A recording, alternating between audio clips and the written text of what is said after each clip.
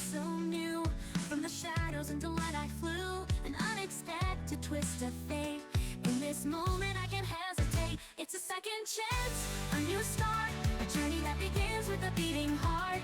Guided by celestial light, lift up kunai, take flight.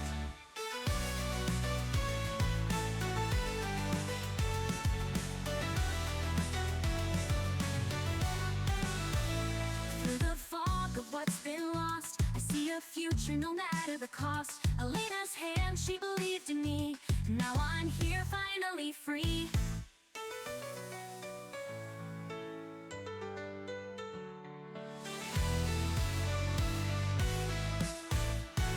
It's a second chance, a new start, a journey that begins with a beating heart. Guided by celestial light, with kunai, take flight.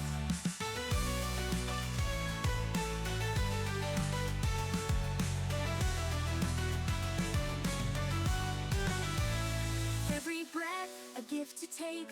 Every step, a path to make. In this life, I'll find my way. With their help, I won't stray. It's a second chance, a new start, a journey that begins with a beating heart. Guided by celestial light, with kunai, take flight. For just a new beginning's bright, to Elena and Kun in the night. For every fall, a rise anew. For every dream, I'll see it through.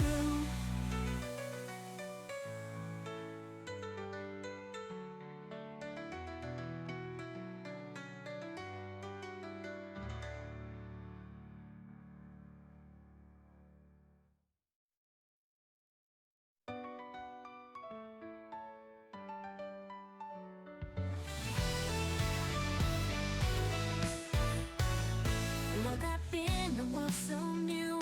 From the shadows into light I flew, an unexpected twist of fate. In this moment I can't hesitate. It's a second chance, a new start, a journey that begins with a beating heart. Guided by celestial light, lift up kunai, take flight.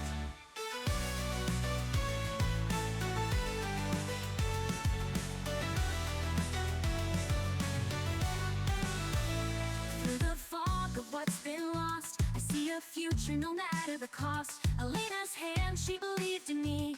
Now I'm here, finally free.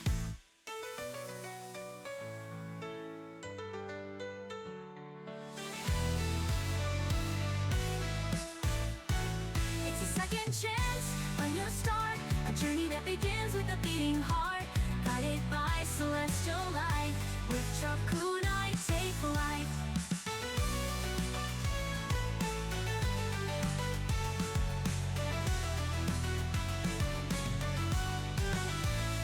Every breath, a gift to take. Every step, a path to make. In this life, I'll find my way. With their help, I won't stray. It's a second chance, a new start, a journey that begins with a beating heart. Guided by celestial light, with kunai, take flight. For just a new beginning's bright, to Elena and Kun in the night. For every fall, a rise anew. For every dream, I'll see it through.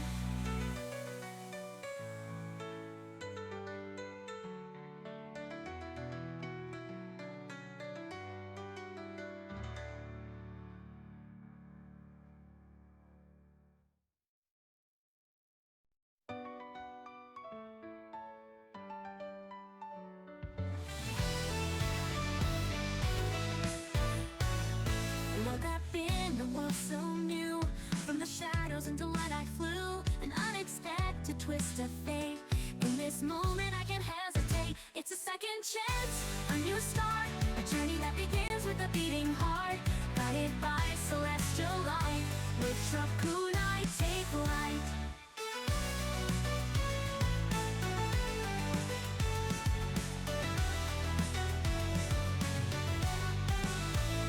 Through the fog of what's been lost, I see a future no matter the cost. Elena's hand, she believed in me. Now I'm here, finally free.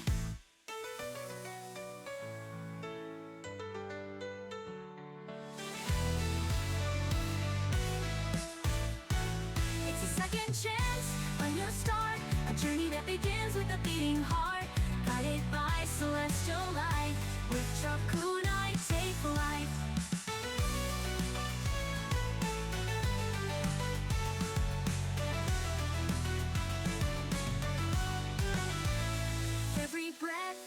gift to take, every step a path to make.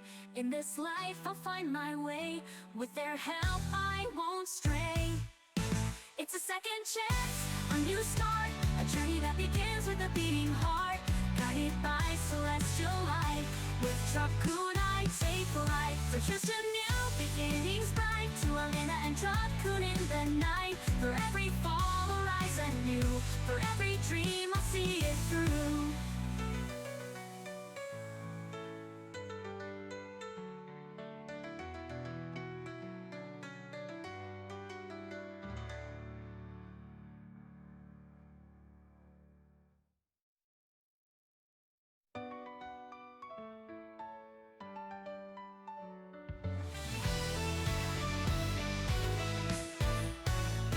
Look up in the world so new, from the shadows into light I flew. An unexpected twist of fate, in this moment I can't hesitate. It's a second chance, a new start, a journey that begins with a beating heart. Guided by celestial light, with Chakun I take flight.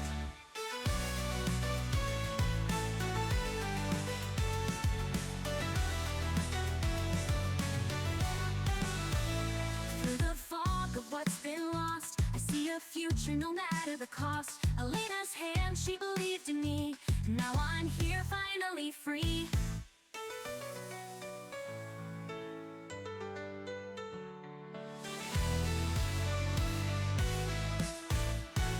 It's a second chance, a new start, a journey that begins with a beating heart. Guided by celestial light, with Chakun I take flight.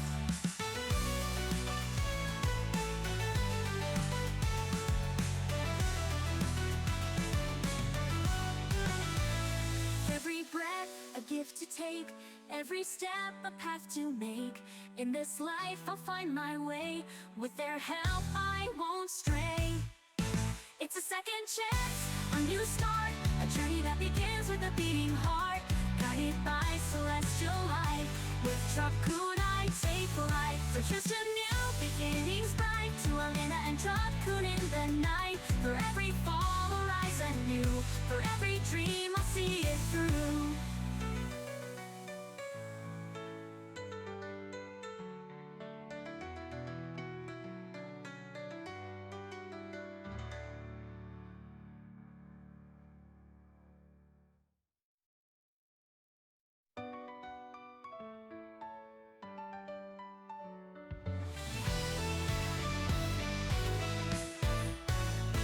Look up in the world so new, from the shadows into light I flew. An unexpected twist of fate, in this moment I can't hesitate. It's a second chance, a new start, a journey that begins with a beating heart. Guided by celestial light, with Chakun I take flight.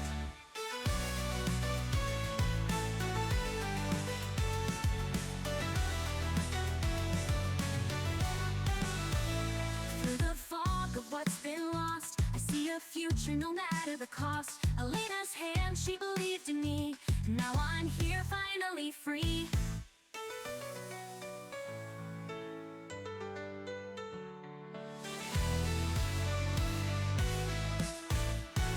It's a second chance, a new start, a journey that begins with a beating heart. Guided by celestial light, with Chakun I take flight.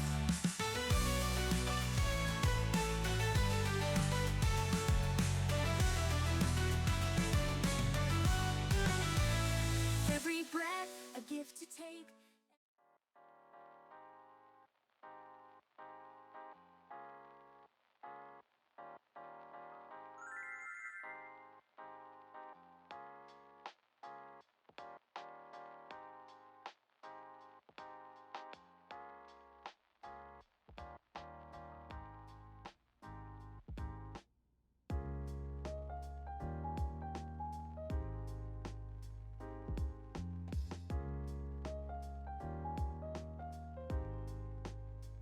Hello.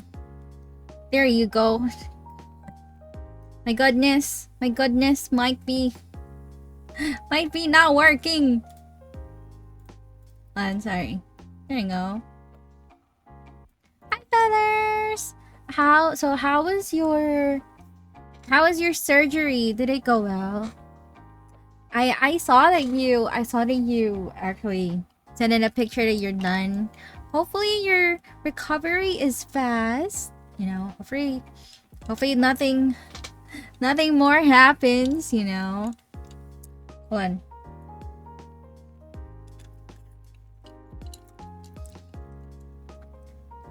Just aftercare? What do you mean? What is the slight issue of your aftercare? What happened? You have to? Like, was there anything that happened? Any complications? Hopefully it's not that bad. Yeah. So today's stream is actually, I don't know. I was supposed to do the. Oh wait, let me remove the giveaway for the meantime, because I need to work on that. And to finalize, I will be doing a I will be drawing the lots for that one so that we can finish and do the giveaway for the games that I was doing, for the indie games I was doing actually. But yeah, today's stream is just going to be a very comfy stream. You guys know I'm in my current obsession right now is Minecraft, so that is what we're gonna be into. I will be playing with the Prominence 2 RPG, Minecraft, so you guys will be seeing a couple of things there. I'm in a private server, so I might get a bit, you guys might be confused why am I alone, because yeah, the accident that I got first went into my room for earbuds. The timing, you got good timing. Anywho, also it's a bit late. Normally I won't be streaming like around this time, but I thought like might as well stream early and just, you know, just go with it. It's not as if, you know, I'm gonna be doing anything else anyways. Also, I'm eating wings, so, and eating, like, drinking Pepsi. I don't drink a lot of soft drinks, but I don't know, it got me feeling like maybe I should. But yeah, things, I don't know, I was not feeling well like the other day, and then like here's me eating wings and drinking Pepsi. Because I don't have Coke, so I got Pepsi instead. I'm not really a fan of Mountain Dew. I know a lot of you love Mountain Dew, but it's okay for me. You know, I normally drink Sprite. You know, Sprite instead, because it's more refreshing for me. But there's none as well, so you know, we work with what we have. I really like Dr. Pepper. Same, I love Dr. Pepper. I got in the face of that one during, because like before, so there was a Otome game called Mystic Messenger, and that was all the craze before, and I was like, oh my god, I might as well try it out. And then I never, like, I didn't regret trying it. It was really good. Also, I love cherry Coke. I know a lot of some people don't like cherry Coke, but I do love cherry Coke. It's not it's not actually it's not popular here, but like whenever I can, like whenever I go to duty free or SNR, or so SNR is like, you know, a subscription supermarket. So whenever I go there, I try to get some as much as I can and, like, you know, stack up. Cherry sodas feel more syrupy. Sometimes, I don't know. I like cherry. I like cherry flavors. Cherry flavored stuff. Also, I don't know if you guys don't know my perfume, like one of my daily perfume is actually cherry. So you guys will smell me like a cherry pie. Yeah. A bit cherry. Yeah, a bit of a what do you call this? Cuz I love the smell of the um what's that again? The what is the name of the perfume? Fuck, I forgot. Um it's in a good girl something. It's in a so the perfume looks like a shoe. Yeah, something I forgot what it's called. What the heck? Something. But that perfume. So I actually love that perfume. And it smells like cherry. But it's more of a night scent. So that one, but I do love wearing it aside from Burberry Weekend. Those are my go-to recently, and Joe Malone. Yeah, good girl. Yeah, that one. The red one, a cherry something. That. If you guys know that perfume, I forgot the name.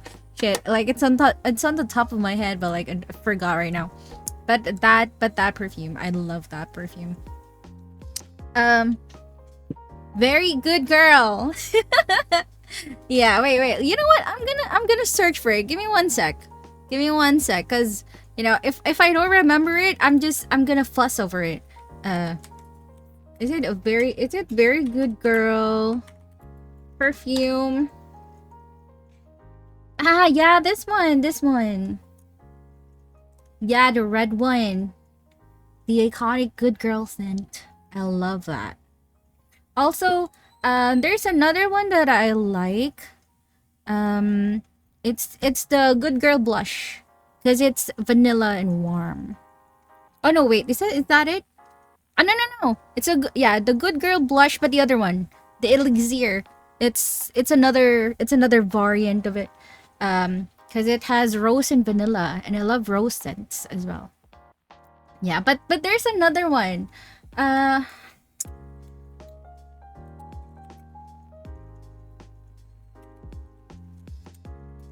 there's another one that I love. Is it the Lost Cherry? There you go. Tom Ford. Tom Ford Lost Cherry is one of my favorite scents ever. It's a night scent. It's like you use it for date nights. I love that perfume. Yeah, it's like it's not what do you call it? It's not common. It's not a common scent. That's why I love it. It's kind of like I mean, I'm okay with Santal 33, but it's an acquired scent when you smell it. But I mostly would love Tom Ford Lost Cherry. And then the Carolina Herrera Very Good Girl. Yeah, those are my go-to because they smell like, I don't know, they smell sweet but not too sweet. Yes. So my perfumes collection contains either fresh scents or flowery, mostly rose, and a bit of vanilla, and then cherry. Yeah, those are my perfumes. So it's either a fresh scent, vanilla-ish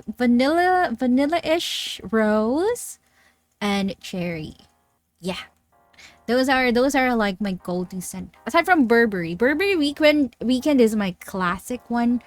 I only use it for very specific events, or like, for example, weddings. Yeah, weddings. Like um like a daytime date. Yeah. Or like occasional, like really special occasions. There you go. That's the only time I'm wearing my Burberry Weekend. Hi Taka, hello. You know what? what if I change my question into what is your favorite perfume? You know what? Favorite perfume. There we go. So just in case, you know, we can talk about something while I'm chilling as well, you know? Thanks, Taka. May your day be ever so blissful. May your efforts lead to success. Thank you. Thank you. You're so sweet for that. Thank you. I hope you're doing well. You know, I hope everything goes well with whatever you need to do. If I do go out daytime, John Varvatos Artisan is my go-to. Wait, I haven't heard about that. Wait. Let me see it. Maybe I saw the bottle already. Wait, is this the cologne? Oh wait, I'm checking it right now. Ooh, citrusy. Citrusy white floral. Oh. I love the bottle, by the way. Because it has like rattan. You know, it's very beachy vibe. Oh, so it's like, wait, so it smells like orange. Clementine orange or like citrine. It's a nice bottle, strong ginger smell. Ah. And citrus. Yeah, yeah, yeah. Nighttime for me is Azaro. Wanted by Night. Wait, let me see. What the bottle looks like a battery. The bottle looks like a battery. Bro, that's so cool. It's a woody spice. Oh, woody spice. Oh, it has very you like orange scent. Feather, cinnamon, mandarin orange, and lemon. Yeah.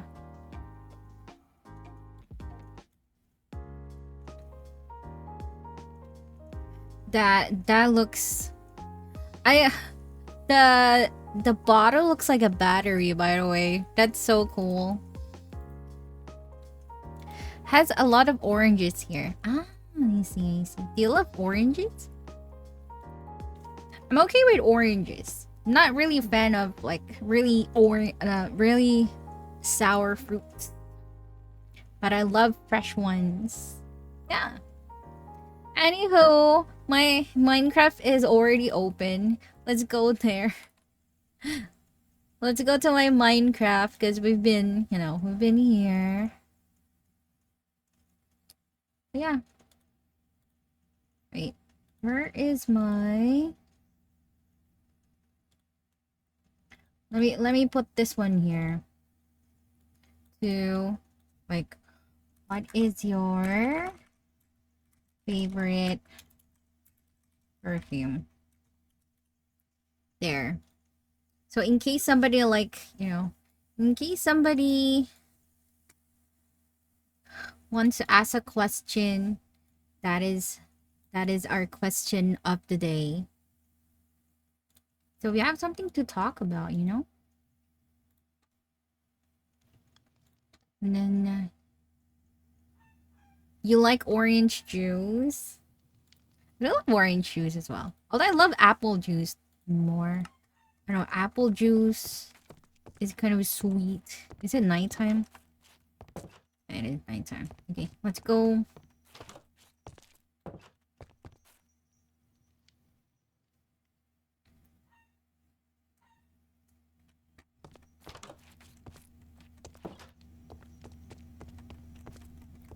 Oh yeah, I have to sort out this. I have to sort out stuff right now.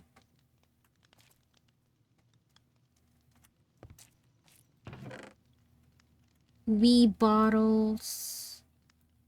Yeah, I need to work on that. And mix it with tequila. Wait, isn't that just like tequila sunrise? Is it that one? I remember there are like those stuff here. Isn't it like that? Tequila sunrise. Sunrises adds grenadine. Wait, is it different? I thought it's like the same. Ah, so it is different.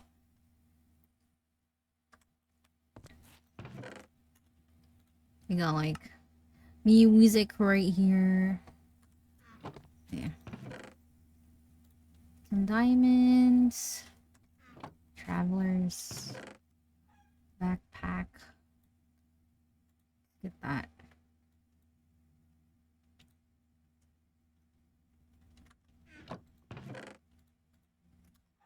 Cherry plants.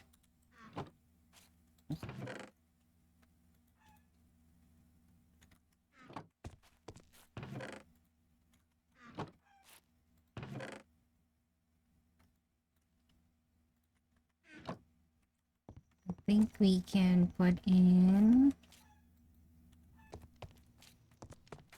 Maybe I should put in like barrels over there.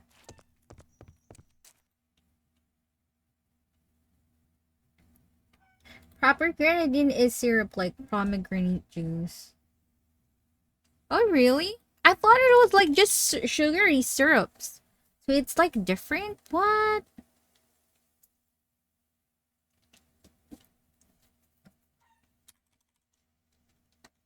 I didn't know that it was like that. What? You can make fucking gold barrels? What?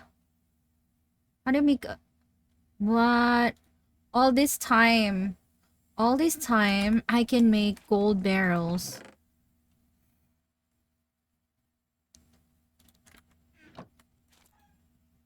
Oh yeah, we need slabs.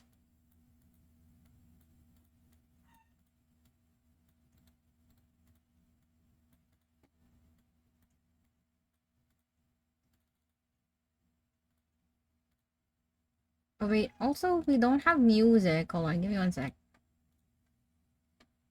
I like learning on mixed drinks. I do love cocktails. Like if I'm gonna choose, I'd rather have cocktails than like straight up um straight up like on the rocks alcohol. I don't know. Not too much of a fan of like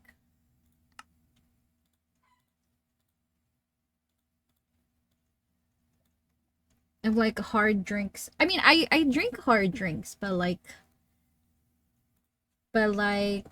I like sweet stuff. Yeah.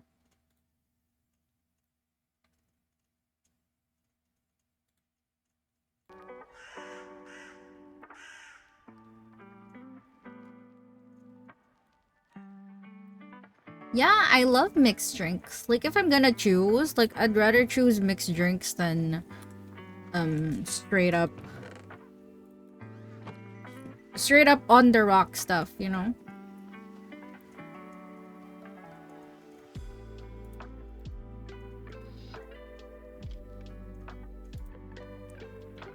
Iron barrel? What, really?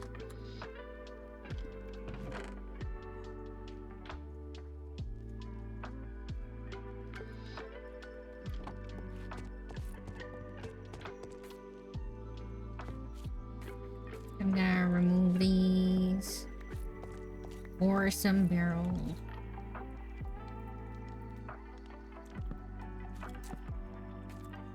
There you go. More storage.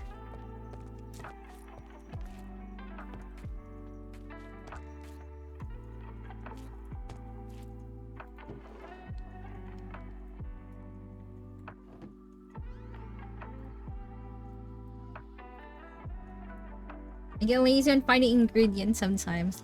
What is your go-to do you have a favorite mixed drink?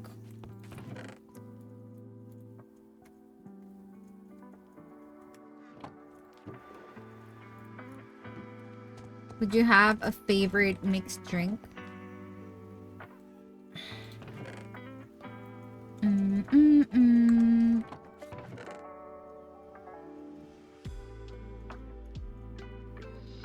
Gunpowder.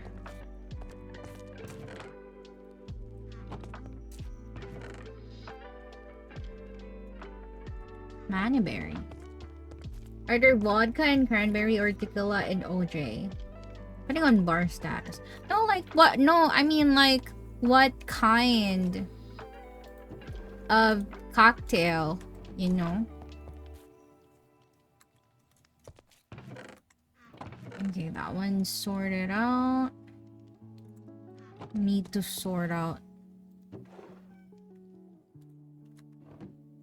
stews.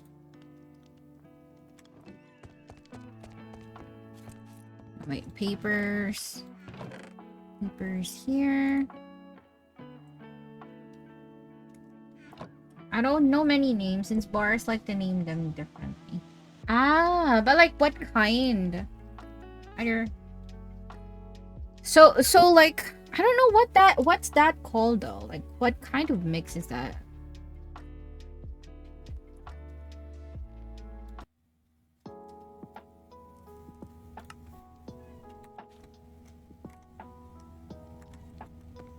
Got wood. Wood log. Some runes. I'll put that there.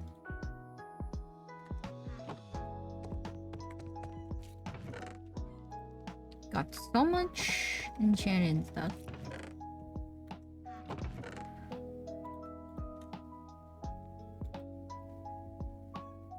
Rabbits. Oh.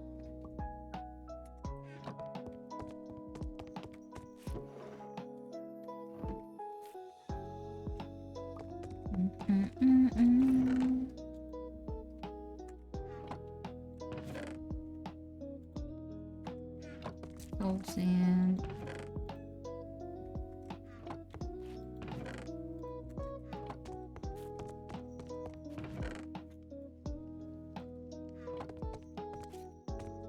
Pumpkins.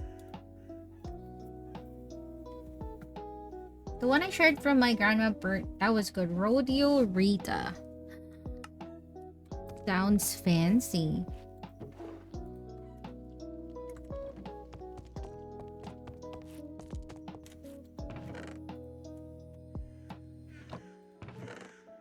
Wool. Woods. You can drop that one there. Some more blocks. Why is wool there?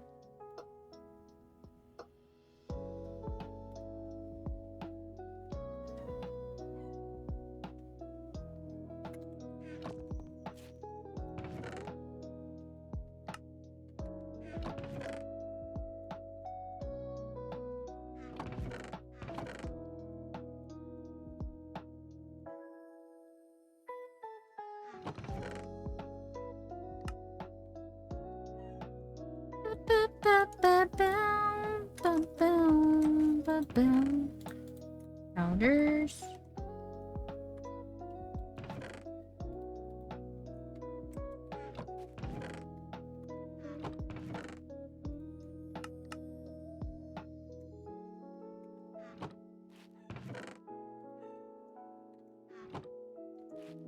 Strawberry margaritas are good. Yes, I love a margarita.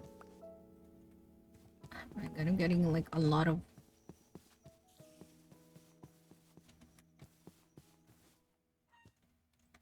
Oh yeah, I remember. I was gonna do the... Give me one sec. Forgot that I need blocks. 50. Wait, I need the stairs.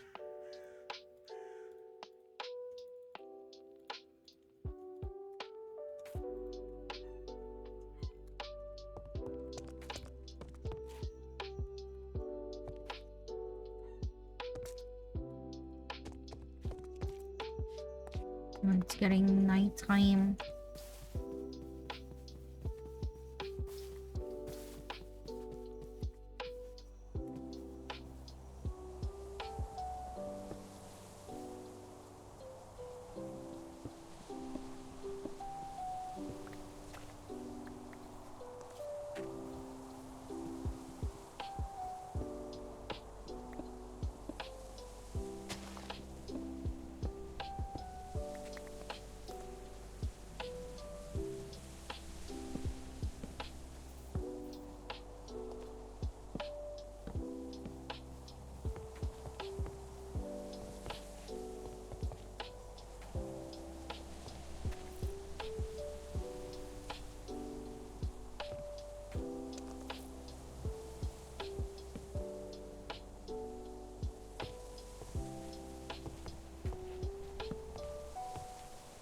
Oh no.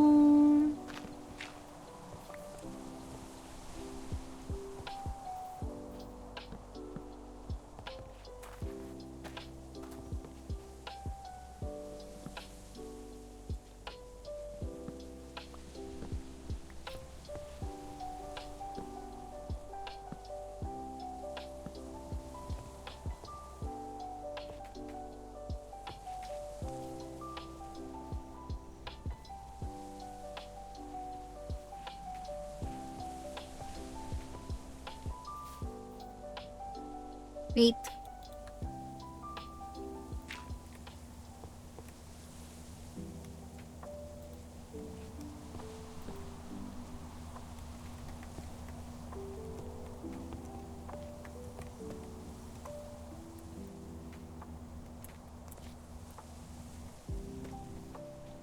Can I make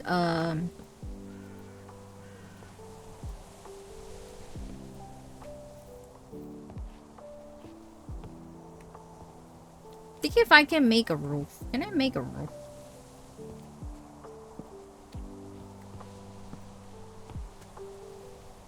I can.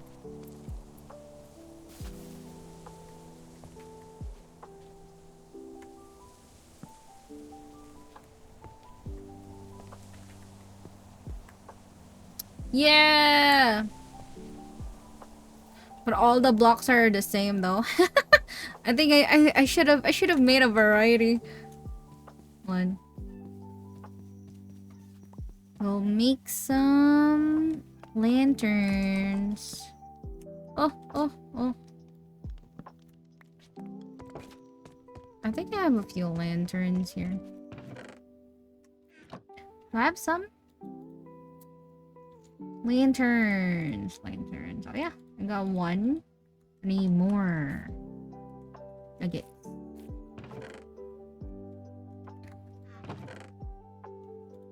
There we go.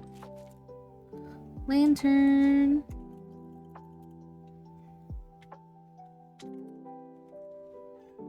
Okay. So... Why? Only give me one? Hello? Ah, okay. I need more. Okay, gotcha. Guess we'll get, like... That should be good.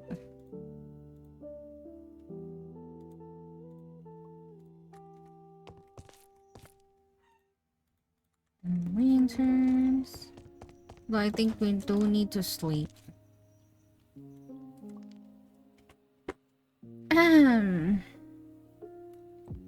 Yeah.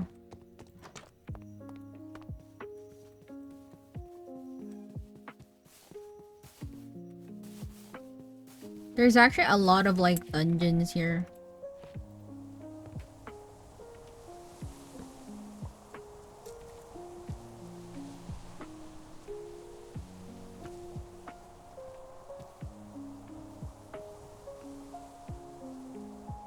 We get this.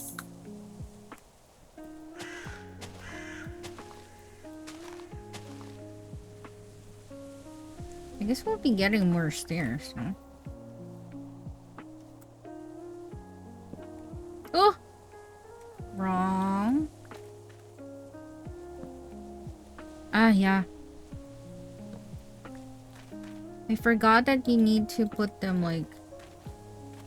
Okay, we need more.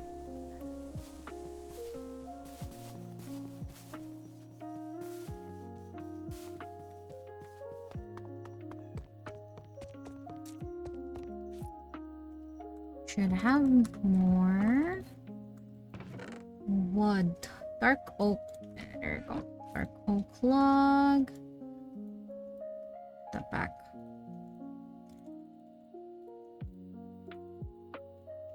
There we go. Then we get more stairs.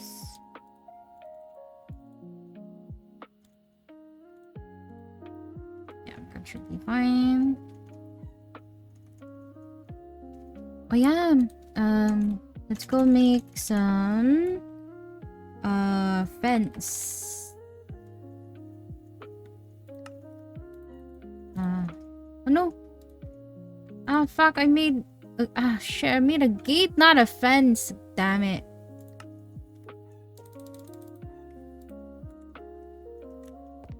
Okay, it's fine. Oh my god.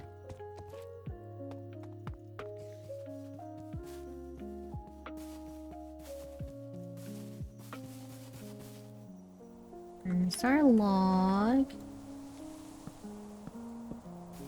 Yeah. Okay. Guess we'll be removing this one.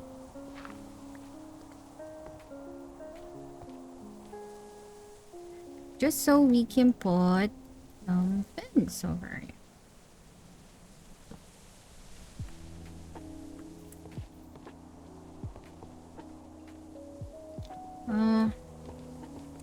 I guess we need to change these. Maybe I can just put in blanks.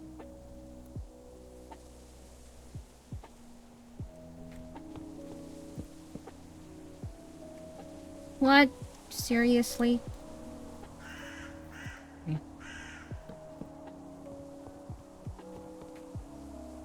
And then we can put in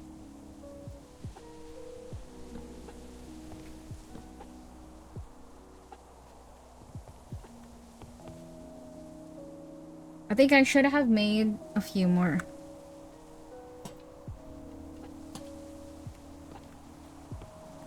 Damn it.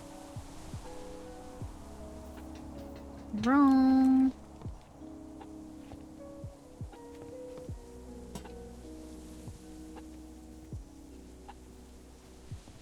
Yeah. Then I should have made more.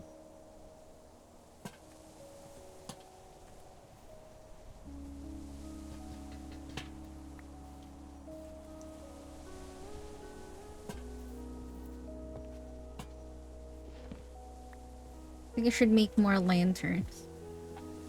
Oh my god, why am I not making like more stuff? Or I should have made a here some mobs already.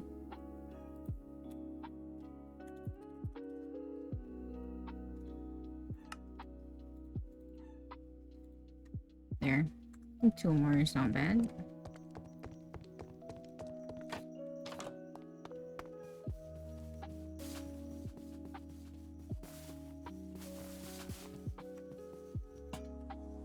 Hey!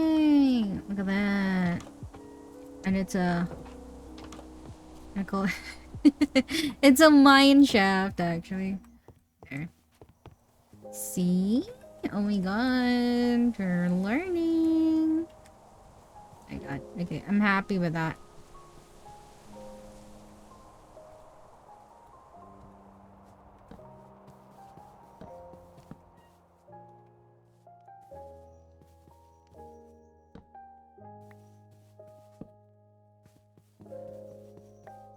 And look at my look at all the birds I got.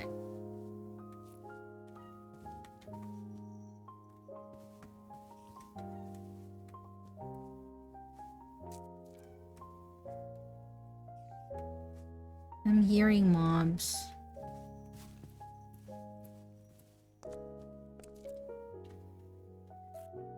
Where is it?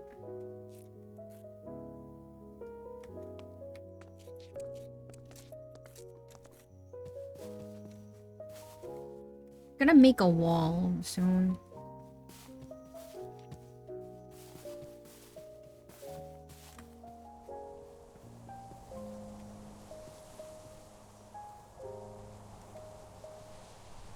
Just light it up, right? Oh my god, our home is like... Our home is full of freaking mob shits. Like, I swear.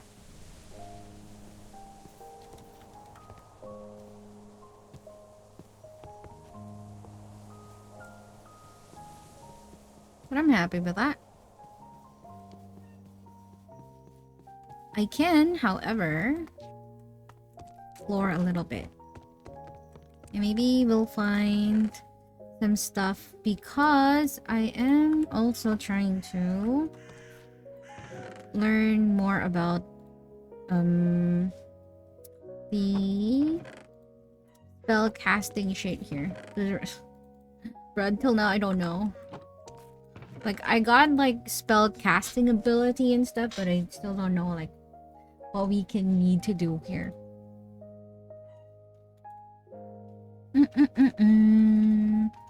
Got some saddles. I should put the lantern behind. And I should cook a bunch of toast. Okay. Let me get some bread.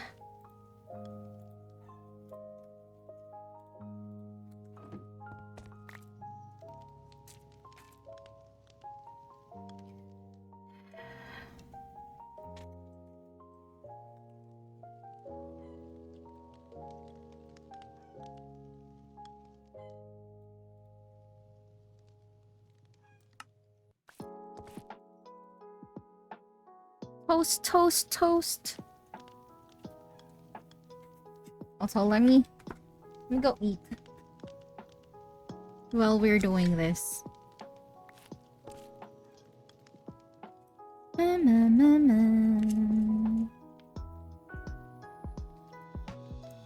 My wings need some love.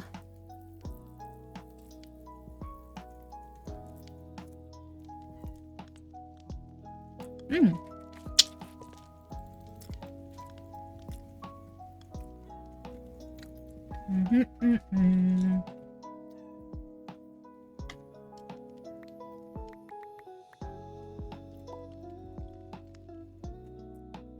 Da, da, da, da, da.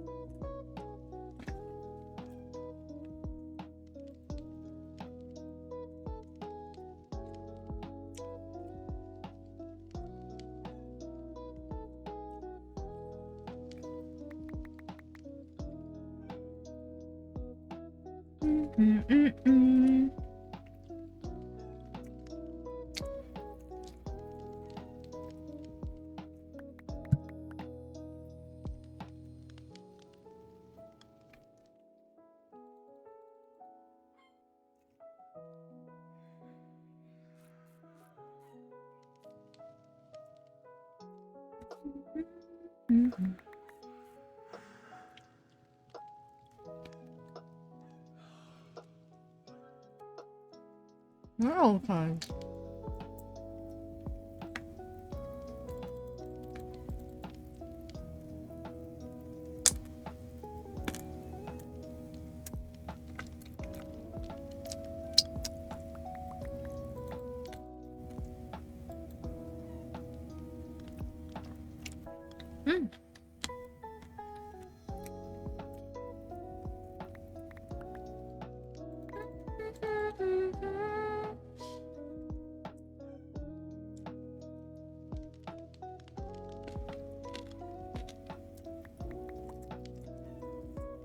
Hey, I can actually cook more. Let's cook more toast.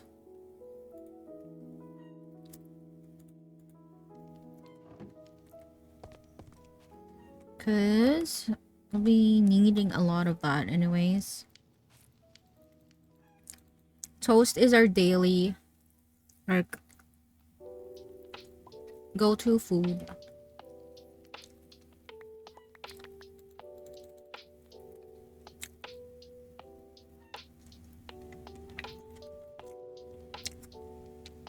I'm thinking of like, Rawr. oh my god. Jesus, feathers. I'm eating, I'm eating.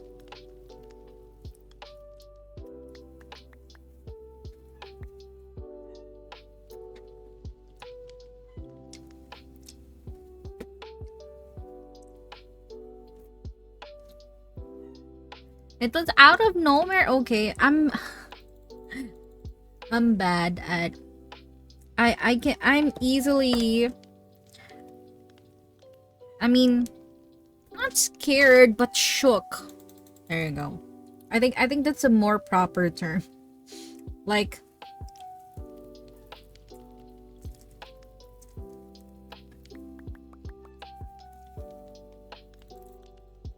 thank you for the headbutts.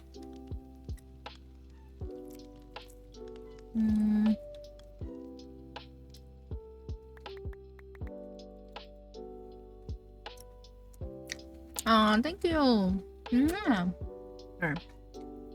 Alright, I'm eating. I'm eating some buffalo wings.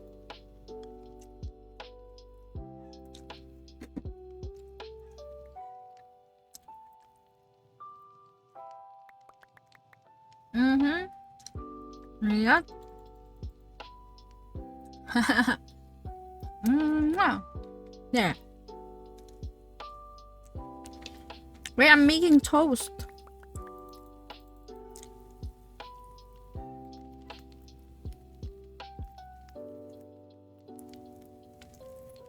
See, I'm making toast right now.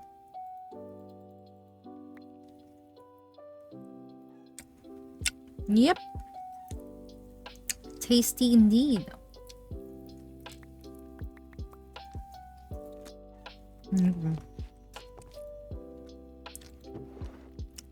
I wonder, like, what else can we cook from like here?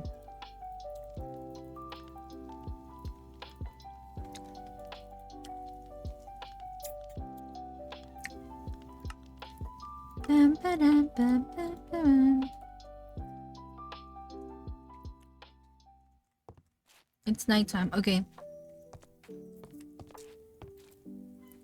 We can go and like explore a little bit. Now.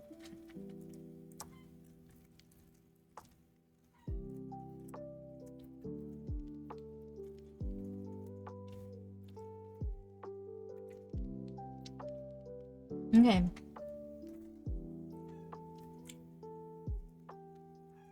Let me go and explore a little bit here. Wait. I'm just making sure that I'm not touching my keyboard with sauce in my hands, okay?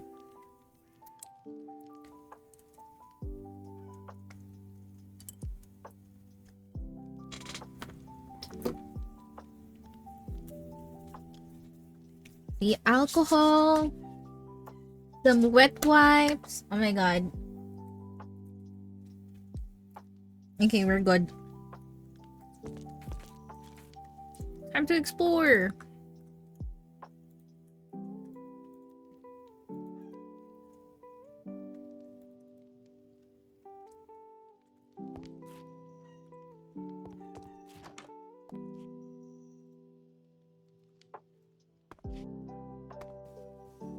See?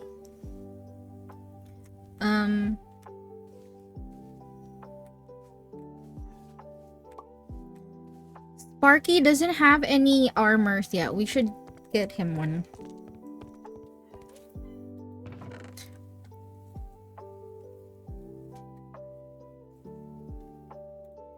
There you go. Golden horse armor.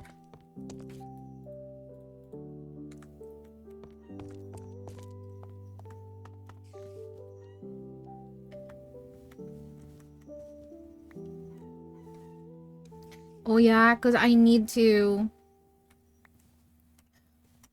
look at all look at all my birds. I got actually 4 birds. So initially this is my bird. This is initially my bird. So Flame kind of like wandered somewhere. Yeah, and then he got lost. You know where you guys know where I found him? I found him in a freaking cave. He can't get out. He wandered there all by himself. I didn't even know he was there. And then like since I can't find him, I found this Zeppy. So I found Zeppy instead. So when I got Zeppy, he like he's been the one I'm using. And then I found this beautiful creature. Look at that white, blue, and purple. Freaking beautiful bird. He's Pecky. Okay, he's Pecky. And then Sparky here is the this is Bloods. This is Bloods. This is Blood's bird. So Zeppy and Polly breeded, and then we got Sparky. I think I should own him. Let me own you. Hi, Salary. Okay, do I own you now? Oh. He'll give in. Come on, Sparky.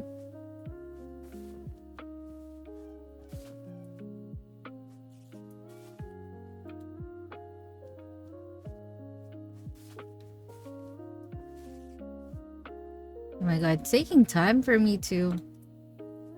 Come on, Sparky.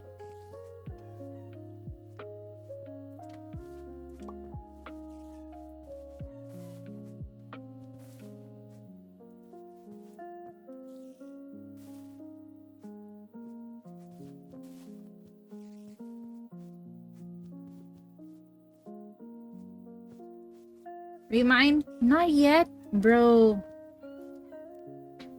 Thanks for the headband, Salary. How are you? How is your day? What have you been up to? Sparky is a tough guy. Okay, there we go. Finally, he let me. Okay, own this golden armor.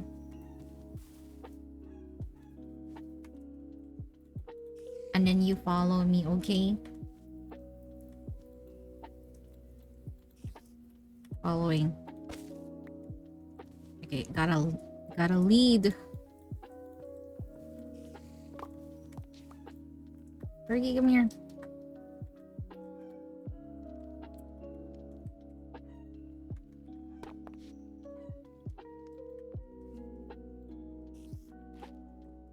Let me.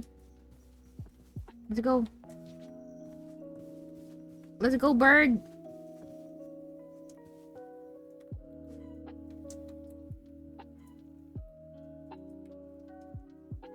Do you not have... Oh, wait. You don't have a mount yet. Okay.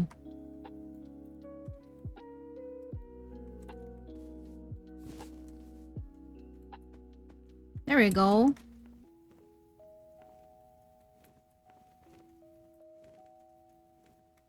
Yeah.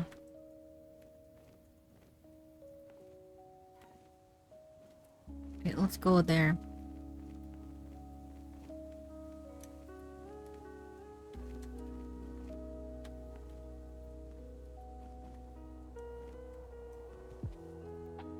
It's a solid cloud.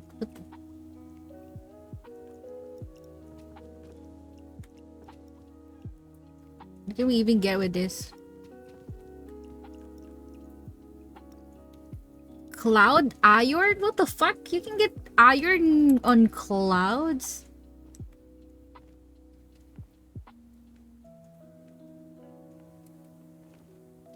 Okay, so I remember there were like some points of interest right here.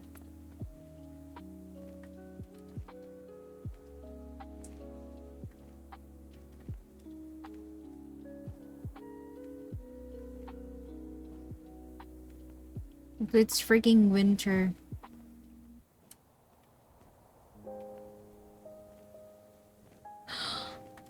Like, oh, look, there are horses. It's a flower field, by the way. Is that an ender?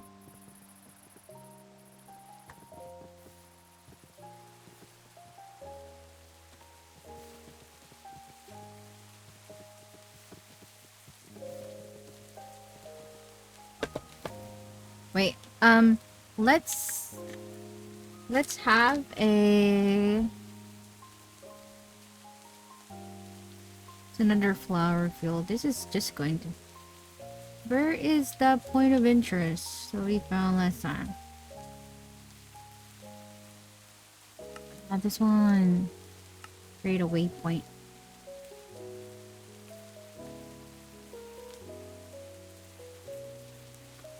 Can I just put in like a temporary waypoint? There we go.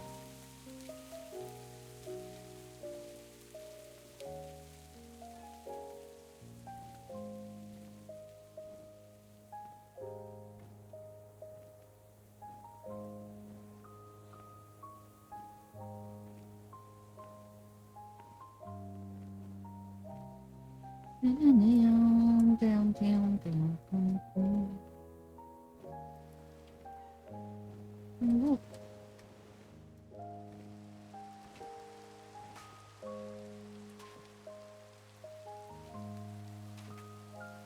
There is some chest there. Wonder if I can... Oh, there we go.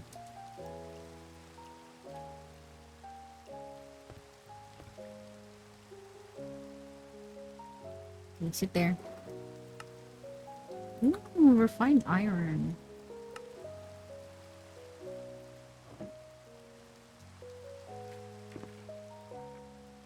There are ghosts here, by the way.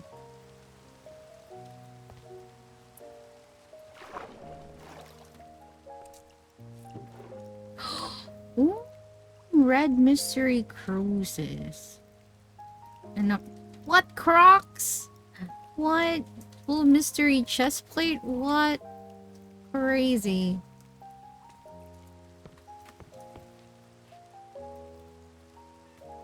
Okay. Let's go, Sparky. Let's see some more like point of interest, you know? Because it's this one. I think these are like, are these like sakura? Yep. Sakura blossoms. Oh, there's a house actually here. Is this like a pilgrim house?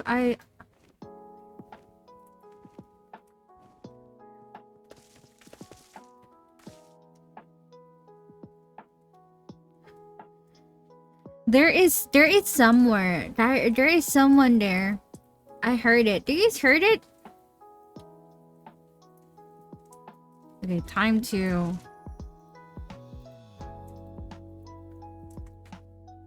Just sit there.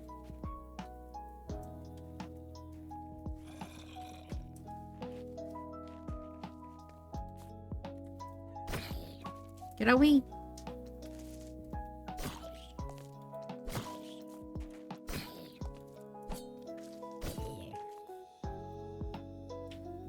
Oh, why did it...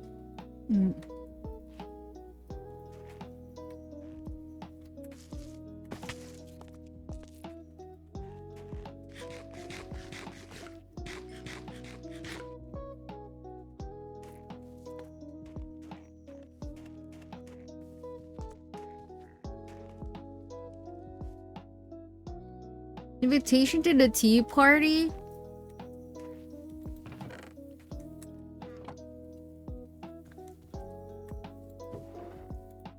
These are just like...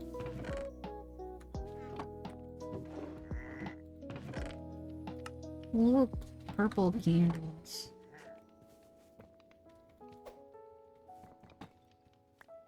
Oh! What? There's so much in here. Get away. I can hear someone there. What the heck? There's so much loot there.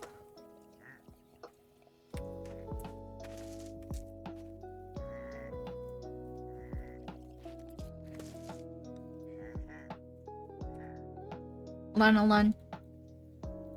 Need to put some stuff somewhere. Oh, that cobweb. It's funny we got Crocs. Bro, where is that coming from?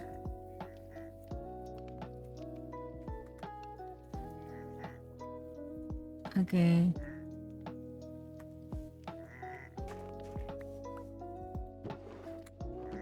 There's another urn here. Yep, diamonds.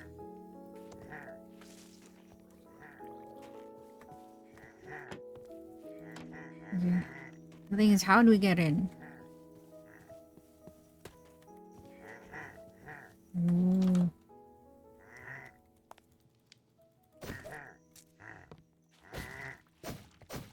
Oh no, those are armor stands.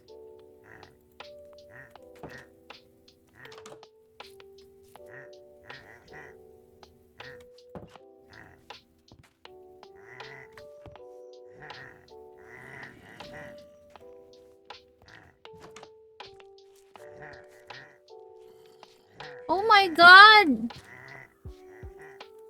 That is scary as fuck. What the heck? These are scary people. Do you see that? What the fuck? Bro.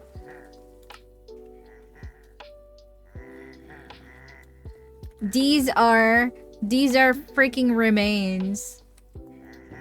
That is crazy. Oh my god, do you see the look? Imagine these are like imagine these are like the skins. Oh my god. And there's a freaking stone cutter. Oh my god. What the fuck is this house, bro? I'm scared. And this is probably like blood, bro. This is scary as fuck. I think there's a lot of people here. Bro, I am honestly scared. What the heck? Oh, I'm freaking great hammer. Nice. Okay. What the heck did I run into?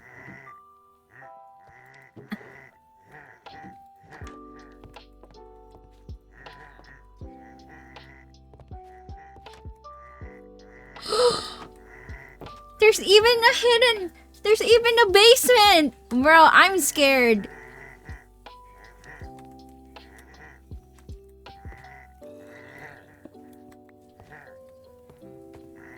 Oh my god, what the fuck?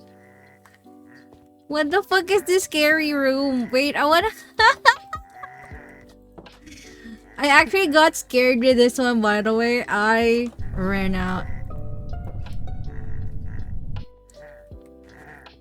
Wait. I'm honestly scared. Remember when I got in here, I was like, fight this one. It was just a fucking armor stand, bro. Wait, why am I playing? This is Minecraft, right? Why did it got so fucking scary? Bro, I'm scared. Maybe I should just go and wait till morning. That is a place of nightmare. I'm gonna take note of that.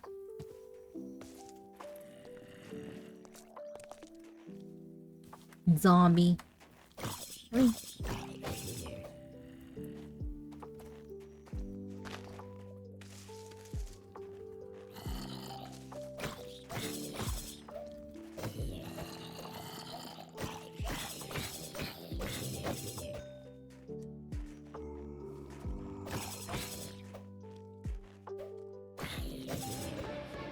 Yeah, level up. I need to get to my bird.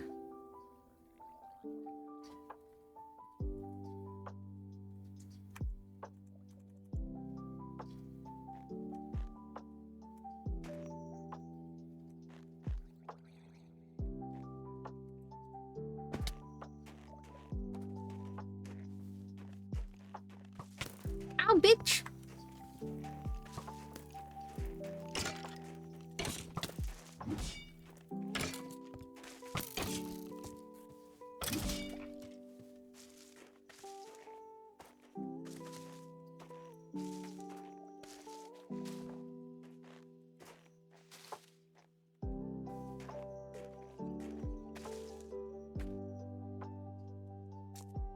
My bird is like just sitting pretty. Come down here.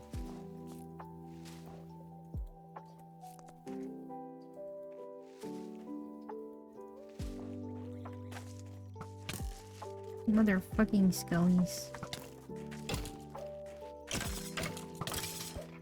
Get away.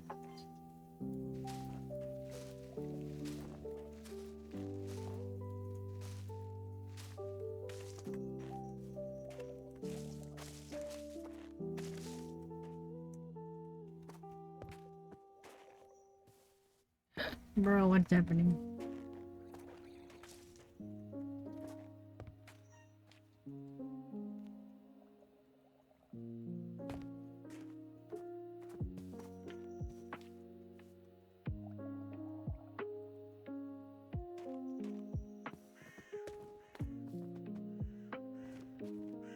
Wait, let me put a...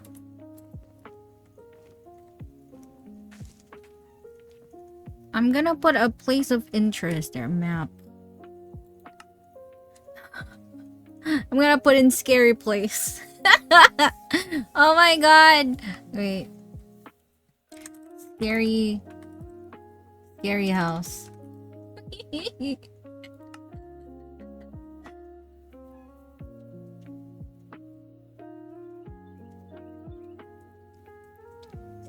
I'd rather go to like maybe we can find another.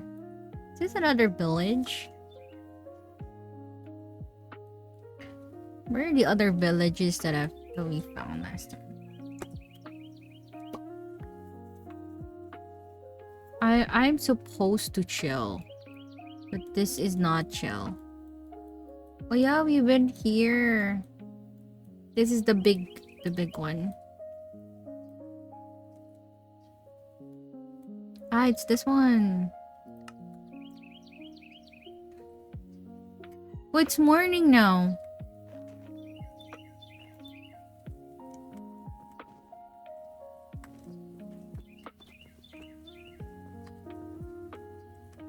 Okay, you know what? I can do this.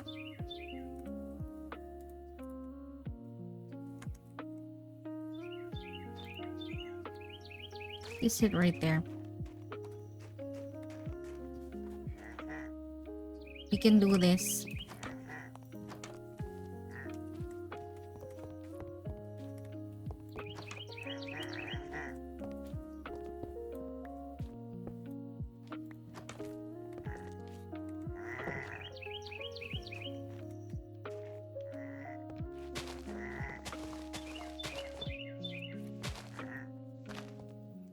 Oh my god, all this time there was a way here, bro. Where are they though?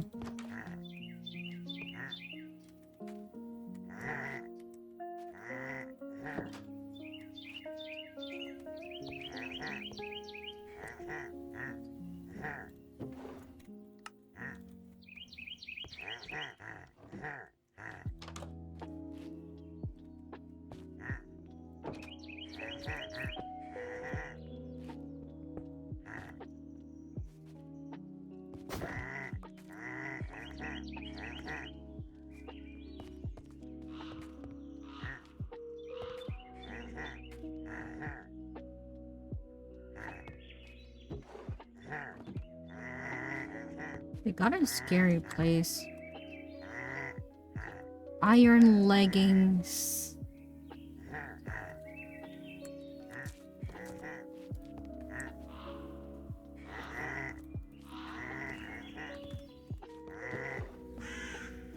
Let's put that back there.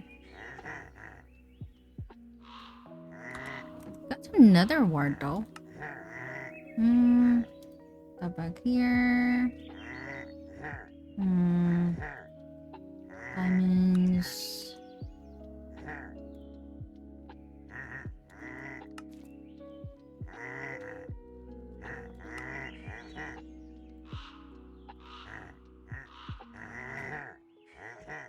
Where are they though?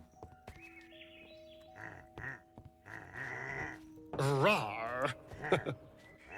Oh, there's what the heck? Don't at me.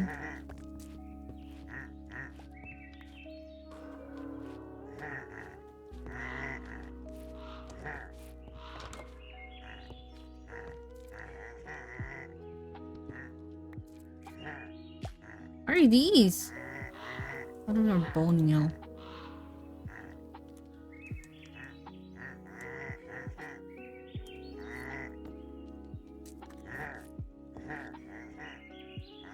They're like upstairs.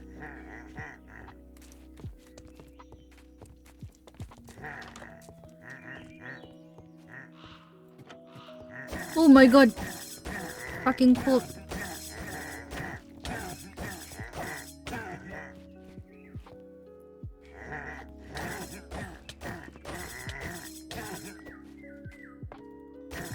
Come here, come here.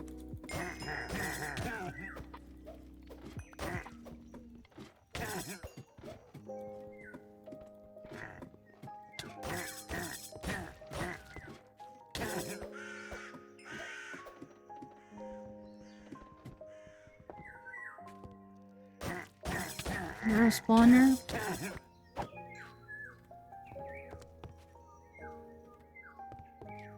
You're a spawner?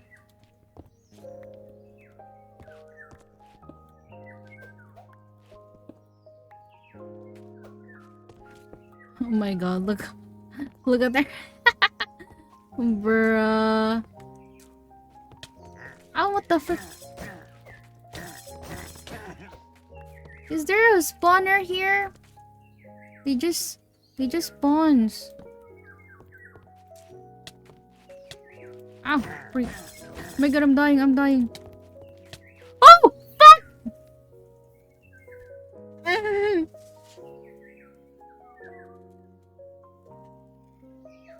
Shit, I forgot my health.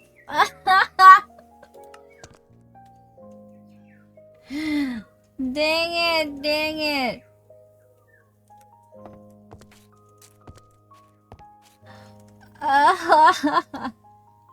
Wait, I didn't even know they just spawned.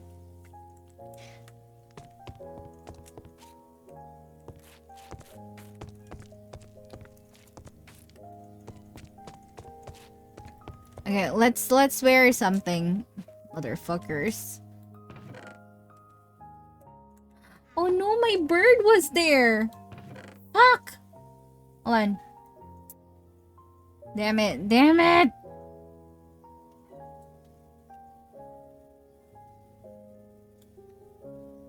Let's get some sword.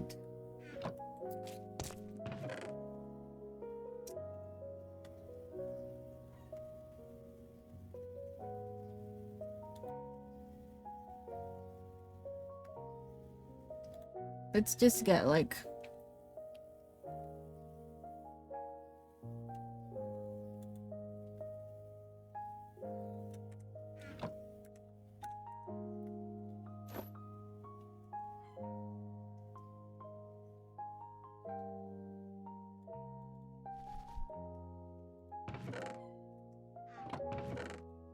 just so I have something to wear.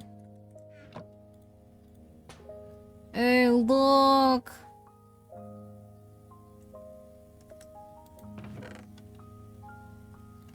Oh, divine helmet. Okay, we got a sword. Freaking bastards. Okay, I need some tools. Yes. Is it becoming nighttime? Okay, not yet. And I just have to. Like, yeah, I need sticks.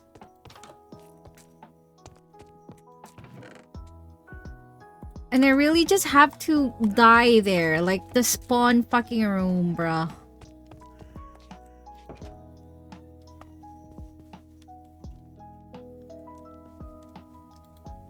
Liam, come here.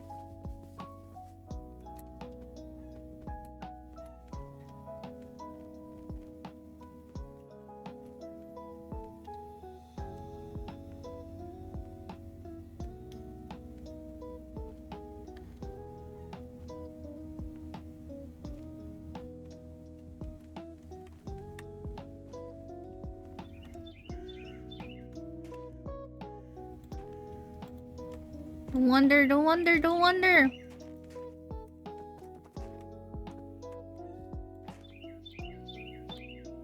Just sit there. I'm gonna get the other one later. Fucking bastards.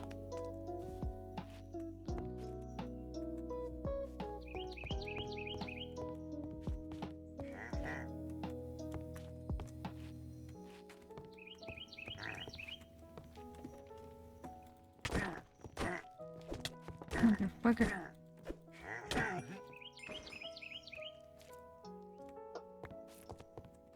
Where is the spawner?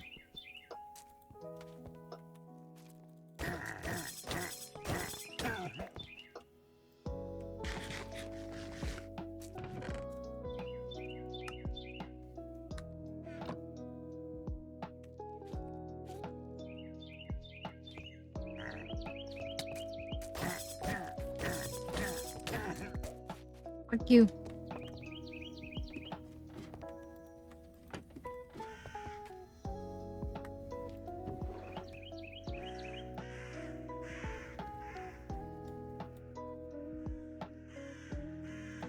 Put those.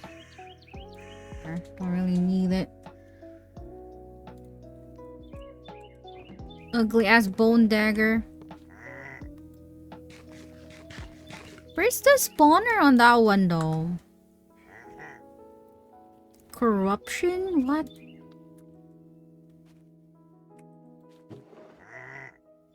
Put that leather cap back.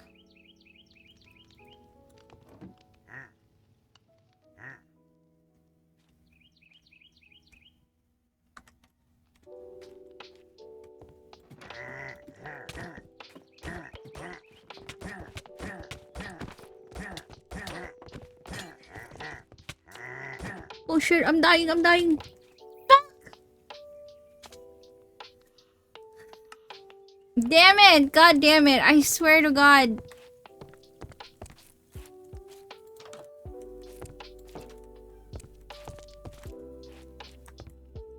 You know what, I should just go. I should just get my stuff.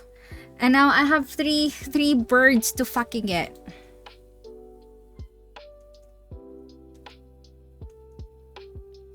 This is not chill. This is not chill at all.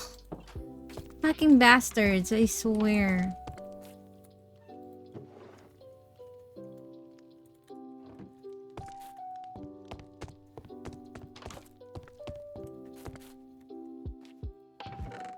Let me just...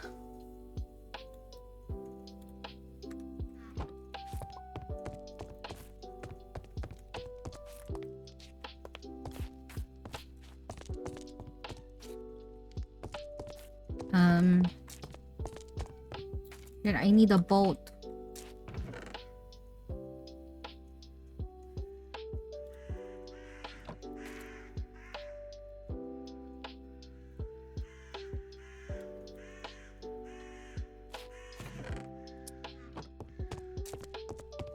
Let me just bring my birds back.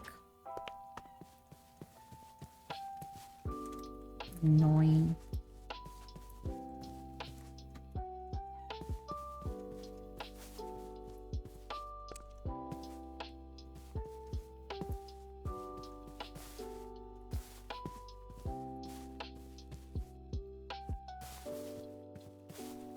I don't even have armor right now.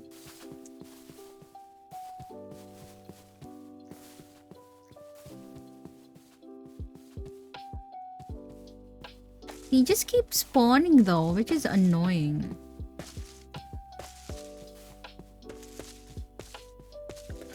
Let me just get my birds back. Good thing it wasn't as far. You know?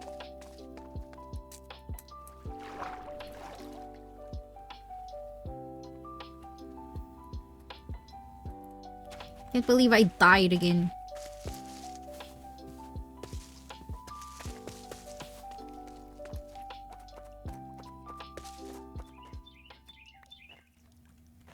I need sticks though. Fuck that.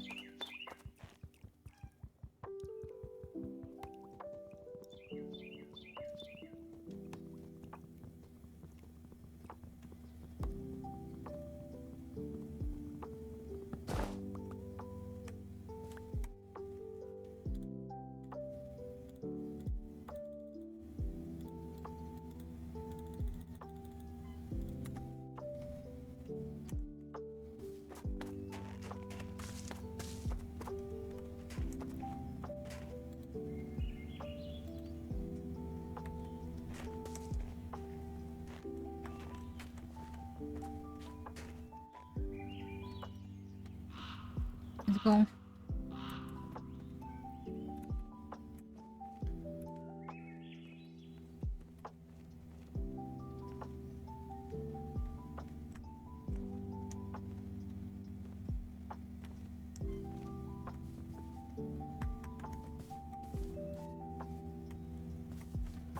Okay.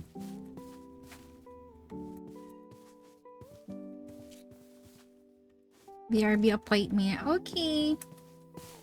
No worries, brothers.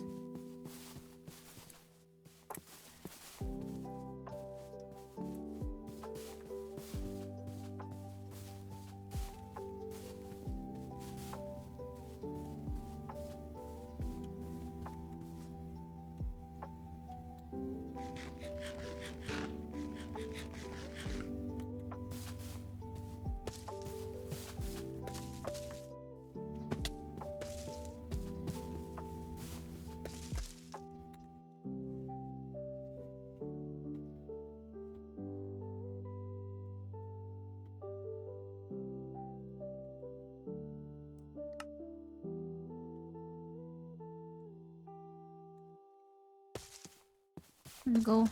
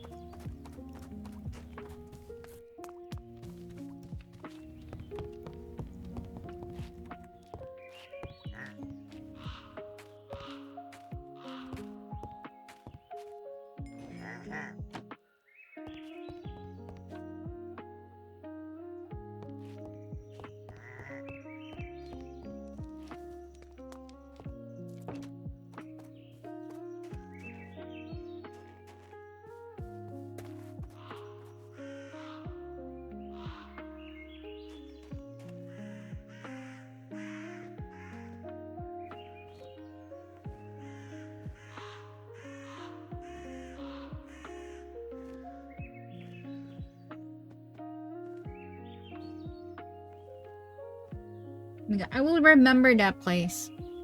I will remember that goddamn place.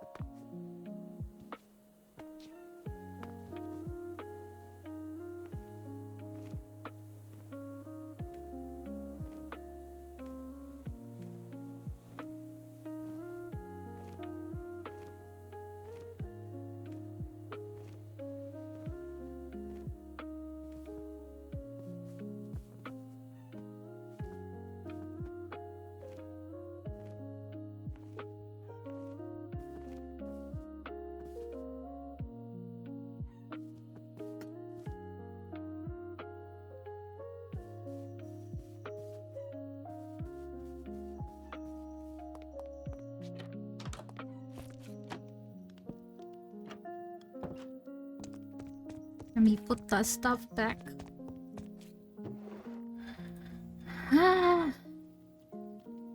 Crimson Roots.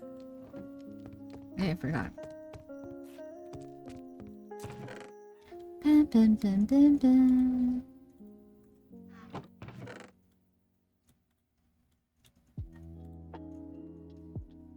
I wonder what that is though. The corruption. Corruption stuff.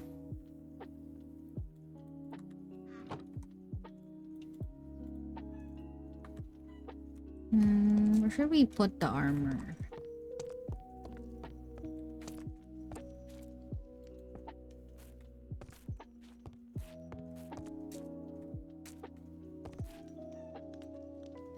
Dun, dun, dun, dun.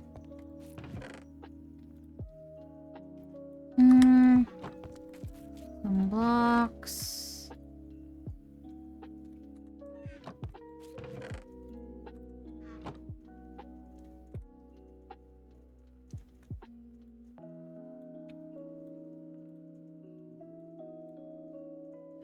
Blue mystery chestplate.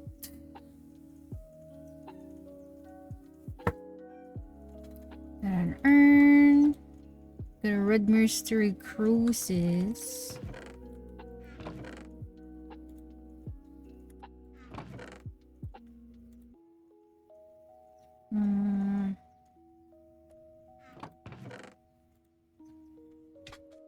We got a iron great hammer though. Or let's go. These are all out here. Got like so much stuff though. Still considered armor.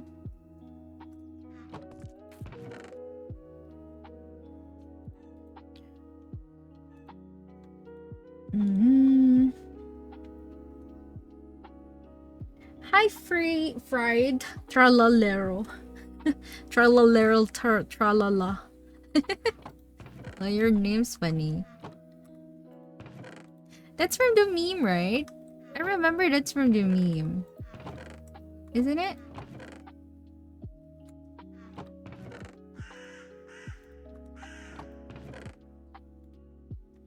Yes, Minecraft.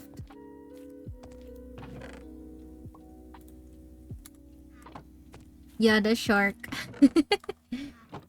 It's the AI shark, right? Oh my god.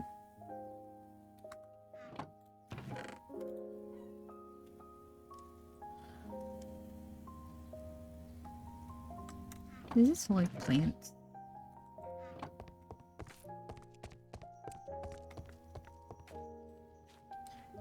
Bread. Juice. Raw meat. Raw meat. We need a basic frame.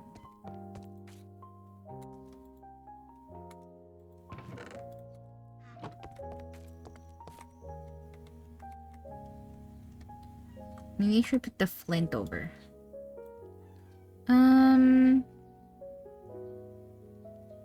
Yep. Put that there. Just some armors. Then bread again.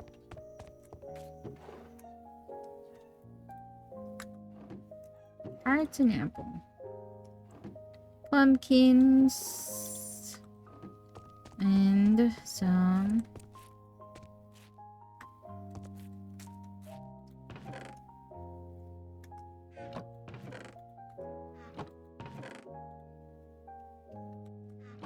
like 2 stacks of bread.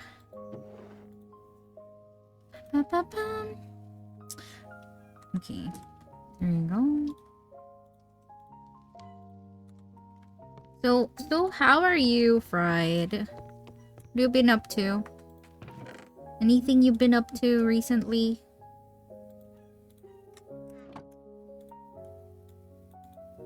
Put that there. I'm thinking if I should just make my house on the other Minecraft. I think I should do that. Or maybe I should play Peak. I'll disconnect on this one.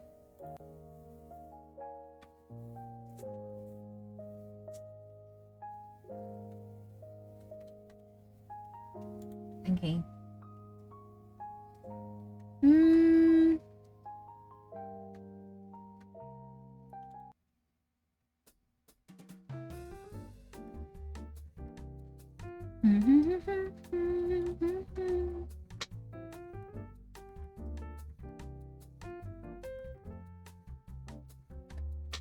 You know what? What if I play Peak alone?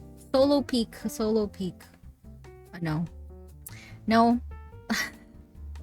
I should finish my stuff because I've been procrastinating shits. Okay. Let me go to the other Minecraft server so I can build my house instead. I think that's what we can do. No?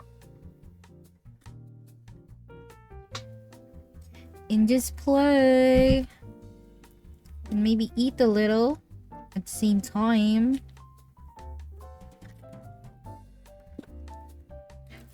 while we're waiting, no?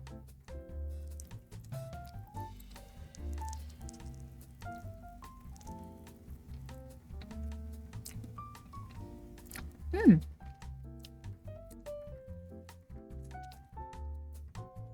I think next time I'm gonna be buying boneless. So it's easier to eat when I'm streaming, like, bruh.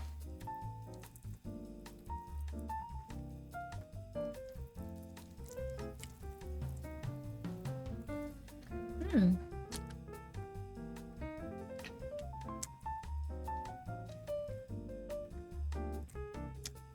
Hmm.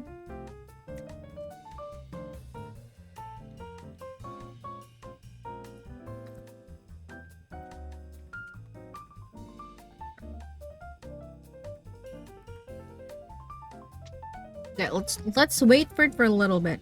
This is taking time. Loading.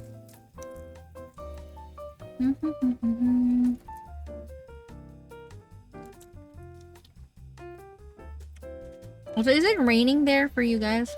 It's raining hard here. It's been raining for like a couple of hours now.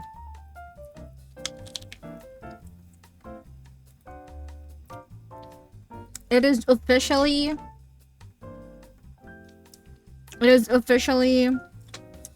the rainy season here.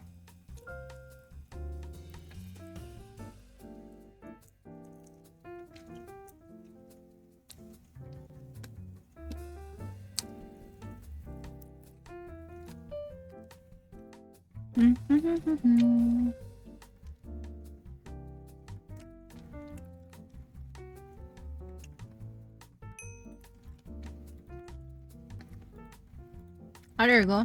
Wait.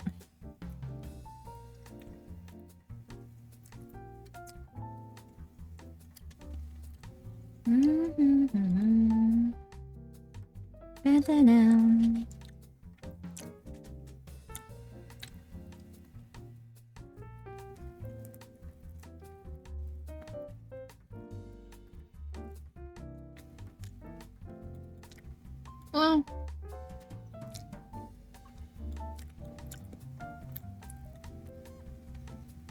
there you go, it's loading.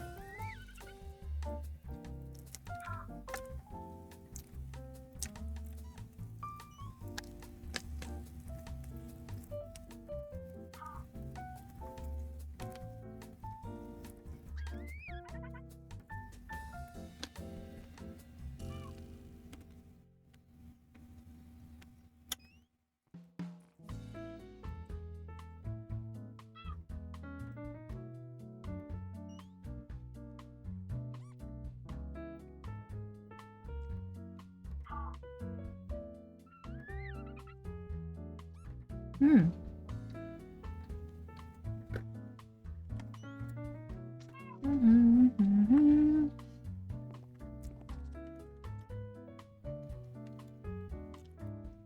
This makes it bigger.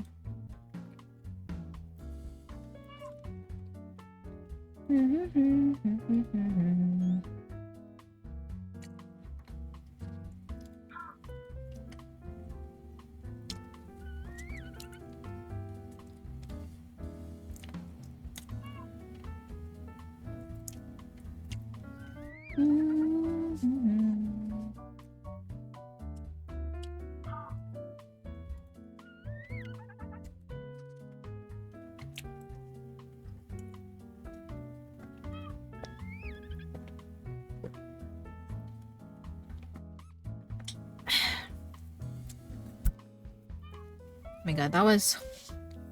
Sorry. That was some good ass soft drinks. Pepsi. Okay.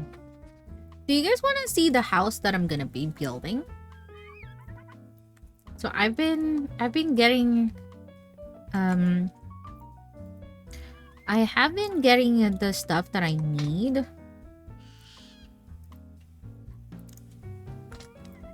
Though I need to stuff back,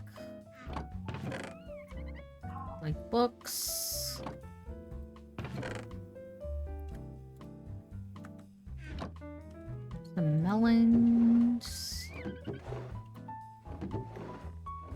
bag of fruits. Mm-hmm.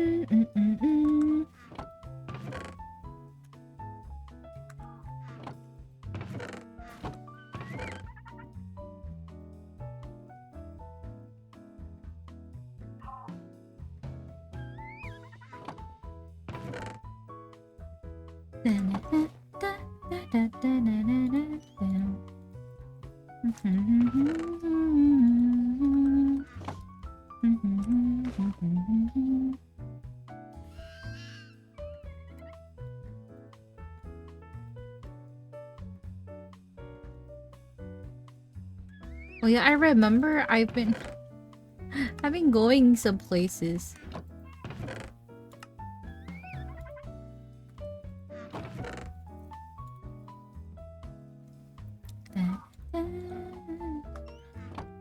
Oh yeah, this is the auto smelt one. Goddamn good, goddamn good axe.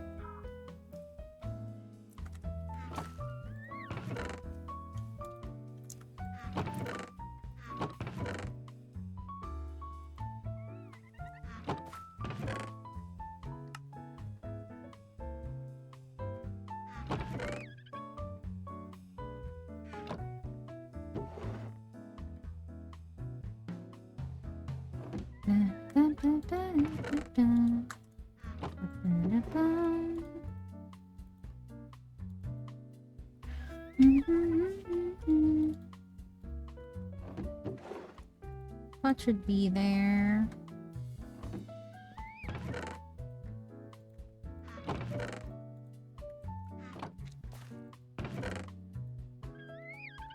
Some carrots. Oh yeah, chicken. Chicken.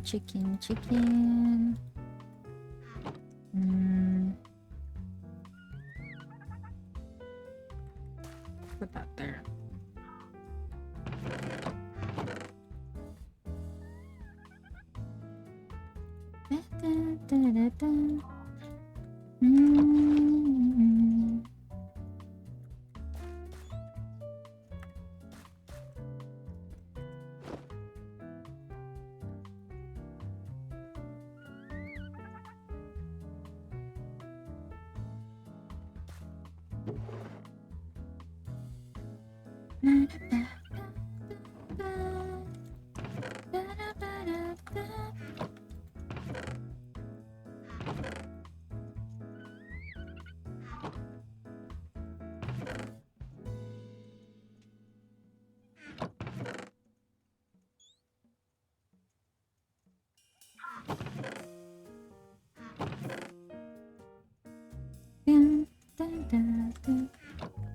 Hi, Icy.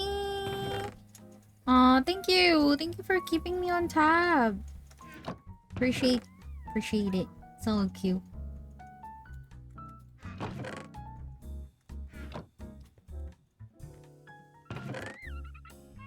I think all I've been doing is like just playing Minecraft. This is the only thing that I've been doing recently. I don't know if it's fun for you. Are you guys? Sometimes I feel like I'm getting boring. Although I'm not gonna be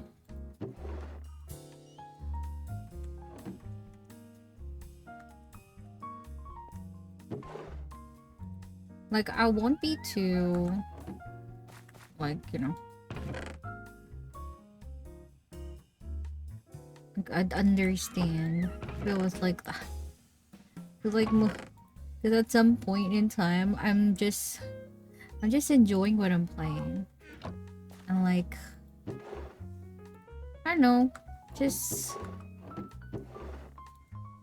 I'm streaming like what I'm enjoying right now. Although sometimes I get too locked in, you know. When I get too locked in, I'll be like, oh my god, I'm not speaking when I should be. Something like that.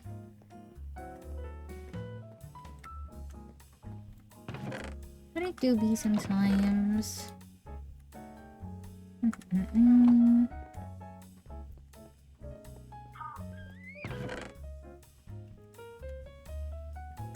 Maybe I just need to be like more mindful of it, you know?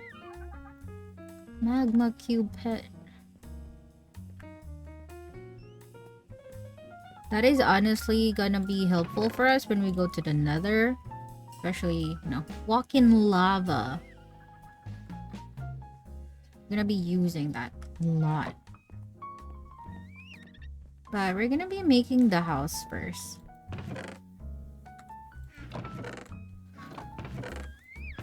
Honestly, I don't know if it's gonna be all good.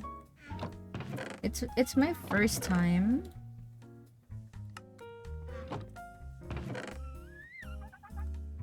My first time making like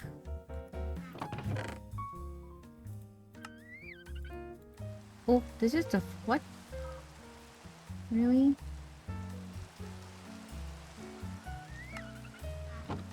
Put this darkness right here.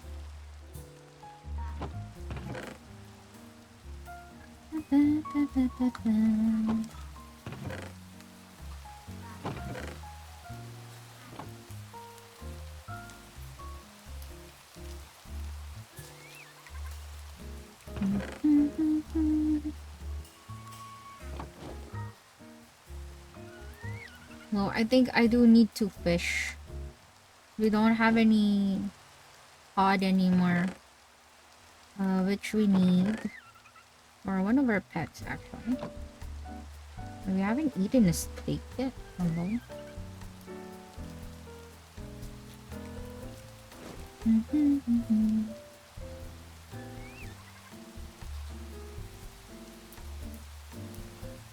Wait. Wait, oh.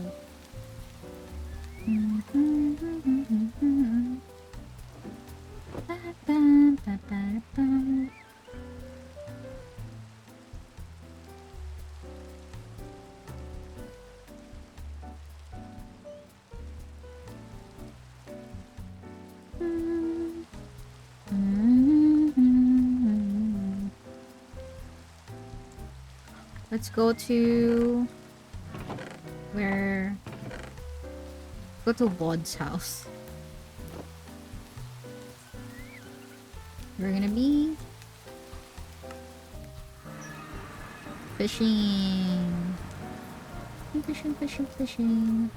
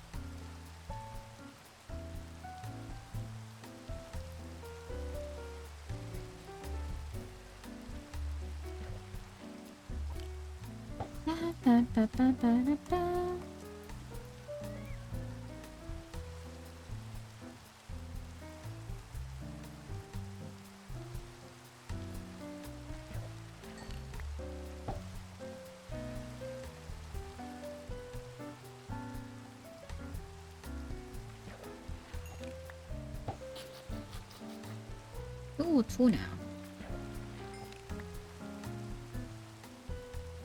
Finally, raw cod.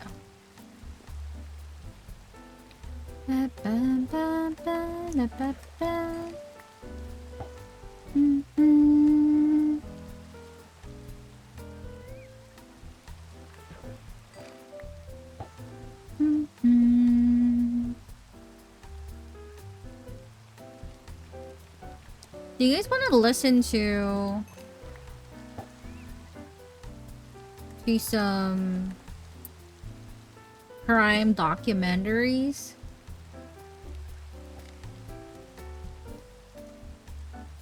You know what? Let's listen to some crime documentaries. Wait. Let me put it on a different tab.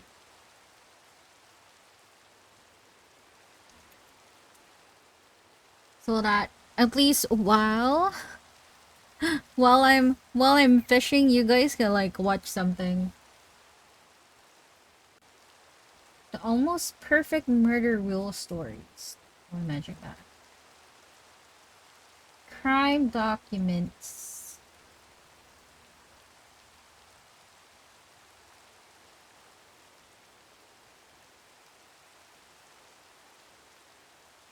Or maybe should we watch Rotten Mango? Rotten Mango Pod. Wait, I'll let you guys see them. Let me put in a screen.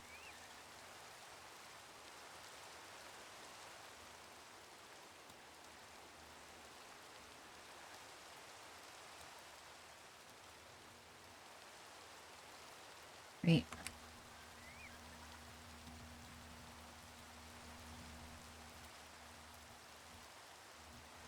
Maybe here.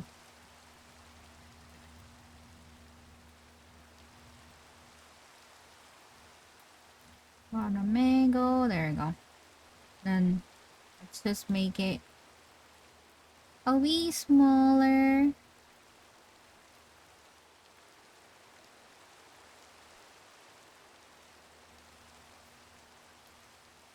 So that at least while I'm fishing, you guys can like watch something. Let's remove the what is your favorite perfume right now? Let's see, what's a good case? X fake acting. Let's go do the videos.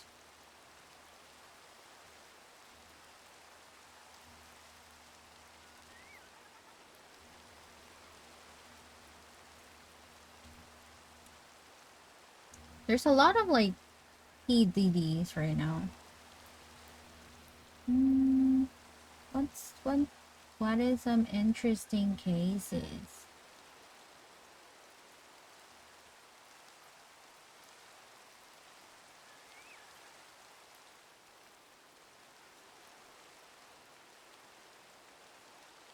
Real life Squid Game. Married to a serial killer. Caught on TikTok.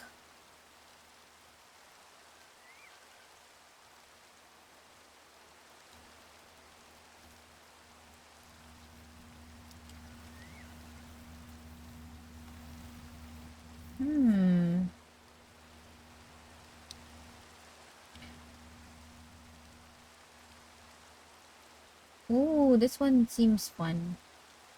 The real incantation. Bada bing, bada boo.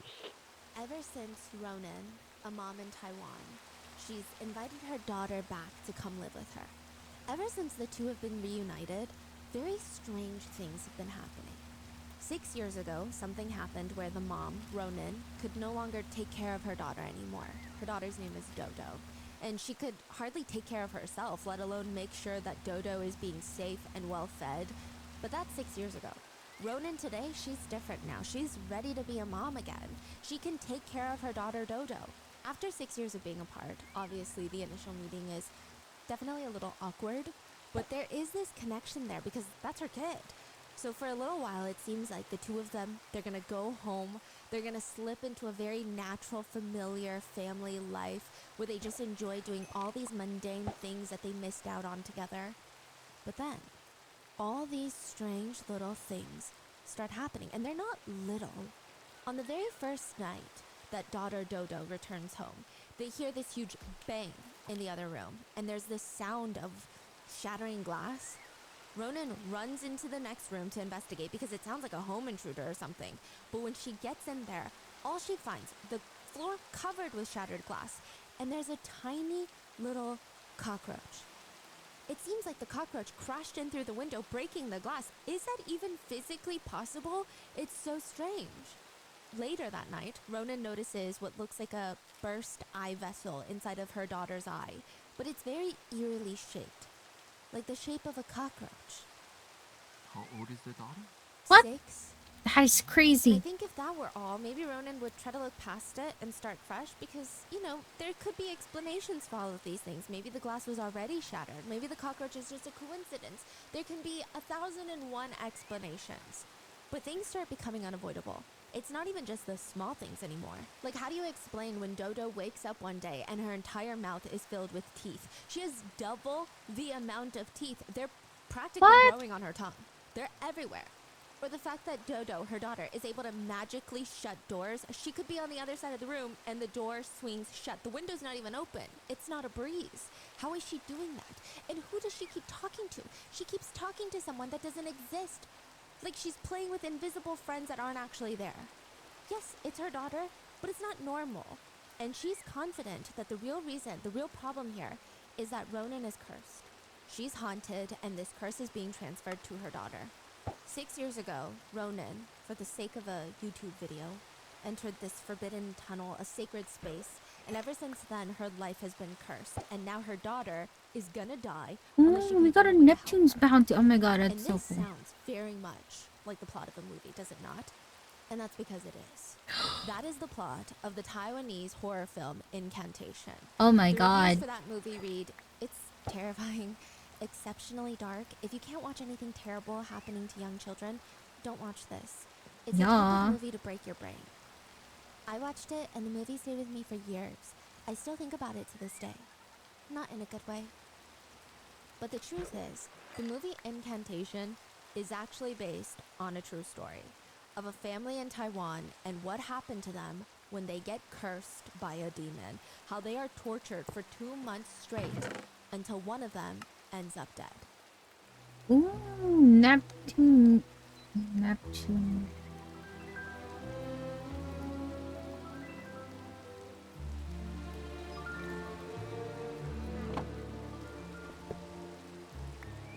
Yay, got a good box. We would like to thank today's sponsors who have made it possible for Rotten Mango to support the PAN Foundation. They focus on accessibility to healthcare, aiding underinsured people with their out-of-pocket costs, as well as actively advocating for improved access and affordability. This episode's partnerships have also made it possible to support Rotten Mango's growing team, and we'd also like to thank you guys for your continued support as we work on our mission to be worthy advocates. As always, full show notes are available at rottenmangopodcast.com.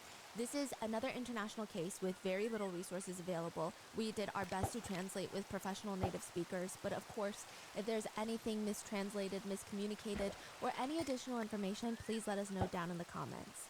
Today's case also mentions some mental health conditions, the compulsive eating of non-food items, physical assault, and a brief mention of SA. So with that being said, I do actually have another disclaimer. Listen, I have a very strong appreciation for religion and cultural traditions. I think it's one of the more beautiful aspects of life and just the human experience in general. But I'm personally not a firm believer of anything when it pertains to religion or spiritual journeys. So anything said in this episode is not to push some sort of narrative or belief onto anybody. Hi, I truly Herbs! have no skin in Yo, the game. yeah. I'm Well, just- I'm long very time no see. intrigued by a lot of How different are cultures you? and religions. There is information included that I find to be enlightening and pertinent to the case itself, and also just fascinating that I wanted to share with you, but I am not trying to get anyone to believe one thing or another or anything at all. Also, another side note, many of the gods mentioned in today's episodes, the deities, they have very complicated backgrounds on how they came to be, and obviously there's different interpretations and beliefs for each one, but I do want to mention that it does seem that at least a few of them are based off of Hindu gods. So this is, again, not me trying to erase that link or not give credit where credit is due, but I think to deep dive into the origins of each god would take a lot Old. of care and expertise, Is it and I'm raining mainly there? trying to include the parts that would Maybe be it's relevant raining to the there. actual case. So if you guys actually know more about each deity, I've been please let me know in okay. the comments. I would love to learn more from you guys because the internet is a tricky place where everybody disagrees a lot. So with that being said, Things let's get into happens. it. April 11th, 2005. It's a very normal Monday afternoon, and Mr. A, well, let's call him Mr. A, is at home watching TV, and he hears this knock at his door. Mr. A is one of the few neighbors that are still around. All the other neighbors had, interestingly, packed a little bag and moved out into hotels, leaving most of their stuff behind, still paying rent. It's very odd. Mr. A gets up and he walks to the door, looks through the tiny little peephole, and he sees his neighbor, a middle-aged man, Mr. Wu, just Make standing yourself there looking warm, very okay? anxious. Like, Mr. Wu, what's wrong? bundle How up can I help you? herbs. Do you have work? Mr. Wu leans in closer to the door. Call an ambulance. What? Mr. A fumbles with his locks, and by the time he opens the door, Mr. Wu is gone. He looks to the right, he looks to the left. No Mr. Wu. He didn't even know middle-aged men could move that fast. That's wild. So That's he grabs so his phone, creepy. puts on his jacket and his shoes, and he starts making his way over to Mr. Wu's house, which is at the top of a neighboring building. It's a 3-story building, and Mr. Wu is at the top. That's his residence, 3rd floor. So he's running up the stairs. He approaches the door. He doesn't see Mr. Wu anywhere. He's nowhere to be seen. He presses on the handle of Mr. Wu's front door. The door creaks open, and a fly comes flying out at him. Oh, you resigned? What? What happened? And once Oh he my sees god, why even here ambulance it's needs to be raining. called, Mr. A runs back out of the house. He's dry heaving on the pavement. Waiting for and another immediately offer, calls she? the police. When the At least police arrive at the you scene, have they another wanna know what the offer. problem is with the Wu That's family. good. I mean, arguably, they Why did seem you very resign, though? incredibly normal, if not very mundane. The Wu parents have 4 children. The eldest daughter works in Taipei. The second daughter is a nurse. The third daughter goes to college. The son, the baby of the family, works at a local printing house. They're all adults. The kids are in their 20s at this point. It's a very normal family. Until the police talk to the neighbors. They are not Ooh. normal. What do you mean by that? Neighbors have been reporting hearing very strange noises coming from inside the house all night long. This loud, sometimes it's like a banging noise. Sometimes you don't know what the source of the sound is. Sometimes you do know. And then sometimes it's just the most obnoxious gong going off all night long. Oh my god, it's so Which is creepy. definitely frustrating for neighbors to deal with, the constant ruckus from the upstairs residents. But the neighbors aren't even annoyed. They're not even pissed off. In fact, they're just scared. Something about the noises is different, okay? Sometimes the family of 6 would sit there just splashing water on each other in silence, splashing cold water all over each other, shivering, but they say they're What? hot. It's weird. Sometimes the neighbors would wake up in the middle of the night to hearing someone screaming. Other times That is to weird. chanting. They look up at the house and, yeah, the police are like, that's not a normal place. They look at the signs posted on the windows into the house. There's a red 8 trigram symbol posted onto the window. The 8 trigrams are ancient symbols used in Taoist philosophy that represent the 8 principles of feng shui. Feng shui being harmony of individuals and their environment. At its core, feng shui is about creating balance and Lost flow in a motivation given inside the area. environment wasn't So the conducted. 8 principles of having good feng shui Very, balance, very understandable oversimplified, are reason. heaven, Herbs, earth, that's good. At thunder, least, you know, water, if mountain, wind, you go look fire, for some lake, place that which you symbolizes are joy and pleasure. So they all challenged, mean you know? something, and when you put that symbol of the 8 trigrams on the window, it typically means that whoever lives in this home is seeking protection. They likely want to ward off negative energy and spirits, which is not too crazy of a thing to want. I feel like we all want that. They see that red 8 trigrams taped to the window, which itself is very normal, standard even, but it's everything else that makes the house feel so strange. On the balcony of the house, there are these black clothes that are sticking Oh, out of the windows like flags. It or does not appear that appreciated? the clothes are being Aww. hanging to Head dry. pats, They're hanging on herbs. sticks, just Well, at least you floating in got the air another like offer flags. though, where Or like you can, you ghosts know, wearing black clothes and hanging flourish. out of the Hopefully window, the new whichever one you work wanna is better. envision. When you step foot into the house, you hear this crunching noise, and you look down, and the entire floor is covered like a beach. But instead of sand, it's covered with salt and rice grains. Salt The and whole rice floor. grain? What? They can hear flies buzzing around the house. They walk further in, and on the dining table, they find a whole table setting laid out. Plates, bowls. The bowls are filled with fulu, a talismanic paper soaked in water. And the plates are smeared with the main dish, the main course. Feces. What? Poop. The flies are just circulating over the table, but that's not the only source of the smell. Feces has been thrown at the walls, covering the walls, sliding off the walls. Not a single window was left open to let in some fresh air. Not only that, but the Oh my windows are God. covered in these yellowish papers taped to the windows, resulting in this severe lack of sunlight coming in, which means feces are hanging off the walls. The air is thick from the smell, not a single hint of a breeze, just still air sitting, marinating in the poop stench. And no sunlight to try and balance things out. It's dark. Oh my dingy, god, it's so grimy, creepy. What and the smell heck? of feces is overwhelming. In one of the bedrooms, there's a 28-year-old woman lying motionless on the floor. Her limbs are stiff and she does not appear to be breathing. She has no pulse. Oh, They she's rushed her to the dead. hospital, but it is no luck. She has been dead for 2 days before the police found her body. 2 days? The hospital starts an autopsy on the woman, and her whole body looks incredibly pale. There's these massive wounds all over her body, giant bruises, fist-sized, up and down her body. But more puzzling than that are these tiny circular Oh, I got a uniform freaking burn good marks. bow. Similar What the to heck? cigarette Nice. butt burns, but not really. It's much smaller. It's about the size of like an ink dot. So if you were to take the tip of a Sharpie and just hold it onto your skin, it's kind of that size. What What? could even cause burns that size that are that consistent and uniform all over her body? Believe it or not, there's another medical mystery that the doctors cannot even wrap their minds around. Shoved into the woman's nostrils, mouth, in her esophagus, and smeared all over her skin is a mixture of urine and feces. What? Furthermore, her entire stomach, the only thing in there is no food. Nothing but just semi-digested feces. The sheer volume of feces would Oh my indicate god. it was most likely human feces. So she's been why, eating that? how, I mean, who? What? Who did this to her? The Crazy. police are able to confirm that the deceased woman is the eldest daughter of the Wu family, the residence that she was found in, which means the people most likely to have answers to what happened to her are her family members. But there is no trace of the rest of the Wu family. After Mr. Wu knocked on his neighbor's door, he vanished, along with his wife and his 2 And daughters and everyone? his 1 son. Oh my All god. 5 of them So are gone. creepy. They hadn't taken any belongings, nothing. They just disappeared into thin air from this house.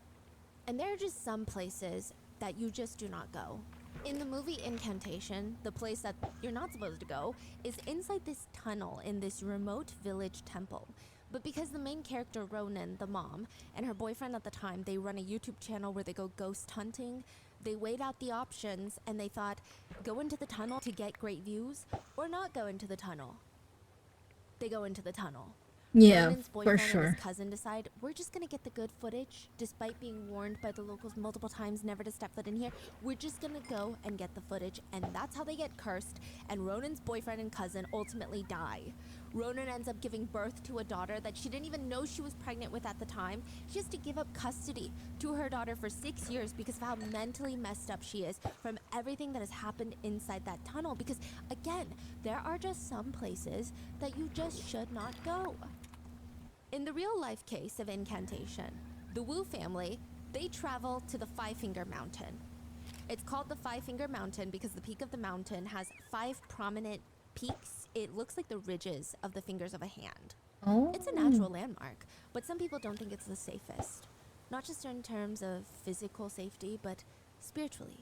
I mean, in many folklore, mountains are considered sacred places that are inhabited by supernatural entities, which means, yeah, you can go there to get guidance from the good supernatural entities, but when there are entities, one might believe there must be good and bad. You can't just cherry pick. According to many folklore, those who died unjustly or have unfinished business, they typically dwell in the mountains, waiting for their chance to get revenge. They may want to trap the living just due to how angry they are. And it's said that the path on the middle finger of the Five-Finger Mountain has the most negative energy. Many people experience and have reported feeling stuck. Physically, like they feel like they can move, but their legs won't move. They feel exhausted all of a sudden, drained, but not just, oh, I'm a hiker, I'm tired. It's weird. It's unexplainable. They hear voices. They have all these unexplainable supernatural encounters on the third finger. But like I said, when there is good, there's also bad. So it works in the opposite way. Meaning some people believe, no, if you go to the Five-Finger Mountain and you meditate, you're gonna get amazing guidance to spiritual problems that you may be having. So the 3 Wu sisters are sent to the mountain for a month to meditate. What? A This month? is the real life family.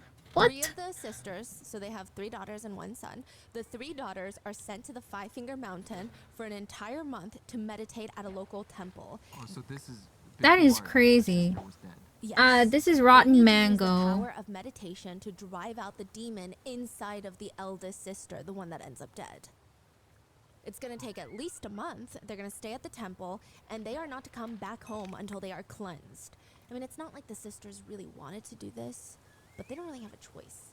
Their lives were incredibly normal until it wasn't normal, and it all starts February 2005. It starts with the Wu family's eldest daughter. So she's the oldest, she's the one that passes away, and she's the only child that no longer fully lives with the entire family. So the youngest daughter, she's in college, she lives in the dorms, but she comes home every single break. The eldest daughter, she's actually moved out completely to Taipei. She's managing this convenience store with her boyfriend. So let's just call them Sister A, B, C, and Son. Okay. Okay? She gets a call from her mom. What's going on? Hello? And the mom tells her, I'm very worried. I'm very Wait. concerned. I know that things have been happening What over the there heck? with you. Wait. What do you mean? Sister A is confused. She's trying to figure out why her mom It is took freaking everything, out. hold Why on. she's saying, I know something's happened. Nothing has happened. I mean, absolutely nothing has happened. If something had happened, she would have called her right away.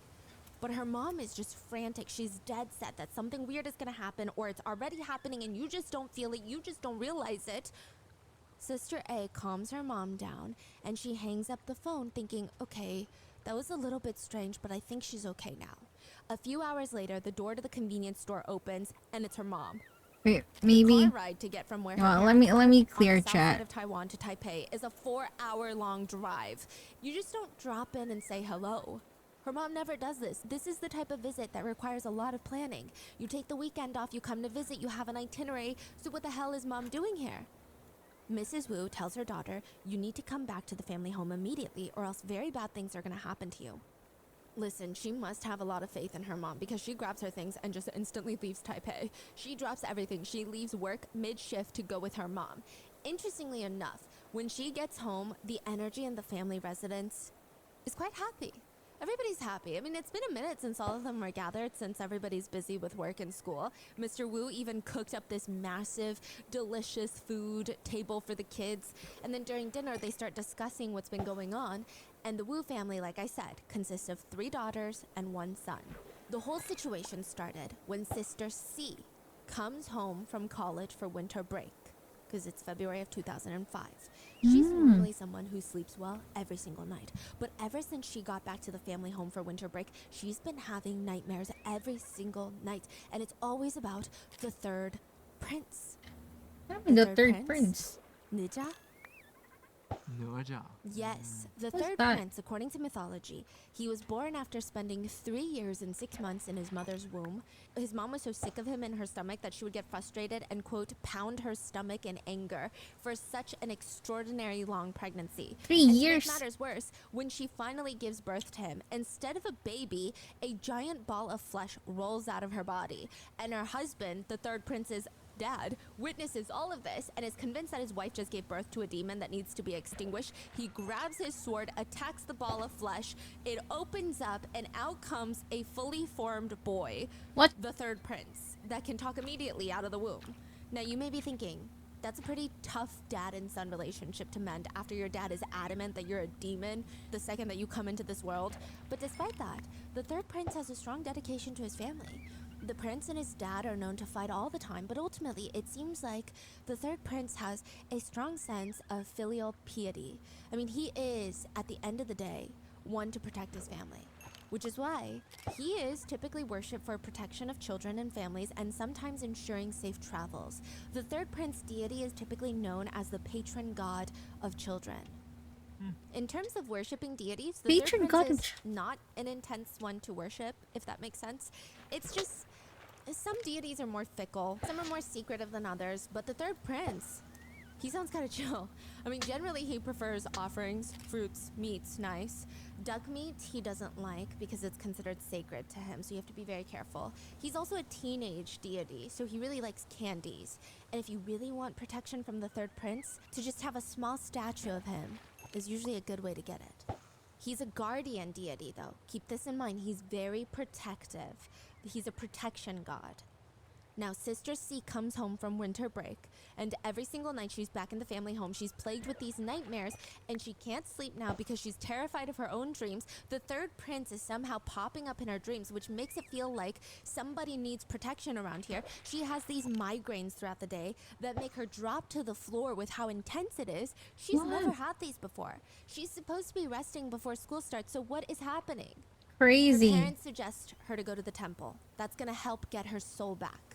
What? Now, to give you some context, and again, a quick disclaimer, not everybody in Taiwan believes one thing or the other. Like, same with America, everybody has their own beliefs. And then you have people who are very extreme in their beliefs, and then some people who are a little bit more casual with it. I will say the Wu family is as extreme as it gets. They're very extreme with their beliefs. You're not gonna see the extremity of their beliefs right now, but you'll see it escalate, so keep that in mind.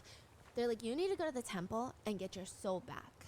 Some people believe that the soul can leave the body because of many different circumstances. We've kind of talked about this before with the microwave case, remember? Okay, yes. Yes, the soul leaves the body when there is some sort of trauma or shock, near-death experience, intense fear or pain, spiritual attack, sleep or dreaming. Sometimes souls will wander out of your body during sleep, and then when you wake up, your soul can't get in and your soul is lost. They say that you can typically tell when someone's soul has left their body. They suddenly have a very hard time recalling specific events. They might have memory loss, or they suddenly have weakened immune systems, and they just feel this emotional numbness. They look like they're zoning out all the time. It looks like they're missing a part of themselves because their soul is missing. That is what the Wu parents believe is happening to Sister C. They encourage her, go to the local temple. They can perform this soul calling ritual to bring your soul back home, back into your body. You gotta go. Sister C goes to the temple to get her soul back, which it does seem to work, but she ends up getting a lot more than what she asks for. She states to her family that suddenly, out of nowhere, the third prince showed up again, and this time he had a divine message for her. He tells her that Sister A, the eldest sibling, has to come home immediately or else her life is in grave danger. She's the one working alone in Taipei. Oh my god, The that's so family take this scary. information incredibly seriously. If the third prince is saying that, that means he would only be saying that to protect the children of the family. He's a guardian deity after all, which means something might happen to the children. Even if the third prince didn't say anything to Sister C in the dream, the third prince even showing up in one's visions or dreams or sights typically symbolizes that the dreamer or someone close to the dreamer is in need of protection. Because the third prince, like I said, is almost synonymous with protection. This means something. The next day, after the third prince shows up in Sister C's dreams, the mom goes all the way to Taipei and gets her eldest daughter, brings her back home. Crazy. On my desk, I have this inch-thick daily planner. Actually, I recently went to South Korea and got some RM researchers' planners as souvenir gifts as well. .com/podcast. Skip ahead. That was sub-commercial. Okay. My god. That night, Sister A, she's being told all of this over dinner. She thinks it's strange, but she tries not to think too much into it. She goes to rest, and she comes all the way from Taipei, lays down in bed. She doesn't feel like the energy is that strange. I mean, she's home. She's so familiar with this place. This is where she grew up with everybody that she trusts more than anything. And she drifts into sleep. And hours later, she's awake, drenched in sweat, gasping for air. Her mom slams open the door. She's been screaming all night. She runs in. What's wrong? What's wrong? Tell me what's wrong. Sister A tells her mom that everything little sister said is coming true. There's this nightmare that she just had where she was essayed by a strange man and then ended up killing him, and there was so much blood and everything bad is happening. Her mom drags her out of bed and both of them kneel at the family's at-home altar to start praying. But the next night, it happens again. Another nightmare. Now the eldest sister can't even go to sleep without feeling this intense fear. She won't even sleep during the night. She dozes off here and there during the day. But that's about it. Like, think of it as naps. She hasn't gotten a good night's rest since she got home. Whenever there's a loud noise, she starts freaking out. If someone is talking in a pitch higher than an inside standard voice, she freaks out. Eventually, the eldest daughter, likely out of serious sleep deprivation and feeling mental torment, she starts slapping herself. She starts like slapping her own legs, slapping her arms, and the Woos are really alarmed by this. They drag her to the temple where the youngest had gotten her soul back. And the parents tell the ones that run the temple they think they know why this is happening right now. We understand why. Okay, so the family thinks the reasoning of all of this is because they moved the third prince statue in their house. So way before he showed up in Sister C's dreams, the third prince had his own altar at the Wu family house. They worshipped the third prince. But a while back, they had gone to a different temple, and with some guidance, one of the mediums there told the Wu family that their family situation seems unclean. He was very ominous about it. He didn't give them much more information. So the Wu parents, being firm believers, they start getting paranoid. They ask him to come to their house to exorcise the evil spirits that's making the residents unclean. And while they're exorcising the place, they move the statue. They move the altar of the third prince to a new location inside the house, but maybe they shouldn't have done that. Maybe that messed with the protection of the house somehow and made it so that another entity could enter, like a non-protective entity could enter their home. What? At the temple, Oh my the God. eldest sister was able to be cleansed by the spiritual mediums. And when she comes back home, things are normal again. In fact, after a few days, she's had 0 nightmares, 0 like slapping herself on the legs. She's like, maybe I should go back home to Taipei. I mean, we avoided this looming tragedy. Likely it was nothing. We just needed to move the statue back.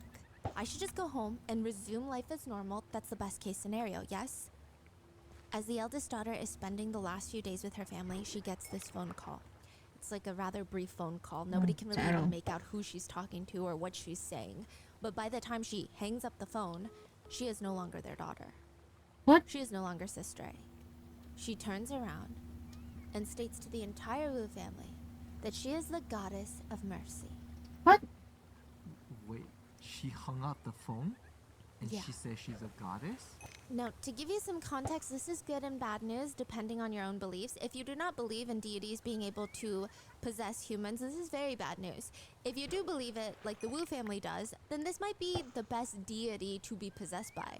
The goddess of mercy is often described as the kindest of all deities. She is the mother of compassion and mercy. She's believed to have unconditional love and compassion for all beings, even humans. She's not fickle, where, fickle deities might want more in return or set you up in some aspect. She's not like that. She's known to work tirelessly to save all beings from suffering. So if the goddess of mercy has taken their daughter's body, that means there is a divine message there for them. Oh my God, The that's so parents creepy. think, wait, maybe all of this going on is because our daughter is a spiritual medium, and this is the way we find out. A vessel is the spiritual medium between the deities and the humans, the so-called translators between the gods and the mortals. So when mortals, like humans, have questions, they have nowhere to seek answers. They may approach a spiritual medium and request that they ask the deities for the answer. Being a spiritual medium is typically, from my understanding, a job that calls you. You don't call the job. The job chooses you. People will naturally find themselves being able to connect with spirits, and with further guidance or training of sorts, they can be full-fledged spiritual mediums.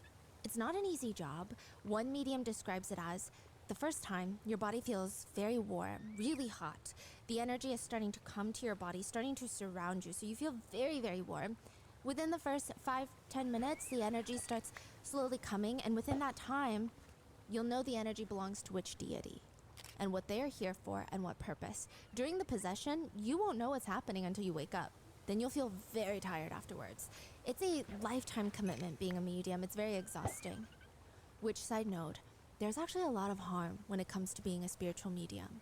One of the key components is, for I'm sure many reasons, spiritual mediums will feel the need to harm themselves. So while they're being the vessel for the deity, a lot of the times they'll write these talismanic papers.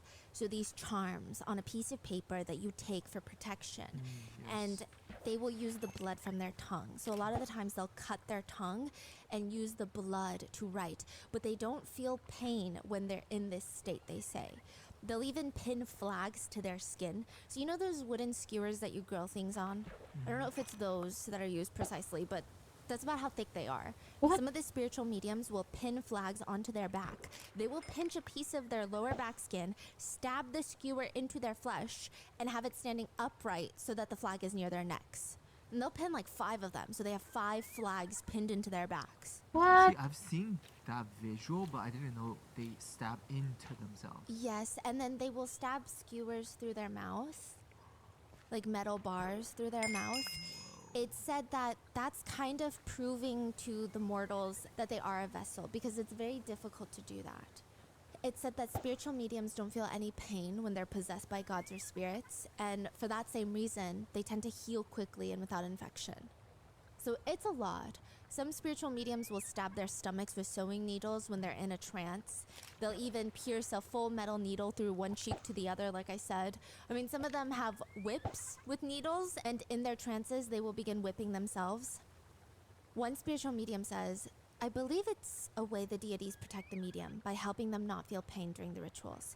It's also a way that the deities show their powers to us humans. The Wu family thought for a moment, maybe this is what's happening to Sister A, their eldest. Because she's banging her head up against the walls, the tables, she's using her nails to dig into her face, scratching her skin off. Oh my Her whole God. body looks like it's being covered in bruises now. It's like she has this crazy superhuman strength, and in order to even get her to stop, they have to tie her down with ropes. Just running a rope around her until she can't even move an inch.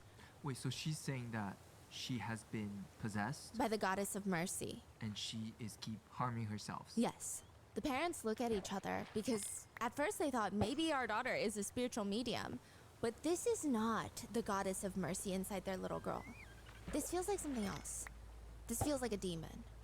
Sister A's eyes look different. I mean, they say that she starts laughing, but having these eerie bursts of laughter that sound very maniacal, and she starts dancing around her siblings, almost like she's taunting them.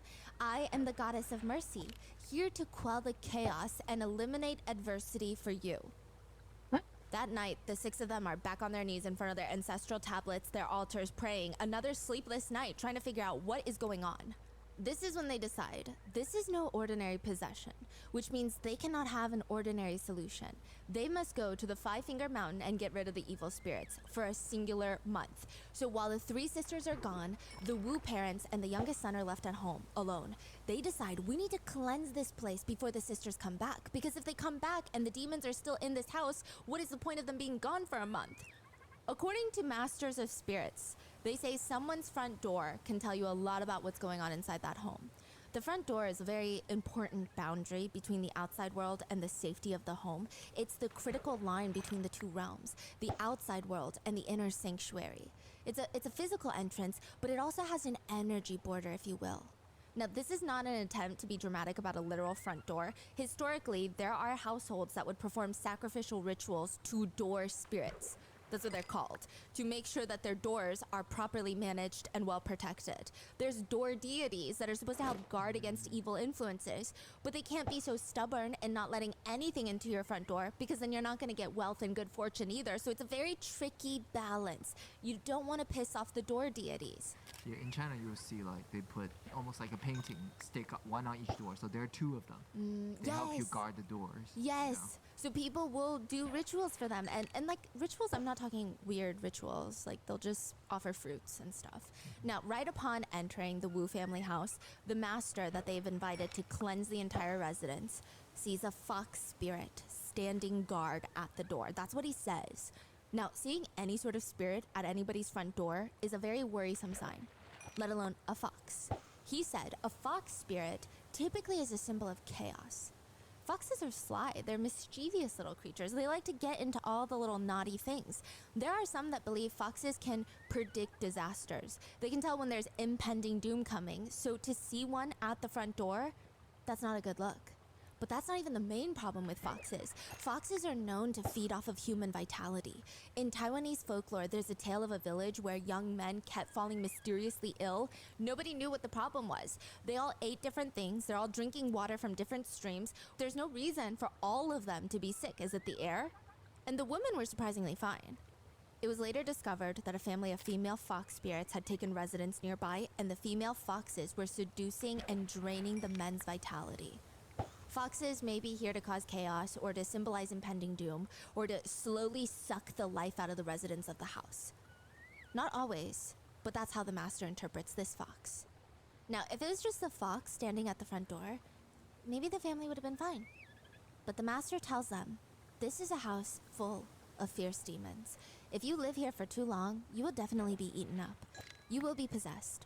There's no way around it. As he's told to go further into the house, he keeps shaking his head no and starts walking out of the house.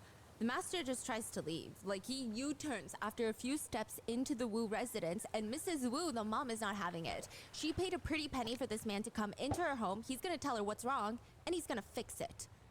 Feng Shui, at its core, like I said, is making sure your home feels harmonious. It really depends on how deeply someone wants to take it. Some just take it purely as usage and design purposes. Yes, using a too large coffee table with sharp corners that you bang your leg against could be bad feng shui, but it's also just like a really bad design element.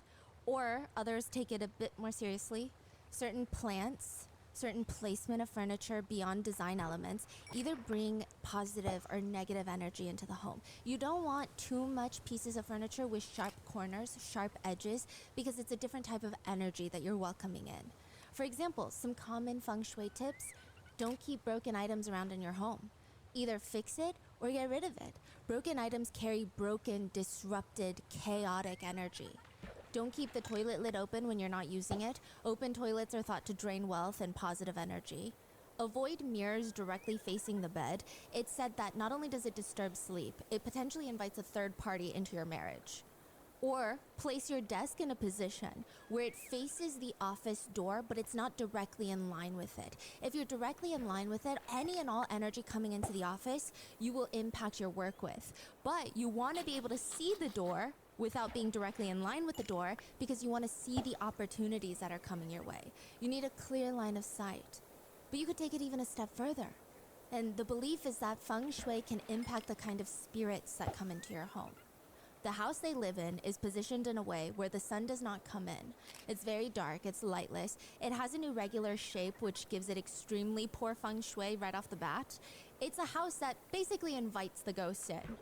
But worse than that, there is a road that goes up to the front of their home. They are at what's called a T-junction. They sit on a road, but there's also another road pointing directly towards them. A home that sits on a T-junction, the master states, is very, very bad. Because the energy is all directed to the house, and the rushing energy can be very harmful. It can bring in quite unstable spirits into the home and create a poison arrow, if you will, where the fast-moving energy is almost attacking the home non-stop. It's relentless. The master tells the family, over time, living in a house with bad feng shui will drain your spirit. And once you're in this vulnerable, weakened state, you can easily be possessed by bad spirits. Every day that the demons have been growing, it's even more dangerous to get rid of them. You have to be very, very proactive. Do you understand? Now, side note, anybody living in a house in a T-junction, don't freak out. I think this has as much power over you as you believe it does. I would say most people that I know believe in feng shui in a rather casual, like they don't really believe spirits will come, but just the flow. Yeah. The flow of your furniture. They honestly treat it more like a design suggestion, so don't freak out, nothing's gonna happen to you. But like I said, this is just an extreme case with people who have very strong, extreme beliefs. But conveniently, the master can fix it. For a price. He holds a multi-day exorcism. He states, now, the house is cleansed. There will still be upkeep maintenance, of course, but overall, it's good now. The Wu thought, oh, well, now that you say that, I do feel more relaxed. Even our bodies, I feel like the tension is loosened that we've been holding on to. But just to make sure that the house is ready for the sisters to come home, the Wu family, they purchase a lot of the talismanic papers, the charms from the master, as well as joss sticks. Joss sticks are basically incense sticks and are often burned before a shrine. It's believed that if you have a perfumed joss stick to a certain deity, they will be pleased and give you their blessings. And even the number of joss sticks offered is meaningful. 1 stick is for worshipping the deceased. 2 for guardian spirits or for food offerings.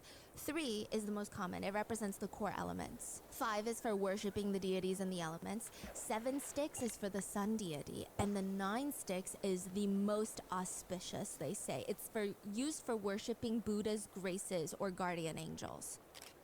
So you burn them at the altar or near the front doors or the windows, and technically you're supposed to use the joss sticks in a well-ventilated area, but the family decide, why don't we plug up every possible ventilation outlet and burn the joss sticks, because that would be the ultimate deepest cleansing. That would be the most condensed scent, and I think the deities would be the happiest. They even hung fabrics outside their house. They're described as exorcism cloths, meaning that they've been blessed and prayed upon, and it's supposed to give the person in need, as well as the property, a spiritual cleansing. It's thought that even touching the cloth can help drive the evil spirits out of you. They fill the entire apartment with the talismanic paper, the fulu if you will, and they fill it with the joss sticks. They keep burning them. They hang the black clothes outside the window. They have the 8 trigrams posted on their window by their front door. This is when the 3 sisters are at the mountain. Yes, So and the father and the parents and the son is doing this at home. yes, to get them ready to come back, because there's no point of them being in the mountain if they're just gonna get tainted in the house all over again. And it works.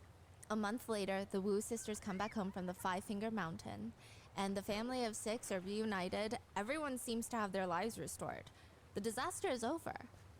Until one night, all 3 sisters lose their minds, and they start chanting incantations, saying they want to return home. This Oh, what is the not fuck? home. They need to go to their real home. And this is how everything spirals out of control until 1 ends up dead and 5 end up missing. The movie Incantation is a found footage Where's that horror film fucking that people drown, genuinely the thought was bitch? cursed.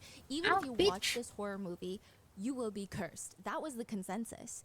One online forum post reads, "Is Incantation movie actually safe for me to watch? Can the movie invite actual demonic influence into my home?" Viewers have reported feeling cursed after watching the movie. They say, "I just watched Incantation last night. I said the chant like 20 times. Power went out a couple minutes later. I've never been so scared in my whole adult life." Another comment reads, "Just watch Incantation. I'm so freaking cursed now." I think this movie just literally cursed me. The movie Incantation explores the idea of a shared curse, meaning just by watching the movie, by seeing the footage and repeating the incantation in the movie, you now share the curse. The movie tricks you into staring at this symbol. The main character tells the audience, because it's found footage, it's like she's vlogging. She tells the audience that the symbol is for blessings. She asks the audience to help save her daughter from the curse by chanting the incantation together. And she thanks everyone by wishing her daughter blessings so that she can be cured. But the truth of the movie is, the symbol, the incantation, all of it is a curse.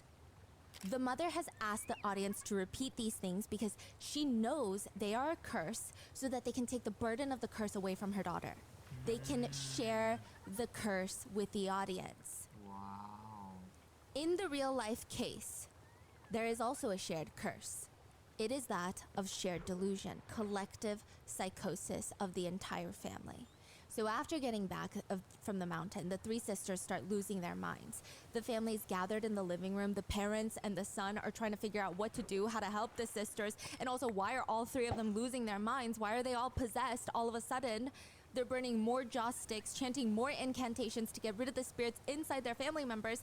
And it's in the middle of all of this that the dad turns to the rest of the family and he announces, "I am the Jade Emperor." What the The fuck? Jade Emperor is a celestial ruler of heaven. He has supreme sovereignty over all the deities, immortals, and humans. He's the one, if you remember from our Baby Garden episode, the Chinese zodiac animals were all in a race. He's the one that organized the race. He represents the ultimate authority over the universe. He's a deity, and he's known to be quite compassionate and fair and merciful. And now Mr. Wu claims he is the Jade Emperor, which makes Mrs. Wu stand up.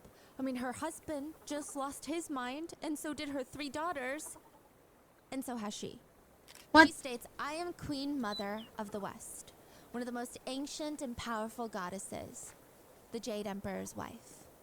She has complete control over creation, destruction, death. Most of her days, she sits there in her peaches of immortality. They have a little garden in their palace. She alone can determine the lifespan of every living being." Which means the dad is now the Jade Emperor, the mom is the Queen Mother of the West, the Emperor's wife, the eldest daughter is still the Goddess of Mercy, the second daughter, Sister B, claims she's the 7th fairy, the youngest daughter of the Jade Emperor and his wife. Wow. What the Then heck? we have the third sister, the one that came home from college and started having the nightmares. She claims she is now the third prince, the protector of children, the guardian prince. Leaving just the youngest Wu family son, he looks up at his family members standing there, and he says, "Everyone stop. I am the drunken monk." Oh my god.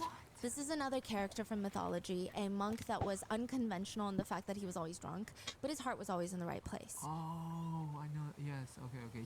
济公 is the name. So they're all good deities, from what I can tell. Yeah. The whole family at this point believe that they're all possessed. But what are the odds that all 6 of them are possessed by good deities? Slim to none, that's what they think. They think there must be at least one person in this family that has been possessed by a devil, and that is why everybody else is possessed by a good deity to get rid of that demon. And it's up to them to figure out the fake one. Oh my god.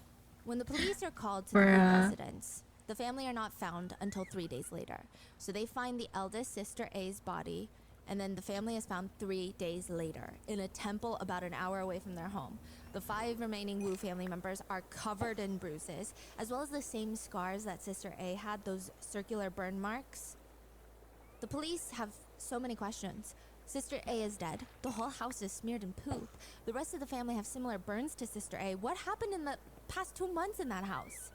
At this point, the dad refuses to talk to the police. He states he will be haunted by demons by disclosing secrets. He's not taking that risk ever again. The police try to talk to the mom. The mom is sitting curled up in the interrogation room, and the interrogator is trying to ask her where the family has been for the past few days. "We had to leave to avoid disaster." Avoid disaster? What disaster?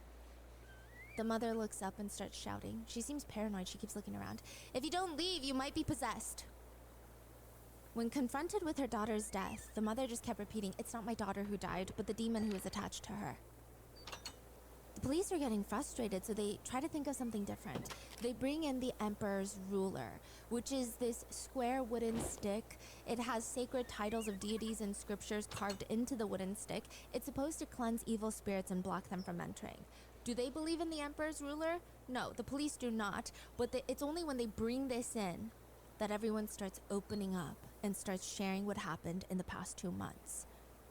What?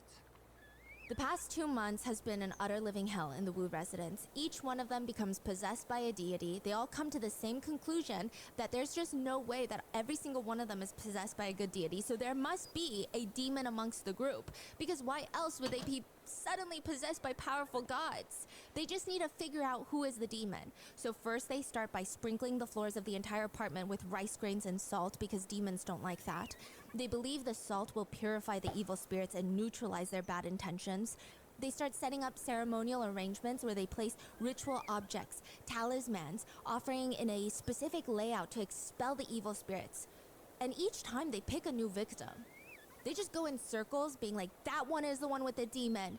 Neighbors said they would see this through the windows and they would hear it. They would force one of the family members to kneel down, and they would just use their hands like automatic slappers, just slapping their face left and right to beat the demon out of them. What the heck? They do that to everyone, Yes. including parents. Yes. And it's not working. So they start taking rice, turning it into sticky rice, mixing it with salt, and smearing it all over each other to get rid of the spirits.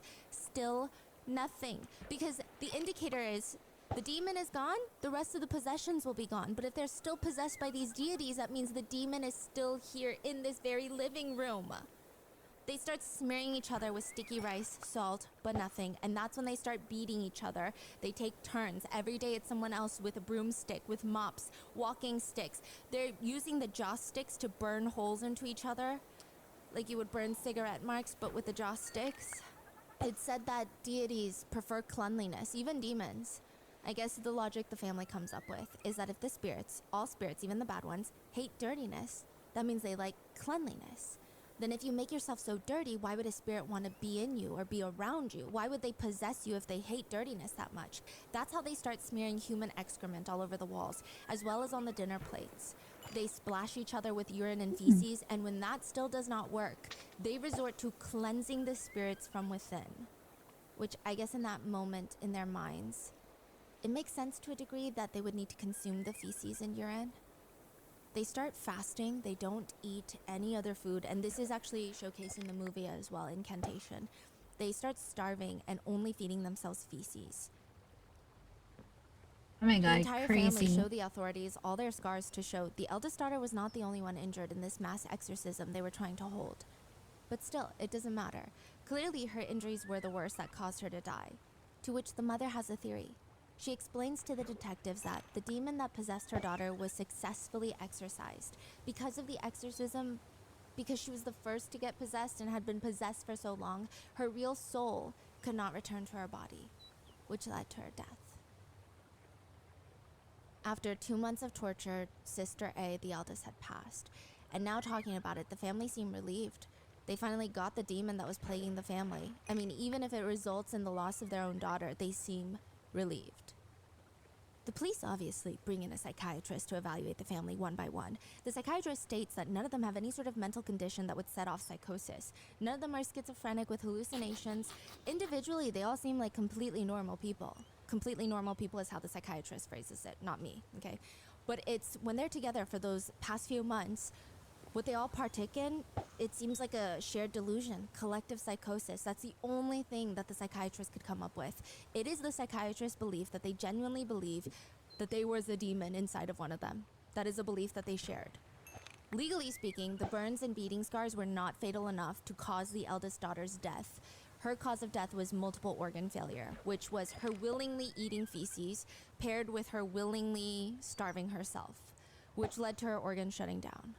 The prosecutors state that it does not appear that she was forced, trapped, or bound to any of those things. She was beat, but they don't believe that she had no way out. It seems like she was as deep in the delusion as everybody else. The family members were initially charged and found not guilty of murder. Their exorcism did not directly result in her death. They were charged with then the crime of abandoning a corpse after death, but it does not appear that any of them served any jail time. Basically, they do believe this is the actual event. Like, they all kind of felt like they were possessed, and that was the truth. And a lot of people who know the family for, I mean, as long as they've been around, they said that they are especially superstitious. They are probably as extreme as it gets. So it's not out of nowhere it happened. It seems like it's ingrained in them. They had this very long-term belief in these types of things. Yeah. And just like that, after this, the family goes back to living normally. No possessions, which has sparked a lot of people to come up with their own theories, because how can they just suddenly go back to normal? Some netizens believe that they were actually possessed by spirits, and now that the demon spirit is gone, the family has naturally returned back to normal. Some neighbors believe this to be true because after the eldest daughter's death, all of them start donating money to the family to exorcise the spirits of the eldest daughter from the house, once and for all. They're like, because your daughter died in here, you need to exorcise the house all over again. So some of these people have very firm beliefs that this is genuinely what happened. Some argued one of the biggest problems here is that the family enshrined many different statues of gods at the same time, which means the gods had to compete for the incense they believe in, which then caused them to go after family members to try and gain more power in the home.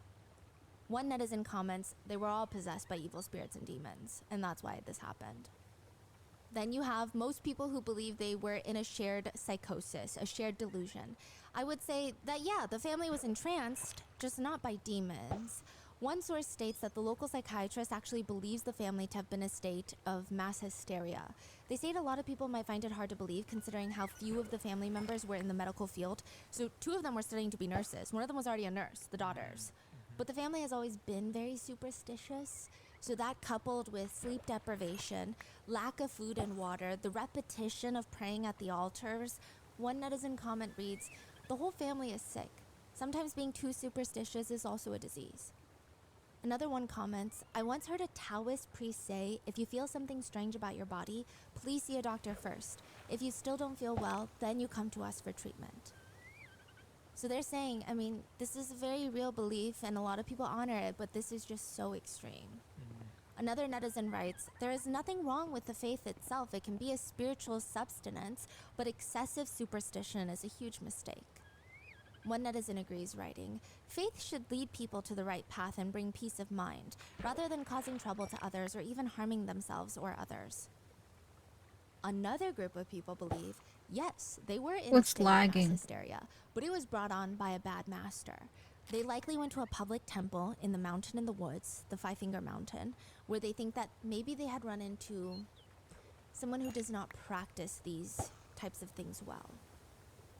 Someone who perhaps wants a lot of money and sees this as an opportunity, a family who is so distraught by even just a few nightmares, he starts implanting all these crazy ideas into the sisters' minds before they leave. Likely the master never thought it would spiral into something like this, but it did. Then you have another group of people that think, well, aside from superstitions, let's put aside mass hysteria, some people are even more cynical of people, and they think that the family from day one wanted to kill the eldest daughter. Or at least the parents did. They tricked the other children into believing the superstition so that they could get the job done. There's really no proof behind this at all. I mean, there's no proof behind any of these theories or anything at all in this case, but they think, what if it's an expertly planned murder by the family to get rid of the eldest daughter for whatever reason? What? Other netizens point out how it's convenient and interesting that the family comes back to their senses after the eldest daughter's death and they're never possessed again. I would say that's a little tricky, but that's a belief that is floating out there. And lastly, a good chunk of people believe, yeah, it could also just be mold poisoning. They're saying that the apartment that they lived in was a little bit older, it was a little bit more run down, and Taiwan being near water, things get moldy. It's a very tropical climate. Yeah, it's very humid during summer.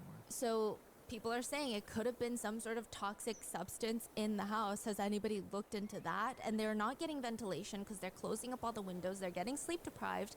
It could definitely be mold poisoning. Yeah. So there's a lot of discourse about all of that, but that's Like- the case. That's it. They just went on to live the rest of their lives. Nobody has really heard from them since. To the point where people are like, this feels like an urban legend. So the movie was inspired by this case, Yes. or Inspired by the case. really? Yeah, and there's a lot of discourse about the movie as well, Incantation. I think it's very interesting. So some netizens have stated the message of the film is brilliant because they state it's a replication of religion and spiritual beliefs in a movie form. So if you believe in a spiritual belief or a religion in real life, right, it becomes more real to you. So same with the movie. They're saying Yeah. if you say these incantations and you are a little bit more superstitious, Yeah. then you're going to believe you are cursed. Yeah. So it really is fascinating. That's what people say. I don't know, okay? They state that the fact that everyone is in a theater chanting this terrifying curse, you could go one or the other way with it. You could go home thinking you've been cursed, or you could realize, wow, it no longer holds power. Because when all of us are chanting it, nothing happened. So there's also this discourse of a lot of these things feel very individual based. Like nobody wants to be individually cursed. But when they're doing it in a group, it feels like a crazy fun human experience activity. I don't know. See, even like this whole case, I just feel like, as someone who's not very spiritual, it feels like, let's say the family, everything they said was true, it just feels like they're very open to suggestions. So it started with a dream, and then they believed it, and they act upon it. And then they feel like, the eldest daughter feel like, oh, she is possessed. And then she started having dreams, and then they took action, and then they feel like things are better. But then like something else happened, so everything's like suggestion. And then Yes. they all lost their mind. Oh, and just another quick disclaimer. Religion and like spiritual practices are different. I keep grouping religion into it because a lot of people in Taiwan consider it a religion. Some people consider it more so like a folk religion that they practice. Some consider it like a full-blown religion, so that's why. But I do think it's very interesting because I'm not a very spiritual person, but I am incredibly superstitious, and I think I force myself not to go down that path because what you were saying of once you know something, you start spiraling. So I feel like if I were to talk to someone who could spiritually tell me my future or how I behave, it would just be living in my head. You're more prone Suggestible. to, yeah, you're more suggestible. Like So suggestible. yeah, you will start see things and feel things and Yes. think about these things like constantly in your head. Because I know a lot of people might look at the family and think, wow, this is so dumb, but I can't even do that because I think I'm a little bit more suggestible than most people. So I feel like if I were really in that situation and I grew up in that environment with my family believing in all of this so strongly, especially parents believing it, those are your guidance figures. So it's very interesting. Yeah. Ah, it's lagging. Yet the director of the movie once stated, "When I heard the story of the real case in the news, I realized that I didn't dare to know too much about what happened, and I was surprised at how much the topic scared me. Then I realized that the fears surrounding religious beliefs and taboos are very obscure. It's something we can't shake off. We don't need to convince people that it's real. No, wait. Rather, we tell them it's fake, but even then it's still scary. Why are we so scared of things we know are fake?" So he's not saying the religion is fake, but the movie itself is fake. He's saying all the incantations, the symbols, they made up. Yeah. Someone just like whipped it out, but people are so scared, even though they're told it's fake, it's fake, it's fake. Yes. I wanted to put those elements into a film so that when the audiences watch the film, they feel like they shouldn't continue watching. It's very interesting. What are your thoughts on this case? Hmm. That was interesting. Also, that was scary. That is straight up creepy. Okay, wait. Let's watch another one.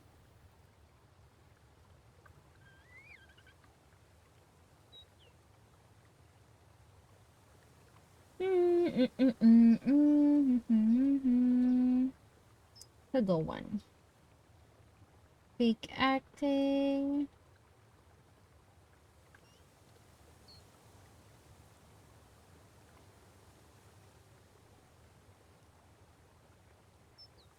Fake death caught on TikTok. Bruh. Hi, Battle Bunny! Hiyo, welcome to the stream. And thank you so much for checking in. How are you doing? Thank you.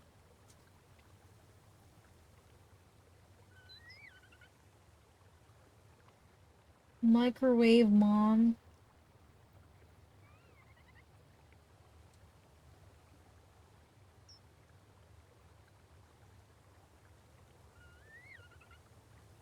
Let's listen to some other ones.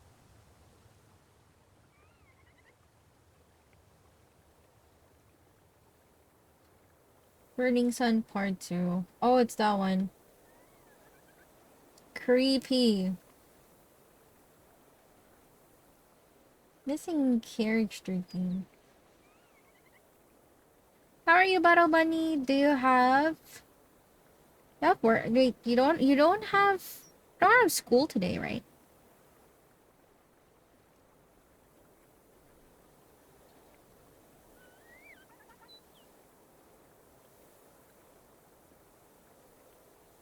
Yes, Pete. It's good. Wait, I'm choosing another podcast to listen to. Do you guys have any suggestions? Or like, what if... Oh, wait. I remember, I forgot her name. It's like she's doing makeup while I'll call this while listening to something. What's her name again? Makeup and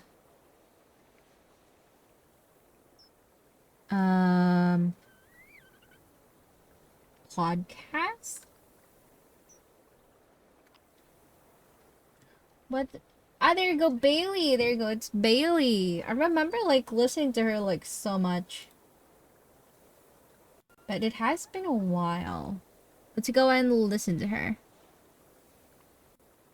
Welcome back, Feathers. How was your meeting? Thank you. Thank you for the roses.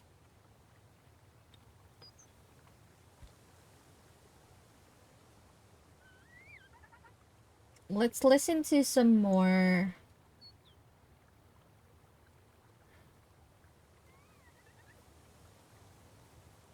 Oh, this seems fun.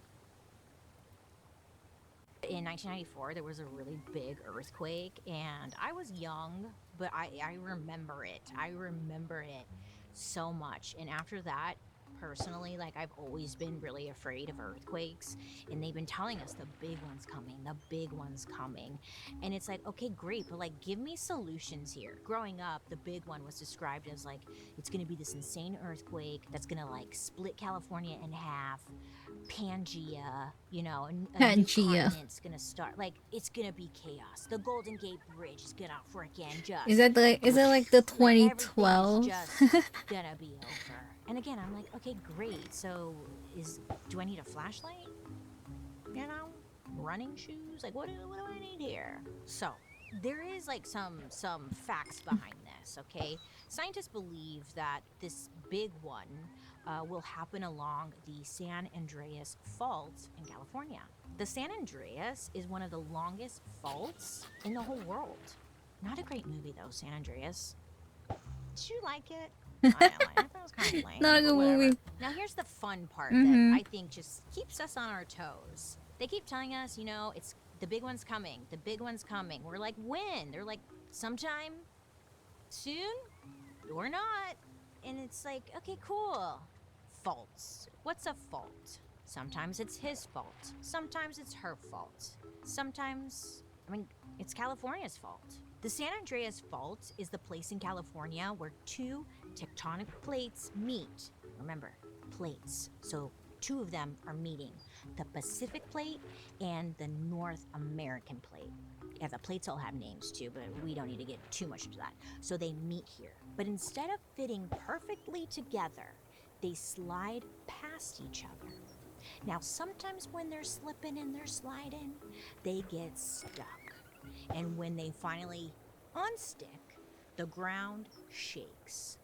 And that's when the earthquake happens. So, the San Andreas Fault is like a crack in the earth where big pieces are just trying to move and groove, but they don't always get along nicely. Over the last 1,000 years, there has been at least one major earthquake on the San Andreas Fault about every 150 years. And by major earthquake, meaning it's bigger than 7.0. But the scientists have been doing the math and they're realizing that a big earthquake hasn't hit the area in over 160 years. 160. Great, I'm gonna sleep so well tonight. Thanks, thanks Bailey for ruining my day. So technically, according to scientists and everyone who studies earthquakes, they're like, yeah, we're overdue. It's gonna happen. We just don't know when. Look, maybe it won't happen in our lifetime, and then I'll be dead, so it won't matter. But good luck to everyone else in the future, So, the big one's coming, they know it's coming, they just can't tell us when. It's kind of like taxes. You see, taxes. They're like, hey, you owe us a bunch of money, but we don't know how much. You gotta figure it out, and then if you don't, you're gonna pay the price. It's kind of Hi, like Debbie. that. It's like, I think they know, and it'll be just a way to kind of like get Look rid at of TikTok. some people. But TikTok? listen, Hold on. stop panicking, because I have some good news. First of all, the San Andreas Fault is one of the longest faults, but it's not the deepest. Nay, she's not that deep. So, it's believed that it's unlikely that an earthquake bigger than an 8.3. Oh my would god, happen it's an along Abby this fault. cosplayer. Hold on, let me That's see. still big, but it's not, it could be worse. Now, the earthquake in Chile was along a much deeper fault, which is, it's believed that's why it reached like a 9.5. And nowadays, Nah, experts not say yet. that we have gotten more prepared, especially in areas like California, where everyone is aware of the fault lines. So now, at least in California, I'm sorry, I didn't fact check in anywhere else. That's one because I think alright. Kentucky's been experiencing a lot of earthquakes too. Super random, huh? We should do an episode on fracking because that's what that's about. But that's a topic for another day. Anyway, so today in California, listen, they now have laws in place where buildings are created with earthquakes in mind. Other states have like codes Not and stuff yet. in place to help Not with, yet. like earthquakes on buildings or whatever, but California is like, Not pretty the good. best. But it's okay. Seismic codes, It's which good require though. new buildings to Not follow not seismic not my thing. resistance standards. In other words, they should be built in a way where if an earthquake happens, the building won't crumble. Well, in California, they have grants available for homeowners who are living in older buildings. things. So you can essentially like retrofit your building and like make it stronger if an earthquake At least, hits. oh yeah, If of you're course. interested, At there's least something not called the other one. Earthquake Oh, Brace oh my and God, Holds program. Jesus. It's Please, with that in the event of this can big he just earthquake, stop? less than 1 in Can he just 30,000 stop? Like, buildings would legit? Oh my completely God, I collapse. And swear. that's kind of nice to hear. Like, What about the girl. finances too? Because I feel like that shit's just gonna come I down. can't. You Like, know, can you not? scientists Can you say not, that the Golden please? Gate Bridge would survive a massive earthquake. So if you live in California, listen. Good luck. You know. Well, I'm gonna tell you what I learned. So listen. I'm Miss Paranoid Queen. Hi, and my name is Bailey Sarian. So when I'm paranoid or something, I like to equip myself with Oh, knowledge. look. Oh my God, So we got a earthquakes good... terrify me, right? So I Oh, I have wonder what watched we can a get for that fishing rod. ton of YouTube videos from Neptunian actual experts and ingots, bruh. scientists who explain what you should do in the moment of an earthquake. Because I don't know about you, but a lot of us, our natural instinct is to like get up and fucking run. And what I learned is that is actually not the right thing you're supposed to do. Scientists and like specialists actually advise not to run because with the shaking and whatnot, your ankles are gonna break. Yeah, so don't run. If you live in an old house, you can get under a door frame. That's because back in the olden days, door frames were considered to be one of the strongest parts of the home. So that's where that rumor comes from. Now, newer build homes, they're not as strong as they used to be, the door frame. So the whole door frame thing only works if you live in an older home, which kind of sucks because usually those older homes aren't like earthquake safe or whatever. What I also learned was that if you are near a table, get under the table. If you have to crawl there, crawl, but get under a table. And it doesn't matter how expensive this table is or cheap this table is, because I watched tons of videos on this. And this is how ridiculous I am. I watched this whole video where they recreated like big earthquakes, and they showed someone getting under a table, an expensive table, roof collapse, whatever, and it falls, when your roof collapses, it falls straight onto the table, and you're safe. And then they did it with like a cheap $20 table. Same thing. They got under it, they recreated a huge earthquake, the roof collapsed, and boom, it landed flat. Moral of the story is, no matter how cheap the table, that is your best bet. As long as it's not a glass table, okay? All right. So, what did you learn here? Don't run. You're gonna break your ankles. I know you're still gonna do it, but like just know like it's not the best idea. And if you have kids and stuff, I get it. You wanna like run to them, or maybe you don't. I don't know. But either way, like just know, get under a table. That is your best bet. The door frame thing, table. Don't have lapis. Table. Okay. Also, get away from windows because they can shatter, and then it's a whole mess. I did the research for it. You're welcome. I love the example with the tables though, because I was like, they literally got a $10 desk to get under. Lure 3. It still protected them from when everything collapsed in. Gave me like some hope. Like, okay, if there is a big one, I'm going for it. Oh my God, we If got... you're Okay, we dead, got the best I one. was reading. It's your best bet. Yes. Don't you love it? The advice. Literally, there really is like it's like either get under a table or just like good luck. Wait it out.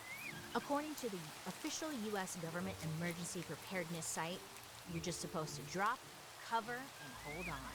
Drop to your hands and knees. Take cover under a table or sturdy piece of furniture, or against a wall away from the windows. And you just stay put until the shaking stops. Now listen, a lot of us actually want to run outside, and outside's not safe either, okay?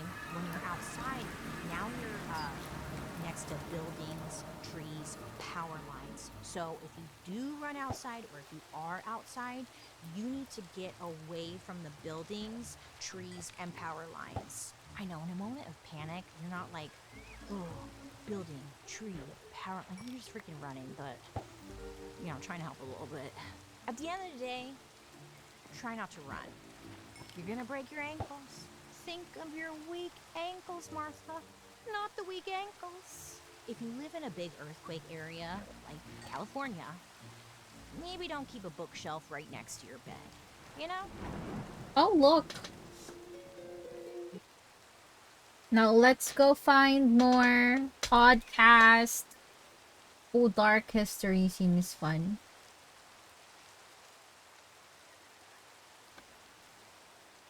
Okay, wait. Before I continue, I need to pee, so pee break.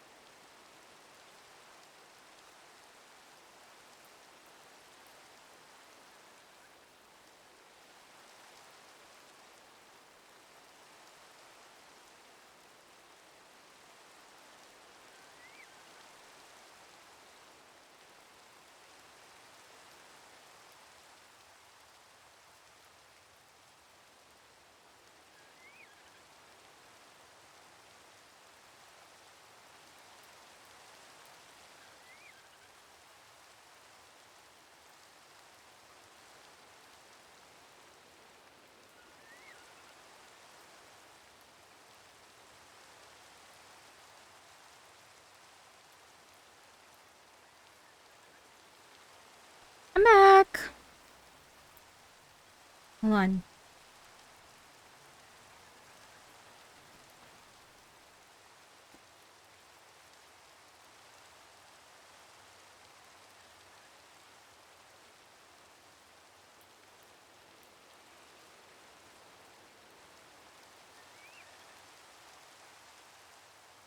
So you guys know, dictators are interesting, huh?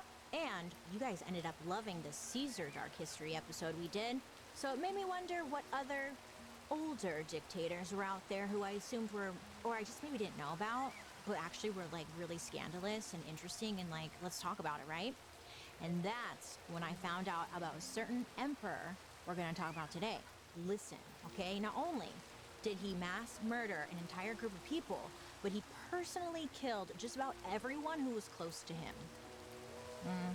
And you might be thinking, okay, typical, been there, done that, but no, Boko no Boko, one has ever hello. matched this guy's freak. Welcome Some to of the the dictators we stream. talked about Also, actually failed welcome harness, everyone. and then they would take revenge by taking over the world. But this guy, it's almost like he didn't care about like being in power at all. All he wanted to do was sing and dance and have orgies with eunuchs. But instead, he was forced by his mother to rule Rome. Today I'm coming to you with the insane, true story of one of the world's first tyrants. Listen, this is the dark history of Nero.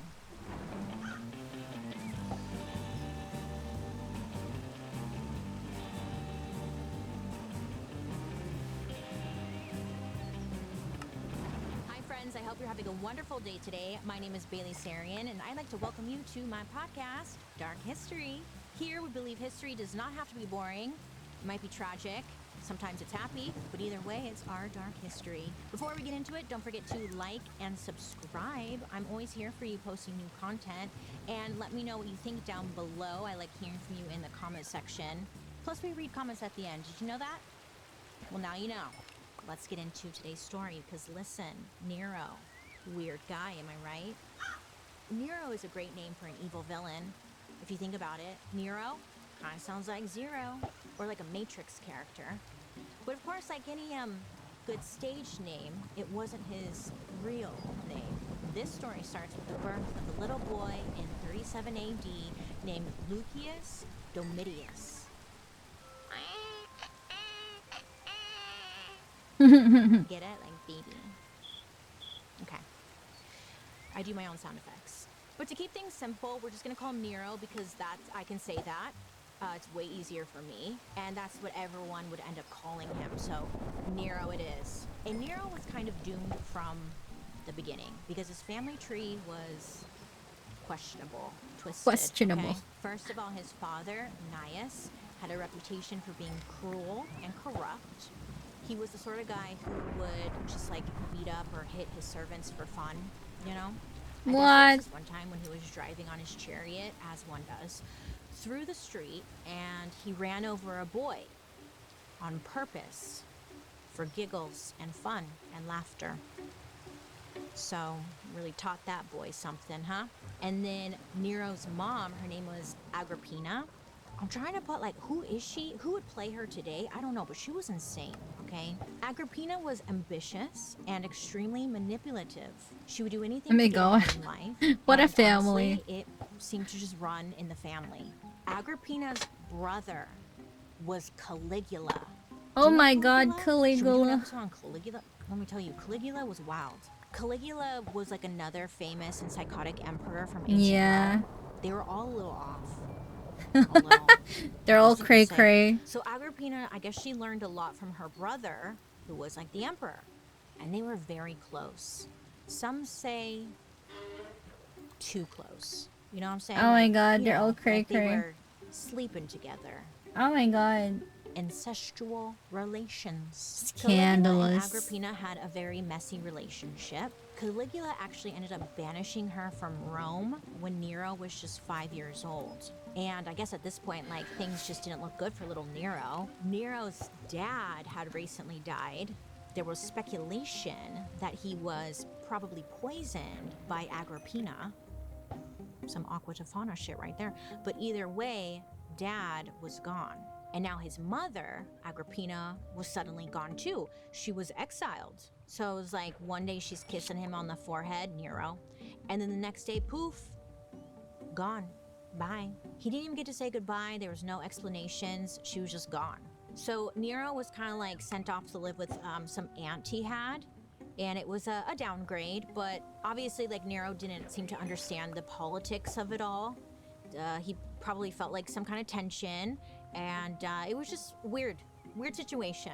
But at this point, he was kind of like forgotten about. But then something happens that changes the course of history. Caligula gets assassinated. Oh. Yeah. Now, this was actually really great for Nero because it gave his mom a get out of like exile free card, okay? An opportunity to come back. The new emperor was Claudius, and this was Agrippina's uncle. Yes, her uncle. Okay. I guess he always liked Agrippina, so he was like, you know, absolutely, come on back. You're welcome back anytime. So Nero is reunited with his mom, and ta-da! It was like nothing happened. They're back in the palace. So Agrippina is back in the palace, and she gets to work immediately. She's trying to secure the richest, Oh, a most book. powerful man Ooh, to be Riptide. Nero's new stepdad. So she marries a guy named Crispus. Great name, Crispus. actually good. Sounds like There'll be already like, at like you know when you leave a pizza 4. in the oven too long and the edges Can we kinda add get more burnt? on this? I would call that Crispus. Sounds like that. Oh, I love like a burnt pepperoni. Crispus. Anyways, Crispus, this guy, he had a lot of money. He was a politician and he was worth about 200 million in Roman money. It's hard to like beep bop boop calculate how much that would be in today's money, but according to our expert, it would be anywhere from like $330 million to $3 billion. So A lot he was of rich, money. you know? So as soon as Agrippina and Crispus are married, Crispus puts Agrippina and Nero in his will. Ooh, and you know what happens when that happens? Well, Crispus ends gotta up be just, like rich. dropping dead. As soon as he signed that will, he was gone. Oh my god. Today's episode is sponsored by Liquid IV. The last couple of months, I have been completely off of soda and coffee. Not kidding. I know. Like, I can know I- your can brains we are skip- exploding, like, what? Why? I don't know. Of course, because I have liquid vitamin. They just dropped a new water alone. Plus, you'll be drinking twice as much water because it tastes so good. Personally, my favorites are white. Oh my god, I peach think and Opera is Concord grape. acting up. I've talked about Concord Fuck grape a Opera, I handful of swear to times. god. I'm gonna move to Edge. It's so good, okay? They're all good, but Concord grape is everything to me.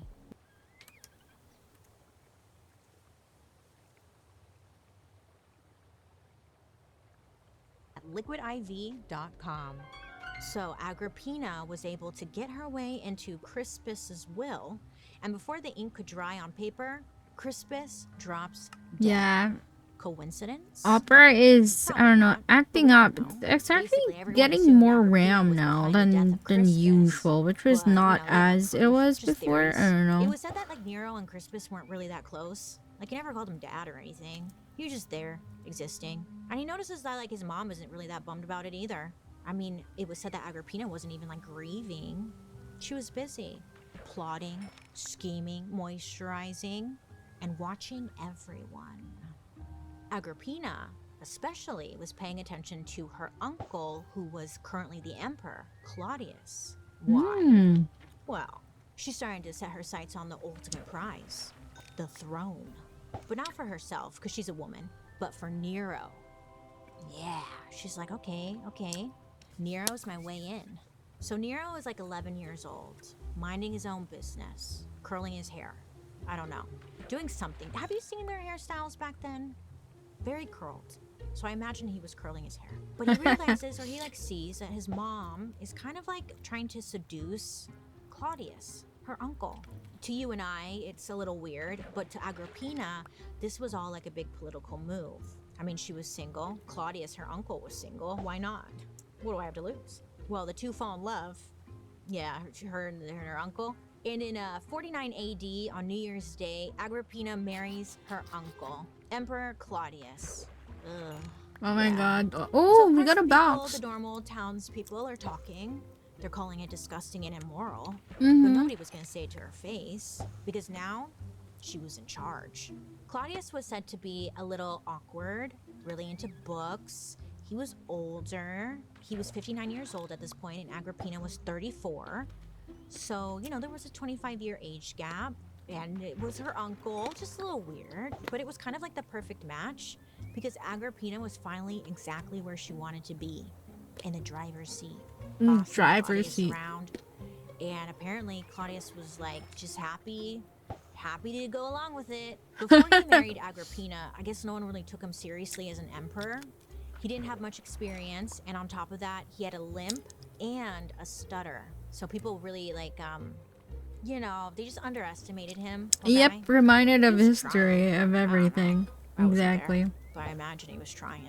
Ironically, Claudius was a great emperor, but no one realized it because they were just so busy making fun of him. But marrying Agrippina was exactly like the PR boost that he needed because people were scared of her. This was really great for Nero, but probably really confusing. Not only is your great uncle now your stepdad, but now Nero is basically a prince. Suddenly, Nero, who went from a 0, was now wearing royal purple. He was getting the best tutors in Rome, and he was being groomed to be, a potential leader. So Nero is 12 years old, and at this age, he's a little weird, but he loves the spotlight. From a young age, he was obsessed with singing for his family, the servants, anyone who was watching. He would put on little performances. Look at me!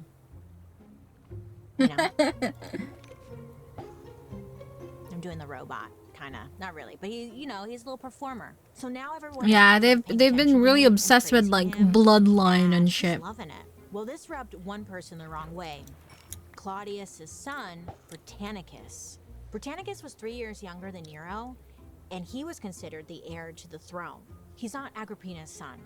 This is another son from a different marriage. But now this Nero kid comes in. Britannicus is like, who the hell is this? He's singing, he's dancing, he's doing the little robot or whatever, just stealing all of the attention. And it was said that Britannicus did not like Nero, he hated him. And Nero hated Britannicus because I'm gonna hate you too, You hate me, I'm gonna hate you. Apparently Britannicus would, make fun of Nero and his singing voice and just make fun of him. And it would drive Nero nuts Kids. because, F you. I'm a performer. I'm singing. Leave me alone. Britannicus also didn't call Nero. He called him by his real name, Lucius Domitius, which was just kind of rude. It was like a slap in the face. It was just very disrespectful. When someone is like, my name is Rob, and you're like, okay, Robert. Yeah, Robert. Someone does that, and you're like, I told you my name is Rob. It's like that, but not. You get it. At the same time, Agrippina basically made it her job to make sure that everyone liked Nero more than Britannicus. She's like, look at my son, he's amazing, he can perform. Dance for them, sweetie, dance. She had him getting the best education money could buy. He was getting tutored by this famous Roman philosopher named Seneca. Maybe you've heard of him. Maybe not, okay. And then Agrippina arranges for Nero to make these little cameo appearances at the Senate. Why? I don't know. She's a stage mom. He had no business being there, but she was setting him up in front of the right people. And basically, he would be there, addressing the public. And he would recite, these amazing speeches that just really impressed the people. They're like, wow, he reads. That's crazy. This kid, Nero, he was just showing a lot of promise. He was a genius. Wow. But what they didn't know was that, he wasn't writing these speeches. Nero's tutor was. So, but that's okay. They didn't need to know. Anyways, Nero's getting all this praise, all this love, My God. and he's getting the idea that, he should be the person who's next in line for the throne, and not his brother Britannicus, his stepbrother. Everyone is telling him that he's amazing and incredible, so of course he's full of himself, right? Agrippina, she convinces her uncle/husband Claudius to officially adopt Nero when he's 12 years old. So with this move, now Nero was next in line to rule Rome. Checkmate. Now the family is one happy family. Not really, but you know what Not I'm saying. really. So when Nero is 16 years old, Agrippina, his mom, is like, you need to get married. It's time. You're old. Get Oh it my together. god. Plus, it'll give the impression to the people that he's an adult. He has his priorities straight. Marriage. It's a family. Britannicus. There's a lot of names to Exactly. Are you following? I hope you are. Me too. Okay, listen, because now Britannicus has a sister. So again, this is like Nero's stepsister, technically. Yeah. But her name is Claudia Octavia. Okay? And everyone was a big fan of Claudia. They loved her. She's a girl. She's smart. She's down to earth, whatever that means in Roman era, you know? She can't be a leader, though. She's a woman. No, can't do that. So Agrippina's Not like, hey, exactly. what if you guys got married? She's the one who initiated. Agrippina. Kind of not really sort of related. They're like cousins, but they're not at the same time. So shut up. Why don't you guys just get married? People love her. It'd be great PR for you, Nero. Don't you want to be on the cover of Vogue? Your marriage photos? It'd be beautiful, gorgeous. So at 16, Nero marries his 13 I know, I get it. That's why I'm saying no. That's gonna be confusing. Now it's your wife. Hey sis, wife, cuz, can you get me something? You know, like, okay, I don't know. They get married. You know, it was said that they didn't really get along, but it didn't matter. It was all for show, okay? It was all part of Agrippina's master plan. So at this point, Nero is the eldest son, and now he's married to the emperor's daughter. So just a couple months before Nero's 17th birthday, something crazy happens. Emperor Claudius is not feeling very well, okay? He's been sick or poisoned, or maybe both. Depends on who you ask. But what we do know is that there was this one night, he's sitting down to eat some dinner, some mushrooms. I guess like they were his favorite. He loved mushrooms. And then he just never got back up. Dead. Sorry, I just had to like, oh. Because some people believe that the mushrooms were poisoned. Did you read that story recently where that woman like tried to poison everyone's meal? I think it was something like mushrooms or something. It happened in the UK. She like tried to poison everyone. Actually, it might have been the United States. Either way, very similar story. So he's eating mushrooms. He's his favorite. He never gets back up. Claudius. This is the dies. Dark History Some people believe that the mushrooms were podcast, so that's what poisoned. we're listening to right now. Others think that the mushrooms themselves were poisonous. But either way, dead. But the people are talking.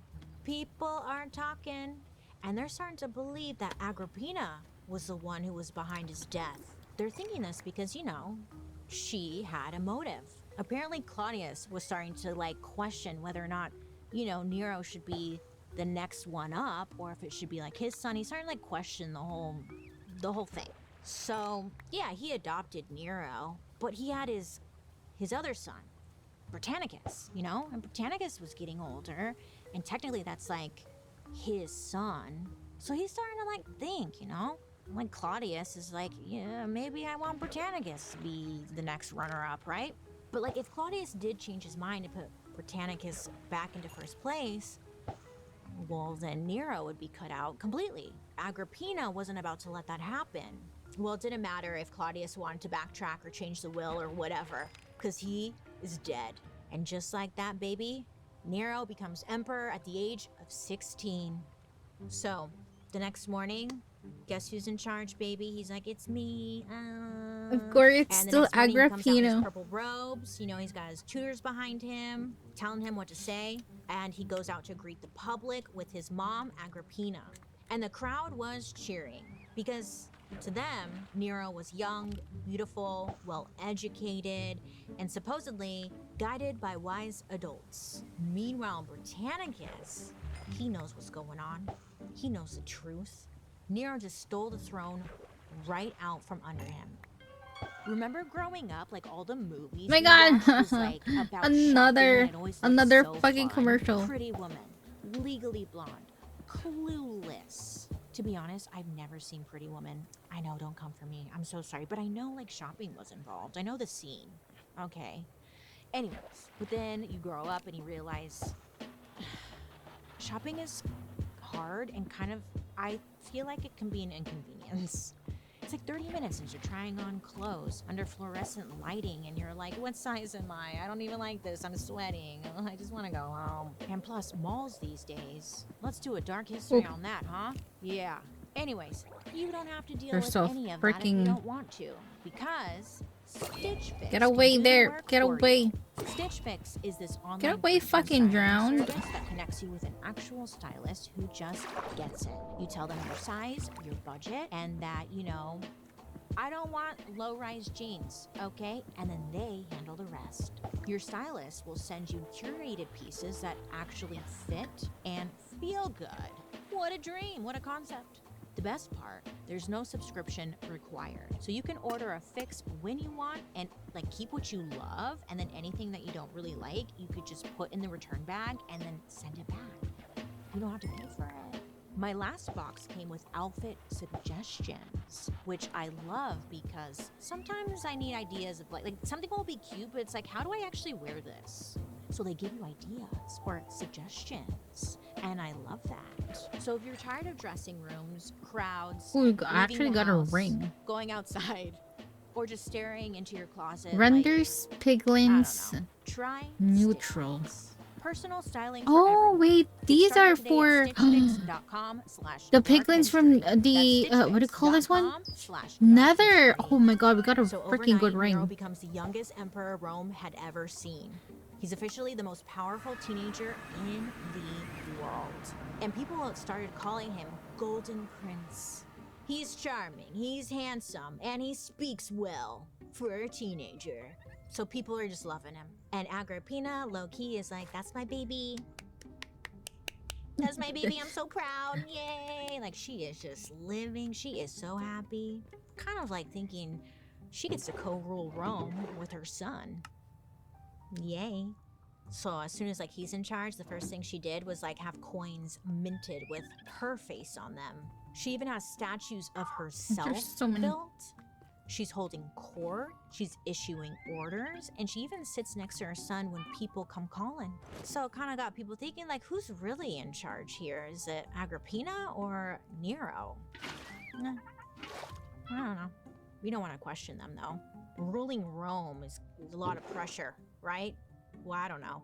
But it makes Nero, like, grow up pretty fast. He has a lot of responsibility now. He's in charge. People are coming to him for everything. That's a lot of pressure. He's still a teenager at the end of the day. He didn't want to be micromanaged by his mom.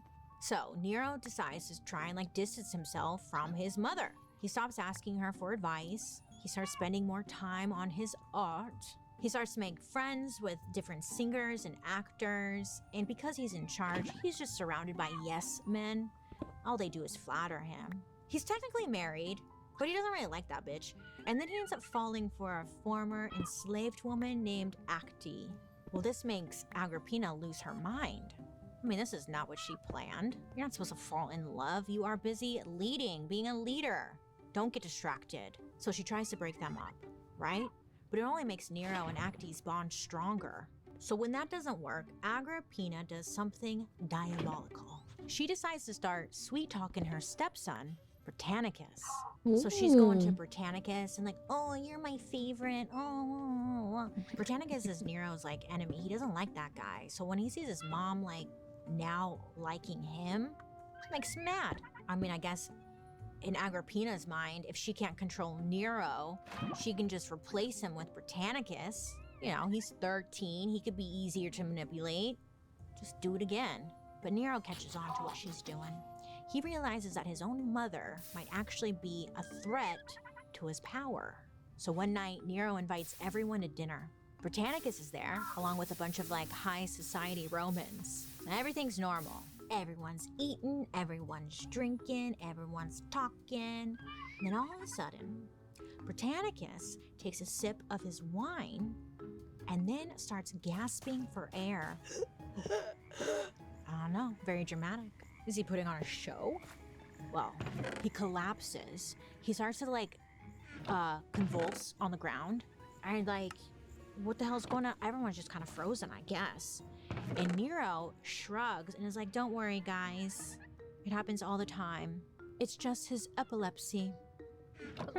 Well, Britannicus is having a whole moment and everyone's like not helping him. I don't know. But then Britannicus dies. Well- Dinner and a show, I say.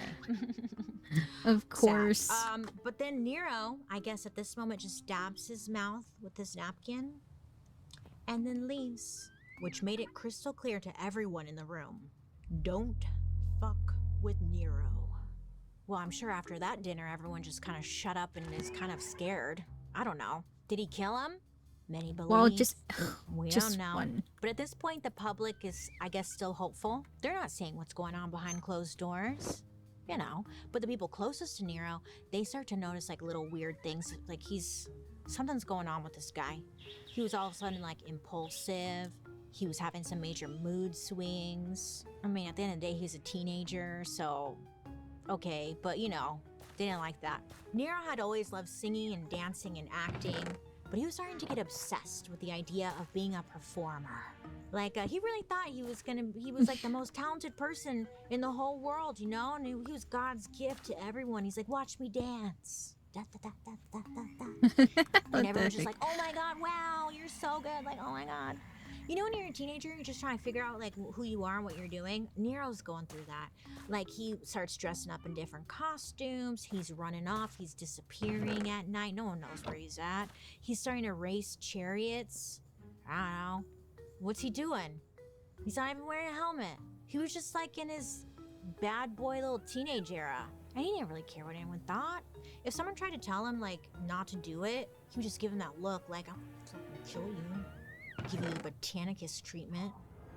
You want that? Meanwhile, Agrippina has gone from powerful to paranoid. I mean, she taught Nero everything about how to rise to power, and now she knows exactly how he might take her down. Poison. Oh my God. Now, according to experts, Nero tried to poison his mom 3 different times. But somehow 3 she always times. kind of knew what he was up to, and she would take an antidote in advance. Some scholars say this is because she poisoned so many people. So like she was always expecting to be poisoned, or she intentionally like built up an immunity to poison, which is kind of wild. That's actually okay. cool. Nero is he's trying to get rid of his Imagine. mom, and he's realizing this whole poison thing isn't really working out for him. So he's like, I gotta get a little creative, channel my art side, you know? Channel my if I'm art gonna kill my mom, I gotta have a little bit more fun with it, and like really just catch her off guard. So when the poison didn't work, Nero came up with like a little idea to have ceiling tiles fall on her head when she's sleeping. You know, those things are pretty heavy, right? That'll knock her out. But it didn't work. So he gets back to the drawing board. And he's like, what if I built a boat? Not just any boat, but like a boat that would collapse when you're out on like the water. And like it would like collapse and you die. That'd be kind of sick. So he draws up like this boat. You know? A collapsing death boat. He's called it Titanic. But I'm just kidding. I'm just kidding. That's not funny. Nero, he secretly has this boat like made and whatever, right? These people work on it. He's like, so you're gonna make this boat, but it's like gonna collapse. Isn't that cool? Okay, great. So these guys, they make this boat, and the whole point of this boat, if I say boat one more time, but the whole point of this boat is that it's designed to fall apart mid-sail. She can't get out of that. In the middle of the ocean, she's gonna be stuck. And he really Oh thought yeah, this that's was actually gonna be it, pretty like, smart. He was gonna get her with this boat. So she got on board. She's like, oh my God, like, where are we going? This is so crazy. Like, we're just gonna go on like a nice like Sunday cruise. I love it. She gets on the boat. They take off, and they're out on sea, and then the boat collapsed. Exactly the way Nero wanted it to. So the people on the boat, they didn't know about this little collapsing situation, so everyone is panicking. Crew members drown, but Agrippina, she's like, oh, hell no, like, I'm not going down like this. So she ends up diving into the water, and in full Roman robes, she swims, right? She swims, and then she's able to, like, get back to shore. She is unkillable, this woman. What Can the? you imagine how heavy those clothes must have been, though? the adrenaline must have been pumping. She Oh did my not, She was not God. gonna die. Okay, she's like, you are not gonna kill me, bitch. Oh my God. So she swims all Survivability the way ashore. 101. And when people see her and they hear about the crash, they're like, oh my God, girl, like what happened? Hi, That Taiki. was crazy. I Welcome watched. in. But Agrippina, she stayed calm, and she tells the people like it was just like a freak accident. Ow. I don't know. But like secretly, I think she knew. She knew what was up. Well, word gets back to Nero that his mom survived, and he's like, what the? What? He tried to poison her. He tried to drop tiles on her head. He tried to drown her in a collapsing boat. He's like, what the? Like, what? I am out of ideas. So he's realizing he needs to stop making things so complicated and crafty and just like get the job done. So Nero just tells a couple of the guys that work for him, some soldiers, he's like, look, go get Agrippina and kill her. Okay? Find her and just kill her. Like, I'm done doing my little magic tricks. Just kill her. So, these soldiers, they go out, they find her. She knows it's over, and she knows exactly who sent them. Legend has it, or the story goes, that her last words were something like, strike my womb first. Like, stab me here, because that's where I created my monster son. And so they were like, okay. And they did. Right Stab. in the womb. She is stabbed, but then she's stabbed to death. Very dramatic. I'm sure very messy. Very Roman. Now, when word gets back to Nero that his mom died, he's like, what? Oh no!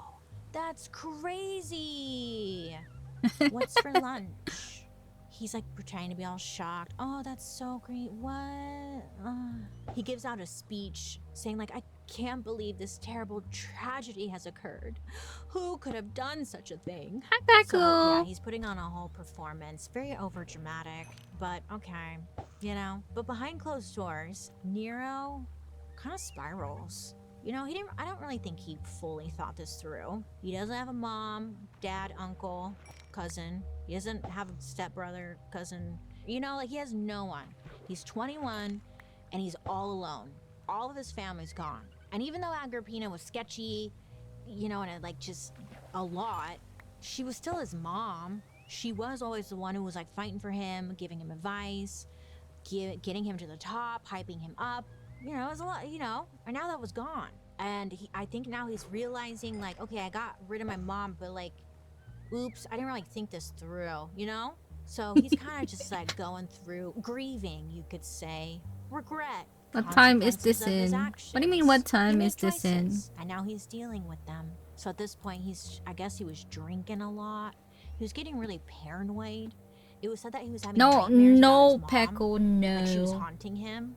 Then it You're was like said Nero would, 30, like, 32 kinda minutes talk to in. statues. He would wander the streets in disguise. He would get into fights with strangers. He was lost. I mean, how would he ever recover from this? He was thinking, this is gonna ruin the tour. Era? The Greek. world Roman tour. era. But this is kind of like a big turning point in his life and his story. And if this were a movie, this would be like that. Something switched in his head. Like for the first time, Nero was like fully free. He'd been told what to do his entire life, and now he could do whatever the hell he wanted. So yesterday I was doing my laundry, and I was like, I'm bored. You know, which is sad. We got commercial again. It is. And I didn't want TV. So then I was like, hey, what about Audible? Let me pop on over onto Audible and see what's going on over there. Fuck that. Fuck commercials. 500. So Nero is in his 20s, and he already killed his 13-year-old stepbrother and now his own mother. Wow. He's done a lot of things. And everyone around him is too terrified to tell him no. He can finally do like what he always wanted. Perform. Full time. Yeah, he starts putting on all these shows in public, which at the time was extremely scandalous. Yeah, I guess Rome was filled with singers and dancers and musicians, but you know, they were considered like low class. So now, like, what's he doing? High class Romans just didn't do that. Not to mention the emperor. But Nero doesn't care. You know? He just wanted to perform. He starts reenacting like Greek tragedies where he plays everyone, every character. The men, the women, the gods. It's a one-man show. And I guess his shows, his performances were known to go on for hours, sometimes even days. And once these shows started, no one was allowed to leave.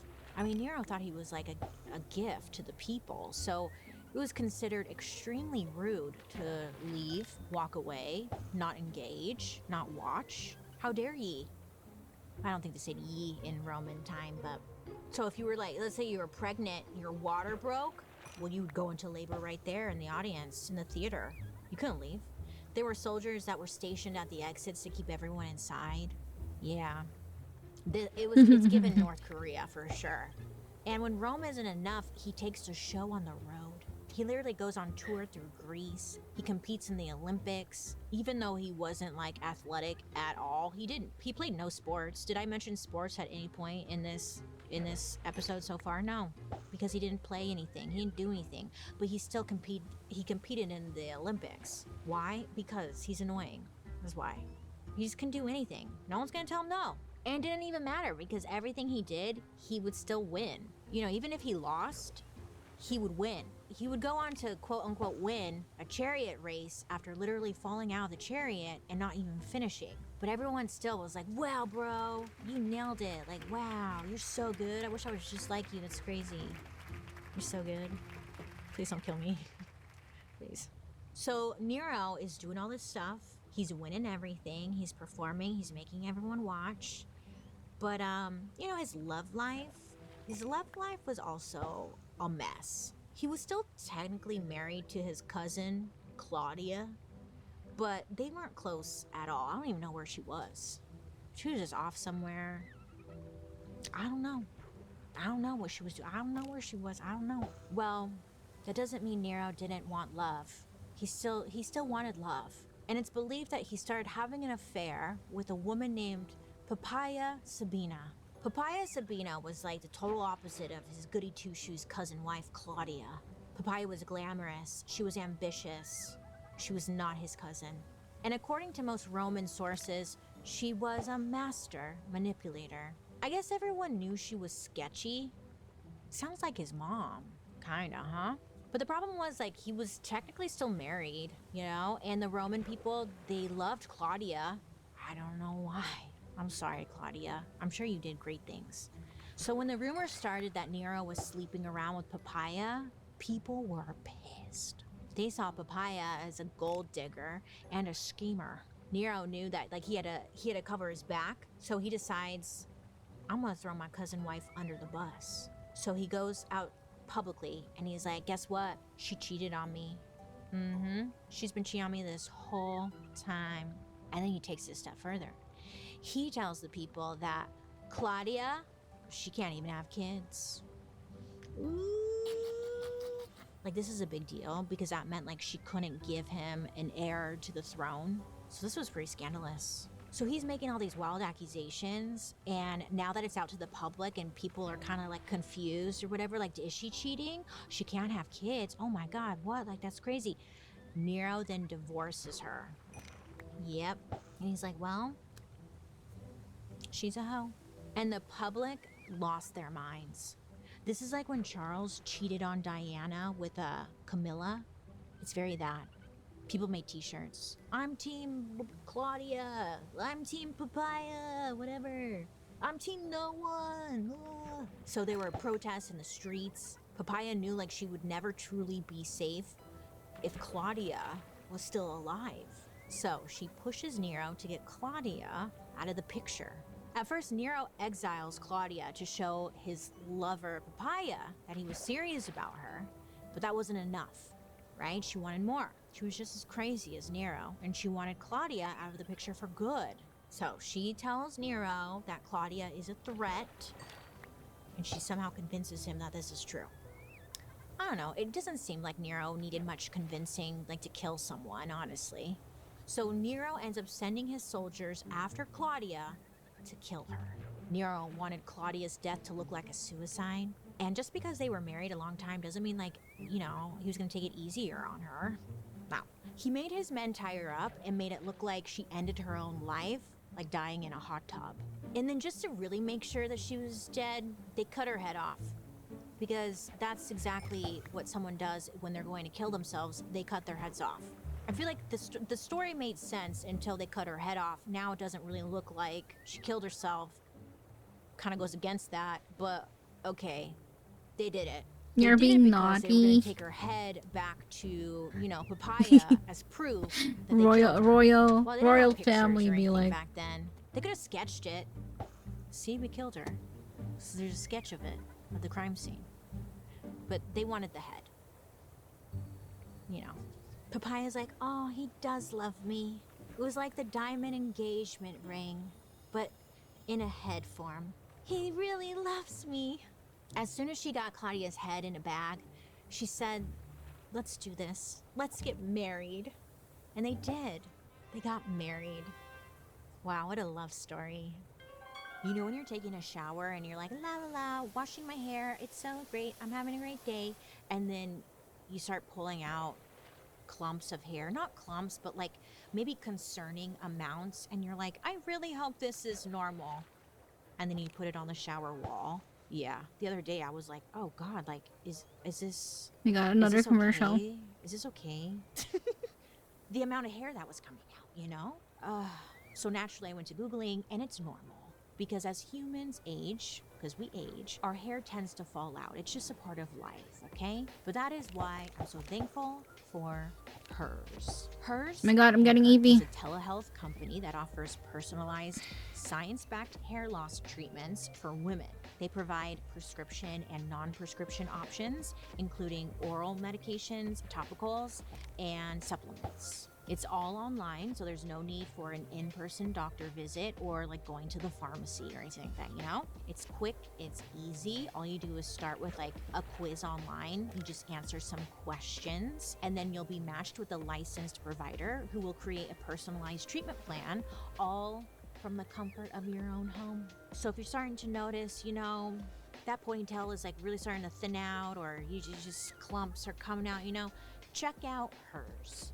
You can have thicker, fuller, healthier hair in just 3 to 6 months. Start your initial free online visit today at forhers.com/darkhistory. That's forhers, FORHERS.com/darkhistory for your personalized hair loss treatment options. forhers.com/darkhistory. Individual results may vary. Compounded products are not FDA approved or verified for safety, effectiveness, or quality. Prescription required. Price varies based on product and subscription plan. See website for full details, restrictions, and important safety information. Thank you so much. In the year 64 AD, a fire breaks out in Rome. And not just any fire, it's real bad, okay? It rages for days. Whole neighborhoods burn to the ground. People are homeless. Businesses are destroyed. It was bad. Many say that Nero was out of town at the time of the fire and had nothing to do with it, but still rumors started circulating. People were saying that he actually set the fires. Others said that it was all just like some kind of scheme to like make room for a new palace. Some even said that Nero played the fiddle on his roof and watched the city burn. It's like those, I'm thinking of like those emo songs. Was that? Never mind. Or that Usher song, Let It Burn, Let It Burn. Either way, his reputation was on the line. People wanted someone to blame for all the destruction, the chaos, all of it. And Nero sure as hell didn't want it to be him, so he needed a scapegoat. So he's like looking around like, who can I blame? I killed everyone that I could blame this on. You. He picks this like newish religious group at the time, and they were considered kind of weird to the Roman public, the Christians. He was like, I'm gonna blame it on you. He blames the whole fire on them. He even starts rounding up anyone who claimed to be Christian, and he tortured them, and he burned them alive. And he ended up turning this mass murder into a show. He would round up anyone who considered themselves to be a Christian. He forced them into a giant arena, and then he released like wild animals into the arena to eat them, attack them. It wasn't great. It was brutal. Some records say that at least 900 people were killed by Nero at this time. Nero had a very short fuse and was violent with just about everyone.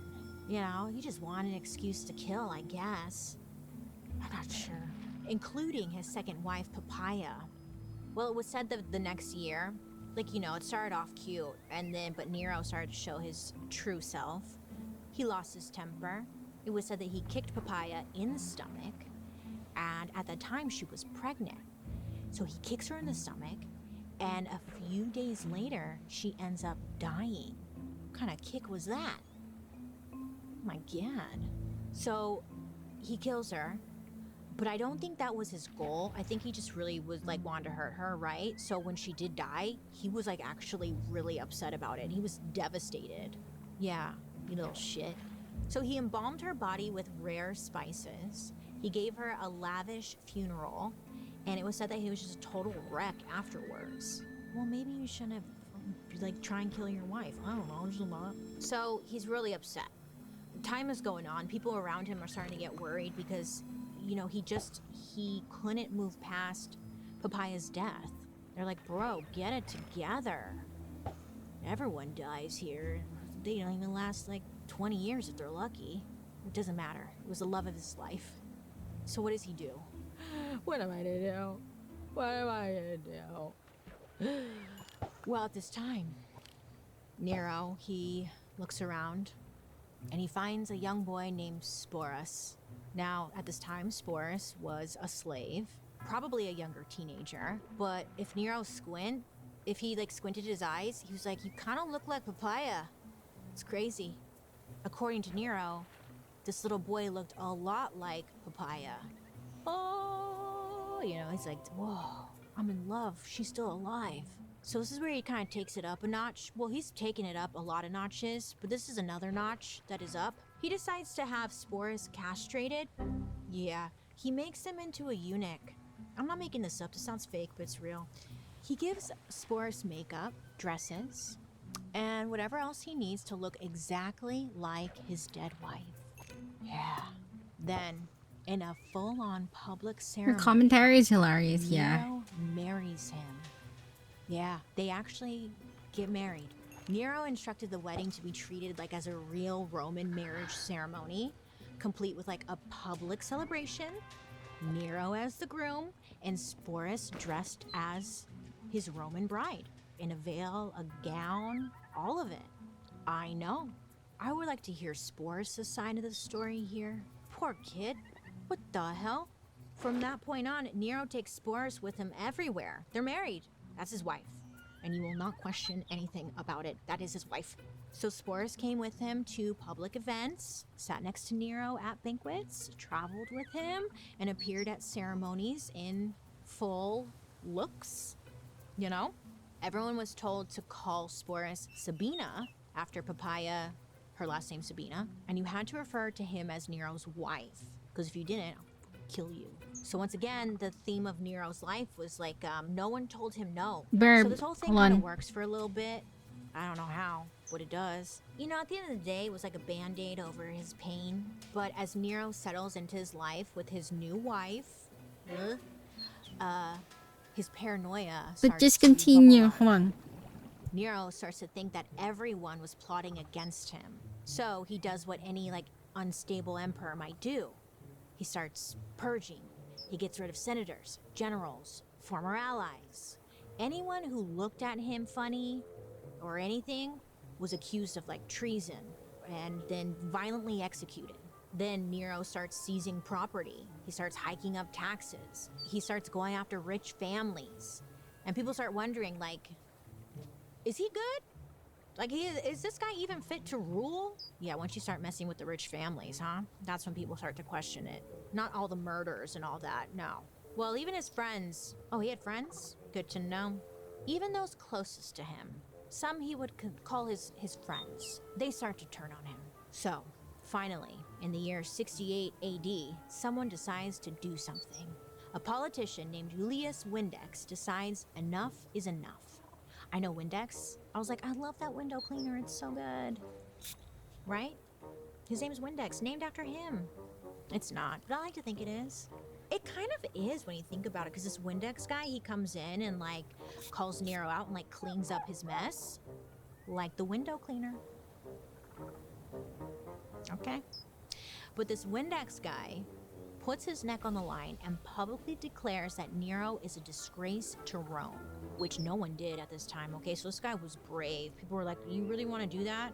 Okay, all right. And Mr. Windex, he publicly nominates another politician to take over the throne.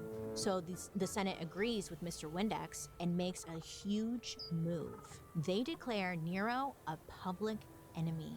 Now, essentially, when someone declares you a public enemy, you're done.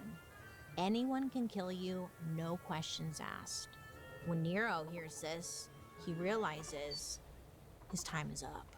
So a few of his servants, and I'm assuming his lover, they're hiding out in like a villa on the outskirts of Rome.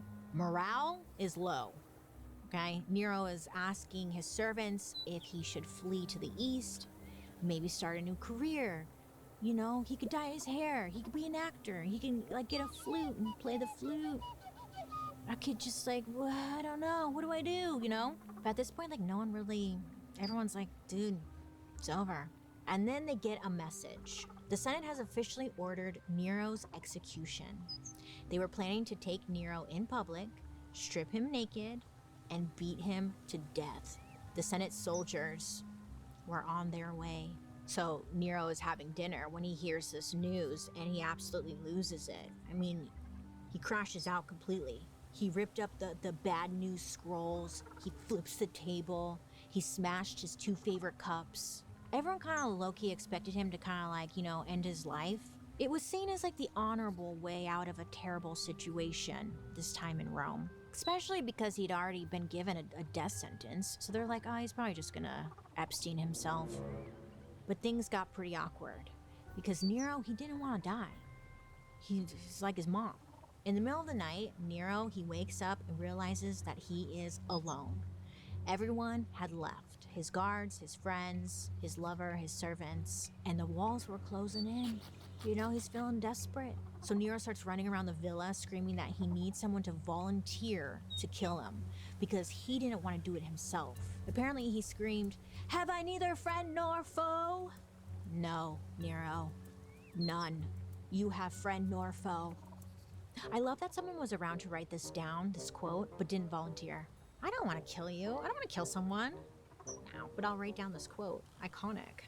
Okay, so no one wants to kill him, and he doesn't want to do it himself. He doesn't want to. He's scared. So Nero is alone, and he hears the soldiers coming. It's all dramatic, right? And then it's said that he quoted Homer very dramatically and goes, "The sound of swift horses strikes my ears." I imagine that's how he said it. And then he takes like a knife and he stabs himself in the neck. What's funny is that at the exact moment that he stabbed himself, a Roman guard had busted in and was like, "Wait, I'm here to save you." But it was too late. He's like, "Oh shit. Oh. Yeah." Apparently, Nero's last words were, "What an artist dies in me." Ugh. I don't know what the fuck he's talking about. He should have asked for forgiveness, okay? When Nero died, he was 30 years old, and he was the last emperor of the Julio-Claudian dynasty, which was basically the first royal family of Rome. It ended the dynasty of Caesar and Caligula and tons of other famous emperors. It was over. It was done. Honestly, I think Nero would be happy to know that his death threw Rome into total chaos. He sparked a crazy power struggle so intense that the next year became known as the Year of the Four Emperors. There was also like rumors going around, conspiracy theories that Nero wasn't really dead. You know, that he went to like Cuba or whatever. And he was actually going to come back and seize the throne at any moment. You know, those conspiracy theories, just all the time. It happens all the time, right? They're never dead, are they? And to this day, I mean, people still talk about him. His story lives on. And I think that's all he would have cared about. So, what a journey, huh? What did we learn today, kids? Don't marry your cousin, uncle, sister, brother. Like, what the fuck, you know? Nero was like the blueprint for unhinged dictators everywhere. He turned paranoia into politics, performance into power, and his own ego into a state religion. Even when everything was collapsing around him, he believed he was a gift from, gods and the best artist the world had ever seen. Yeah, what is that, huh? I don't know. You know what's kind of interesting though? That he was like this big performer and loved being on stage. And when you look at like Mussolini, who we've talked about, he loved writing romance novels, also an artiste. Hitler allegedly was a painter. So maybe the lesson here is that we need to fund the arts. Prevent the dictators, huh? If you just let them paint, let them write a romance novel. Because when you don't, look what happens. They take over and they just go psycho. Give them the paintbrush. It's okay here. I don't want you to be a psycho dictator. That's what I was thinking, you know? And also, more people just need to hear the word no. Because when you think about it, Nero was never told no. A lot of the dictators we've talked about were never told no. He wasn't stopped until Mr. Windex stuck his neck out and decided enough was enough. Right? Yeah, more people need to be like, no, that's a bad idea. Maybe don't, like, kill your mom. Just thought I should say that. You know. In our next episode, we're diving deep into a phenomenon that used to be so fringe and strange that you never saw it outside of a circus. And even though it's completely mainstream today, there was once a time when everyone who practiced it was labeled a freak. Today, it's a billion-dollar industry with protein powders, gym selfies, and motivational quotes slapped on tank tops. What happened between then and now? Who were the people who changed everything?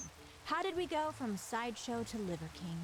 Tune in next week for the sweaty, sexy, and strange history of bodybuilding. By the way, we're dark next week, so there won't be a new upload, but we will be back on July 9th. Well, I'd love to hear your guys' reactions to today's story. Let me know down below. What do you have to say?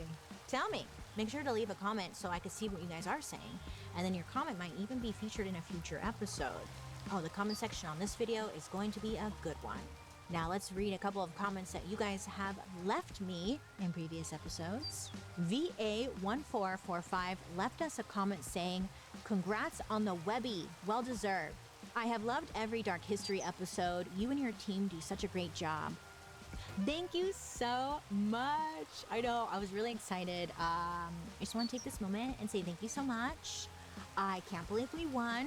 It was very exciting to find out. I gave a little acceptance speech. Let me give you a little tea here. So the Webby people, they were like, you can give an acceptance speech, but it could only be 5 words. I was like, 5 words? What do you mean? I won. Don't I get to say a little bit more? So then I was sitting here thinking, 5 words? Thank you so much, everyone. That's so boring. But yeah, I was like, that's kind of rude, but okay. Anyways, but I don't want to... I'm still thankful, very thankful. We work very, very hard here at Dark History, so to just be recognized and acknowledged is huge. It was very exciting. But thank you so much for listening and watching, and we just appreciate you guys so much. It means a lot. I've learned so much. The user Oh Welp left a comment on our Mussolini episode saying, "When I was 16, I bought a pet betta fish from the pet store. I named him Mussolini. He lived for 5 years. I miss him." All right, well, I'm happy you had that fish. Sad that he died, I hope. Did you flush him? Or did you bury him? Or did you hang him up like they did with Mussolini and beat him with a stick? Let me know. Anyways, I hope you have a good day, and I hope you have a new fish. There's lots of other names you could pick. Pepperoni is a good name for a fish. Greta is a great name. How about Debbie? Love that name for a fish. Okay, sorry for your fish. Danielle Messenger 4822 left us an episode suggestion. Being from Mass, I want a Dark History on the witch trials. So funny you say that, Danielle. I was like, how have we not done an episode on the witch trials? We've kind of lightly touched on it, but we're definitely brewing something up on that topic right now. Yeah.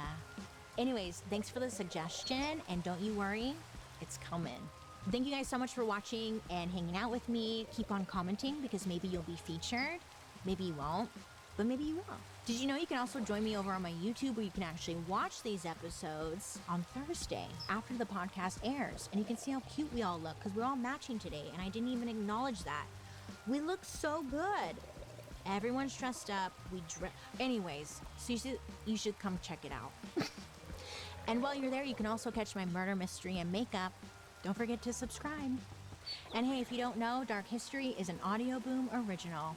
A special thank you to our expert, Dr. Dustin Cranford.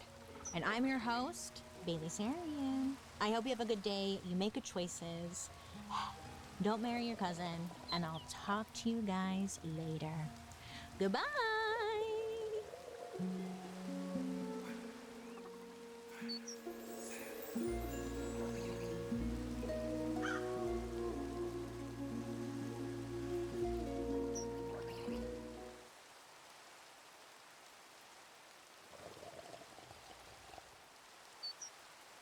Hello, everyone, and welcome to our episode on Chippendales. Oh, did you think we were doing an episode on Chip and Dale the cartoon? Yeah, no, we're talking about strippers, Joan. Come on. How did you miss the memo? I said dress slutty. Okay, look, we're all on different pages here, because Paul over here is just as bad. He's wearing a shirt from Alvin and the Chipmunks. What happened here? This was a miss. Okay, start over. Okay, we're back, and everyone is finally in their proper costumes, except for Joan. She's just naked. Paul is dressed like a stripper, and he even brought his little friend Rob. Hi, Rob. Woo! I love that full head of hair. You guys look great. You're such a cute couple. Okay, so I've mentioned this a handful of times. I went to Vegas. I think it was last year. It might have been the year before. Everything's a blur. And, you know, I went to a little male strip club situation with some of my friends, and my ass got pulled on stage. Ooh. Ooh. Look, I brought some video evidence. I'm not going to show you the full video, but just so you could see. So that's me on stage, okay? I got called up there.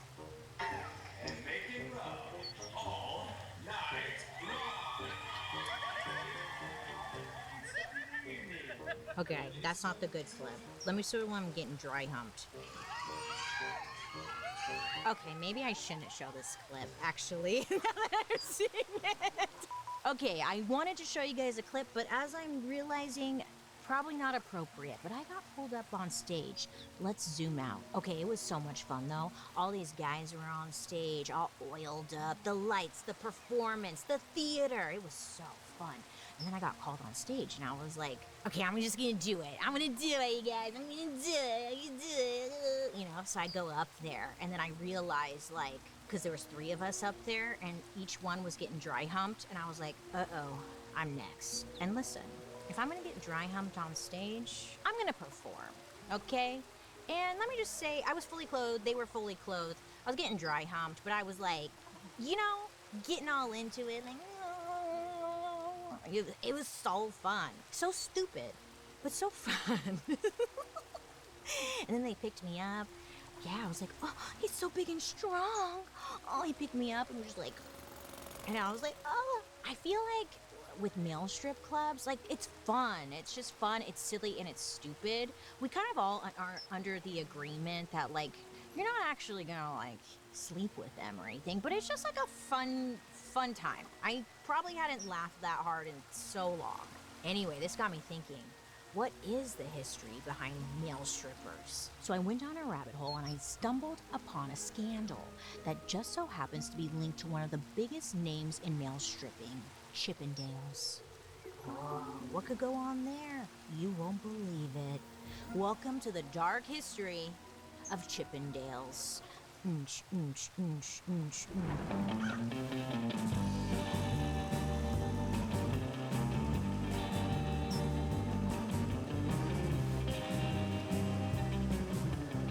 Hi friends, I hope you're having a wonderful day today. My name is Bailey Sarian, and I'd like to welcome you to my podcast, Dark History.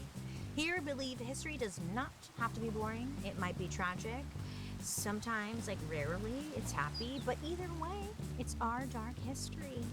Before we get into it, don't forget to like and subscribe. I'm always here for you posting new content. And let me know what you guys think. I love hearing from you in the comments section, and I read comments at the end of every episode if you didn't know. But other than that, let's get into it. For some reason, female nudity feels way more common than male nudity, right? In pop culture, at least, we see women being sexualized and naked all the time. Boobs, right? Boobs all the time. I did hear, though, on the last season of White Lotus, there was a wiener. I might have to check this out. It's very rare. It's a rare occurrence. Do you remember Forgetting Sarah Marshall? There was a split second where you saw dick, and I was like, what? Pause. Back in the 1950s, it was only men who had bachelor parties. Bachelorette parties? Not a thing yet. In those days, women would have bridal showers, and men would, have their moment to go out and have a wild night. But by the 70s, feminism was going strong. Women were feeling a little more liberated. They wanted equality. And of course that meant that we wanted bachelorette parties. We wanted to have fun like the guys were having. I want to go out and be wild. And this story is really about a few guys just being in the right place at the right time. Because they started something over in Los Angeles that overlapped with the rise of porn and female empowerment. Because, if you're gonna have a bachelorette party, just like the guys do, what do you need? Booze, penis straws, and knock, knock, knock, knock. Hello, I'm here to arrest you. Has that ever happened to you where someone knocks at the door and they come in and they're like, I'm here to arrest the woman who's getting married? Or no, it was just the real cops and it was just a raid and you're like, oh shit. So it's the 60s. Girl power, all the rage. Burning the bras, we're doing it. Growing our hair legs, we love it. And this is when an Indian man named Shoman Banerjee moves to Los Angeles. Once he got to America, Shoman decided to go by Steve. So that's what we're gonna call him. According to our expert, this was because Steve didn't want people to look at him as an immigrant. He wanted to be seen as an American, like everyone else. So Steve found work in business. He actually had a job at Mattel. I know, I was like, was he making Barbies? What was he doing? And he owned a couple of gas stations. He was doing okay. He was a pretty smart businessman here. I freaking roll because we hear this all the freaking time. He wanted to be the #1 business guy in America. He wanted to be the richest of rich. The American dream. It's all about being fucking rich and #1. It's like, God, what happened to simple, realistic dreams? I want to fly a kite. When was the last time you flew a kite? What happened to those dreams? Bring them back. Steve decides to get into the nightclub business. And in 1975, he ends up buying a business that was struggling in Los Angeles. It was called Destiny 2.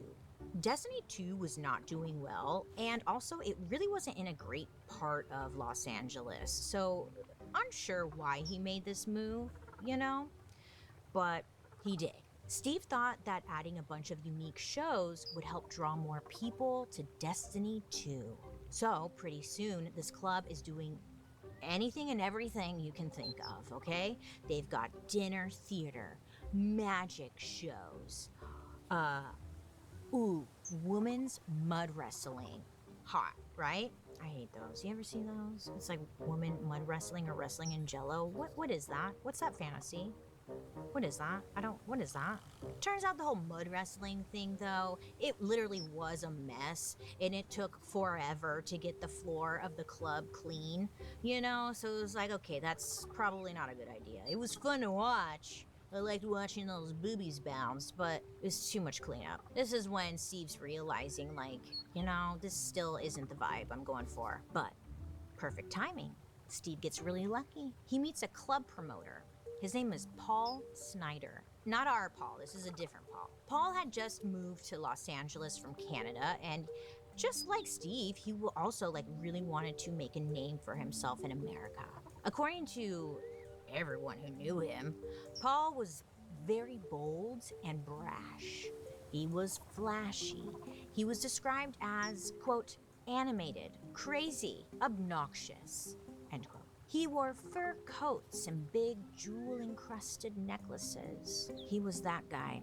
You see, back when Paul was in Canada, he had seen some male strip shows like popping up at a local gay club, and he thought it was like there's something there. So when he came to America, he saw what was going on at Steve's club, and Paul I'm came back. to Steve with an idea. He's like, hey, back in Canada, Oh my I god, this saw is a new some, one now. shit where like guys were like getting naked and what and like stripping and stuff like. What if we did that? But not gay. It would be men dancing for women. Huh? So What? Paul tells Steve, look, male stripping is going to be like the next big thing.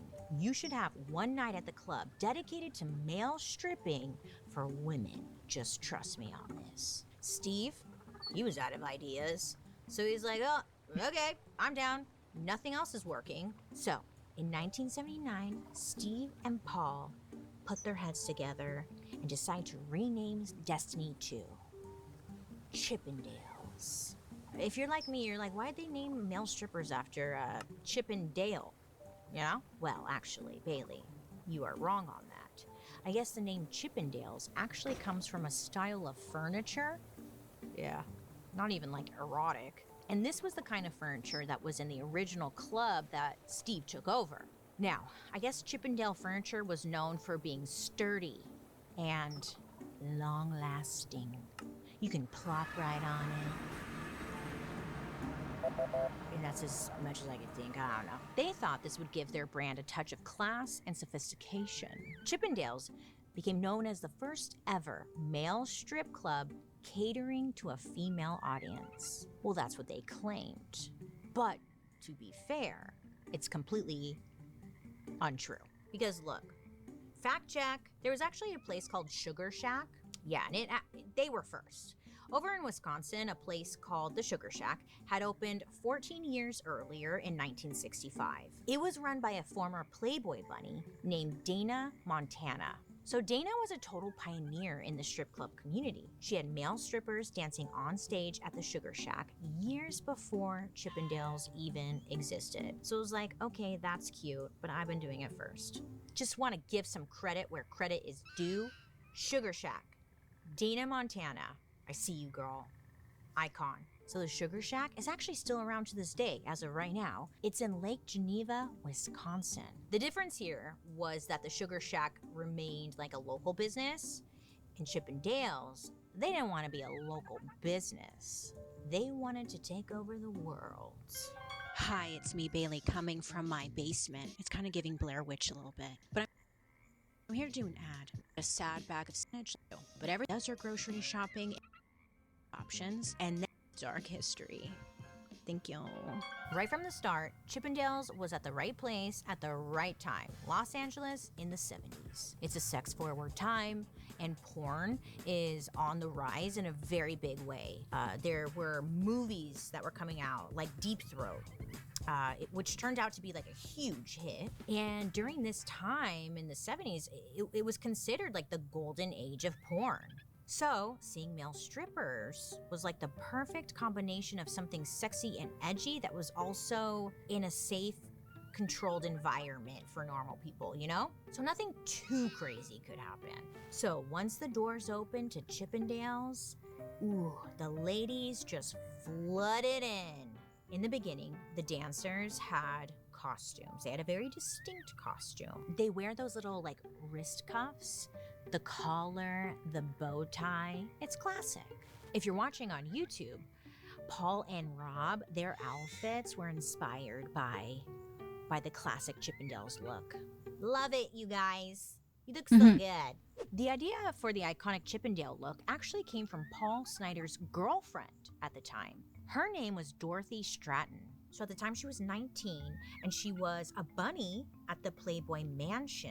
And she even was Playmate of the Year. Apparently, Dorothy suggested the look because it was very similar to like the iconic bunnies, their look, at the Playboy Club.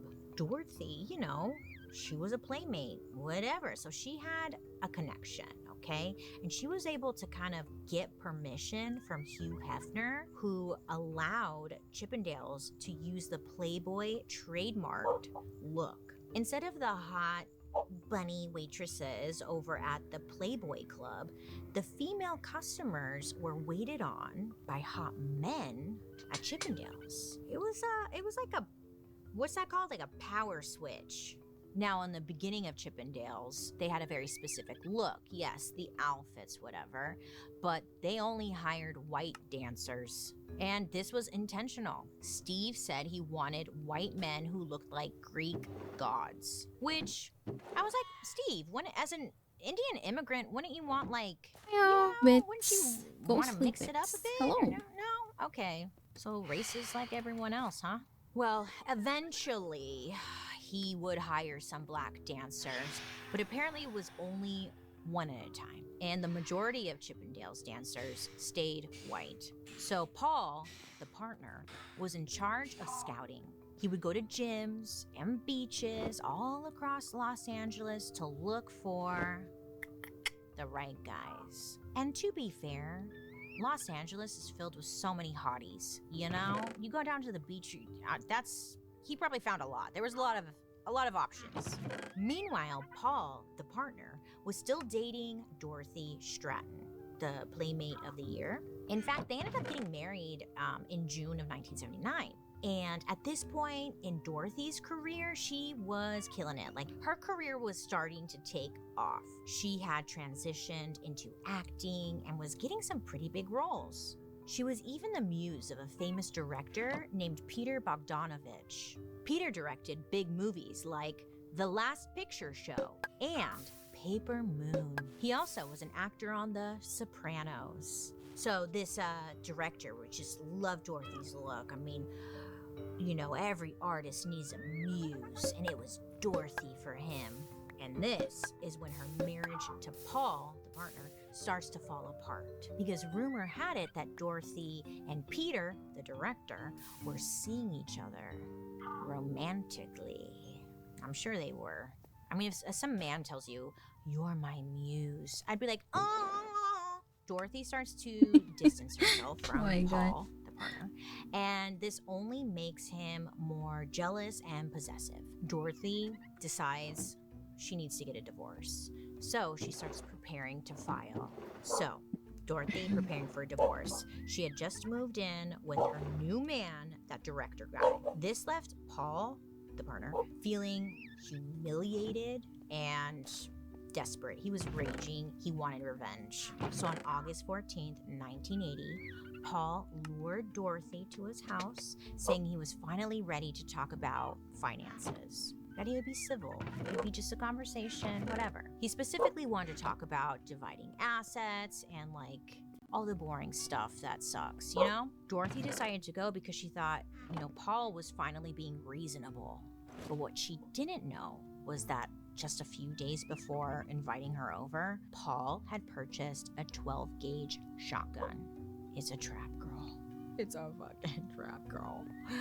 So Dorothy shows up to Paul's house sometime between like noon and 5 p.m. He somehow got her into the bedroom, and then he shut the door and he locked it. Then he allegedly started assaulting her. It escalated, and at some point he whipped out the shotgun, forced her onto her knees, and fired. So sad. Dorothy died instantly from a shot to the left side of her head. She was only 20 years old. So fucked up. Paul's like, now what? You know? For hours, he was alone in the house with Dorothy's body. We don't know for sure what he was doing, but he was probably doing something fucking weird. I bet you. Because we've seen it on Murder Mystery. Probably doing something a little weird. But then after some time, he actually turns the gun on himself and fired. Right away, news spread all over the media. You know, Dorothy was this like gorgeous, blonde, young celebrity. People were shocked. She was killed. You know, I mean, it was like, oh, her career was just taking off. Oh, no. You know, it was everywhere. This wasn't good news for Chippendales. The last thing Steve wanted was a bloody murder-suicide associated with his club. Because remember, Paul was like a partner. Steve's way to address the situation was to just deny that he knew Paul. He's like, I don't know who you're talking about. Never met that guy. That's crazy. It's so weird. I don't know why you keep thinking I know him. Never heard of him. Nope. Low-key, Steve was like happy to be the only one in charge again. Apparently, according to Steve, Paul, the partner, had been like a horrible MC and a pretty unreliable business partner. Steve hadn't been happy with him for a while. So as tragic as it was, it seemed like for Steve, he was like, Yahtzee. But at some point, Steve does realize that he's gonna need some help if he wants to keep Chippendales going. And this is where he gets really lucky for the second time. In 1981, Steve hires a TV producer named Nick DeNoia. He brings this guy on. He's like, I want you to run the show. You see, Nick was like kind of a big deal. He won 2 Emmy Awards. Yeah, I was like, what for? For a show called Unicorn Tales? Missed that one. But he won awards for it. You know, it was a kid's show on NBC apparently. So they start working together, and Nick comes in and takes the Chippendales choreography up a notch. So he starts teaching the Chippendales guys all the moves. You see, before Nick came in, the Chippendales like routine was really just like them up there kind of just doing their thing and taking clothes off. Like there wasn't actual like steps or like numbers or anything, you know? So now the dancing was getting more technical. It was becoming more of a performance. So yeah, I mean, there was a lot of press around Paul and Dorothy, that awful death. But Chippendales was able to kind of remove themselves from that, and they were doing very well. Oh, so well that the demand outgrows Los my God. Angeles. So Nick and Steve decide to take Chippendales on the road. Okay, so the rumors are true. I guess push-up bras are officially back. And listen, I was scared at first. Bubble. Ow. Thanks for the hydrate. I'm awake, but I'm getting EP. Maybe? Maybe I should nap. I should nap a little. But I kind of like want to play though. Hold on. That butt, whatever.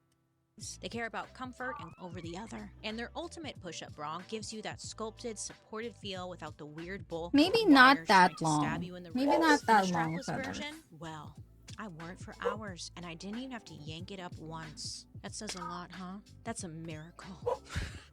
A miracle? Okay, Bailey. Yeah, you know, I have trust issues with strapless bras. I'm like, really? Okay.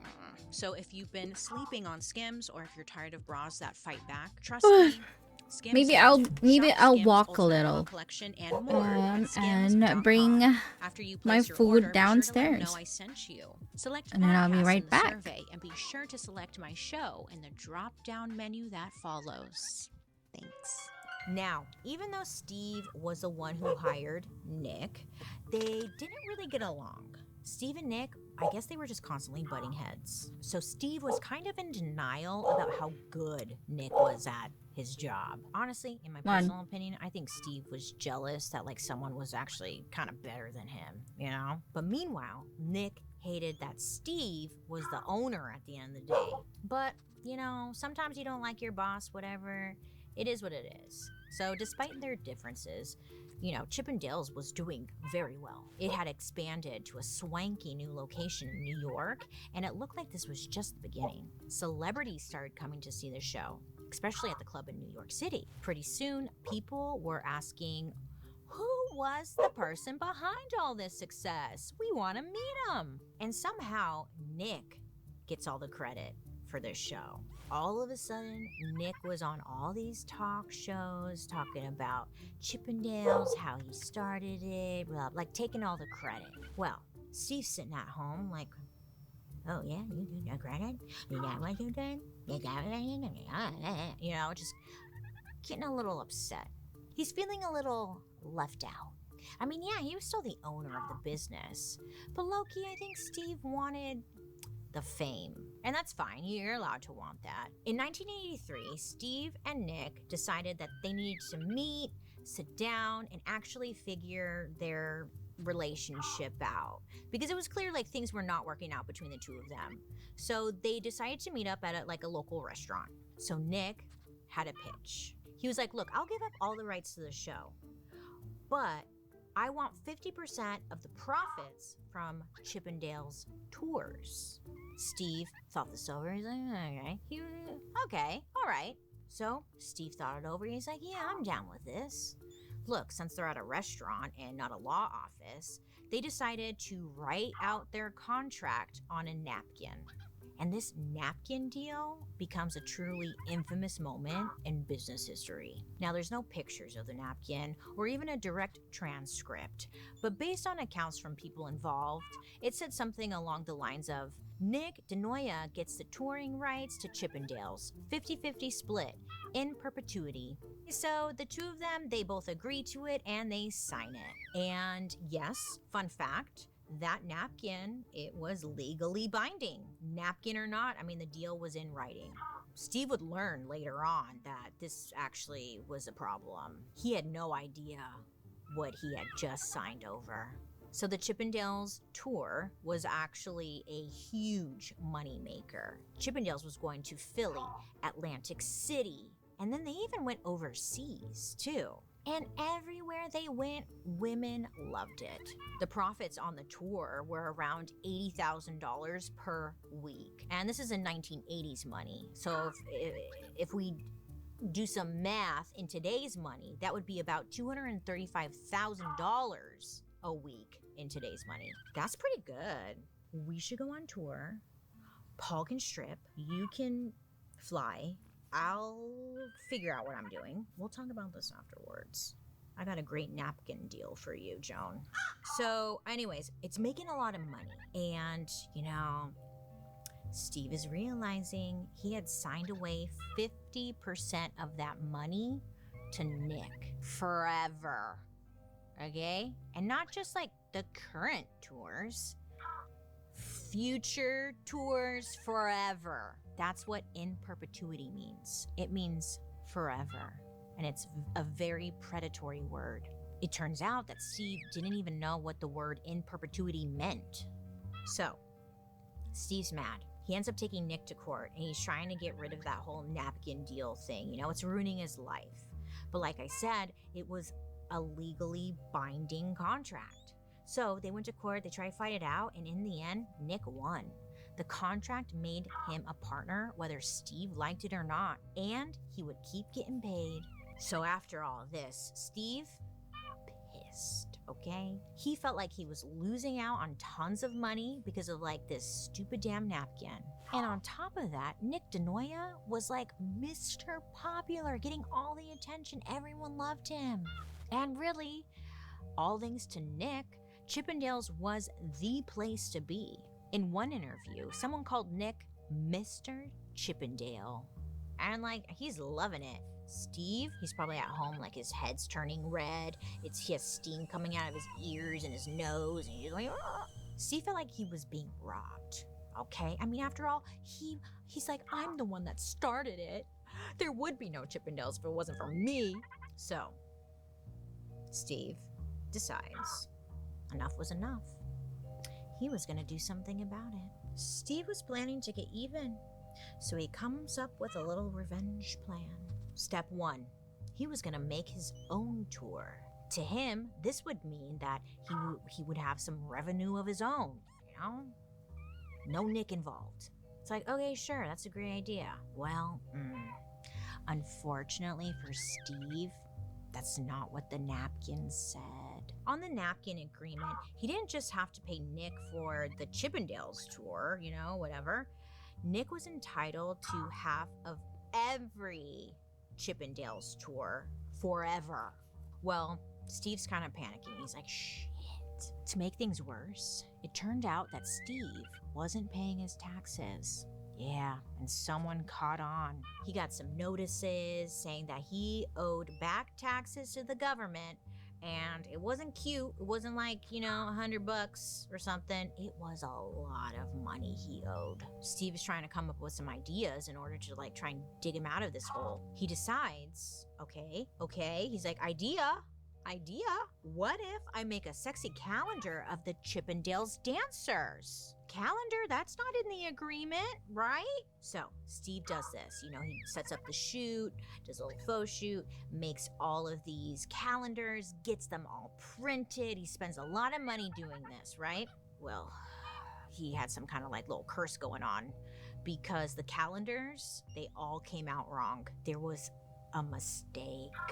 Yeah, you see, when they printed the calendars, they accidentally gave every single month 31 days it's just not how it works, So he had to reprint all of them, and it cost a ton of money to fix that little oopsie. But then, it looks like Steve's bad luck might be over, because something crazy happens. Really sad, too, but kind of good for Steve.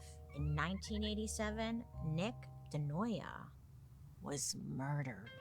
You know what drives me nuts?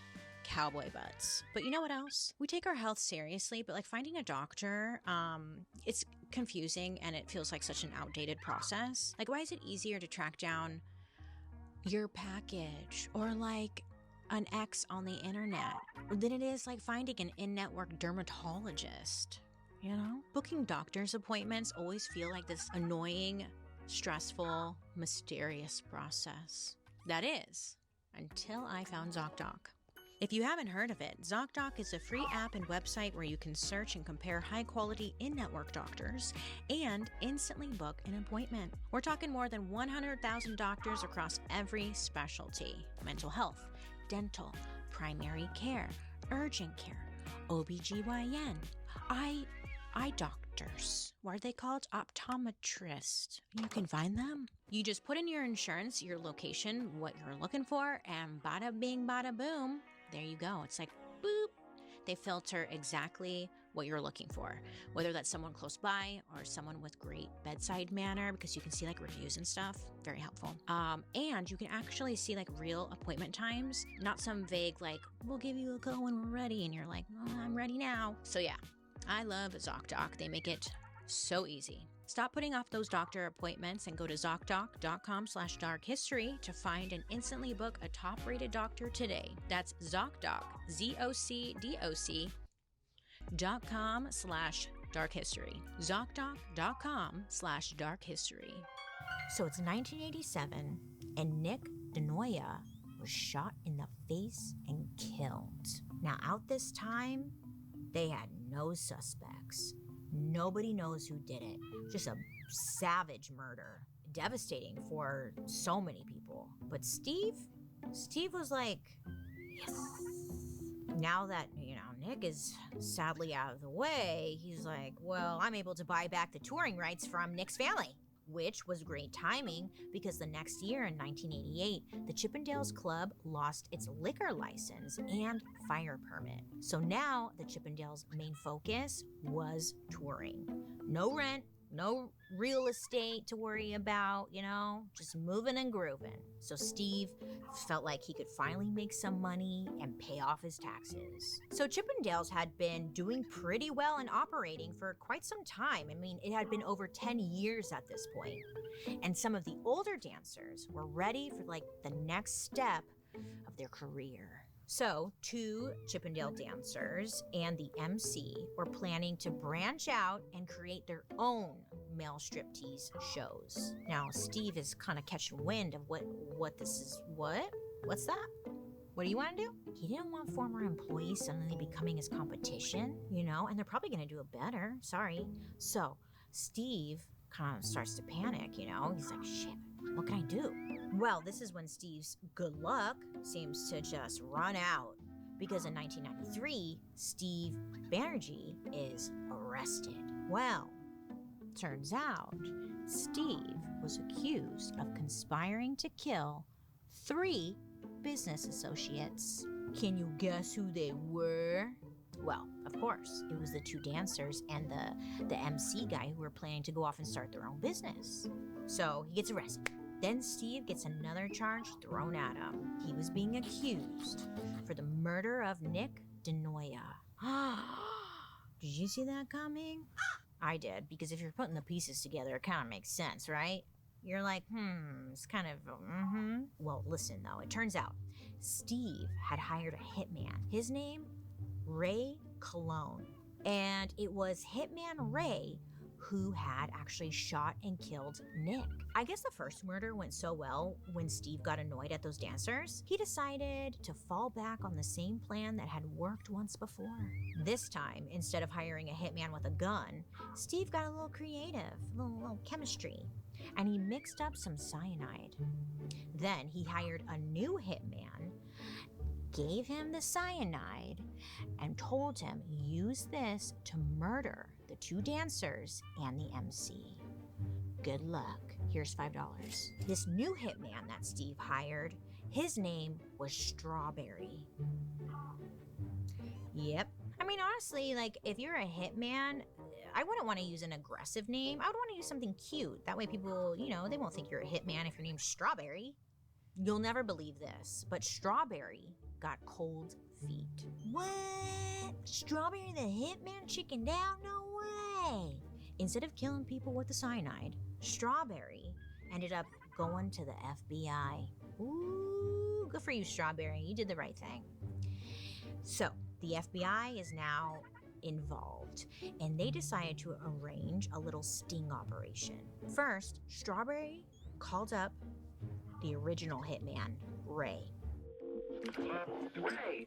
Yeah. Barry, buddy. Are you sure that damn stuff is gonna work? It's pretty red, buddy. Yeah, it'll work. How long is it gonna take before they croak and hit down? Is that immediate, if not sooner? Yeah, right. This call was recorded by the FBI, which gave them enough evidence to go ahead and arrest Hitman Ray Cologne. Hitman Ray sat in jail for 7 months before finally realizing, look, the jig was up. Hitman Ray decided, F that guy Steve, I'm gonna turn on him. But apparently, the FBI wanted more than the word of a hitman to take down Steve Banerjee. Steve had plenty of money to hire good lawyers, so the FBI knew that they needed some solid evidence to really, close this case. What they needed was a confession. So the FBI releases Hitman Ray from jail, saying that he needed special medical treatment. Now, this wasn't a total lie. Apparently, Hitman Ray was actually really sick, which is probably why he eventually spoke up. But the FBI, they want to use Ray for their advantage. There's an opportunity here. So the FBI tells Hitman Ray, hey, we need you to set up a meeting with Steve, okay? Because we gotta get a confession. So, Hitman Ray, he reaches out to Steve. Bling, bling, bling, bling, bling. Hey, what are you doing? And the two of them set up a meeting. So Steve and Hitman Ray decide to meet up at an IHOP in Santa Monica. I love IHOP. I like a pancake. So before the meeting, Hitman Ray meets up with the FBI. Now, the FBI sets him up with a whole wire situation, okay? And they make sure to hide it very carefully, The FBI was expecting Steve to be suspicious, so, they had to be cautious. And I will say, the FBI went above and beyond. They got a tailor to sew a secret flap in a pair of boxers. And so Ray could hide the recorder in there. And good thing they did, because when Steven and Ray met up at IHOP, Steve was suspicious right off the bat. He's like, hey, meet me in the bathroom right now. Let's go. We gotta take a shit. Wink, wink. So the two of them, Steve and Ray, they go into the bathroom. Steve says, take off your clothes. Strip down to your underwear. I need to make sure you're not wearing a wire. Hitman Ray takes off his clothes, and I'm sure he's like, oh, fuck, But luckily, because they sewed in the situation in the boxers, Steve didn't see the recorder. But Steve was just paranoid in general, and he refused to say pretty much anything out loud. Instead, he wrote all of his answers on Post-it notes. Oh yeah. And then he would show it to Hitman Ray. What's your favorite color? And then he would take it, rip it up, put it in the toilet, flush it. I'm sure Hitman Ray was like, God damn it. you know? Well, this sucked for the FBI because they didn't have anything. Any recording they did get from that meeting was completely useless. So the FBI was like, okay, we need a new plan. So some time goes by, you know? And the FBI is like, okay, Ray, we need you to contact Steve again. At this time, Steve was in Europe, okay? He was traveling, doing work shit. So when can you come and discuss the particulars? I cannot go to but I can go to Switzerland. Can you come and So Hitman Ray tells Steve to meet him in a hotel in Switzerland. So he's waiting there, you know, sweating buckets, and then Steve shows up. But what Steve didn't know was that in the room next door was the FBI. Oh, and they were there listening, ear on the wall, like, what is going on, you know? Well, Steve and Hitman Ray, they stayed in the hotel room talking for about 3 or 4 hours. And there were even times when Steve was actually wondering if the FBI was listening. I mean, all the way out there in Switzerland, he was still paranoid. Apparently, Steve actually mentioned it several times. Like, I don't know, the FBI could be listening. I don't know. Steve even pointed out that the walls were very thin in the hotel room and the FBI could be next door. Man, if that were me, I would be like, yeah, gig is up, sorry. Well, you're right. I would crack. Anyways, so Hitman Ray is a professional and he's like, oh, don't be silly. Oh, calm down. Relax. We need to talk.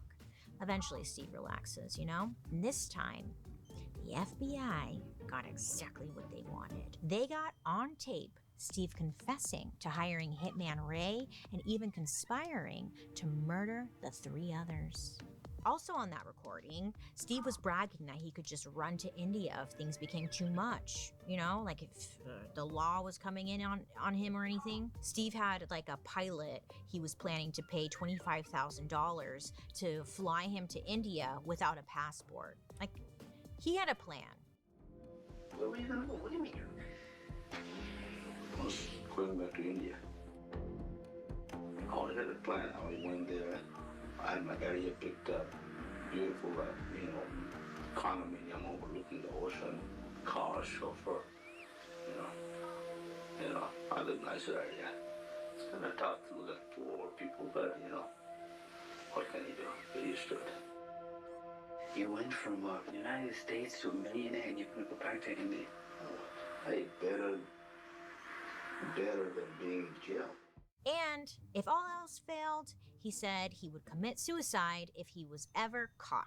Needless to say, the trip to Switzerland ended up being worth it for the FBI. Steve was quickly arrested on multiple charges: arranging murder, conspiracy, racketeering. He even attempted to burn down a competitor's nightclub. Steve was facing 26 years in prison, which to me, I was like, interesting.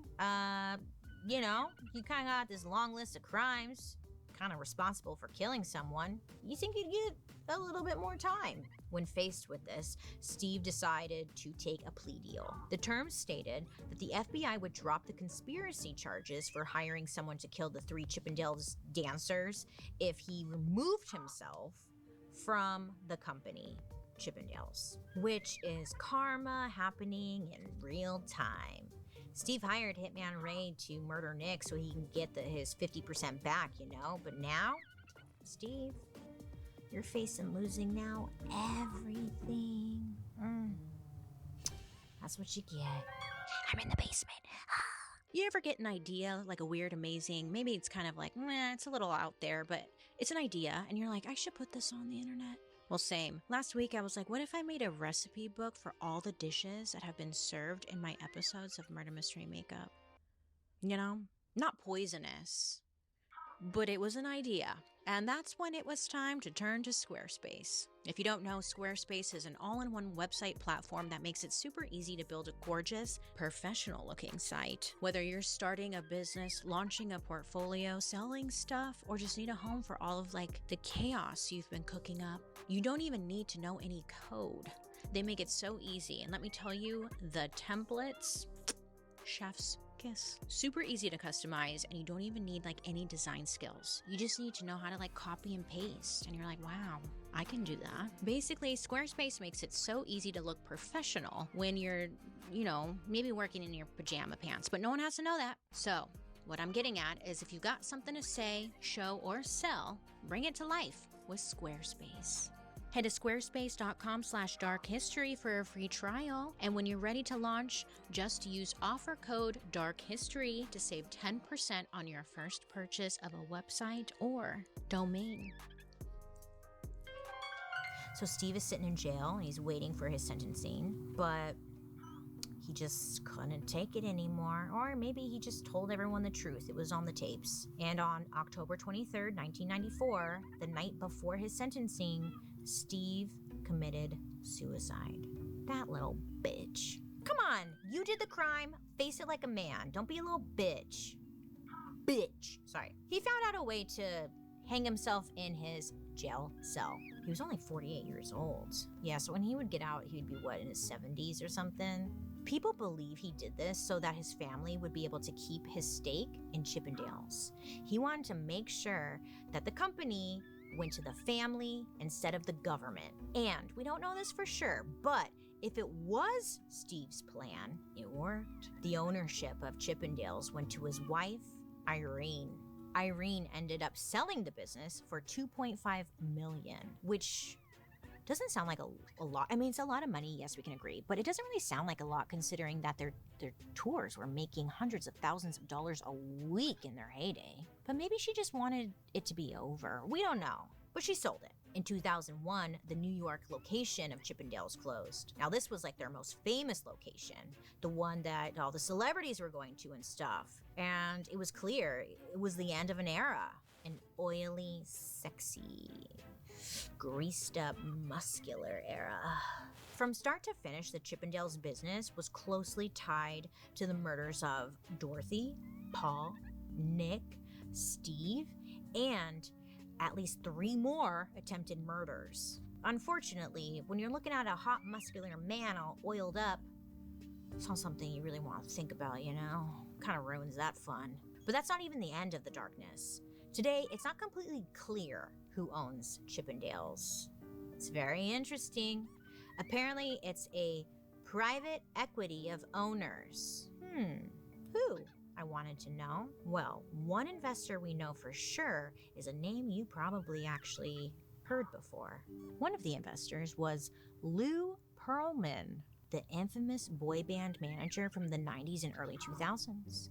Listen, if you don't know who Lou is, go check out, we did a Dark History episode on boy bands, and we talk about Lou. And one of my favorite little fun facts about the man was that Lou loved blimps. He was really into blimps.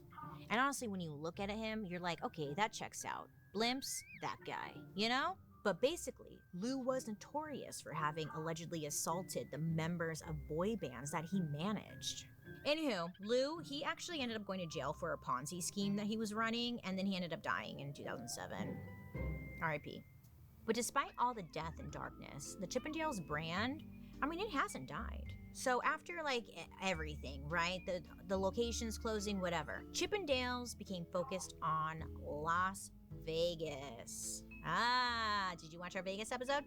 Where it actually kind of makes sense to be, So they're in Vegas still to this day. And in Vegas, they have been quite successful for over 20 years. The tour, because they still do a tour, has been to 6 continents and over 25 countries. In September 2023, Chippendales, they did a tour stop at the Hard Rock Hotel and Casino in Atlantic City. And 5,000 people attended, and they sold a bunch of tickets and made a good amount of money. People still love the iconic Chippendales dancers. Yeah, there are other competitors out there too, but Chippendales is this... It's Chippendales. I like a Thunder Down Under, I won't lie. A little Thunder Down Under, I don't know. What's interesting is that after Steve's wife, Irene, sold the company, none of the Banerjee family wanted to be involved with the brand. They did not want to be involved with this darkness.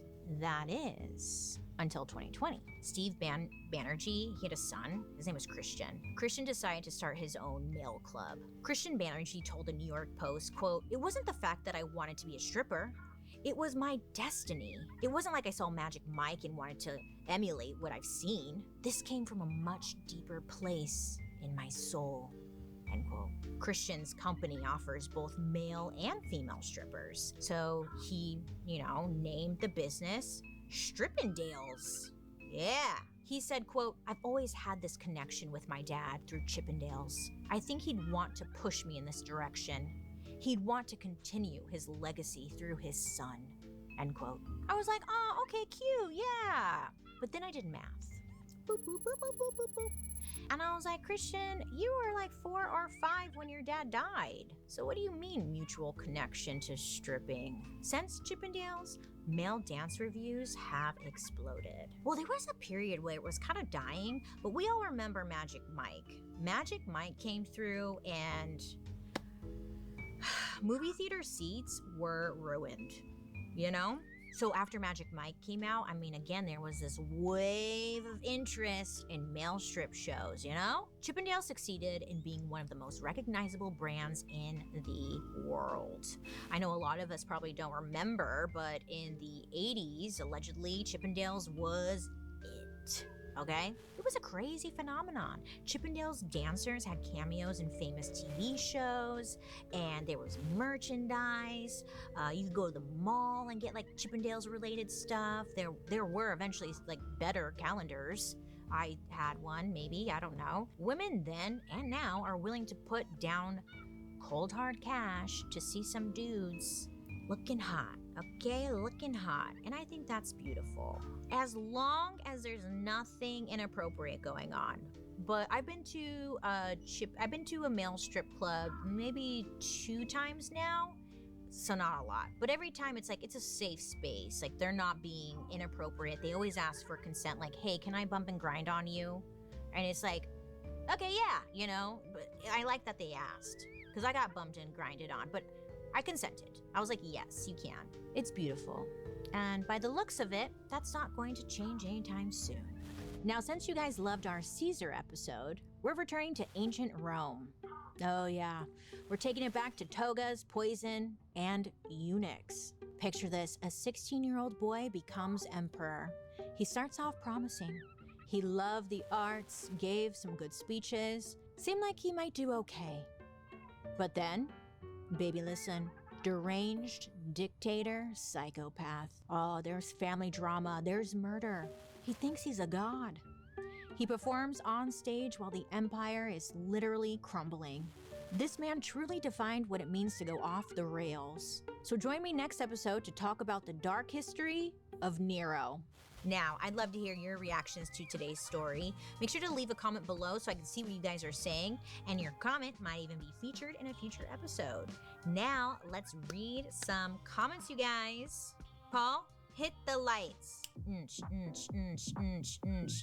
David Blix left me a comment saying, there are eunuchs today called Null. They remove stick and nuts. Twitters showed me and I am scarred. There are some music that cannot be sung properly anymore because no one can recreate the castrati voice, well, without creating another castrati. Okay, I know what you're saying, but I did get a little hung up on the stick and nuts part of it. It did take me a while to figure out what you're talking about. I think you're talking about the wiener. Is that the stick? And then the nuts. Thank you for pointing out that there still are eunuchs today called Null. I'm sorry we didn't bring that up in that episode, but I appreciate you letting me know because I'm actually kind of interested. I will definitely check out these sticks and nuts. And thank you for watching. I really appreciate it. Honestly, I was surprised by the feedback on the eunuchs episode. I was like, maybe some people will care. But it actually, like, people were really into it. And I was like, hell yeah. I thought it was really cool. It was a really interesting episode. Sad, but like, wild, right? What'd you think of the episode? Did you like it? Well, thank you for the comment. BunnyChick99 left me a comment saying, I think I speak for everyone when I say I would really like to hear more commentary from Joan. Joan, you're stealing my limelight and I hate that. Joan, get out of here. What are you talking about? This is my show, not Joan's show. No, but I understand. Like, Joan is pretty funny. It's just like you guys can't hear her, but like we talk all the time. People want more from Joan. I understand. I will give her some lines and stop cutting them out of the episode. Love you. Thank you for watching. Joan appreciates it. Billy Flounder? Billy. Great name. Billy Flounder? That's such a good name. You gotta do something with that. Billy Flounder. Like, it's just like a business name. Like you invented something and your name is Billy Flounder. Because it's kind of like founder, but flounder, you know? Okay, Billy, sorry. He left us an episode suggestion. The Dark History of Garlic. Billy Flounder. Mr. Flounder, may I call you? Or Billy? How about Bill? William? Listen, I actually really like garlic. I know a lot of people don't, but like, I love it. And honestly, I actually never thought, does it have a dark history? I'm very curious. Billy Flounder? Thank you so much for this recommendation. I definitely will go down. I'm on it. You guys are always sending me down some rabbit holes, but I love it. I love it. I love it. And I appreciate it so much. So thank you so much for the suggestion. Well, you guys, thank you so much for watching, and I appreciate you so much for engaging. Don't forget to leave a comment because maybe your comment will be featured. Oh, did you know you can join me over on my YouTube where you can watch these episodes? Yeah, on Thursday after the podcast airs. And while you're there, you can also catch my murder, mystery, and makeup. And hey, if you don't know, Dark History is an Audio Boom original. A special thank you to our expert, Natalia Melman Petrozella, professor of history at the New School. Plus, she actually created a whole podcast about Chippendales where if you really want to get in the nitty-gritty of it all, check it out. It's called Welcome to Your Fantasy. It's good. And I'm your host, Bailey Sarian. I hope you have a good day today. You make good choices. Don't hire a hitman. I'm looking at you, Ghost Adventures girl. And I'll be talking to you guys later. Goodbye.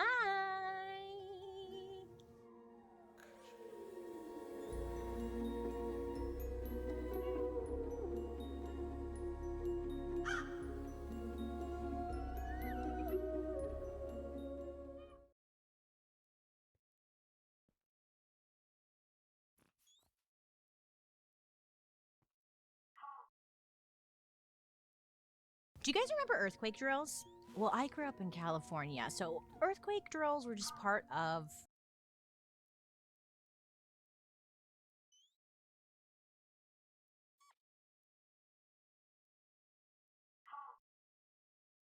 growing up. I don't know, it was normal. Do they do it everywhere? I don't know. But look, it seems like we did earthquake drills all of the time, okay? And despite that, honestly, when an earthquake does happen, I go blank. I don't remember what to do.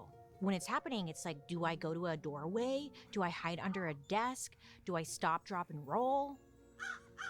Oh, yeah, that's for fires. Sorry, wrong emergency. I do confuse them though. When the last time there was an earthquake, I did roll. I stopped, dropped, and rolled. It did nothing.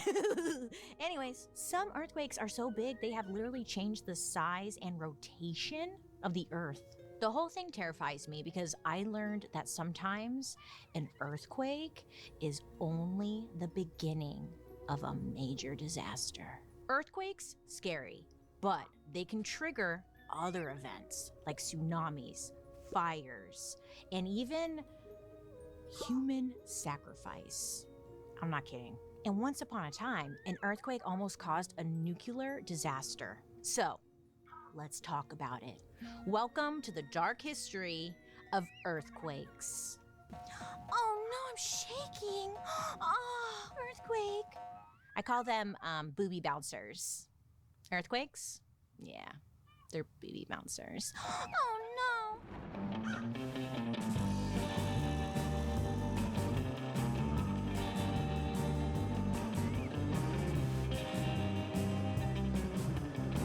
Hi friends, I hope you're having a wonderful day today. My name is Bailey Sarian, and I'd like to welcome you to my podcast, Dark History. Look, here, we believe history does not have to be boring. It might be tragic, sometimes it's happy, but either way, it's our dark history. Now, before we get into it, don't forget to like and subscribe because I'm always here for you posting new content.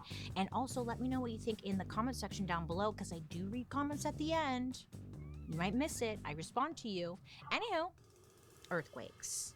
First of all, what's an earthquake? If you don't live in a place that gets earthquakes, they might kind of seem harmless, silly, but earthquakes can be terrifying. Personally, whenever an earthquake hits California, and it's been happening a lot lately, I just freeze. I completely freeze. You don't want to be near me during some kind of like emergency because I'm one of those people who freezes. It sucks. Anywho, like I know I'm supposed to do something like get under a table or what, yep, but literally, I just go blank and I go, good luck. I just accept it. Anywho, so what's an earthquake? Imagine Earth's surface. Okay, it's like a giant puzzle made of pieces called tectonic plates. These plates, they're constantly moving, but they don't move smoothly, okay? They kind of grind and they push up against each other. It's like a middle school dance. What was that about? It wasn't even dancing. It was just, that's what those plates are doing. These plates have a lot of friction between them, and sometimes it leads to the plates getting stuck. And when this happens, it causes pressure to build up over time. So with these tectonic plates, when the pressure becomes too much, they slip, and then an earthquake happens. And it's kind of like Earth's way of, letting off that built up steam. It's like a fart, it's just pressure, it's building up, it's in your tummy, and eventually you can't take it anymore, and it's just like... So the fart is kind of like an earthquake. Yeah, it's Earth's fart. And farting's good, Otherwise you would explode. And so would Earth. So it has to release the tension. Now, you always hear about earthquakes being measured with a number, and this is because of something called the Richter scale. Now, the scale was invented in 1935 by a guy whose name was Charles Richter. He was an American seismologist, which essentially means he's an earthquake scientist. So in the 1930s and the 1940s, it was kind of like the golden age of nudists. I know, this is random. What does nudists have to do with earthquakes? Well, let me tell you. Charles Richter and his wife Lillian, they were nudists. They loved this little movement. They loved it. They loved the nudist communities. They were popping up all over the United States. And Charles and Lillian, they were always traveling to like up and coming nudist spots. So Charles and his wife are like on a vacation. They're at like a nudist camp and they're all just like out like, yay, we're nude and like nothing to be ashamed of. Love that. But then a major earthquake happened. Yep. The booby bouncer struck again. Could you imagine all the bits and pieces? They were just, getting slapped in the face with your boobs. But anyway, so they're all naked and now things are shaking. So this happens and most people, they get scared, but not Charles. Charles was like, oh, hell yeah, like it's happening. He was really excited. So he rushed over. Well, first the earthquake happens, and then after that, he rushed over to his lab to like gather the data. And legend has it, he didn't even bother to put clothes on. He needed to get that information like ASAP, leaving a snail trail wherever he went.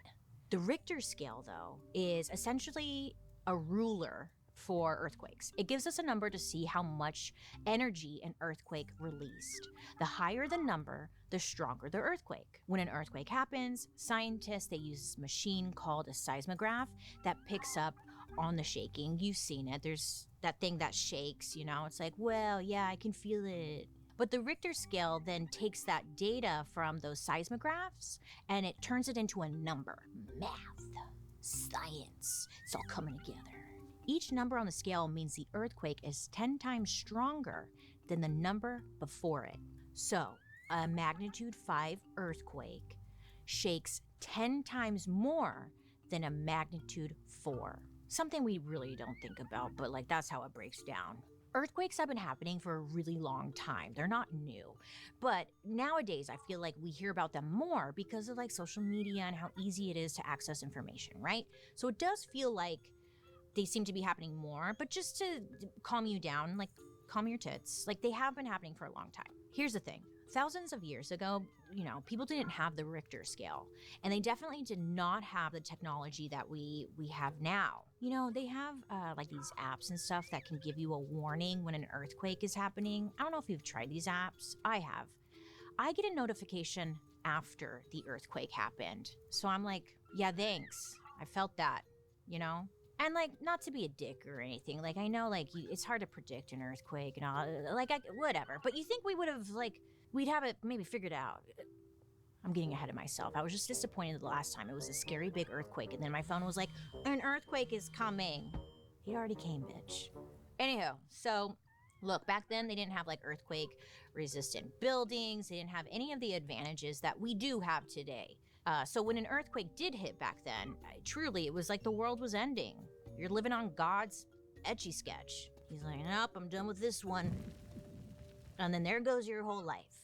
Remember in the 90s, there was like this movement of like etch-a-sketch art, and like people would do like the Mona Lisa and stuff, and you'd be like, whoa. You don't really see that often. A prime example of this is the Shaanxi earthquake of 1556, which is named for the place in China where it was centered. Now, to this day, it is the deadliest earthquake that has ever happened. There have been so many times when I knew I needed to see a doctor for something dumb, you know, like a sore throat or like, I don't know, my back hurts, whatever. But I tell myself, it's too much work. You know, like it'll go away. And plus, like, what's my insurance? I don't know. But, you know, it doesn't have to be like that, because with this app, ZocDoc, it makes all of this a lot easier. I love ZocDoc. Jeez. If you don't know, ZocDoc is a free app and website where you can search and compare high quality in-network doctors, and you can instantly book an appointment right there, beep bop boo. You just put in your location, filter by your insurance, and boom, you're looking at real appointment slots that you can actually book. The best part is that appointments usually happen fast, like 24 to 72 hours fast. Sometimes you can even find a same-day appointment. And, you know, it's really nice because then you're like, yeah, okay, that works for me, you know? So whether you're overdue for just a general checkup, or I know you're putting it off, the OBGYN situation, download ZocDoc and get on it. Take care of yourself, you know? Spread it open. Check it out. Make sure everything's good under the hood. So stop putting off those doctor's appointments and go to ZocDoc.com/darkhistory to find and instantly book a top-rated doctor today. That's ZocDoc, ZocDoc.com/darkhistory. ZocDoc.com/darkhistory. Back in 1556, China was having a golden age. They were living the dream. The country was expanding, the economy was good, people seemed to be doing okay, but they had no idea a big disaster was headed their way. So in this area, a lot of people lived in these places called like house caves. So these homes are essentially like carved into the sides of hills, and then your house would like go into the hill. Honestly, I was like, oh, I kind of love that idea. It might sound a little spooky, but it made sense with the cold climate that they were experiencing. So it kind of also helped with insulation. You know, and at this time, they're not thinking that the house caves, are they earthquake resistant? You know, they're not thinking that because it wasn't a concern. And then on January 23rd, 1556, people, they're in their homes and they're sleeping sound. And then out of nowhere, suddenly, you know, there was this terrifying noise, like the loudest thunder you've ever heard. Which, side note, no one ever tells you how loud earthquakes are. They're so loud. Thank you. Then the ground started to shake. Now, before people could even react, the walls of the house caves started to crack and crumble and just fall apart. Apparently, the soil in this area was very loose. So with that in mind, listen, everything that was built on it just started to fall apart and like turn into liquid. Okay? Think mudslide.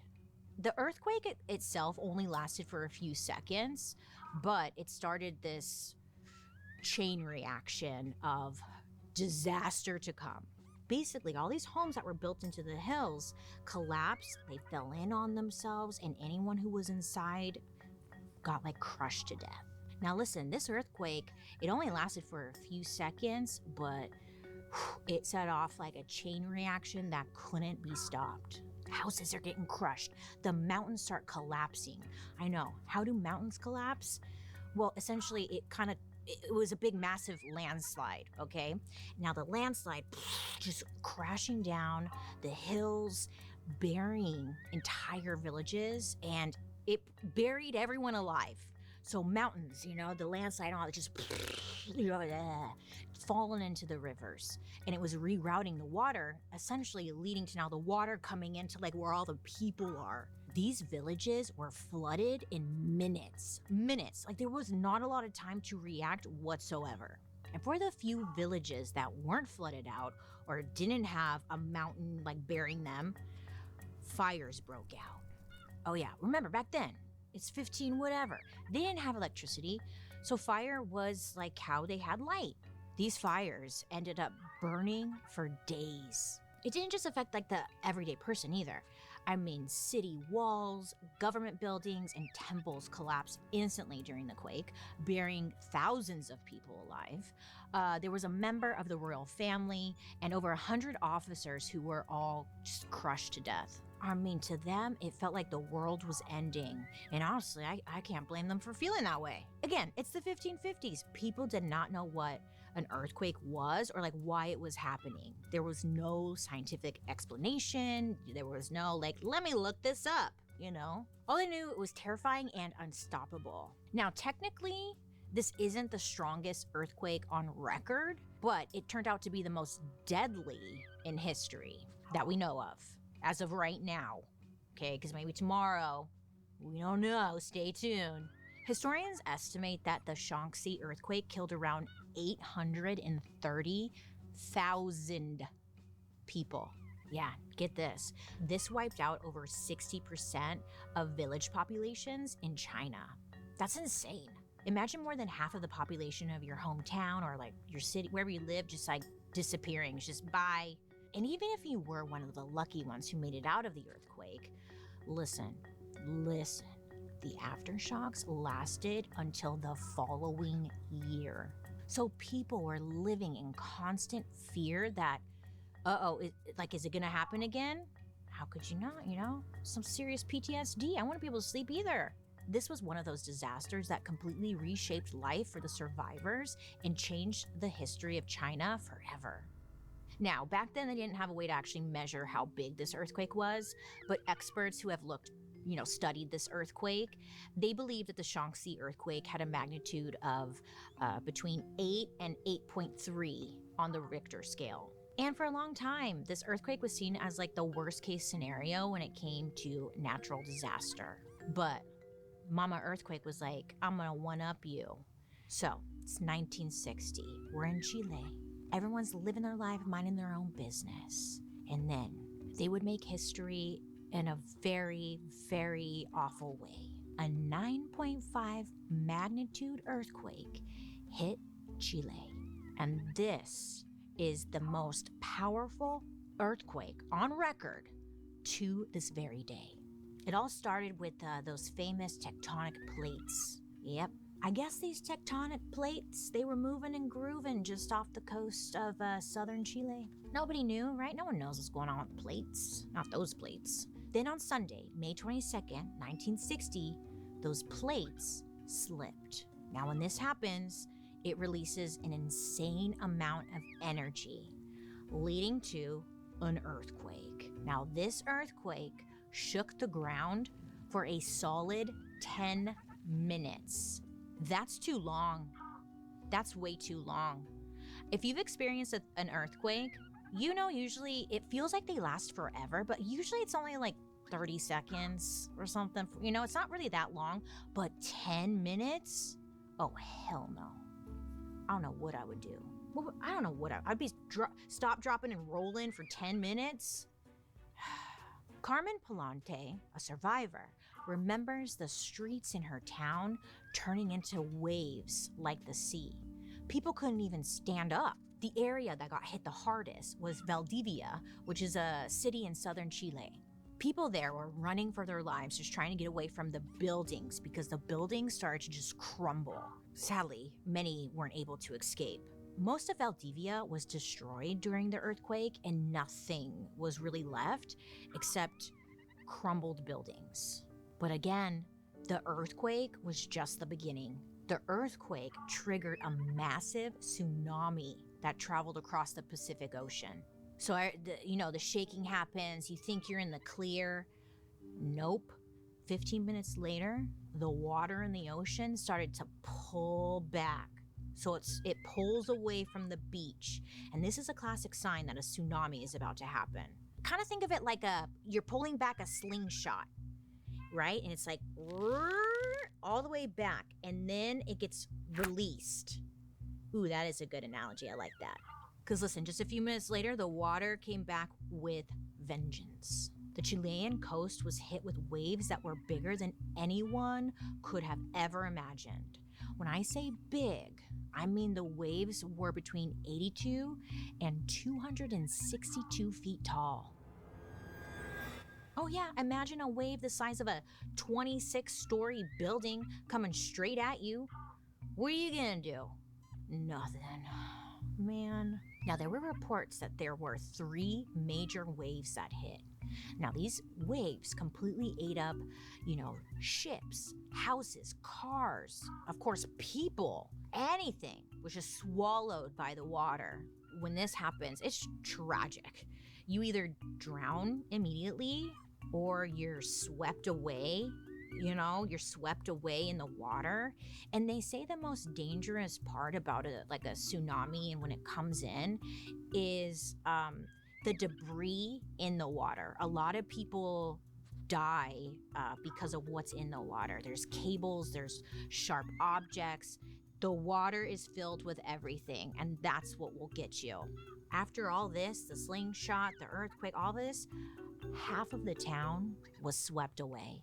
The tsunami sent massive waves all over the world. 15 hours after the earthquake, Hawaii was hit with massive 35-foot waves out of nowhere. These waves wiped out an area called Hilo Bay, where 61 people died as a result. Now listen, Hawaii is 7,000 miles away from Chile, so it had a big effect. Almost a full day later, the earthquake happens to the waves, so the waves make its way all the way to Japan. 10,000 miles away from the original earthquake. It's like when you throw a rock into the river and the waves spread out. It was just doing that on a massive scale. So these massive waves surged into the cities, destroying about 1,600 homes, and 139 people ended up dying. So the waves weren't done yet. They made their way all the way to the Philippines. The Philippines were hit too. Massive waves. And as a result, 32 people were missing or dead. In total, around 1,655 people had died. And the aftermath was awful. Lakes were overfilled with water, causing flooding everywhere, which led to whole neighborhoods disappearing.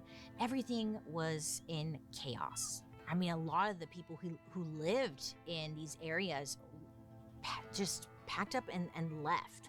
They had to rebuild their lives somewhere else.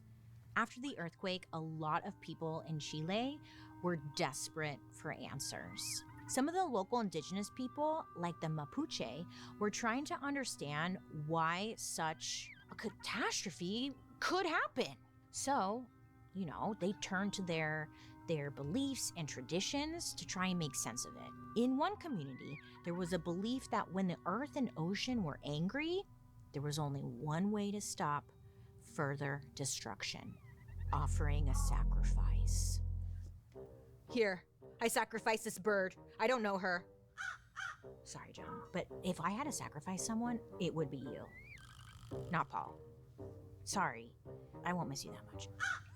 In their tradition, in their belief, if Earth is mad, they're like, we have to offer a sacrifice, right? So they come up with a solution. They're like, look, the gods here are obviously really upset, and I'm gonna let you guys know, if we do a sacrifice of a cat or whatever, it's not gonna please the gods. We gotta come up with a better solution. So we gotta sacrifice a child. If you know me, you know I don't like cooking. I try to love it, I do, but it's hard, I like snacks. Snacks are great, but lately, I've kind of been like romanticizing cooking. Like the idea of lighting some candles, putting on an apron, pretending I'm in a movie and like sauteing onions. I like the idea of it, you know? And I swear it all changed when I got my hands on this cookware that actually makes me want to cook. It's called Hexclad. Have you heard of it? Well, Hexclad is premium kitchen gear that actually lives up to the hype. Their pans are dishwasher safe and oven safe up to 500 degrees. They've got this patented laser etched hex pattern that gives you this chef level sear on anything you cook. Professional. I didn't think I'd ever feel this way about cookware, but Hexclad it's sexy, it's hot. It's dark, it's smooth, non-stick. It's beautiful. And if you're still scratching your head about like what to get maybe your dad for Father's Day, you know, forget the tie, forget the world's okayest golfer mug. This year, maybe give him something that will make him feel like Gordon Ramsay. Want to subtly inspire more delicious meals cooked for you this summer? For a very limited time only, shop the Hexclad Father's Day sale for the best deals on the best gifts for dad. Just head to hexclad.com/darkhistory. Support your show and help your dad, or maybe just yourself, and unleash the inner chef at Hexclad, HEXCLAD.com/darkhistory. Make sure to let them know that, you know, I sent you. Happy Father's Day and happy cooking all summer long with Hexclad. So while we were taking that ad break, Joan just informed me that the joke's on me. Yeah, I could offer her as a sacrifice, but she could just fly away. So there goes that idea. The spiritual communities of Chile were desperate for answers. You know, they didn't understand how or why this could have happened. Their belief was that the gods were angry with them. One shaman named Juana interpreted the earthquake as punishment by Mother Nature for humanity's sins. This shaman believed that a sacrifice was necessary, and not just any kind of sacrifice. An animal wasn't going to cut it, you know? What they really needed to calm Mother Nature was a pure human sacrifice. In other words, a child. Jose Luis Pinacor, who was around 5 years old, all eyes were looking at him. Poor kid. He's like, what? What? I just lost my tooth. And everyone was like, uh-huh. So I guess the shaman, Juana, visited the child's grandpa, okay? And the shaman, very well respected, okay? So it wasn't weird. And explained the situation. It was like, look, gods are upset. We need a pure kid. Blah, blah, blah. We're choosing your kid. We can all judge, which we are. But the grandfather was like, okay, I understand. Here you go. And like gave the child up. Jose's mother worked in another city, so she wasn't around at the time. So she didn't know what was going on. Yep. And his father was also not around. Now, the choice to sacrifice little Jose was an act of desperation, and everyone involved did it with the full belief that it would restore peace and balance to Chile. So the shaman, Juana, apparently took Jose from his grandfather's house, took the young child to the beach, and sacrificed him. So a ceremony was done. Now, to be fair, there's not a lot of information as to like how the whole ceremony played out and like if they said certain prayer. We don't know. But what we do know is that little Jose, so sorry, his arms and his legs were removed. I know, it's like that TikTok. His arms were gone off. And like, it's seriously that. And they removed all of him, so it's just like his body, and then they like stuck him into the sand. And this was their offering. Eventually, you know, the waves came up and the Pacific Ocean carried his body out to sea. Then they brought in the horses. I feel like they could have sacrificed the horses, but you know what, they didn't. But they did kill the horses, and then they ate them. And that was the ceremony. I wonder how did they use, I hope they like use the horsehair for something, because like you can make so much out of horsehair. Earthquakes. All of this happened in 1960. it's not ancient times, you know? And listen, what they did, technically, it wasn't legal. It was not legal. And they were not going to get away with that. A few months after the sacrifice, 2 anthropologists were studying the spiritual practices of this Chilean community.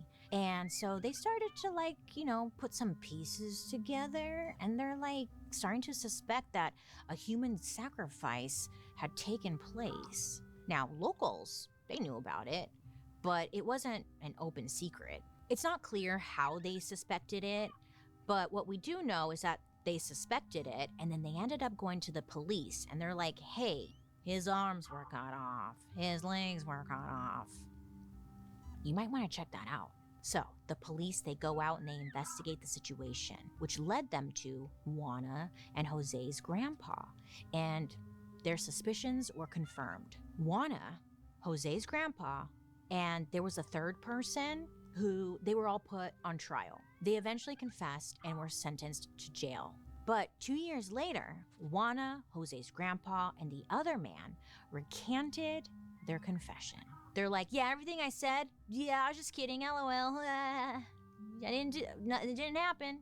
The judge ends up feeling bad for them, and he lets them out of prison. He said these people, quote, acted without free will, driven by an irresistible natural force of ancestral tradition, end quote. Look, I guess there's a law in Chile that says, quote, those acting out of an insuperable fear are exempt from penal responsibility, end quote. So I guess they did serve 2 years in prison. Sadly, Jose's story isn't talked about at all because it happened right after one of the worst natural disasters ever. So it's kind of easy to maybe just, there's other things to focus on too, but it goes to show the impact the earthquake had on every level, culturally, emotionally, and spiritually. There was one positive thing that came out of the Valdivia earthquake. Trying to find a positive here, okay? This awful tragedy helped seismologists understand the nature of earthquakes a lot better. So, with the goal of being more prepared. So scientists are learning something new with every major earthquake disaster. It's awful, but they're learning from it, and yes. But then a whole wrench got thrown into the mix because in 2011, scientists are figuring out earthquakes and all this stuff, but then they were faced with a disaster that they didn't even take into account at all. A nuclear disaster. So the other day I was filming a Dark History episode for you guys, and then out of nowhere, Joan she just took off flying. Apparently she had to send a letter or something. I don't know. She'd knocked over everything. She scared Paul half to death. And I was like, Joan, relax. Just use ShipStation. ShipStation is this platform that takes all the mess and madness out of shipping and fulfillment. Things like tracking orders, printing labels, figuring out the cheapest rate. And they make it feel so easy, a little too easy. With ShipStation, you can handle every order in one simple dashboard.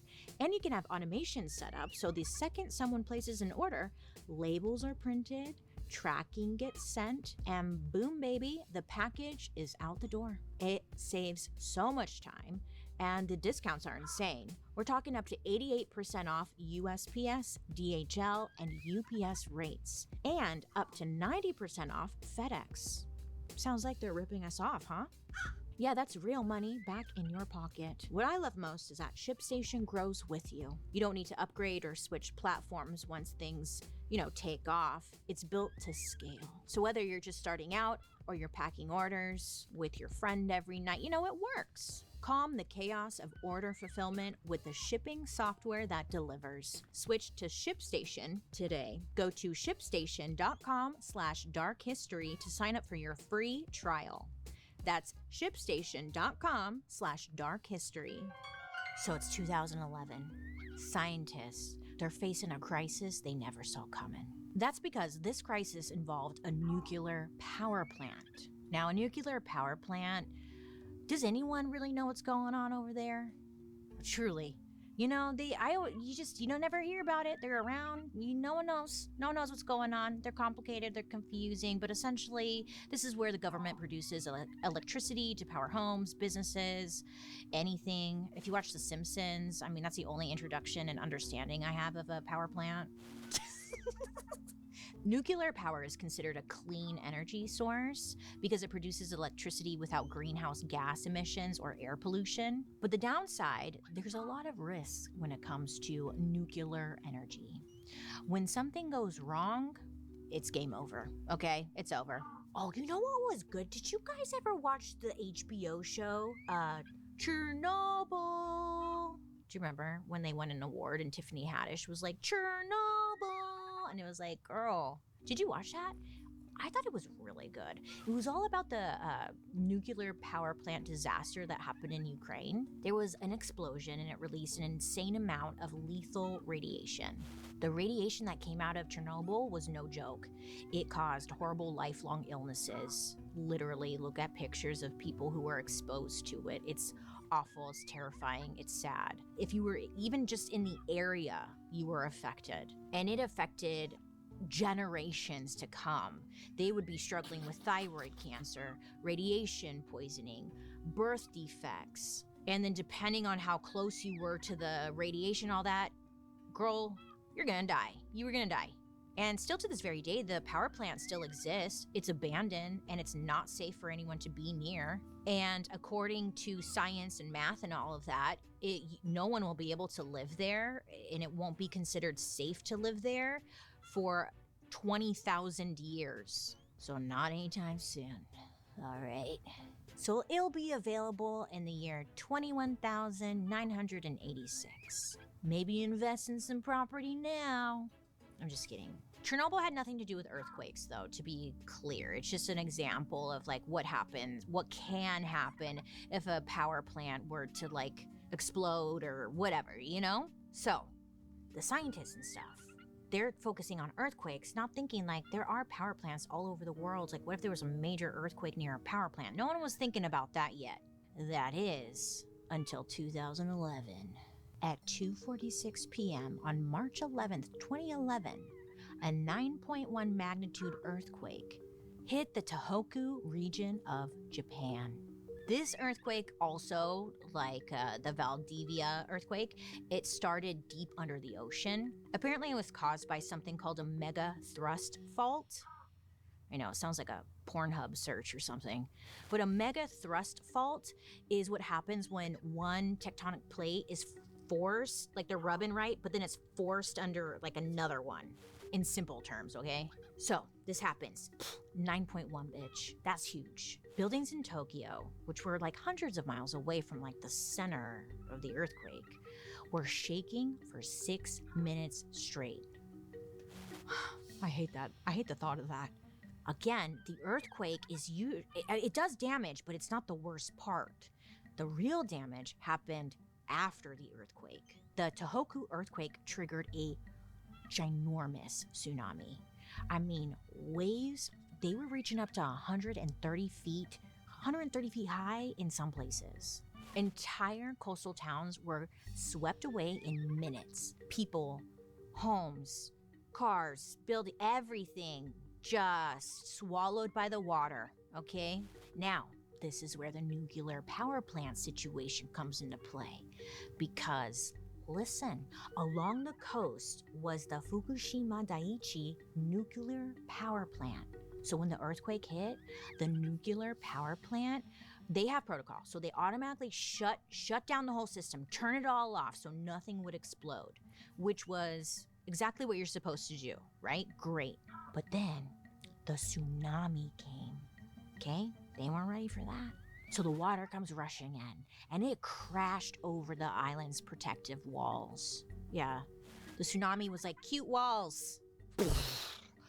Now it goes into the power plant area. It's flooding the entire facility, knocking out the backup generators that powered the cooling systems. Now listen, without the cooling systems, the nuclear power plant began to melt down, okay?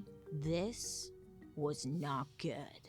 Toxic radiation started leaking from the reactors, and then there was just a full-blown evacuation put in place in that area. They needed to get out of there ASAP. Thousands of people had to just get out of there, run for their lives, and leave behind their homes, abandoning everything, not knowing if they're even going to be able to return. So everyone gets out. But 50 engineers stayed behind to stabilize the nuclear power plant. Now, this was very brave of them because there was a very slim chance that these engineers were gonna make it out alive. Now, there was 50 of them, so they would take turns working in shifts to try and limit the exposure. But they were still dealing with high radiation levels, heat, and constant risk of explosion. Firefighters and plant workers were frantically pouring in seawater to try and cool down the power plant. Again, they just didn't want this thing to explode.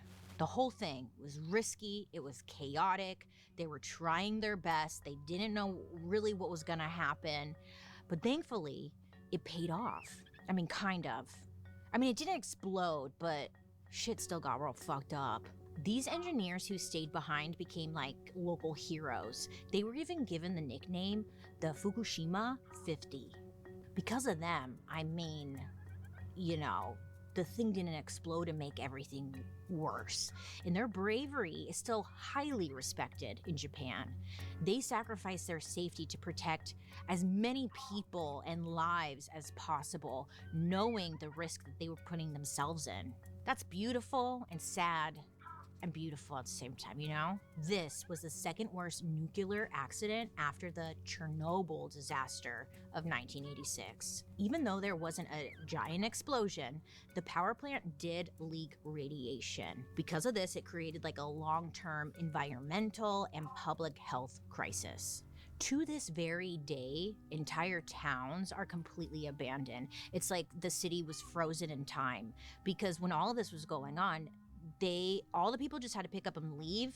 So it's like nothing changed since that moment. You can see videos and stuff. It's crazy. And again, still to this very day, the radiation levels are so high, it's very unsafe for anyone to go back. You see, radiation, it just doesn't just float in the air. It gets into the soil, the water, the food, the trees, the plants, everything is contaminated. Now, a little side note here, because I'm fascinated with the Fukushima situation and Chernobyl too. I don't know what it is. It's just it has such an eerie feeling to it.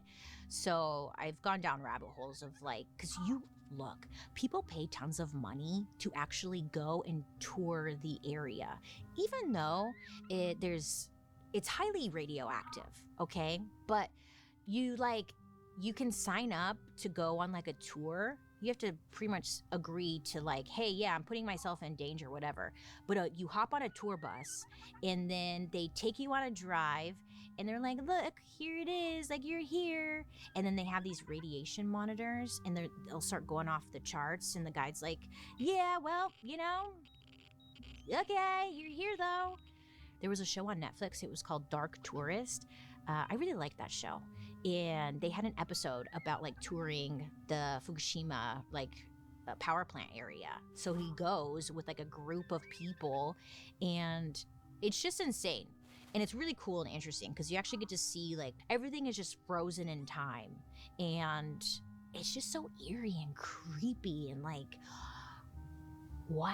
I understand wanting to go there, but you guys, the fucking radiation, are you, okay, whatever, it's kind of whatever, but people do that, they tour it. Plus there's tons of YouTube people who go to the area and bring a camera. I'm you guys are kind of dumb, but whatever, I'm on YouTube too, so I can't hate on it, I'm dumb too. I'm getting off track. If you do tour it, let me know, send me pictures. Have you been? The earthquake not only killed thousands and destroyed countless homes, but it also made people realize that even our most advanced technology doesn't hold up against the forces of nature. The disaster even changed Japan's energy policy basically overnight. At this time, everyone kind of thought nuclear power plants were safe, but after the tsunami and also Chernobyl, people were I don't know about this, it's kind of doing a lot of harm. Between the earthquake and the tsunami, The Fukushima disaster led to thousands of deaths. The earthquake destroyed 123,000 houses and damaged almost 1 million more. Now, I don't know about you, but I think a lot of us are afraid of earthquakes. Maybe not, but okay, how about me? I know I'm afraid of earthquakes, but when I was reading this story, like doing this story, I realized I'm not actually afraid of the earthquake.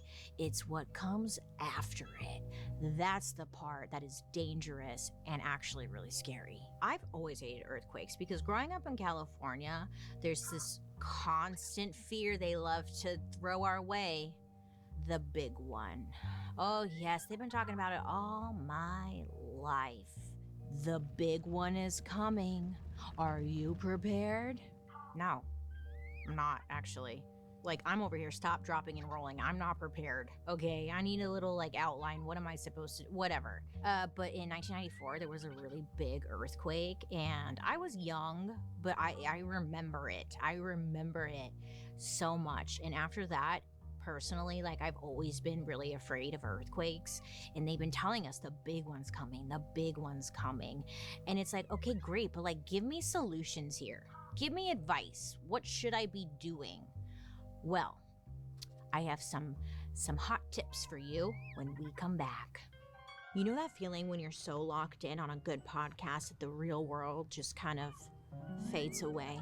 Ah. Like this one time, Paul,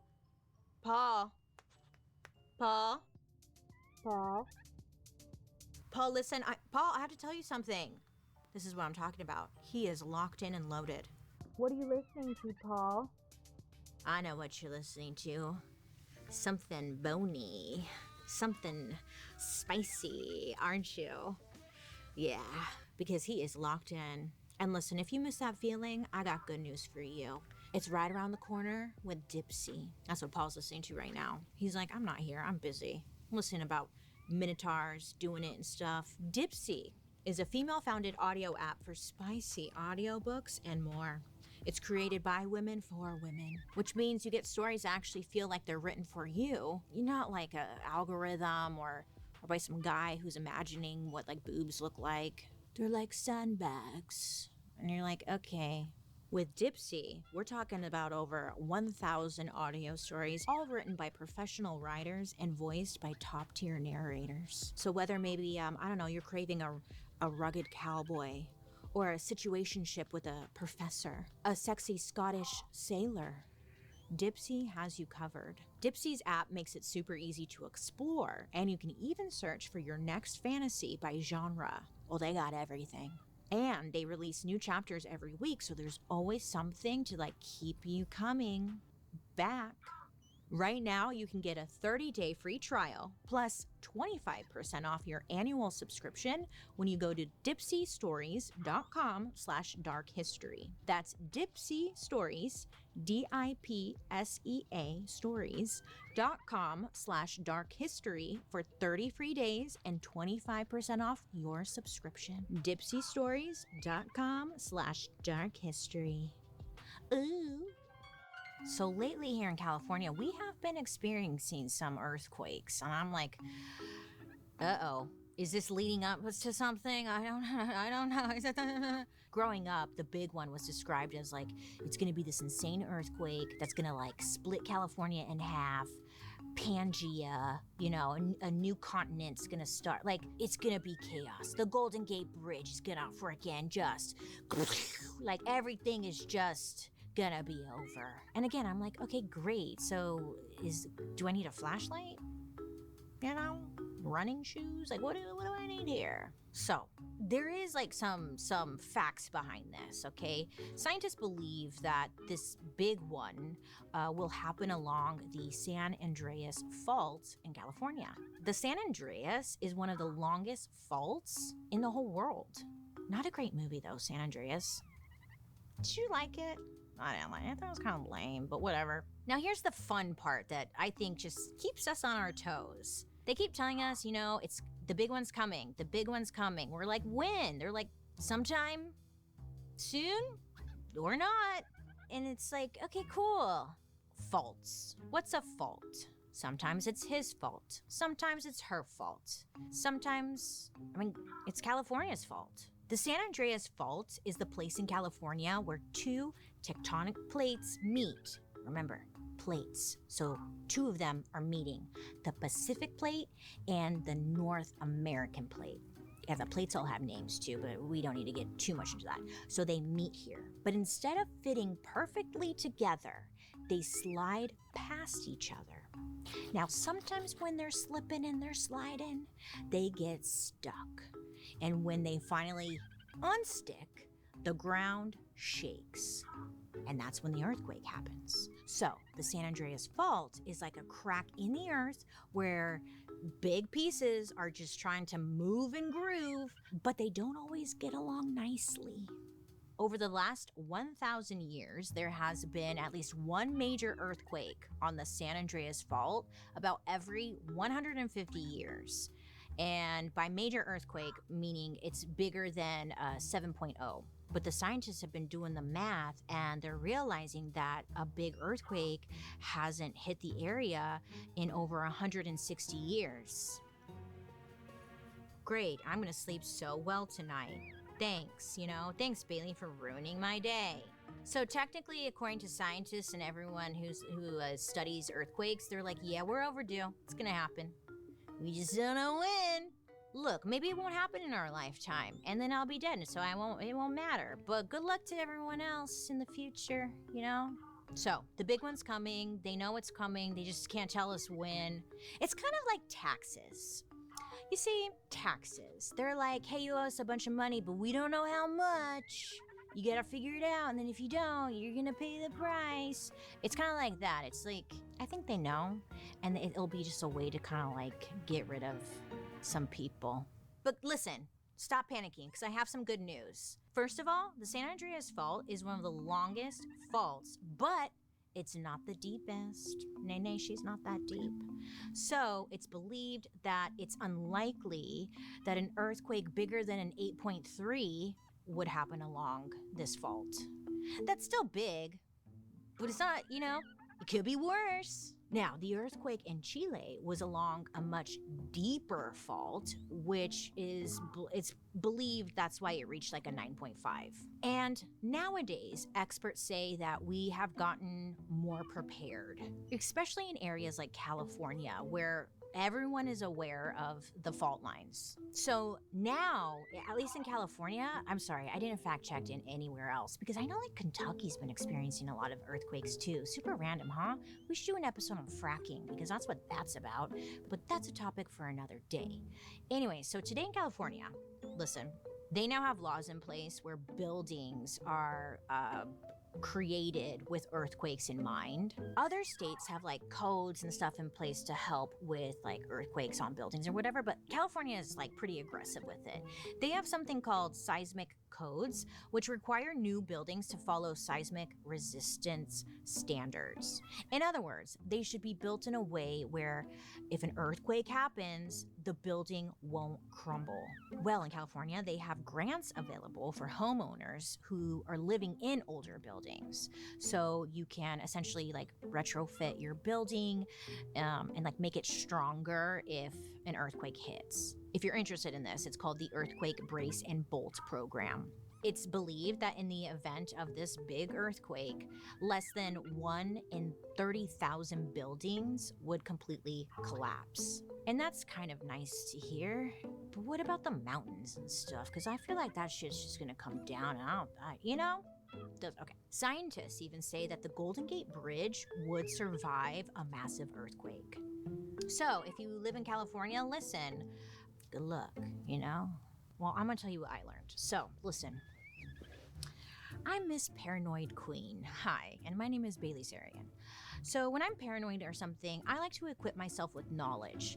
So earthquakes terrify me, right? So I have watched a ton ton of YouTube videos from like, you know, actual experts and scientists who explain what you should do in the moment of an earthquake. Because I don't know about you, but a lot of us, our natural instinct is to like get up and freaking run. And what I learned is that is actually not the right thing you're supposed to do. Scientists and like specialists actually advise not to run because with the shaking and whatnot, your ankles are gonna break. Yeah, so don't run. If you live in an old house, you can get under a door frame. That's because back in the olden days, door frames were considered to be one of the strongest parts of the home. So that's where that rumor comes from. Now, newer build homes, they're not as strong as they used to be, the door frame. So the whole door frame thing only works if you live in an older home, which kind of sucks because usually those older homes aren't like earthquake safe or whatever. What I also learned was that if you are near a table, get under the table. If you have to crawl there, crawl, but get under a table. And it doesn't matter how expensive this table is or cheap this table is, because I watched tons of videos on this. And this is how ridiculous I am. I watched this whole video where they recreated like big earthquakes, and they showed someone getting under a table, an expensive table, roof collapse, whatever, and it falls, when your roof collapse, it falls straight onto the table and you're safe. And then they did it with like a cheap $20 table. Same thing. They got under it, they recreated a huge earthquake, the roof collapsed, and boom, it landed flat. Moral of the story is, no matter how cheap the table, that is your best bet. As long as it's not a glass table, okay? All right. So, what did you learn here? Don't run. You're gonna break your ankles. I know you're still gonna do it, but like just know like it's not the best idea. And if you have kids and stuff, I get it. You wanna like run to them, or maybe you don't. I don't know. But either way, like just know, get under a table. That is your best bet. The door frame thing, table, okay? Also get away from windows because they can shatter, and then it's a whole mess. I did the research for you. You're welcome. I loved the example with the tables though, because I was like, they literally got a $10 desk to get under, and it still protected them from when everything collapsed in. Gave me like some hope, like, okay, if there is a big one, I'm going for a table. If you're in bed, I was reading, it's your best bet is to just stay there. Don't you love it? The advice. Literally, there really is like, it's like either get under a table or just like, good luck, wait it out. According to the official US government emergency preparedness site, you're just supposed to drop, cover, and hold on. Drop to your hands and knees, take cover under a table or sturdy piece of furniture, or against a wall away from the windows, and you just stay put until the shaking stops.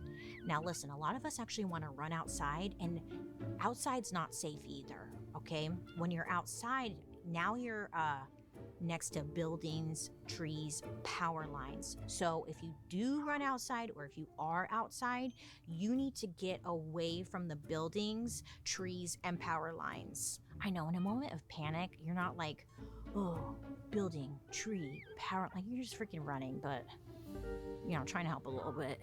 At the end of the day, try not to run. You're gonna break your ankles.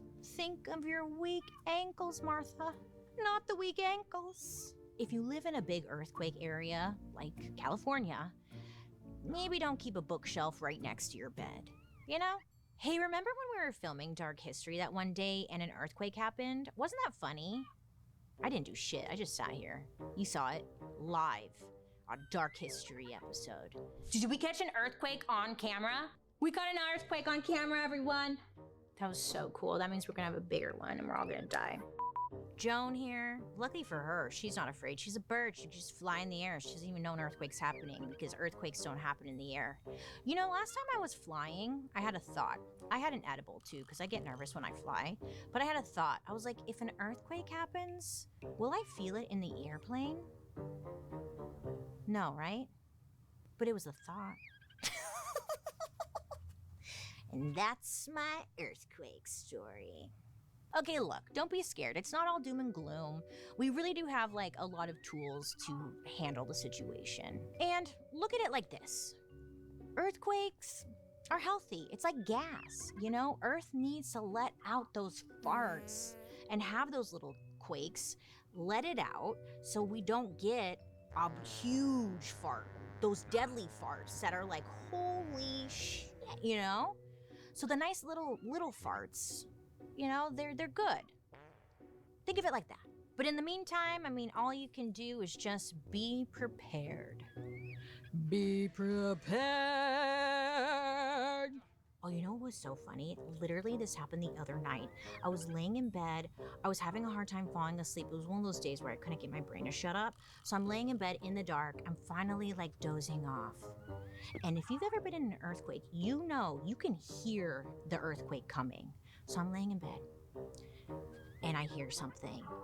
And mind you, this is like within seconds. I hear something, the adrenaline hits. I'm wide awake. I'm like, earthquake, it's coming. Ah! And I just, full blown, just like, ah! Well, turns out it was my air conditioning starting up. Hey, I mean, look, at least I'm paying attention. And that was my story. I know, exciting. It was just the air conditioning. It wasn't an earthquake. But yeah, I'm paranoid, I won't lie. Anywho, our next episode is one you won't want to miss. I'm going to be talking about a phenomenon called Chippendales. An empire built on naked, oiled-up bodies and bachelorette parties. But what was really going on behind the scenes?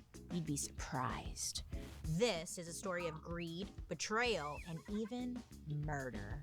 How exactly did a strip show become a multi-million-dollar sensation? And what deadly secrets brought it all crashing down? Ooh, the real story is so much darker than you can even imagine. So tune in next time when we talk about the dark history of Chippendales.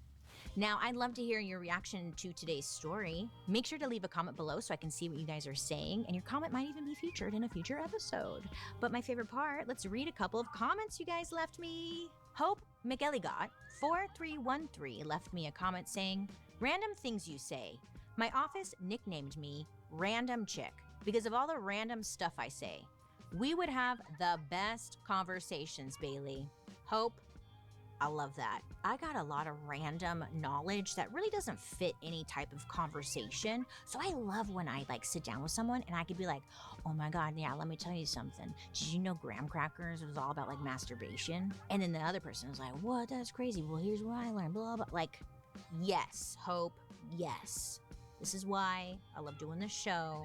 And I do it for people like you who just, the randoms out there, you know? It's for you. Thank you so much for watching. And don't take it personally. Just start dropping some hot knowledge on them. Some hot history gas. Mackenzie McCormack 2317 left me a comment saying, "Girl, keep doing what you are doing. I'm an Amazon driver and listen to you faithfully every day, even if I've watched them already. You get me through my shift, and I legit laugh out loud because you are so funny." Mackenzie, thank you so much. Thank you for everything you do. I'm sure being an Amazon driver these days is rough. I appreciate your freaking hard work. But most of all, I appreciate you telling me this. It's so nice. Thank you so much. I'm so glad I could hang out with you, at work. I love that. It melts my heart. Thank you so much for listening and for watching, and I just really appreciate you. Be safe out there. I know everyone's ordering everything from Amazon. You guys must be so busy. Hey, should I do an Amazon episode? Let me know. I won't tell anyone if you want to feed me some information. I can keep you, anonymous if you want. Angel Wooldridge 7583 left us an episode suggestion. Please do a dark history on Suarez. Listen, I see your comment and I appreciate it. I'm having a really hard time saying Swarovski, the jewelry company, and I apologize for that. Now, right off the bat, I would love to do this episode, but the fact that I'm having a hard time saying Swarovski, It's not coming out. Swar. I'm sorry. I'm really trying. The fact that I can't say this word is making me think that I want to do it, but how will I get around that word? Oh no. Okay, let me do some practice pronouncing it, but while I'm doing that, I'll start looking into it. Did you watch the episode we did about weddings? We did a Dark History episode about marriage and weddings and whatnot. We kind of lightly talked about the diamonds. The beer, weird name for a diamond company, first of all. But that in itself was like really interesting. So I definitely think you're onto something here. This could be a really interesting story. I just hope I can deliver. Swarovski. Thank you. I appreciate you. Swarovski. Swarovski. Well, you guys, I appreciate you so much for hanging out with me today. Let me know what you think down below. Keep on commenting. Maybe I'll read your comment if I can. I'm gonna try. I always do. And hey, did you know you can join me over on my YouTube where you can actually watch these episodes? Yeah, on Thursday after the podcast airs. Maybe you're a visual person. You like, Bailey, I want to see something. Well, I'm here for you. And while you're there, you can also catch my murder, mystery, and makeup. Hey, don't forget to subscribe. And if you don't know, Dark History is an Audio Boom original. I want to give a special thank you to our expert, James Carter, PhD, author of Champions Day, The End of Old Shanghai. And I'm your host, Bailey Sarian.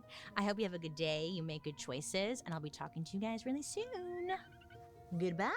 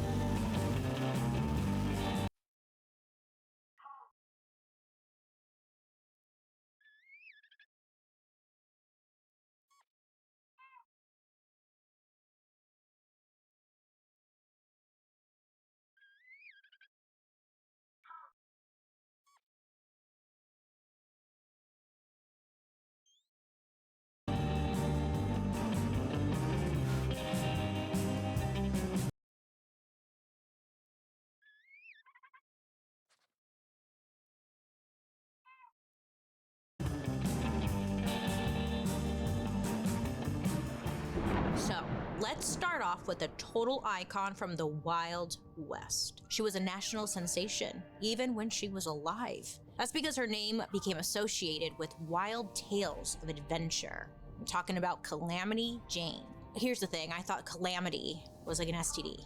Apparently, it's another word for disaster. And her reputation was more of like a PR move invented by Jane herself. So why did Jane the Disaster leave such a mark on American history?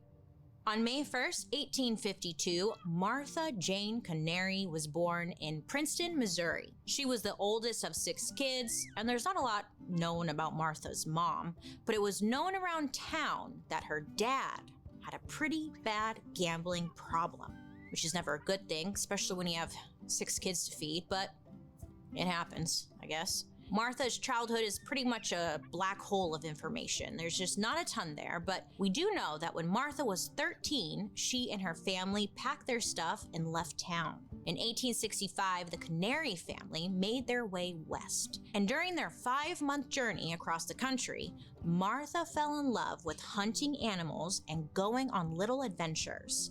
And this taught her a few things. I know, a 5-month journey? It's like the Oregon Trail.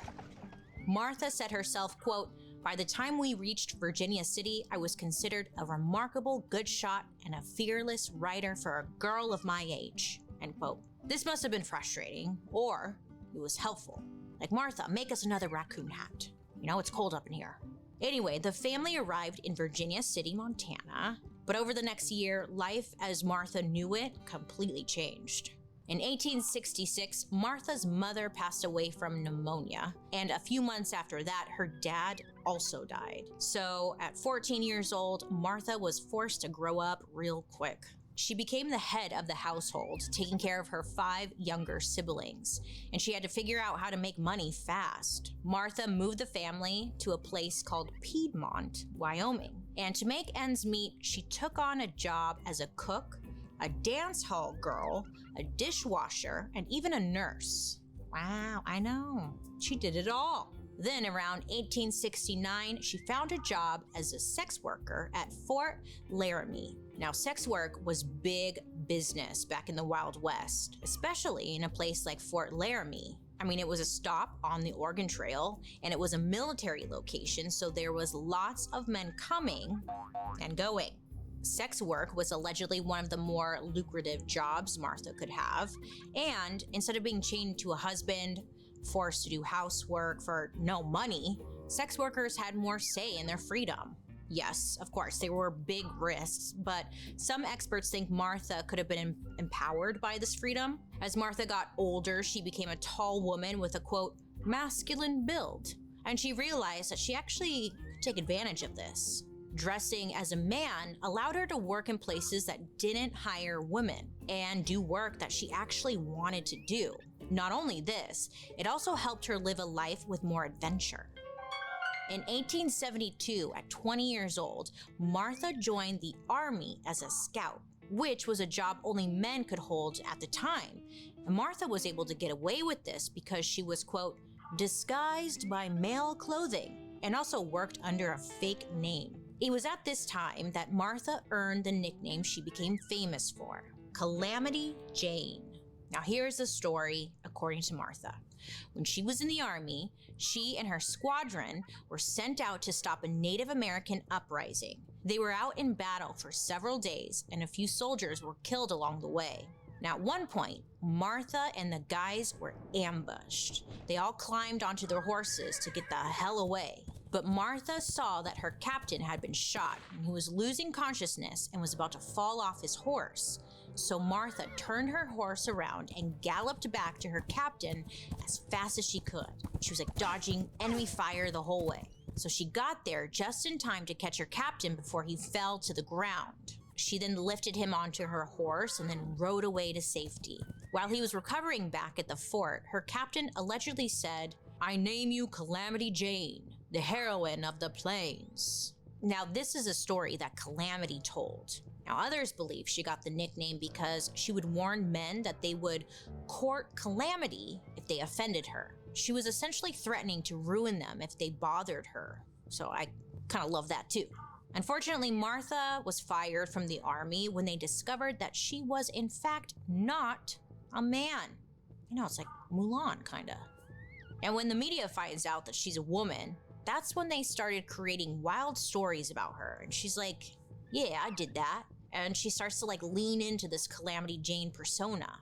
Karen R. Jones, author of The Many Lives of Calamity, said Martha was well known in the, quote, rough and ready settlements of the Western Plains for dressing in men's clothes, a taste for liquor and wanderlust, and a tendency to shoot off her mouth and her guns. I'll tell you what, Calamity Jane sounds like a good time, am I right? Great. By 1876, America was about to fall in love with Calamity Jane. That year, she moved to Deadwood, South Dakota. This would become the place she called home for the rest of her life. People were striking gold around Deadwood, so Calamity found work there driving big wagons and hauling equipment to mining camps. Local news reporters who were covering the gold strikes lost their minds when they saw Calamity. I mean, here was this tall woman, dressed like a man, and doing work for a man. This was very shocking at the time. One journalist who met her said she, quote, has the daring and courage of the lion or the devil himself. So these reporters started publishing accounts of Calamity Jane in the paper, and people loved the stories about her. And then a writer named Horatio N. McGuire wrote a booklet called The Black Hills and American Wonderland. In this booklet, he wrote a vivid account of this wild woman of the West, and it launched Calamity Jane to national fame. So her story was for sure exaggerated and sensational, but like, people don't care, you know? I mean, this woman was real, and she was as daring as a devil, and that's all that mattered. Calamity Jane really enjoyed this newfound fame. In fact, she started to add her own stories to the tall tales of Calamity Jane. And at one point, she said that she was a writer for the Pony Express, which was an early version of the US Postal Service. Calamity said tons of writers before her got held up at gunpoint and robbed of like the packages and money they carried, but not her. She said, quote, "My reputation as a writer and quick shot was well known, and they knew I never missed my mark." She even claimed that she was an Army scout for General Custer in Arizona back in 1871. And this caught people's attention because Custer was a famous American Army general during the Civil War. And during these travels with Custer, Calamity said that she had tons of dangerous missions to perform.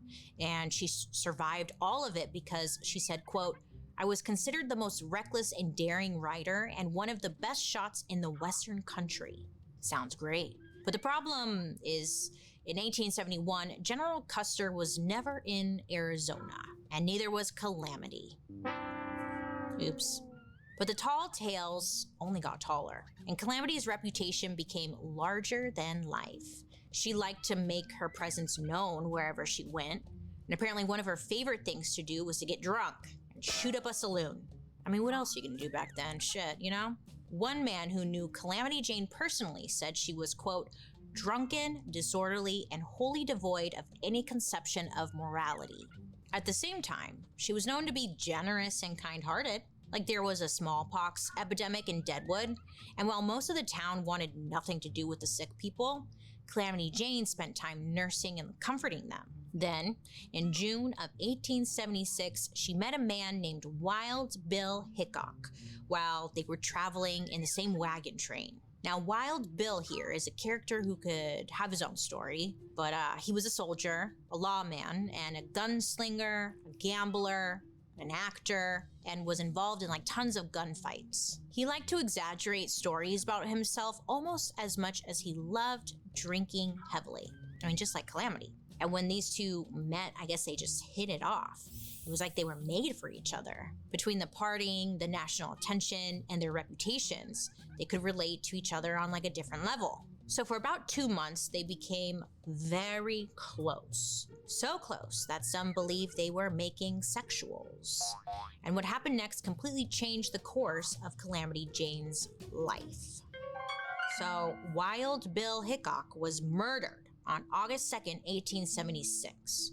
He was shot in the back of the head while playing poker. And if the rumors of their romance are true, it makes sense why Calamity was totally devastated when Wild Bill was killed. I guess she was actually there when it happened. Calamity Jane said she went after the killer with a meat cleaver because she left her guns at home, but I guess the guy eventually got away. Calamity was depressed after Wild Bill's death. She felt like there was nothing left for her in Deadwood. So she hit the road and spent the next decade living on the frontier and like shacking up with a few different cowboys, I guess. In the late 1880s, Calamity returned once again to Deadwood. And this time she had a small child with her and she told people it was her daughter. But I guess they didn't have a dime to their name. So the town put together a little fundraiser to help send Calamity's daughter to a Catholic boarding school. Turns out the fundraiser was a success. I don't know how much money they raised, but what I do know is that Calamity took that money, she went and she got drunk, and then spent the most of it that same night. She's like, that baby, you know? I guess then she skipped town and just bye. Just really living up to that Calamity nickname. And to be honest, Calamity's best years were behind her. Her popularity was fading. After drinking binges, she started doing crazy things to get public attention, like riding a bull down Main Street in a town called Rapid City. By the 1890s, the Gilded Age was in full swing, but people still had like some nostalgia for those lawless days of cowboys, gunslingers, and gamblers. So Wild West themed shows popped up, and Calamity had a bit of resurgence as a performer. In 1893, she appeared as a storyteller in Buffalo Bill's Wild West show. I know, that's a real show. I thought it was just at Disneyland. Have you been? I've never been inside, actually, but I always see it. And then I keep on walking. But she was a part of it, great. Calamity did go on to write an autobiography about her life. She called it Life and Adventures of Calamity Jane. And there's some truth in it, but some historians say that most of the stories Calamity wrote in there are completely made up. I don't think it matters, really. I mean, she was just giving the people what they wanted, and they wanted Calamity Jane, not Martha Canary. After her years of hard living and heavy drinking, Calamity Jane died on August 1st, 1903. And it's believed that she died from complications of alcoholism. I mean, despite all her success in life, she died without a penny to her name. Even still, her funeral was held in Deadwood and it was jam-packed. After several hundred people viewed her body, they buried Calamity Jane right next to Wild Bill Hickok. Aw, so sweet. And even in death, Calamity Jane's story doesn't end, because there's one final twist no one saw coming. Was it a musical? No. That comes later. But when Calamity Jane died, one of the few possessions she allegedly had left was a bunch of unsent letters. They were in a bundle and some were addressed to a person named Jean. Then in 1941, Jean McCormick came forward and claimed that these letters were addressed to her. And Jean claimed that these letters proved she was a love child of Calamity Jane and Wild Bill. So, whether all the stories are true or not, Calamity Jane really did live up to her nickname. I mean, she really set the tone for what the Wild West was like back in the day. And she blazed the trail for our next Wild West lady, Annie Oakley. In fact, Calamity Jane and Annie spent some time together in those Buffalo Bill Wild West shows I mentioned earlier. Crossover, it's great. Annie Oakley. Have you heard of her? You probably have. Maybe you haven't. But let me tell you. Annie Oakley was born on August 13th, 1860 in Ohio. And Annie's early years were no walk in the park.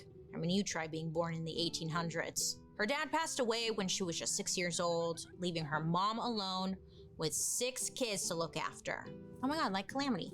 The family finances were always extremely tight, and Annie's mom remarried and had another baby, but then this husband also died a year or two later. So now Annie's mom was back on her own with 6 kids and a newborn. So when she was about 8, Annie went to live at a house for orphans, the elderly, and the mentally ill. This sounds rough, but it actually gave Annie the chance to get an education.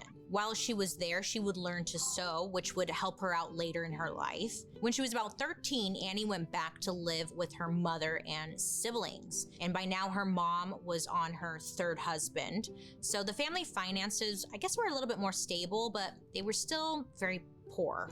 Annie would take her dad's old Kentucky rifle out and hunt for rabbits and birds. And she got pretty good at it. I mean, to the point where she was hunting small animals for the local grocery store. The animals Annie shot were then resold to hotels and restaurants all the way over in Cincinnati. Now, this eventually made Annie enough money to be able to pay the $200 mortgage on her mom's house when she was just 15. Annie was just naturally gifted at shooting. And she apparently said, quote, "When it felt right, I just pulled the trigger." Wow. Yeah. So Annie is making some good money. So she decides to enter into a shooting competition in Cincinnati. And while she's there, she goes up against this guy named Frank E. Butler. Frank was, I guess, a pretty big deal. He was a marksman who performed in a lot of Wild West variety shows. It's kind of like the circus, but with guns and cowboys. Anyway, during the competition, Annie hits all 25 targets. And Frank, he missed 1, which made Annie the winner. Frank was so impressed that he ended up asking her out, and they started dating. And the next year, in 1876, they got married. Aww. Annie and Frank start touring around the country, performing in shows, and shooting all kinds of things. And at first, Annie just acted as Frank's assistant. I know, even though she was technically the better shooter. But then Frank's partner gets sick, so Annie steps in and finally gets her time in the spotlight. From the moment Annie joined Frank's act and started performing next to him in the vaudeville circuit, people just loved her. She was known for being kind, professional, humble, and honestly, insanely talented with a gun. She even got the nickname Little Sure Shot from Sitting Bull, who was a legendary Native American tribal leader. Annie set herself apart from the rest of the other female shooters at the time. So instead of wearing skimpy, flashy outfits, which was the norm, Annie dressed pretty conservatively and made all of her own costumes. Annie said this was because she didn't want anything to distract from her shooting skills. These outfits didn't show much skin, but they were really cute. Cowgirl chic. Okay, so in 1884, Annie starts touring with Frank in the Sells Brothers Circus. After a year, they get an amazing offer to join the biggest show at the time, Buffalo Bill's Wild West Show. Now, this was huge. Buffalo Bill was the #1 marksman at the time, and his show toured all over the world and in front of like important people, like celebrities and even like the president. It was so popular that in 1893 alone, 3 million people went to the spectacle. In the Buffalo Bill show, Frank and Annie started out as performing partners. But as more people see just how talented Annie is, her fame starts to take over. Now, thankfully, like rarely do you hear this, but Annie's husband Frank wasn't threatened by this. He sees how talented she is. I mean, that's why he asked her out in the first place. So he takes a step back and decides to become Annie's manager/assistant. So supportive. Love to see that, huh? And overnight, Annie becomes the star of the Buffalo Bill show. It was her name on the posters, advertised as Champion Markswoman. Basically, Frank would only come on stage so Annie could shoot cigarettes out of his mouth. Yeah, that's love right there. Annie also shot glass balls out of the air, and she could split a playing card in half, like the skinny half, like paper thin, from over 30 feet away. She could also snuff out candles with the wind from her bullets and shoot the corks off of wine bottles. Hot. Annie performed her stunts in Spain, Italy, France, and even for Queen Victoria's Golden Jubilee in England. Apparently, the Queen called Annie, quote, a very clever little girl. Okay, thanks. Like, way to downplay it. Very clever little girl. All right, cool. And everywhere Annie went, she proved that women were totally capable of not only handling firearms, but outshooting men. She was really passionate about encouraging women to learn how to use pistols, which were smaller and could be kept in their purses for self-defense. Annie once said, quote, I would like to see every woman know how to handle guns as naturally as they know how to handle babies, end quote. Annie spent 17 years with the Buffalo Bill show before she retired in 1901. And then something wild happened. Annie found herself in an insane legal battle.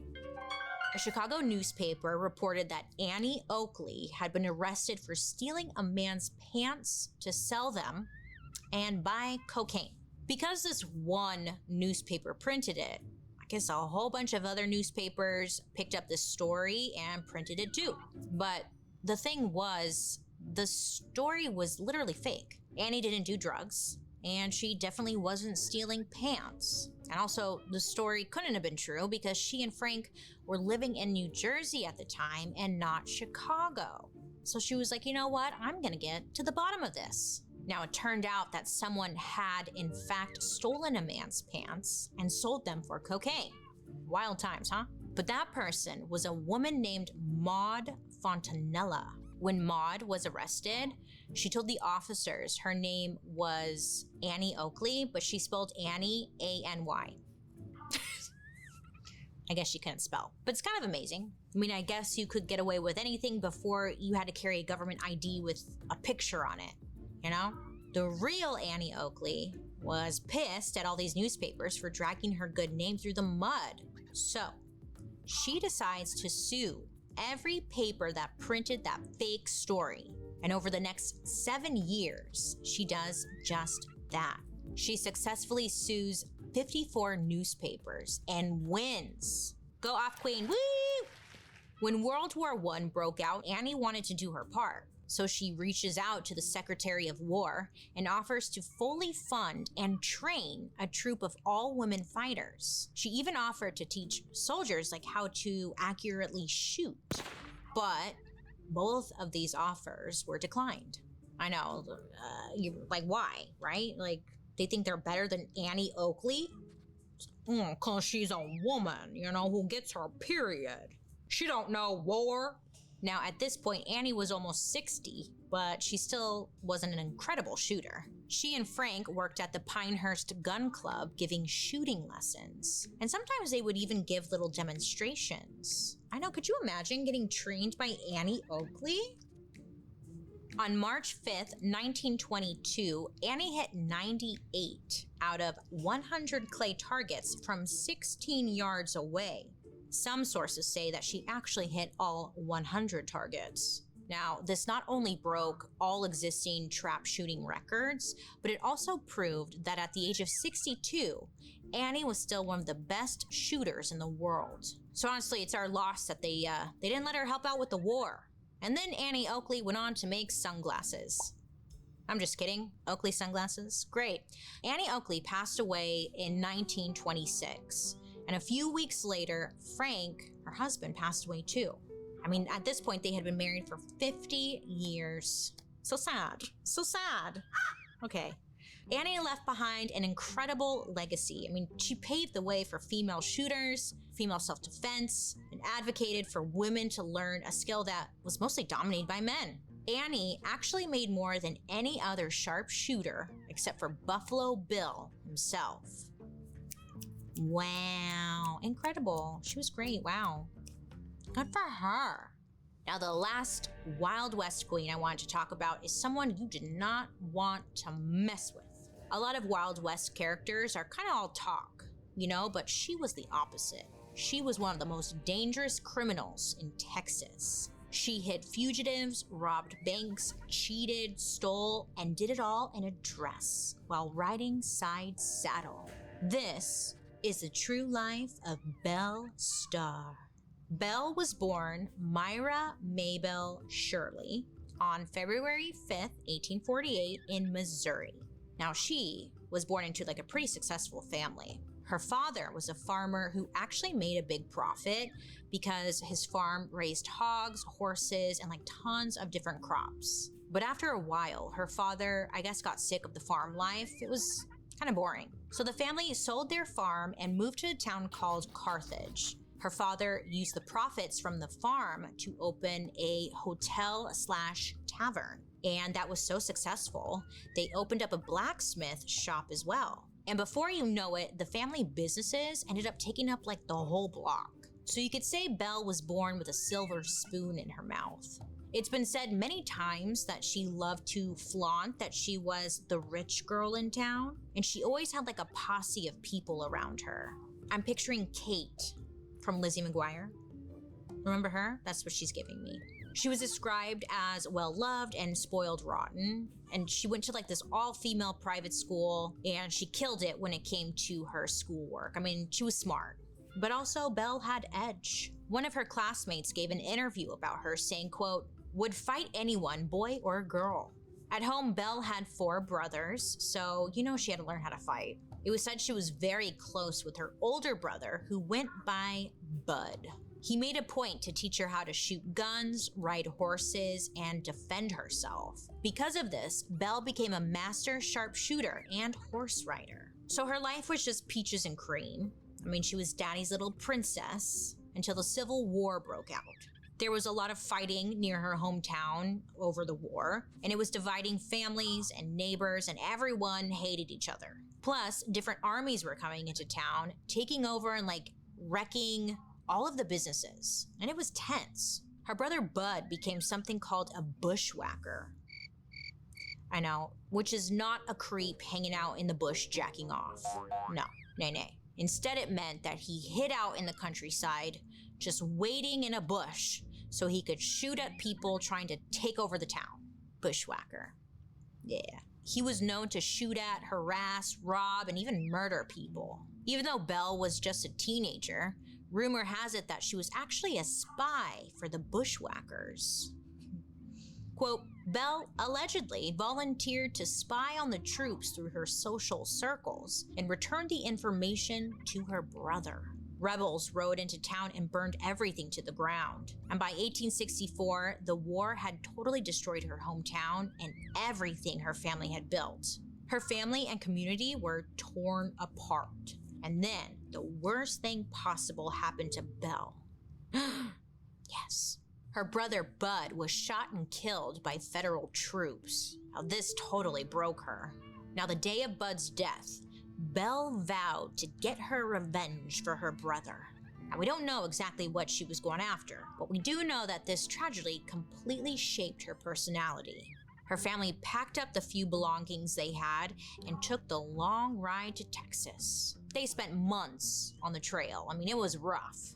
At the same time, a bunch of Bud's old friends rode into town, and they were part of a gang called the James Younger Gang. Okay, so this gang, they robbed a bank, and they needed somewhere to hide. They knew that they could count on Belle since she was allegedly a spy for their side. Maybe it's because they reminded Belle of her brother, or maybe it's because she was a secret bad girl. Belle started to hang out around bank robbers and criminals after this. She once said, quote, I am a friend to any brave and gallant outlaw. I mean, they were her people. Belle reconnected with an old friend from back home. His name was Jim Reed. So Jim was a bad boy. He was known for robbing banks, and Belle was into that. The two of them actually had a kid together, a little girl named Rosie Lee. So he tried to clean up his act for the sake of his family. But you know, the normal life, it wasn't working for Jim. He and Belle were strapped for cash, but he knew if he robbed a bank, they'd be set. So he robbed a bank. But once Jim resumed that outlaw lifestyle, he just couldn't stop. He just kept doing illegal stuff. I mean, Jim even murdered a man during one of his crime sprees. So he, Belle, and their little daughter had to flee to California. In California, Belle gave birth to their second child, a boy named Eddie. And even though they were now two young children running around, Jim took his criminal activities to the next level. And Belle decided she was going to become an outlaw too. Jim joined several gangs, and one of those was the Star Clan. This is when Belle allegedly got very involved in these criminal activities. Apparently in 1873, Jim and Belle snuck onto the property of the Graysons, who were farmers nearby. They knew the farmers had $30,000 in gold coins, and it was just theirs for the taking. Now, rumor has it that Belle was dressed as a male cowboy so they wouldn't recognize her. They break onto the property and attack the Graysons. She and Jim tortured them by hanging them from a tree for hours until they gave up the secret location of the coins. And I guess now Belle was addicted to that crime life. She's like, oh my God, that was so fun. Because the very next year, she robs a stagecoach, which, you know what that is, no? It's one of those old wagony cars that they used to ride in the Victorian era. Yeah, she robs that shit. Now, Belle needed to be more careful because there was a warrant out for her arrest. But here's the thing. She didn't really give a shit. She knew she could outshoot anyone who came near her. But the same couldn't be said about Jim. In 1874, Jim was shot dead by the authorities. I mean, just like Belle's brother. So she's like, no, no. Belle found herself a widow with 2 children and a warrant for her arrest. So she turned to someone she knew, one of Jim's friends, Sam Starr. And he was a member of the Star Clan. So the two, I guess they fall in love, maybe they don't, but they end up getting married. And this is where she gets her iconic last name. Since Sam was Cherokee, they lived together on Cherokee land. This meant the authorities were not allowed to mess with them because Cherokee land laws trumped the local law. So Belle and Sam used this to their advantage. They would take in any outlaws who needed a place to lay low until like heat got off of them. The two of them were very well known in the outlaw community. They would also commit all these crimes in town and then race back home knowing that they could hide out from the authorities. And apparently the two of them had this whole operation going. Belle would lace herself into one of those sexy little Wild West dresses, and she would jump on a horse and she would ride it into town. You know. And apparently Belle was hot, okay? She was a babe. So she'd ride up to a man, side saddle, and pretend to be this like gorgeous little damsel in distress. She's like, oh my god, officer, I don't know how to use this gun. It's just so heavy. How can I use it to protect myself, officer? Oh, I dropped my gun. I'm so silly. You know, she knew what she was doing. Now, while she was doing this, Sam Starr and his gang would be robbing the men blind.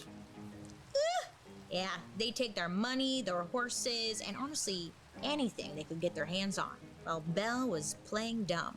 I love it. I just like don't know what I'm doing. It's so crazy. I'm on a horse? I thought this was a donkey. That's so crazy. I like just don't know. It's so hot, huh? So they would rob, right? And she'd be, yeah, that's so crazy. And then she'd speed off, still like riding side saddle, holding her gun perfectly. And then the men would realize that this was a freaking act. They're like, oh, fuck. I mean, I was impressed. Side saddle? Have you seen Princess Diaries 2? You know how hard riding side saddle is? Good for her. So she became known as the Bandit Queen because she'd steal people's stuff before they even knew what hit them. She knew how to talk her way out of trouble or pay off the right people to get her friends off the hook. Now, Belle did this for years without breaking a sweat. But, you know, one day she ran out of luck. A local judge found out about Belle and Sam's little crime scheme, and she and Sam were sentenced to a year in prison. A whole year.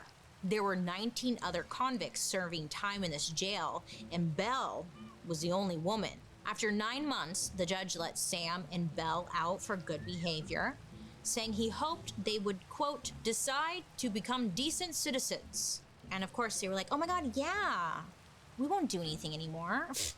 Pinky swear. But they immediately went back to the same old stuff.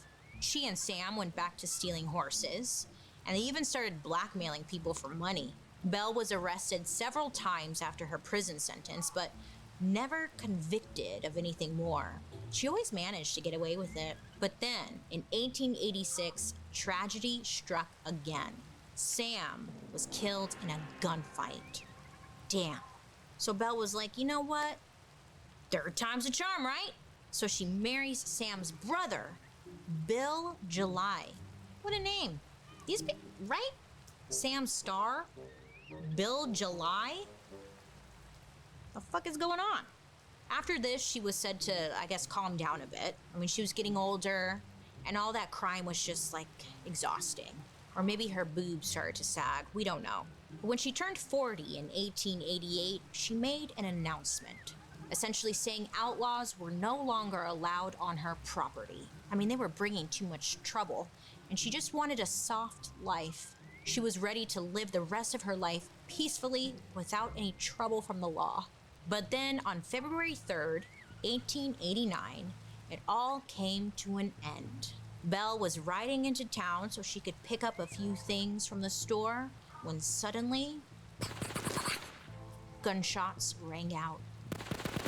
Belle was shot from behind in the back, neck, shoulder, and face. And then, you know, her horse freaked out from the noise, right? So Belle was like thrown to the ground. Just drama. Not long after, Belle was found dead. She bled out from her wounds on the side of the road. Because Belle had beef with so many people, they never figured out who did it. People thought maybe it was a former lover, an outlaw she pissed off, or maybe even her own son. What? Yeah. Apparently they had been feuding. But I mean, she pissed off a lot of people, so it really could have been anyone. I mean, her killer was never identified.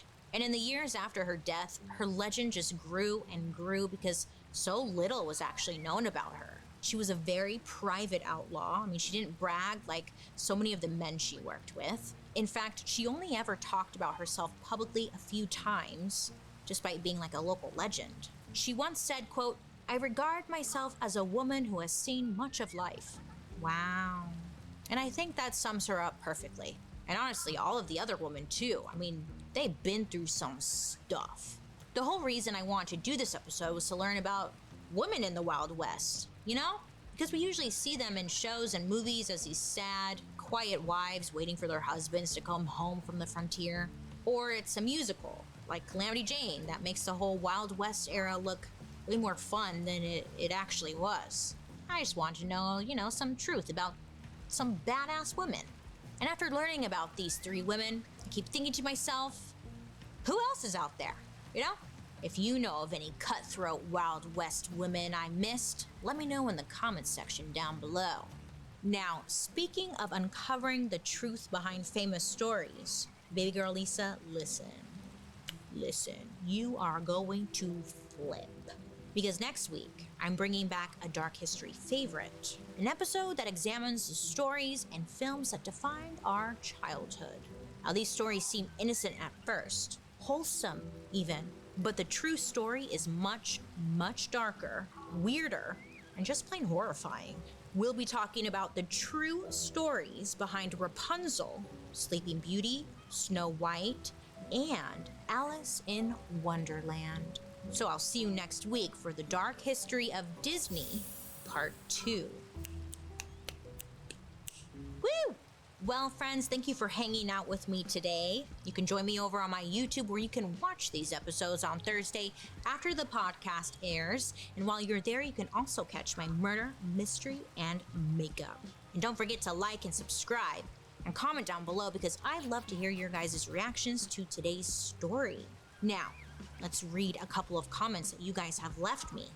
Bubbles, Easy Blonde, great name, left us a comment saying, Joan Crowford rules. So glad Joan and Paul are helping with the sponsor blurbs. Yeah, okay, I thought that you were just gonna give credit to Joan and not me, because I was like, oh my gosh, she doesn't even do anything. But yes, I know, finally these two are pitching in and getting to work, right? Great job, you guys. Great job. Desolate One left a comment on our Postal Service episode saying, quote, I'm a letter carrier. Sure, we don't deliver babies anymore, but we'll deliver cremated remains all day long. Oh God, I never thought about that. That's so sad. All I have to say is thank you for your service. You're doing great work out there. Well, it's dark. Haley Sargent 7122 said, I am obsessed with you. Oh my God, thanks. And your positive spin on dark things. Can you do an episode on the London Bridge? You touched on it years ago with creepy nursery rhymes, and I must know more. I love that Fergie song. Remember? No, I'm just kidding. Thank you, Haley. That was so sweet. You know, one time I went to London and I thought the London Bridge was the cute one with all the lights and stuff. And then I posted it on my Instagram story and everyone's like, you idiot, that's not the London Bridge. Turn around. And I turned around and it's like this ugly brick bridge. And I was like, that's the London Bridge? Yeah. It's like that Fergie song really lied to me. But I would like to know the history of the London Bridge. I think that's a good idea. And why is there's like a London Bridge in, is it like Arizona or something? What is that about? Why is it there? Okay, I got questions, which means you're onto something. Thank you for the recommendation. I'm gonna go listen to Fergie. I love you guys for watching and also for commenting. Keep on commenting, bring them on, because maybe you'll be featured. Maybe. And hey, if you don't know, Dark History is an Audio Boom original. A special thank you to our expert, Dr. Sue Matheson, professor at University College of the North in Manitoba, Canada, specialized in the Wild West and the Western. And I'm your host, Bailey Sarian. I hope you have a good rest of your day, you make good choices, and I'll be talking to you next week. Goodbye.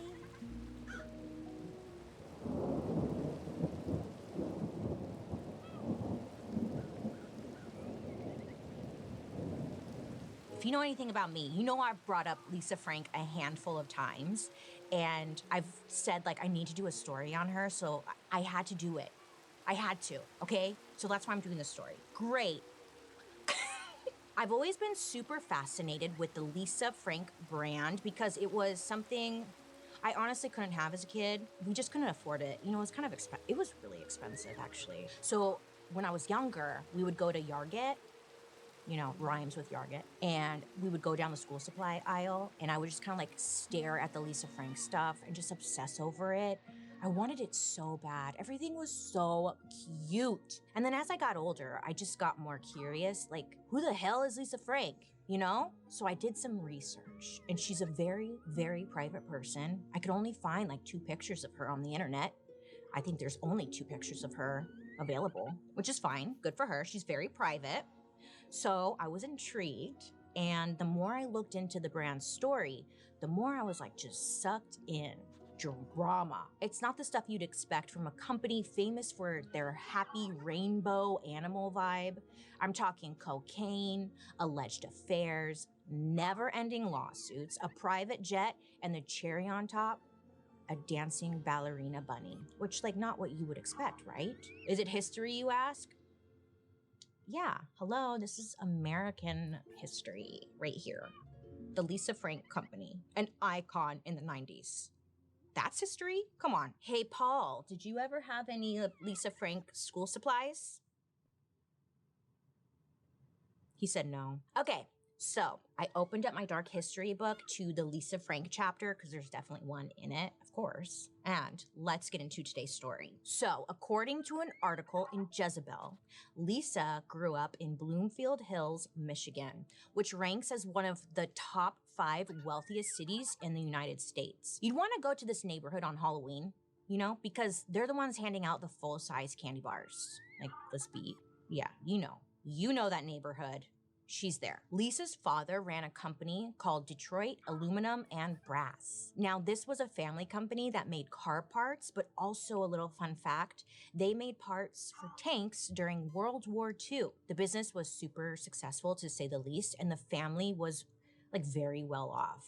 Daddy's got that war money, honey. We don't know too much about Lisa's mother, but what we do know is that she was very crafty, artsy. She seemed like a very creative woman. She made pottery, and along with Lisa's father, she encouraged her daughter to get into the arts. Like, she would put her in art classes, provide her with coloring books and crayons, and just have fun. She and Lisa's dad gave Lisa a loom for her 12th birthday.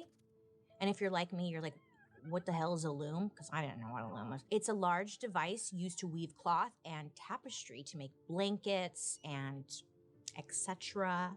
Which, who the hell gets a full-size loom as a child? Rich people stuff, you know? Growing up, Lisa said that she was a total girly girl. She read, she did artwork, anything girly, whatever that means. And over the years, she got pretty darn good at painting. In high school, which, side note, she attended this really fancy school in Michigan called Cranbrook School of the Arts, and it looks exactly, not even kidding, like Hogwarts. It looks insane. I'm like, this is a school? My school had like trailers and stuff, you know? What the hell? Anyways, her classmates also, pretty much they all came from very wealthy families, and she was rubbing shoulders with the sons and daughters of multimillionaires, CEOs. I mean, you get it. Lisa, based off observation, was surrounded by money and privilege, it seemed like. During her senior year of high school, she participated in an art show with her fellow classmates. So, you know, an art show where students show off a few of their pieces and it's cute and you're like, oh my God, that's such a cute little flower. Like, you did such a good job. But I guess Lisa's art was a major hit because that night she ended up making $3,000 selling her paintings in high school, which by today's standards is almost $20,000. Can you imagine making that kind of money at 17? Good for her. Good for you. This art show success was a sign of a bright future for Miss Lisa. She found her passion in life, art, and she was ready to go after it. Lisa flies across the country to start college at the University of Arizona, and this is where things get a little sketch. So She's attending college. Great. And while there, some say this is when she started buying and reselling jewelry made within the local, like, Native American communities. Others say she was making the jewelry with them. We don't really know a ton about this period of her life, so who's to say what really happened? But what we know for sure is that she hones her business instincts at the University of Arizona. She's like reselling and making money. So Lisa's doing that, and I know what you're thinking because I was thinking it too. Like, Lisa, babe, you can't borrow someone else's art and sell it as your own, honey. But that's what she was doing. Lisa claimed that she worked with the artist and, you know, they should be happy because she's giving them exposure. Quote, quote, quote. Which, for those of us who are freelance artists, or maybe you've been a freelance, you sure as hell know exposure does not pay the freaking bills. I hated that. I don't want fucking exposure. I want my lights to stay on. You know? Anyways, Lisa thought she was helping the artist. Sure, babe. So by the time Lisa's 20, she starts her first brand, and it's called Sticky Fingers, which is kind of hilarious on its own. Sticky Fingers, because come on. She's technically like taking stuff and reselling, so that is kind of sticky feet. You get it. So what was Sticky Fingers? Well, Lisa, she was dabbling in her own jewelry line. She was selling plastic charm bracelets with little animal charms and cute little fruit charms and whatnot. They looked kind of cheap, but you know, this turned out to be a really big hit for Lisa because not long after, Sticky Fingers was being sold at Neiman Marcus and Bloomingdale's. Like, does she have good luck or what? Or good connects? Either way, the plastic bracelets were a hit. So much so that this led to partnerships between Sticky Fingers and Felix the Cat, Betty Boop, Mickey Mouse. I mean, the list goes on. And this is just an observation of my own, really. But she must have been doing well to get those kinds of partnerships, right? Mickey Mouse? Come on. I don't know what she's doing, but she's good at it. So the bracelets are selling like crazy. Lisa can't really keep up with all the orders. Plus, she's kind of feeling inspired to start another project. She really wants to make stickers. I know. It's totally random, but this is the 80s. And allegedly, I heard a rumor that in the 80s, stickers were like all the rage. You let me know. I was born in, no, never mind. So stickers are all the rage. And Lisa, she wanted in on the sticker industry. She's like, there's money there. I like art. I can make stickers, you know? And she had her eye on the damn prize. So Lisa decides to pivot and rebrand. Pivot! The company Sticky Fingers gets a new name, Lisa Frank Incorporated, which is kind of a weird choice for someone who wants to be or is extremely private. But then again, maybe she didn't expect for her brand to take off the way it did. Anyway, she's 25 at this time. She's kicking ass, and she's now making stickers. What a dream, honestly. Making stickers? Fuck yeah. I want to make some stickers. So within the first year of her new business, Lisa Frank gets a large order from Spencer's Gifts. Oh yeah, remember Spencer's? They had the lava lamps, the neon dildos. It was a real hoot. They're still around. Why does Spencer's always have that funky smell? Does anyone else notice that? Like that smell. I don't know what it is, but it's Spencer's. Let me know. Thanks. Anyways, this order from Spencer's Gifts, it wasn't just any order. It was $1 million order. Oh yeah, within her first year. $1 million at 25 in the 80s? Girl, just retire now. Get that boat, travel the world, live, laugh, love. Come on. In the late 80s, the brand expanded and started selling school supplies. She noticed in a sea of beige notepads and black composition books, there was an opportunity. I mean, you guys remember, school supplies were very basic, and nobody was making cute shit at this time. Lisa came in and started making colorful, airbrushed, imaginative designs. It was so different, and it looked like she was on acid when she made it, honestly. It was cool.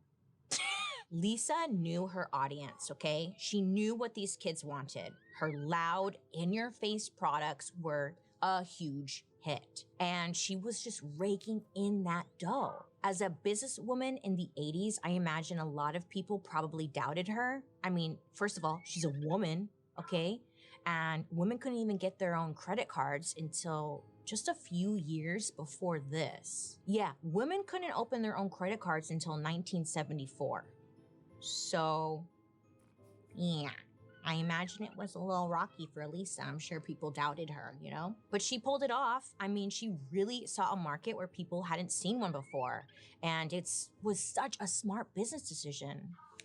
Snaps to you, Lisa. At this time, a normal pencil would cost like 50 cents, but Lisa found a way to sell the same item, but with her cute designs on the pencil, for triple the price. So this was the beginning of the Lisa Frank empire that I'm sure many of you remember today. Man, you bitches with your rainbow panda trapper keepers. I was so jealous. I couldn't get anything Lisa Frank because it was too expensive. I instead got one of those like Walmart 5-star zipper binders. It was like, how does a zipper sound? Do you know what I'm saying? It was really embarrassing. I was like, Mom, it's not the same. I want the Lisa Frank one. But what about the 5-star? It's so much cheaper. I want the fucking Lisa Frank one. You know, that was me. I never got the Lisa Frank one, actually. I should probably live my childhood and go out and buy one. Duh, Paul. I should do that. Okay, anyways, back to Lisa.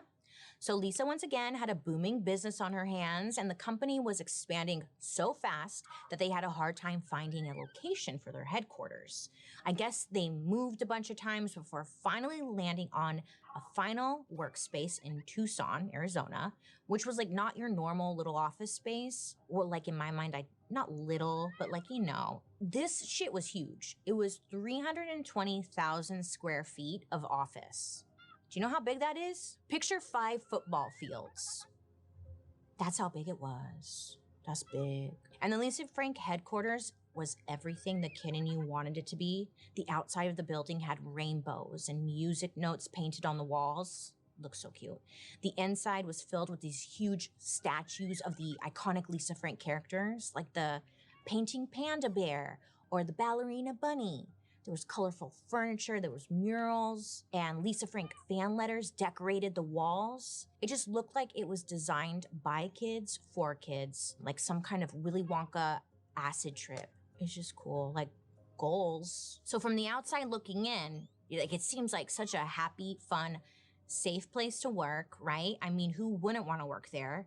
I would want to work there. It looked like a dream. Surrounded by cute characters, glittery unicorns. Hello, hi. I mean, it all seemed so magical, like nothing bad could ever happen there. But if that was the case, we wouldn't be talking about it. By the mid-90s, Lisa was killing it. She's a household name.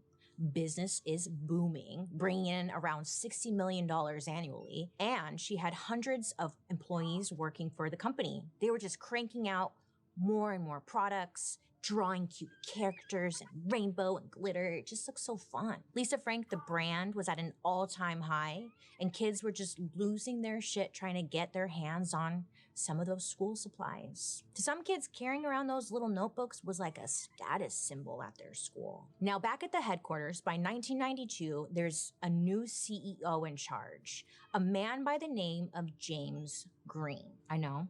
You're probably thinking, like I was thinking, like James Green guy. He's probably an Ivy League businessman that knows how to be a CEO, right? Oh, nay. He was hired back in 1982 as an artist at the Lisa Frank Company. And I guess a little hanky-panky was going on between Miss Frank and Mr. Green. And it must have paid off because before you know it, he's running the company. He had her dickmatized, okay? And yeah, you could say James slept his way to the top, baby. Men can hoe it out too. Come on. James and Lisa would end up dating for over 10 years, and then they got married in 1994. It sounds like a cute little fairy tale. A couple of artists in love, running a multi-million-dollar company and wanting to start a family together. Like the American dream, whatever that is. Not long after their marriage, they had 2 children together. So with Lisa's hands full, she wanted to have a more relaxed role in her company, We don't know exactly why, but many believe it was so Lisa could be a stay-at-home mom, which makes sense, right? And her husband can run the company. It all happened like within the same time frame, so just an observation, not a fact, but I think that's safe to say. So with Lisa working from home, James, the husband guy, he was completely in charge of Lisa Frank Inc.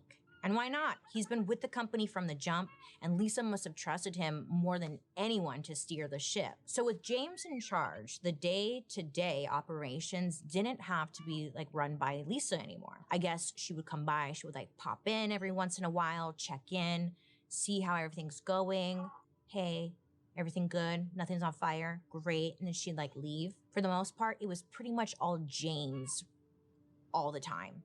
He was left in charge of the hiring and firing, approving art, maintaining important business relationships with like their biggest retailers. And remember, Lisa Frank Inc. at this time was at the top of their game. People are freaking loving their products. I mean, everybody wants to work with them. They're in every store, making millions a year. You could not fuck this up, baby. You're at the top. But, because there's always a but, over time, employees started to notice a shift within the company culture.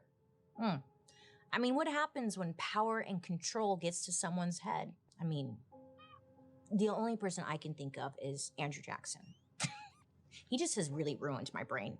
I think, let me not go on that tangent. So, control and power getting to someone's head?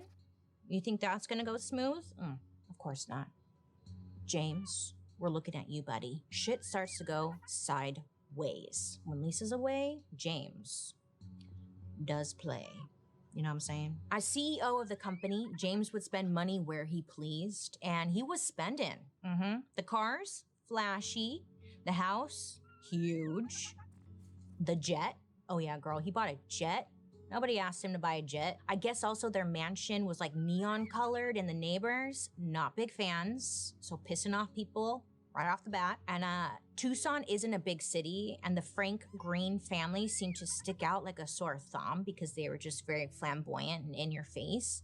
And while he was spending their money, the company was taking a huge hit. And this is where James starts to show his true colors. So, let me tell you, Paul, you listening?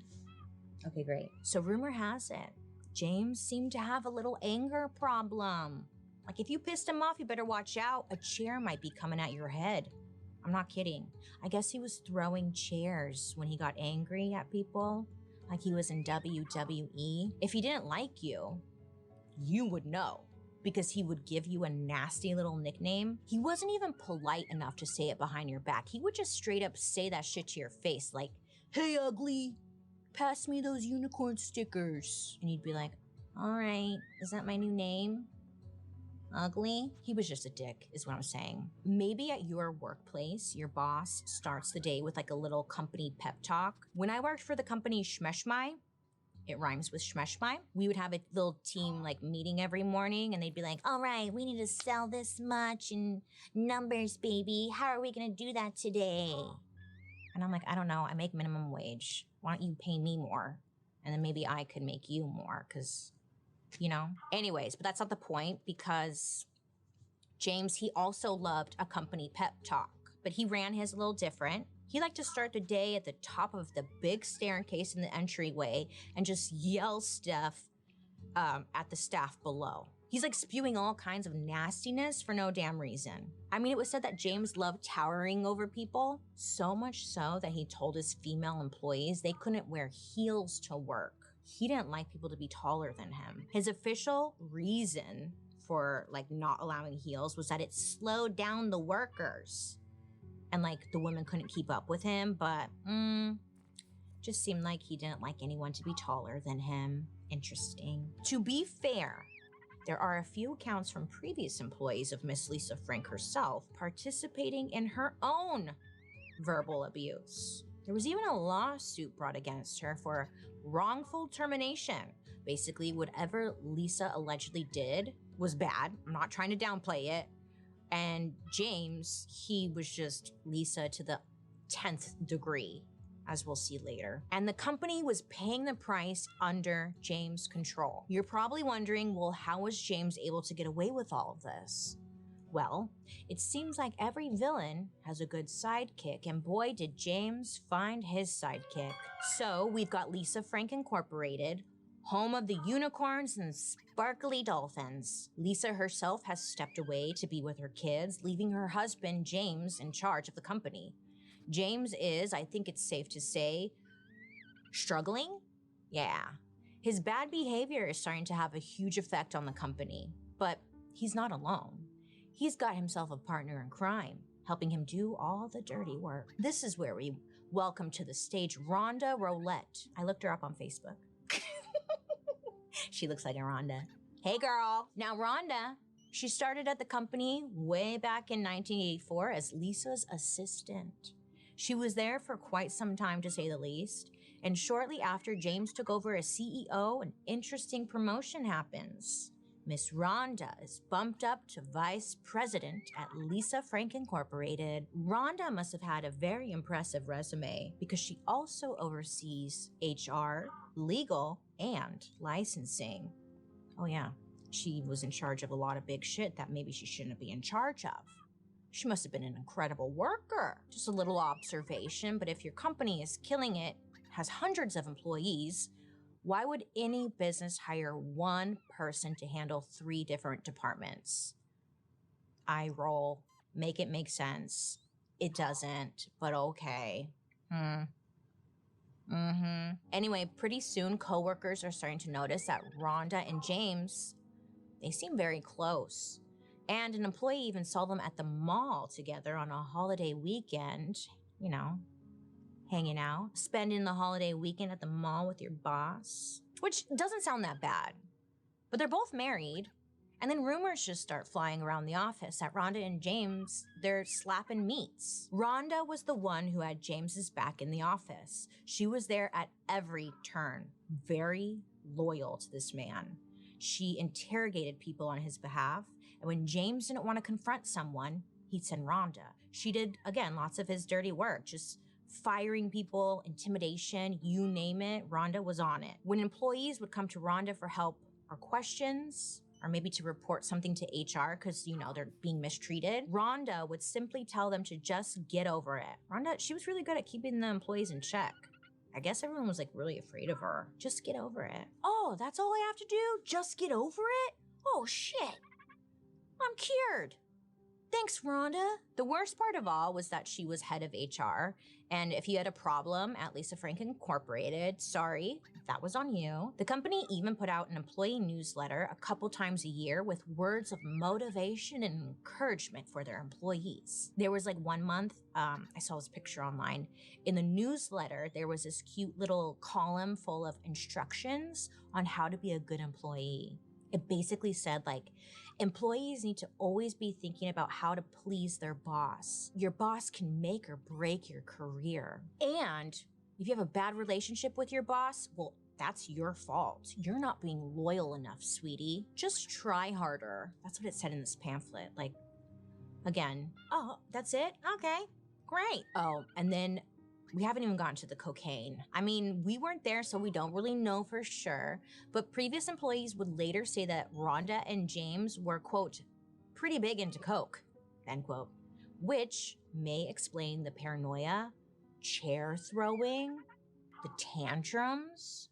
Can you imagine? Remember, this is all happening in this really cute office with like rainbows and like glitter everywhere. And he's over here, James, he's trying to act like Scarface, but in Candyland. Rhonda and James were pulling shit like withholding paychecks, cutting commission rates, messing up people's 401k, rude, and even told an employee they couldn't take work off to go to a family funeral. Now, if you thought that was bad, get this. One day an employee left the office 10 minutes early, and when James found out this happened, oh bitch, he was livid. He was raging. There were even rumors that he instructed his managers to chain the doors shut so people could not leave.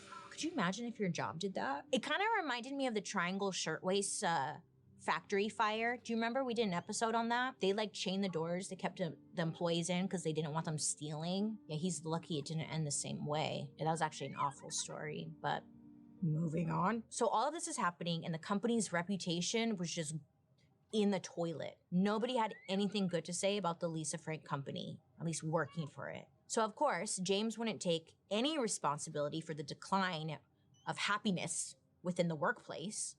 Instead, he just avoided blaming himself at all costs. He was notorious for pushing meetings with the art department and then blaming them when artwork didn't arrive on time. Oh yeah, he would delay approving products and then make excuses to the buyers. And it turns out that James wasn't just bad to work for, he was just toxic to work with. I mean, I guess he's consistent. I'm always trying to find a bright side to things, you know? I also don't think the cocaine, alleged cocaine, helped him at all. But I'm sure he was having a fun time. So the company internally was suffering from all the chaos. The turnover rate was crazy high. The entire staff basically quit and had to be replaced once a year. People were dropping like flies, and folks were talking. Anywhere you went in Tucson, word on the street was like, girl, you do not want to work at Lisa Frank. They chain the doors and throw chairs at you. You know? So nobody wants to work there unless you're like desperate. Despite James's best efforts to just destroy everything, people are still buying the products. I mean, sales are still very strong. And in fact, the company is approached to make a Lisa Frank television show, which like makes sense because they're on top of the world.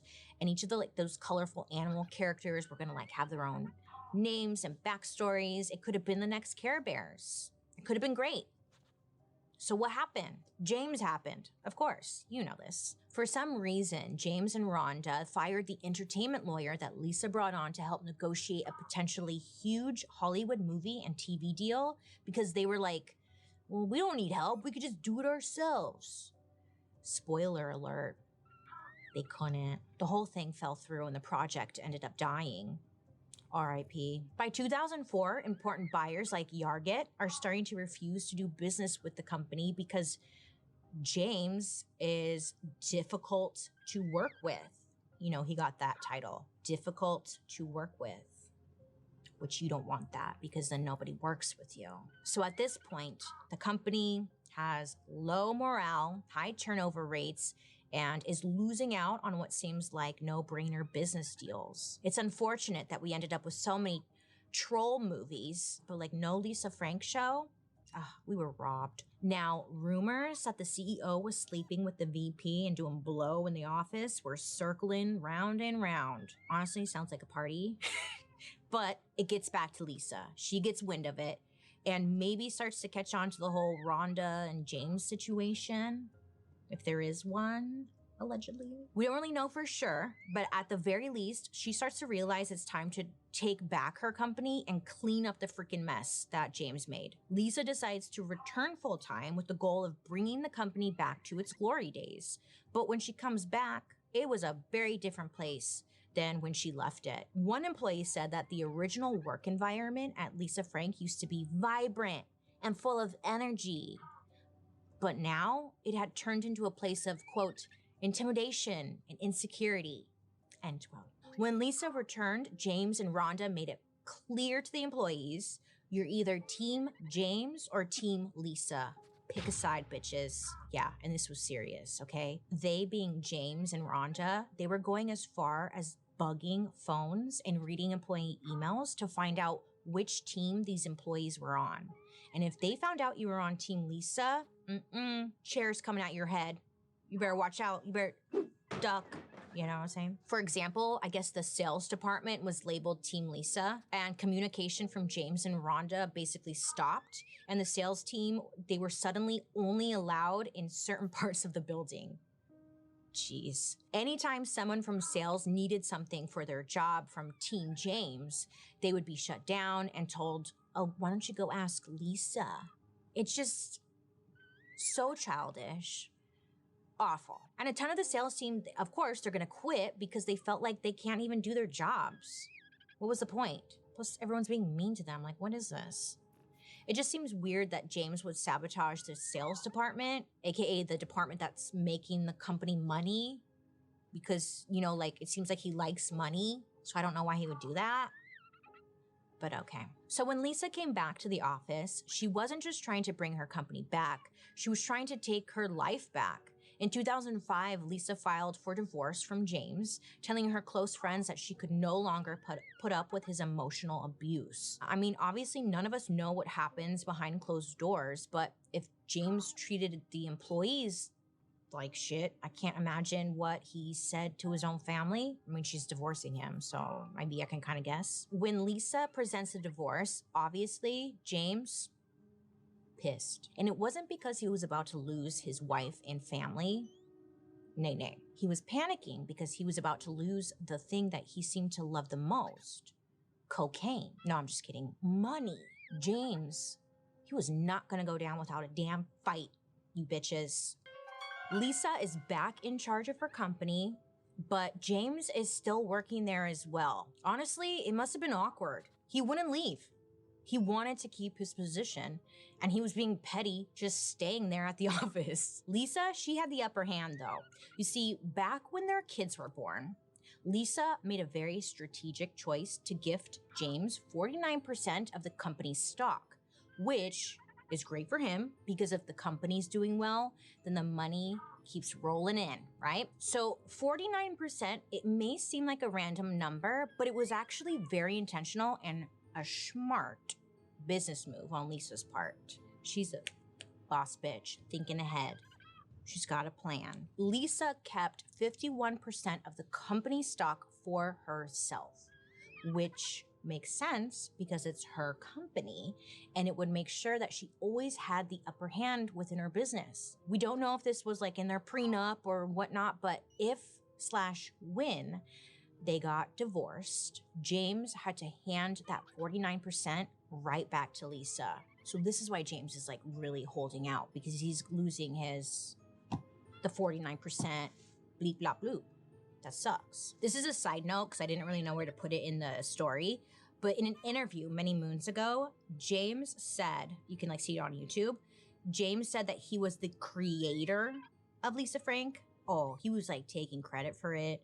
Very strange. It's just bizarre, this man. So I'm sure maybe you can imagine that he wasn't so happy, you know? He was going to lose everything. His family, the cars, the jet, the home, his golf toys, again, the cocaine, the power, and of course the money.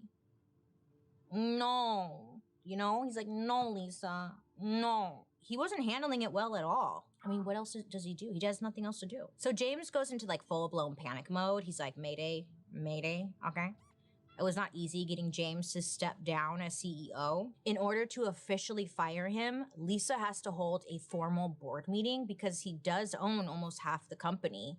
But this dude, he dodges the meetings for over a whole year. I mean, how the hell do you do that? You work in the same building. He's all like avoiding her, like, there she is. Hide. I just like picture James answering his phone. Like, he's not here right now.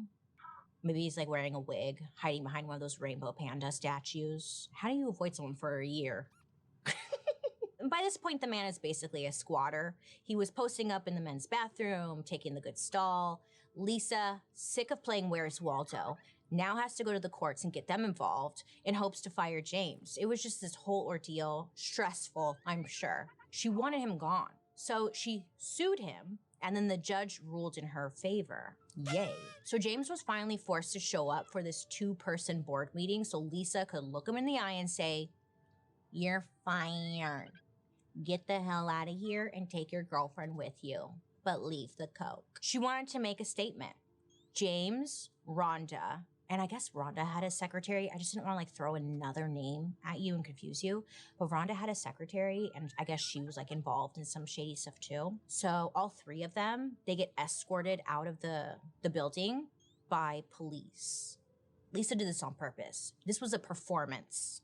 Okay, they were gonna strut down every aisle so you all see what's happening around here. I love the theater, so I would enjoy that. Anyway, so they're all escorted out, and following that, Lisa makes sure that James never returns, and she makes sure to also get a restraining order against his ass. And hell yeah, it's finally over, you know? But it's too early to celebrate because James was hiding in the bushes plotting his next move. You get a lawsuit, you get a lawsuit, you get a lawsuit. Everybody gets a lawsuit. Guys, there was a hilarious amount of lawsuits. Now, I'm not gonna make you go through them. No, I will not do that to you. It's a lot, okay? But I got you, because we went through them. Let me just summarize like all the juicy parts for you really quick. So over the next few years, and yes, this went on for years.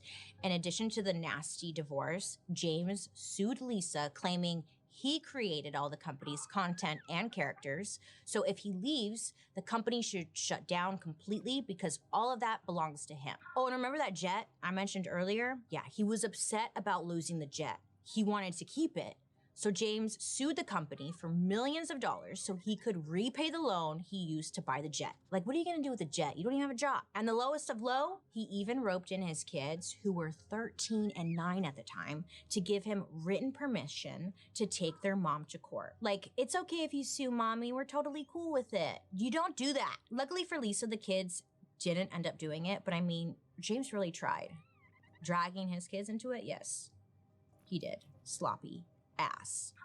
You sloppy ass. Now let's not forget about our girl Rhonda. So she ends up suing the company and ooh, it was messy. Rhonda said she was promised $2 million in severance by Lisa herself. Now, in addition to forging company checks for her own gain, it came to light that Rhonda was lollygagging on the job. She literally filed none of the paperwork required for her employees to have health care or their 401k benefits, which just like led, obviously, a lot of employees very upset. One of the reasons you get this job is because of the health care. Come on, like, and you're not gonna give it to me? No. And you're locking me in the building? No, this is too much. So I guess before they were fired, Rhonda, her hubby, and James filled up 5 truckloads with Lisa Frank property that they stole and drove off with. Yeah, why? What are you gonna do with that? Well, sell it, of course. I mean, they got that good shit, like those polar bear pencils. They're out like on the black market. That's where I get mine. And then get this, the money that they made off the stolen items they sold went straight into their pockets. Backstabbing little gross snakes. Ew, that sucks. You like make this big name for yourself, you sell really cute shit, and then you get taken advantage of by this man and his nasty.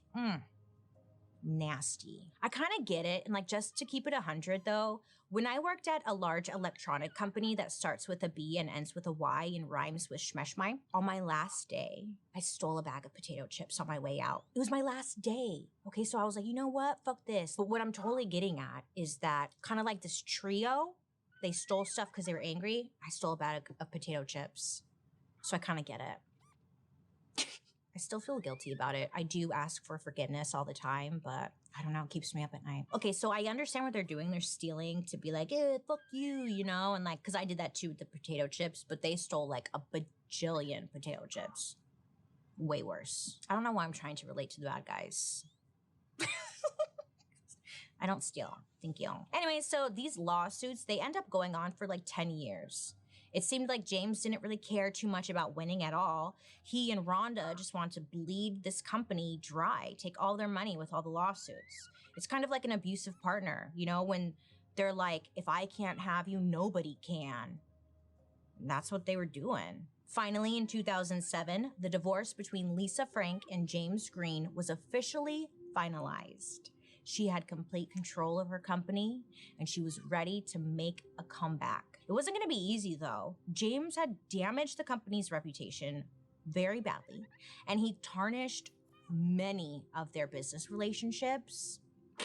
The company was in like a deep hole, and Lisa had a lot of work ahead of her. And honestly, at this point, she really could have just like given up on the company and walked away, but she didn't.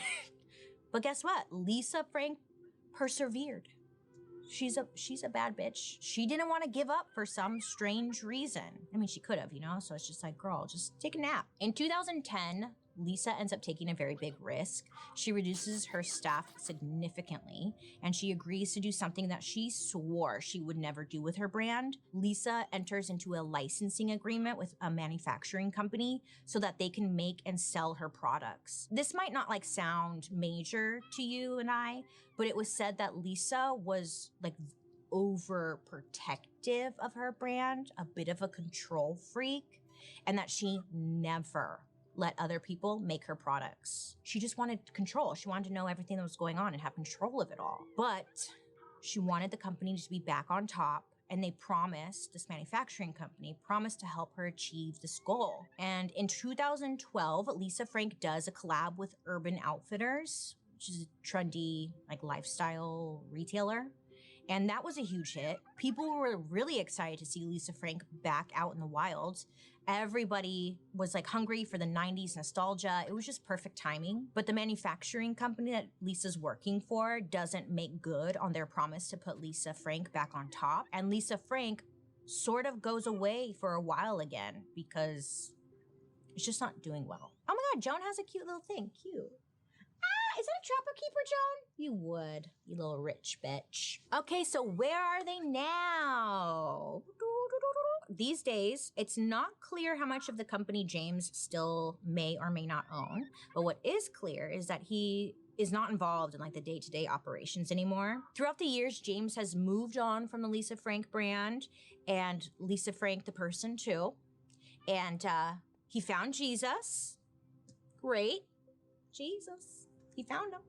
And he started his own passion project selling artwork for Jesus, which honestly, it looks heavily inspired by the Lisa Frank art, but it's for Jesus. It's like, move on, dude. Just move on, let it go, try something new. On the brand end of things, one of Lisa's sons is involved in like the new era of Lisa Frank. And you think Lisa would maybe have learned her lesson about mixing like business with personal life, but I don't know. Old habits die hard. She ends up bringing her teenage son to like board meetings with her. She puts him in charge of the company Instagram. I think things are actually going kind of well, so he must be doing well. Fingers crossed that the family business relationship works out better than the last one. We wish you luck. In 2020, something happened. I don't know, the pandemic or something. But the Lisa Frank Instagram page was popping off. I mean, thanks to her son, who really modernized the brand's image, right? To date, Lisa Frank has continued to have successful collabs with popular brands like Crocs, which I didn't know, I missed that one. Morphe Cosmetics. She did a collab with some nail polishes. Also, the school supplies are making their way back onto the shelves. Like, the 90s are really back, you know? I kind of love it because now's my chance.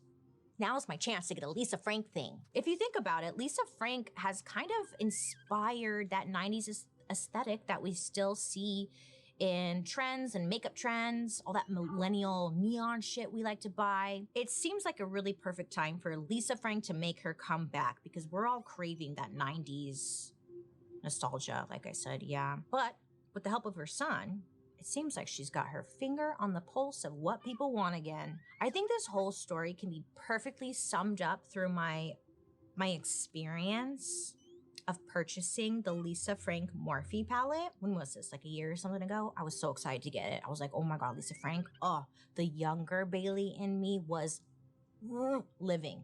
Okay, living. The palette itself looks like a trapper keeper, and I should have brought it. I don't know why I didn't. Got it. Boom. It arrived. I opened up the package, took out the palette, bam.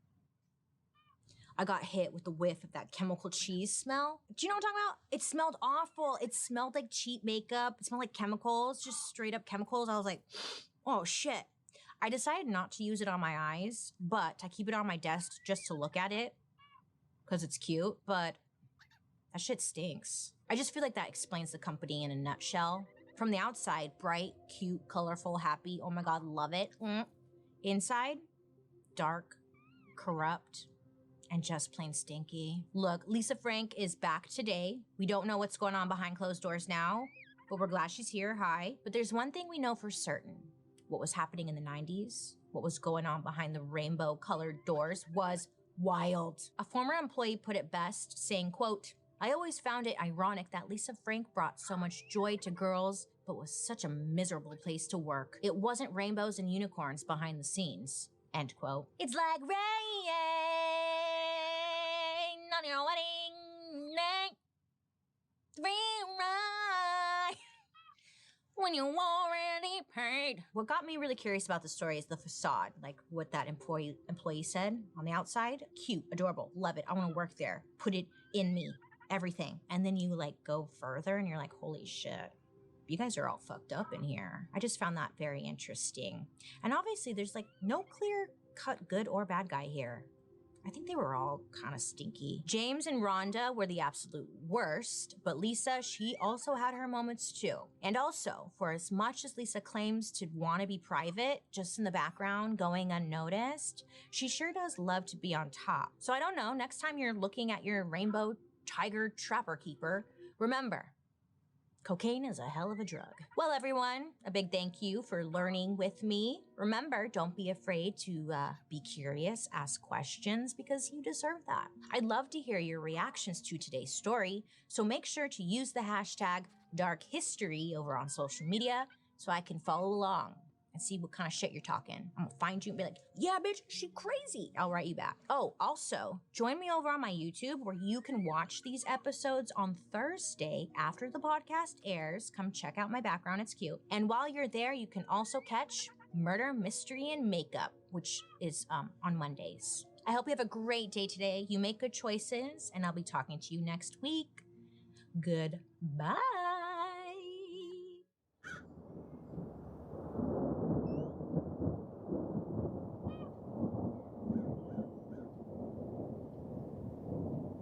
Long before she was known as Typhoid Mary, her name was Mary Mallon.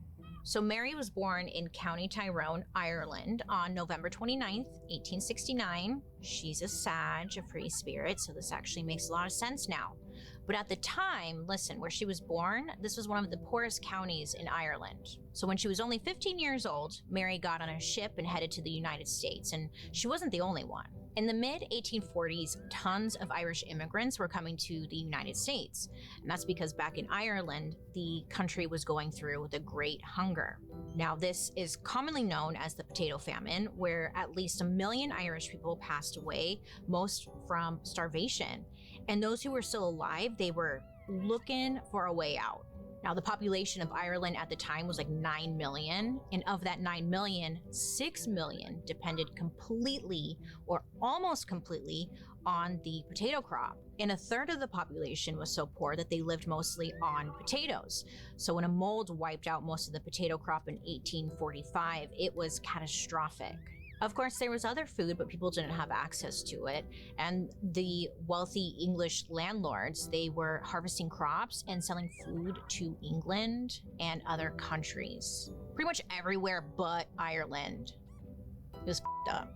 1 million Irish people died of starvation, and over 2 million people left Ireland just altogether looking for a better life. So Ireland ended up losing a third of its population in total. 75% of immigrants ended up in the United States. And by 1855, 80% of New York City's domestic workers were Irish immigrants. And pretty much anytime there's a big group of people from another country moving into a city, people just assume that the immigrants are here to take jobs and ruin things. So when this was all happening, most Americans were not very welcoming. In fact, if you were Irish, most people really disliked you, automatically. At the time, people would make jokes about the Irish being stupid, ugly, and dirty. I'm not saying that, that's what they were saying back then. There were political cartoons about it, just tearing them apart. It was ugly. Many Irish men found work doing labor, while the Irish women mostly got work as domestic servants. When I say servant, it's exactly what you're picturing. If you were working as a domestic servant, it was grueling work. It'd be 14-hour days you'd be working. And they would be the first ones up in the morning and the last ones to go to bed. And that was the world that Mary entered into as a teenager. Mary got a job working as a cook, which was great for her because it was like one of the highest paying servant jobs that you could get. And Mary was really good at it. I mean, she landed a ton of different jobs working in multiple households for decades. By 1906, when Mary was in her 30s, the Warren family hired her as their cook. Now, she lived in their house in Oyster Bay in Long Island, and she would work there like over the summer. But by the end of the summer, the Warrens' young daughter became ill with what was diagnosed as typhoid fever. Then that same week, 5 more people within the household began showing symptoms. So typhoid fever, what is it? I don't know. Well, let me tell you. It's an infection that's caused by bacteria. It's usually spread by water or food that's contaminated by fecal matter. And I know it sounds gross, but look, it's real. And it can hide like under your fingernails, on your hands, or your skin. And then, you like wipe your nose. Next thing you know, it's in your body. The disease would begin with like a headache. You would get fever, and then you would get like bloody, foul-smelling diarrhea. Then usually like a rash would form, followed by a high fever, which for some could lead to like death. Now at the time, typhoid was terrifying because there was no cure and a vaccine wasn't discovered until 1911. Plus, like antibiotics, they weren't even discovered until 1949. So if you got this, you just had to like hope for the best and wait it out, Now, of the 11 people that were staying at that summer home, 6 of them got sick. It was like mainly the workers, but not Mary. She never got it. And in fact, she appeared quite healthy. Like she showed no symptoms related to typhoid, which is kind of weird because like everyone around her got it. Now, it was said that Mary was a stout woman with a robust, healthy appearance. She had dark hair, often pulled back or styled in a simple manner, with a round face and a strong, determined expression. Now, at the time, typhoid fever was really associated with poverty and filth. So, this town, Oyster Bay, it was very affluent, and they never had like an outbreak of typhoid before. So when the wealthy Warren family home had typhoid going around, it made no sense to them. They're like, we're rich. This doesn't happen to us, And like, not only was it deadly, it was low-key embarrassing. They're like, oh my God, we are not poor. This is not okay. When the owners of the house found out about the outbreak, they freaked out. The owner of the house was worried that none of the well-to-do people would want to rent this fancy home if they knew people like got typhoid there. So he hired people to come and inspect where the typhoid may have come from before word got out. Apparently the house had been a wedding present, and if they couldn't locate the source of the outbreak, it's possible that the house would be declared a health hazard and then burned.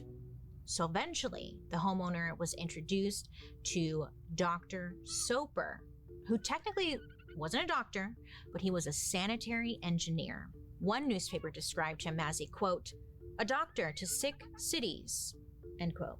Oh, yeah, I don't know how he got the doctor title, but he did. But whatever. So they call him up. So Dr. Soper, he comes out to the Warren home and he gets to work. He's like, I'm going to figure out where this typhoid came from. They check every corner, the water, they check everywhere. So he does a little digging. And then Dr. Soper finds out that the Warrens had recently changed cooks. The most recent cook was Mary Mallon. And it was odd because now she was missing. She was nowhere to be found. And she had left with like no notice or explanation. She was just gone. It was like, oh, that's weird. Now, Dr. Soper is like putting the pieces together and he's like, the cook was really the only new thing that was introduced into the household. And this cook handled food, which all the people who got sick had eaten this food. So, Dr. Soper, after some time, it took him a while, he believed he had found the culprit. It was this Mary Mallon person. Now, after this, he was determined to find her before she got anyone else sick.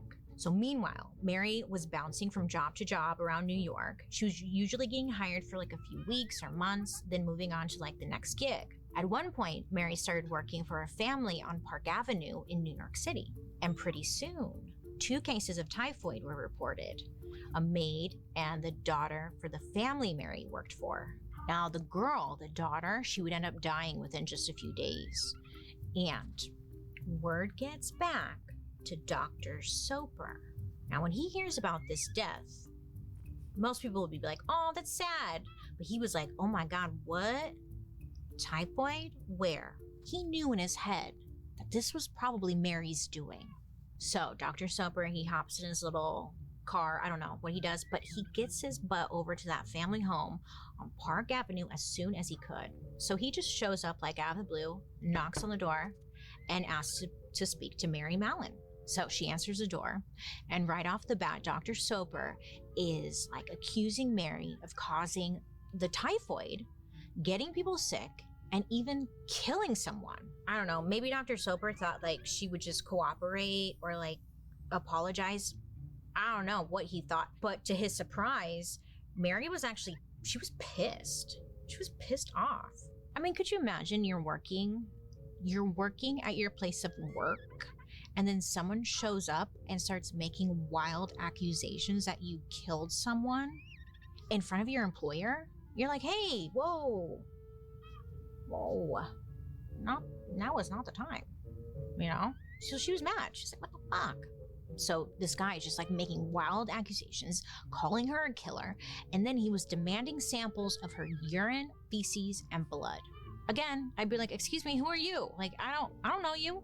So Mary, she doesn't like say anything. She instead grabs a carving fork and then lunges at Soper, who I guess just like turns right around and he just gets the fuck out of there. So, I mean, Dr. Soper, he left the meeting empty-handed, and Mary was now feeling angry, scared, paranoid, and probably like a little suspicious of the whole situation.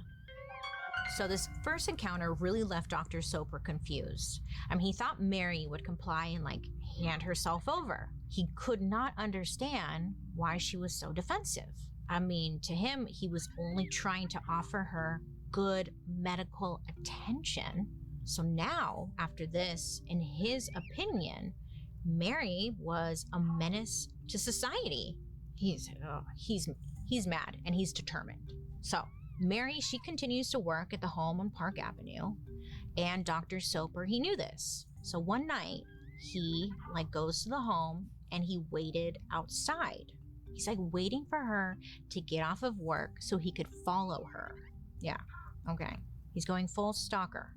So Mary was walking home, whatever, and she stops at 33rd Street and 3rd Avenue where her boyfriend lived, a man named August Brioff. Now, Brioff was a former policeman, and he honestly, he didn't really have much going on in his life, I guess, based off what I read. I don't know. He drank a lot. He lived in a dirty apartment. He had a dog. And then other than that, he had Mary. Mary would often bring Brioff food and like take care of him. It's kind of sweet. And when Brioff wasn't at home doing nothing, he would spend his days in a saloon around the corner. Now, so remember, Soper like followed her here, and he's watching the situation from outside, like a creep. So I guess he was spying on them for a little bit because Soper takes notice of Brioff hanging at the saloon, and he thought the best way to get to Mary would be through this guy. He's like, yeah, that's my way in. So Dr. Soper, he's like, you know what? I'm going to go make friends with this guy. So one day he goes to the saloon and he becomes friends with Brioff. Now, Soper actually wrote about this encounter and said, quote, I got well acquainted with him. He took me to see his room. I should not care to see another place like it. It was a place of dirt and disorder, end quote. So that's really nice of him, you know? Okay, so that night, Dr. Soper went to the Brioff's home with him, and he decides, like, I'm just gonna wait here until Mary shows up. Well, finally, Mary walks in, and right away, she was pissed. She was angry when she saw Soper waiting there for her. I mean, what was he doing? Like, stalking her? Like, leave me alone. She's like, what is this? What? So once again, like, Soper tried to explain to Mary that he believed that she was giving people typhoid. But Mary, like, refused to hear him out. She never had typhoid. How could she be giving it to people? You know, like, he was incorrect. She had been in perfect health, and she would not allow anyone to come into her home and make such wild accusations about her. So once again, she, I guess, chased Dr. Soper out. So Dr. Soper, he felt like he had no other choice but to take the case to the New York City Health Department. He called Mary a, quote, living culture tube and chronic typhoid germ producer, end quote. That's so sweet. Wow. I mean, like, he doesn't really know for sure, but he really went for it, you know? He was quick to tell everyone how big and strong Mary was. And it was almost like he wanted to have an excuse for, like, letting this woman chase him away multiple times. Here's how he described her to other people. Mary had a good figure and might have been called athletic had she not been a little too heavy. She prided herself on her strength and endurance. Okay. Mary was about 5'6", so that's a monster of an athlete we're talking about here. I didn't look up how tall Soper was. He must have been, you know, a little bit maybe shorter. I don't know. But the New York City Health Department decided to send another doctor to help Soper, a woman named Dr. S. Josephine Baker. I know, I was like, what, crossover episode? But no, there's no relation to the American-born French dancer, singer, and actress Josephine Baker, who we've done a Dark History episode on. No relation, not the same person, just the same name. What are the odds, huh? But they thought, the health department, they thought that, like, maybe sending a woman might get through to Mary more so than a man. If a woman came up to you and was like, hey, I want to talk, you might listen. A man, you're like, get the fuck away from me. But they failed to mention to Dr. Baker that Mary might be a little difficult, you can say.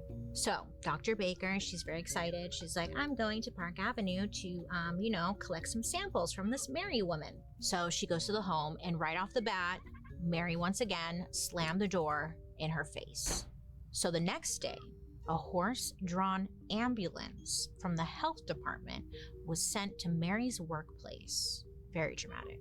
Then, I guess, like, 3 policemen, they show up, and they surround the house, and they're trying to, like, block any of the possible escape routes. So they're doing that, and Dr. Baker, she rang the doorbell. Mary, once again, she answers. She sees them again, and she tried to slam the door, but there was a cop with Dr. Baker. The cop, like, put his foot inside the door, so she couldn't shut it. You know what I'm saying. So I guess at this point, Mary had turned around. She bolted to the kitchen and, like, disappeared. She was gone. So Dr. Baker and the officer, they run into the house. They're chasing after her.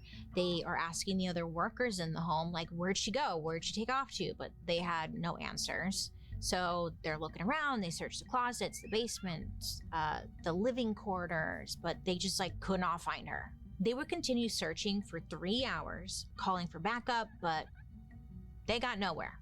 So I guess Miss Mary, she had, like, run out the door. She hopped a fence and she hid in an outside water closet in the backyard of a neighboring house. And she was just hiding in there. Well, the police and Dr. Baker, they eventually find her. And she was, like, trapped in this room. She had nowhere else to go, So they got her cornered. And according to Dr. Baker, Mary had fought, she struggled, and she cursed while she tried to explain that Dr. Baker was trying to explain that she only wanted specimens and then she can go back home. Like, that's all we need. So Mary again is refusing to comply with these people. So a policeman just ends up picking her up and they put her in the ambulance, and it was said that Dr. Baker, like, sat on top of her the whole way to the hospital so she wouldn't escape. So once they got Mary to the Willard Parker Hospital, the doctors for the New York City Health Department finally got what they wanted: Mary's stool samples. So according to the first analysis of Mary's stool samples, they revealed a, quote, pure culture of typhoid. Ugh, so it was true. Typhoid seemed to follow her, and she couldn't argue that. The health officials, they called her dirty, and now they were calling her a murderer. The doctors told her that she carried the sickness inside of her body and she was spreading it with her dirty hands. But this was, like, I guess, very, very insulting to Mary. You know, she was proud of the work she had done. To her, she's thinking, like, if I'm so sick, like, why did it take so many policemen to, like, take me down? You know? Like, if I'm so sick, how come I don't have any typhoid symptoms? What do you mean I'm sick? I mean, to her, they were the sick ones coming after her like this. I mean, they were obsessed with her. She's minding her business one day, and then the next, like, she's locked up in a hospital with random people coming in and out making wild accusations. You're the sick ones. So with Mary being restrained at the hospital, Dr. Soper decided to pay her a visit. Oh, yes. He's like, they got her. So he goes and he sees her, and once again, he's trying to explain, like, what they were doing and that nobody wanted to harm her. But also, in my personal opinion, it kind of seemed like he wanted, like, you were right, Dr. Soper, from her. You know, he wanted a, you're right. But she didn't give that to him. Dr. Soper told her that these germs were most likely growing in her gallbladder, and the best way to, like, get rid of the germs would be to get rid of her gallbladder. Now, when she hears this, she didn't have anything to say. He then told her that he wanted to write a book about her case. But first, she would need to answer his questions. And most of all, he wanted to know, like, how many times she had caused a typhoid outbreak. And Mary's listening to this, and she's like, now is not the time to talk about a fucking book deal, okay? Like, I'm locked up in a hospital, like, what? Like, come on. No, she's just mad. So instead, she just gets up, she doesn't say anything, she locked herself in the bathroom. She didn't say a word to Dr. Soper. So between March 20th and November 16th, Mary was tested 3 times a week while staying in the hospital. Now, a few of those tests, they did come back negative, and nobody could figure out why. Like, it wasn't consistent. So Mary claimed that because some of these tests were negative, she like, couldn't be the one infecting all these people, right? She's like, it's negative. It's not me. And she wanted to leave. She was still at the hospital. So she didn't understand, like, why she was still being locked up if these tests were coming back negative. Well, Dr. Soper blamed Mary for her circumstances. He told her that since she had refused to help him or, like, any of the other doctors, she had to be kept in this tiny room. I mean, they didn't trust her. She's probably gonna run off and kill more people. So again, Dr. Soper, he tells Mary, like, there are a few things that she could do to stop spreading the disease. Like, for starters, she should wash her hands after using the bathroom. Now, to you and I, we're like, yeah, you should do that. Maybe. And maybe she was. We don't know, but he assumed that she wasn't. To be fair, it would have been, like, extremely difficult for Mary to fully remove all of the bacteria from her hands, even if she was washing them often. Why, you ask? Well, in order to rid any of the typhoid bacteria she was allegedly carrying, she would have to scrub her hands under hot water for at least 30 seconds. And when I say, like, hot, I mean scalding hot water, because the typhoid bacteria can't be killed in less than 150-degree water.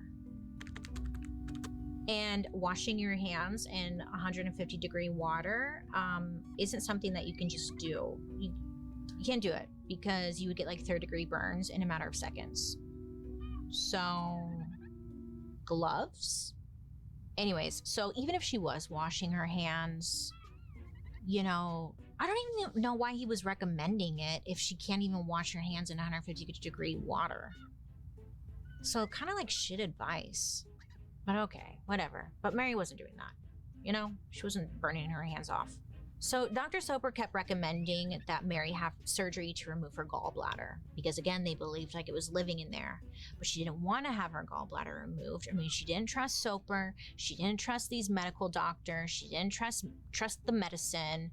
And at this time, like, most people didn't. So you can't really blame her. And again, these people had stalked and, like, kidnapped her.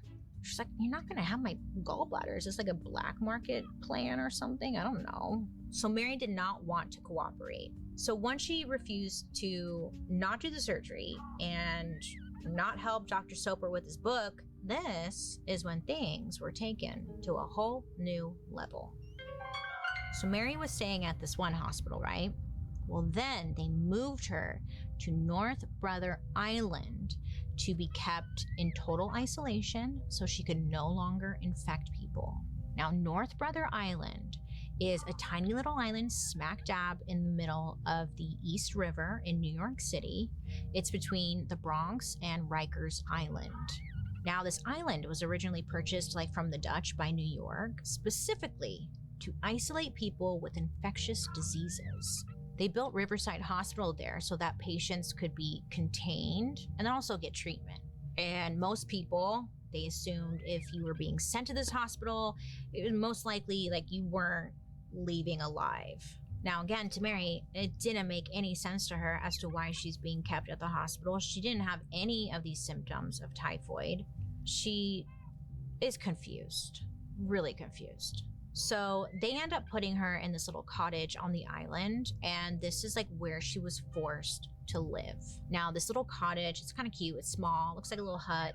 It was originally built for staff to live in, and it was nice. It had its own living room, a little kitchen and a bathroom. It also had plumbing and electricity, so she was allowed to cook for herself and just hang out by herself all alone. It was a very lonely place because she couldn't be around anyone. So I guess every few days she would be tested for typhoid. But other than that, Mary was just totally alone all of the time. Start to go a little crazy, I'm sure. So by 1909, 2 years after she was first taken into custody, 2 years, Mary decided, she's like, you know what, I'm gonna sue the health department. So she wrote a letter describing her treatment and living situation on the island. Now in it, she described being tested multiple times a week and developing terrible anxiety from being kept in isolation. She described it as being a peep show for the interns and the other doctors to come and just look at her. She just felt like a caged animal. I guess her anxiety got so bad that one of her eyelids started to twitch and eventually became fully paralyzed. You know what I learned recently? This is a side note, it has nothing to do with anything. But my eye was twitching a lot. And then my doctor told me it was because I was really stressed. I just didn't know that was a thing. So I could see this happening to Mary, She's probably stressed, riddled with anxiety. I didn't know it could be paralyzed though, that's really scary. Anyways, so that happened. So in her letter, Mary wrote about how she was almost released from the island until another doctor said that she could only go if she agreed to have her gallbladder removed. But the doctors would flip-flop. It was 1 week it was the gallbladder. The next week they would tell her the bacteria was in her intestines. Then they would say, oh, no, it's actually in the muscle of your bowels. And then they'd circle back and be like, no, actually, sorry, it's the gallbladder. You need to have that removed. So it was confusing. I mean, how could she trust what they were saying when it changed all of the time? So Mary just kept refusing surgery.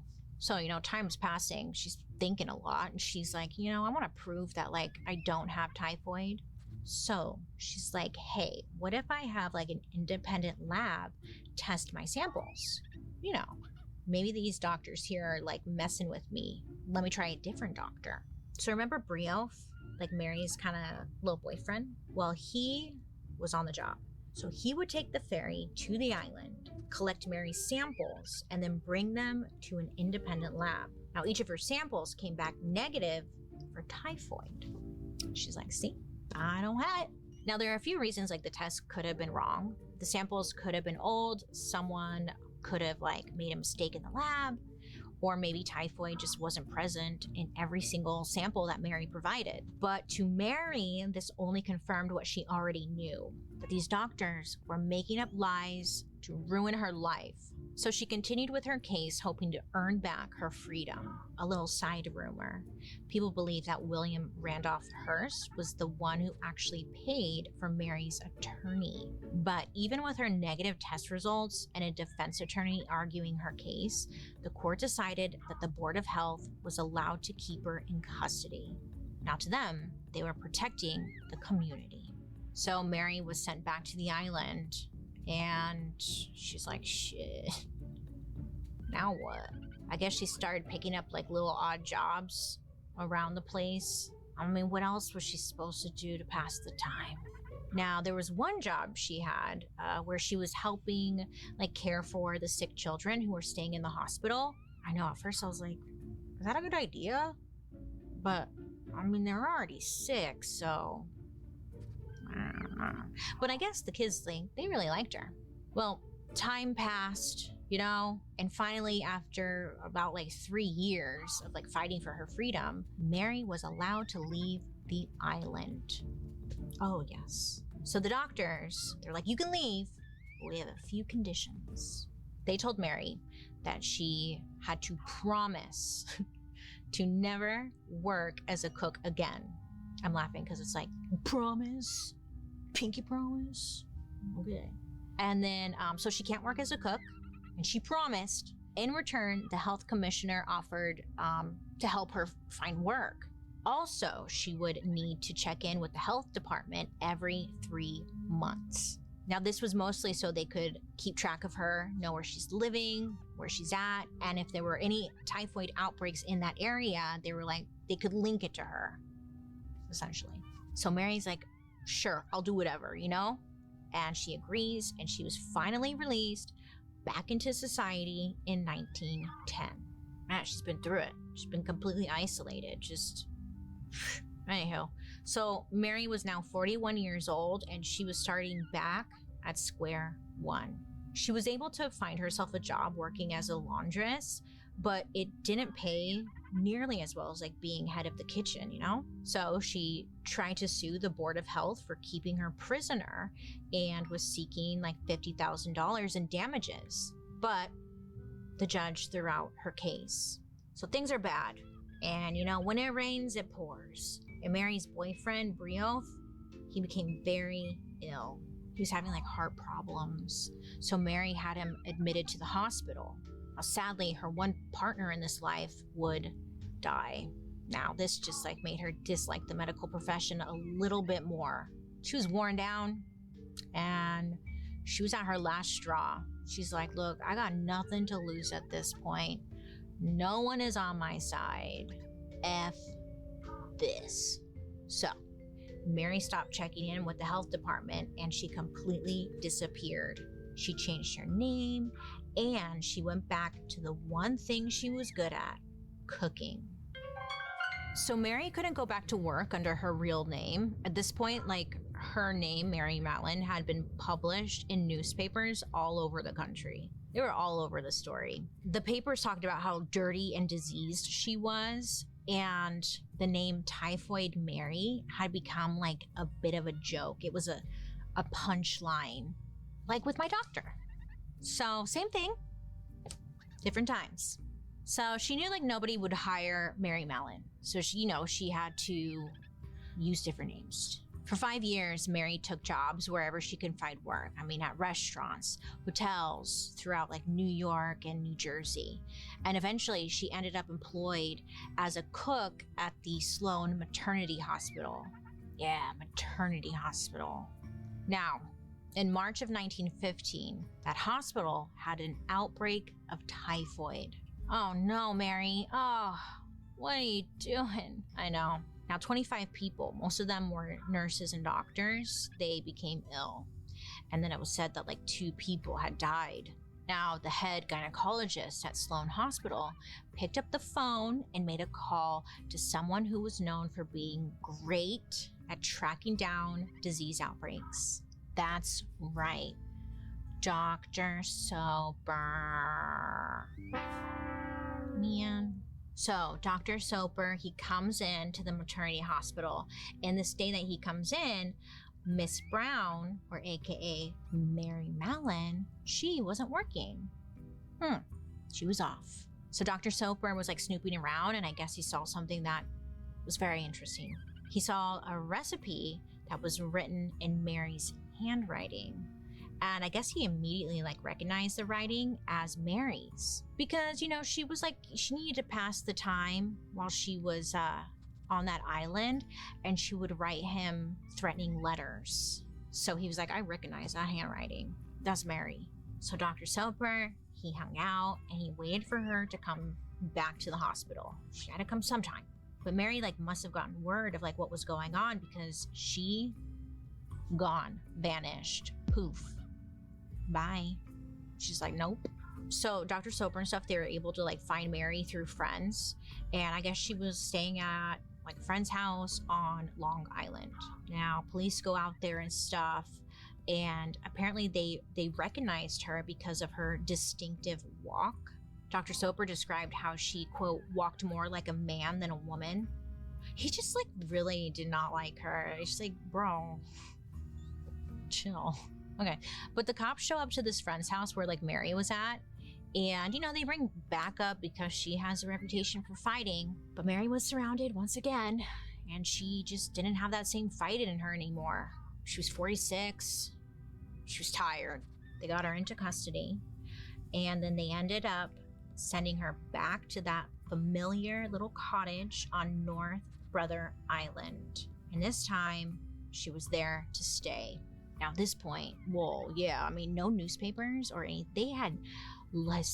They had nothing nice to say about her. You know why? Because she was working at a maternity hospital, so around babies and pregnant women, knowing that she was infected, and to them, that was selfish, other words that I can't think of, and they just ripped her to shreds. Her life was officially over, and I think she knew it.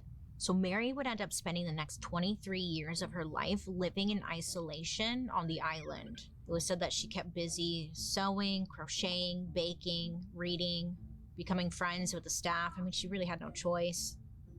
There are only people around. And then in 1918, the hospital would allow Mary to go on day trips to New York. So she would go visit the few friends that she had left, and then she would return to the island in the evening. Which is weird if you think about it, because if they think she's infecting everyone, why would they let her leave still? That's weird. It's just confusing. It's I don't know, right? It's just what?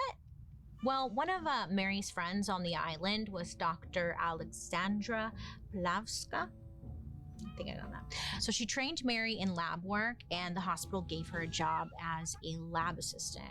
And Dr. Plavska would have Mary over for dinner, and it would be her and her daughter. Her daughter's name was Julie.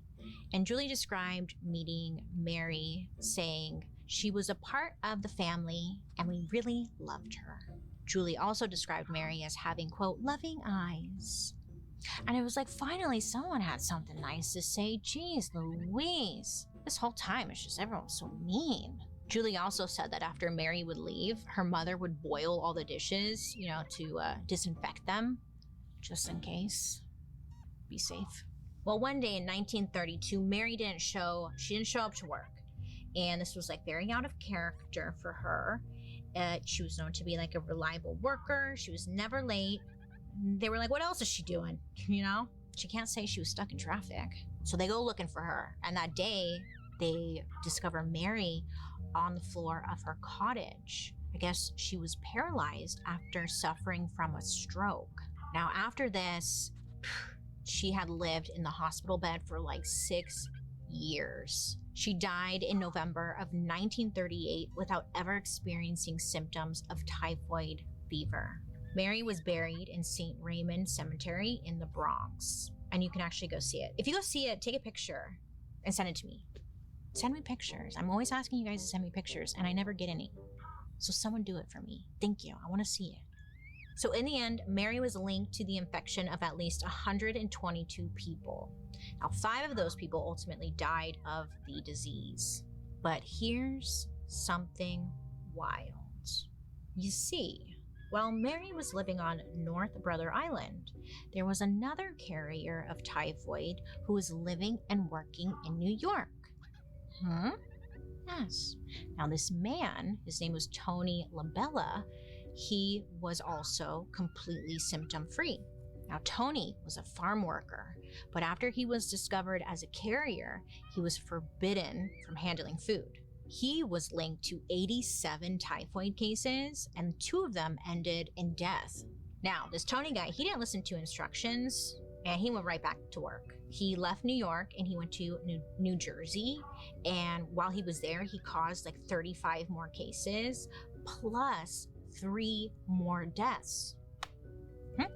Now, he was held in isolation for 2 weeks, but then he was released, and he got to just live his life. So that was weird. And then there was also another man who worked in bakeries and restaurants who was also a carrier. He was told not to handle food, but he did it anyway.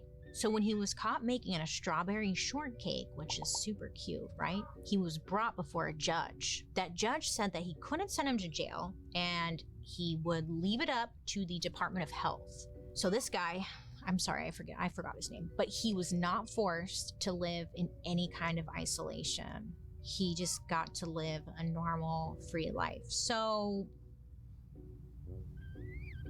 you know, I mean, what I'm getting at is it turns out like there were typhoid Johns, typhoid Tommies just running around the East Coast, and they never had their lives ruined like Mary. So why is that? Is the question. So in some cases, I guess the health department was more lenient with like these carriers because they were men with families to support. So they're like, oh, it's fine. You could do whatever you want. Yeah, talk about a double standard. By the time Mary died, research showed that hundreds of people could be carriers of the disease while remaining symptom-free. And the only thing that was different was the way that she specifically was treated. Just her. Now, Mary Mallon is still known worldwide as Typhoid Mary. She was painted as a reckless and dirty woman who was either malicious or stupid in her spread of the disease. I mean, really, Mary was so much more than Typhoid Mary, you know? She took a lot of crap from a lot of different people. From the rich family she worked for, to the health department, to the doctors. Mary had plenty of reason to be angry. Now, decades after her death, celebrity chef Anthony Bourdain, he wrote a book about Mary Mallon. I know, I read it. Do you follow me on Goodreads? I read it and I rated it. No, whatever. It was a really good book. Oh my God, it was really good. It was good. And in it, he relates to her as a chef. I mean, even pointing out like what a nightmare her job must have been. He writes, quote, "Had I worked in the homes of the rich and silly circa 1906, I would have murdered them in their beds with the nearest available blunt object. I was never tough enough to put up with what Mary put up with." End quote. Mary infected a lot of people with typhoid fever. Whether any of those she did knowingly, I doubt it, but we won't know for sure. But at the end of the day, she was locked up for it all the same.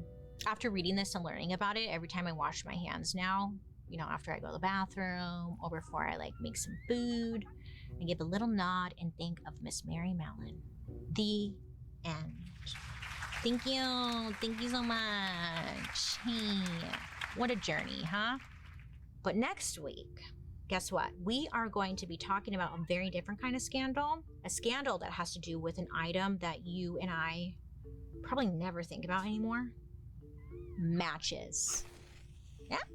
Matches. We're going, yeah, matches. You know, in the late 1800s, matches were found in pretty much everyone's homes.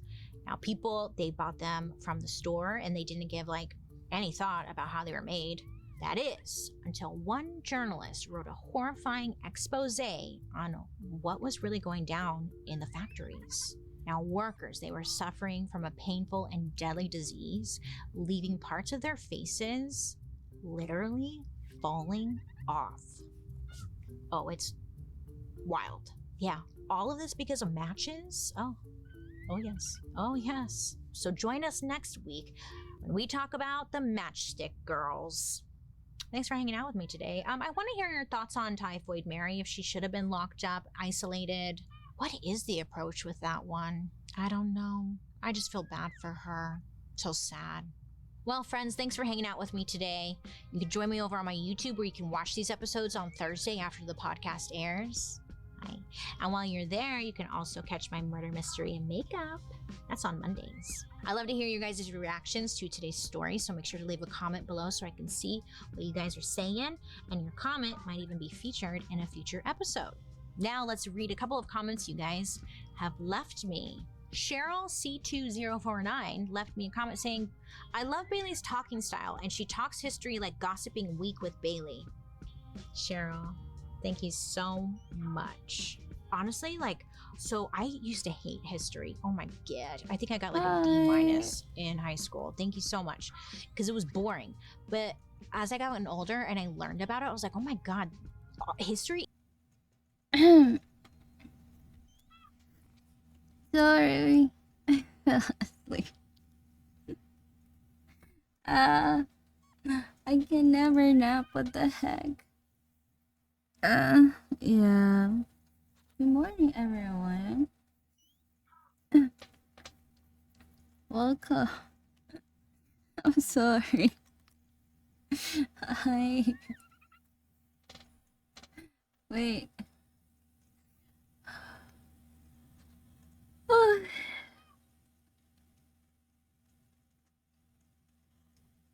Oh my god. Wait. Wait, who's been here since?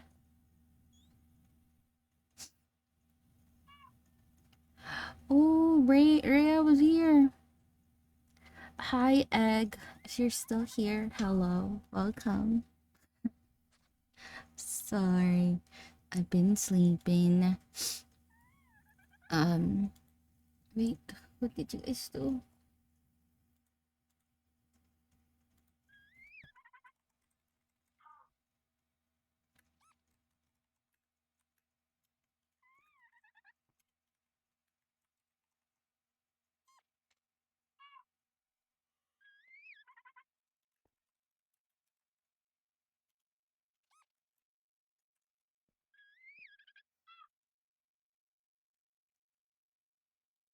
Checking.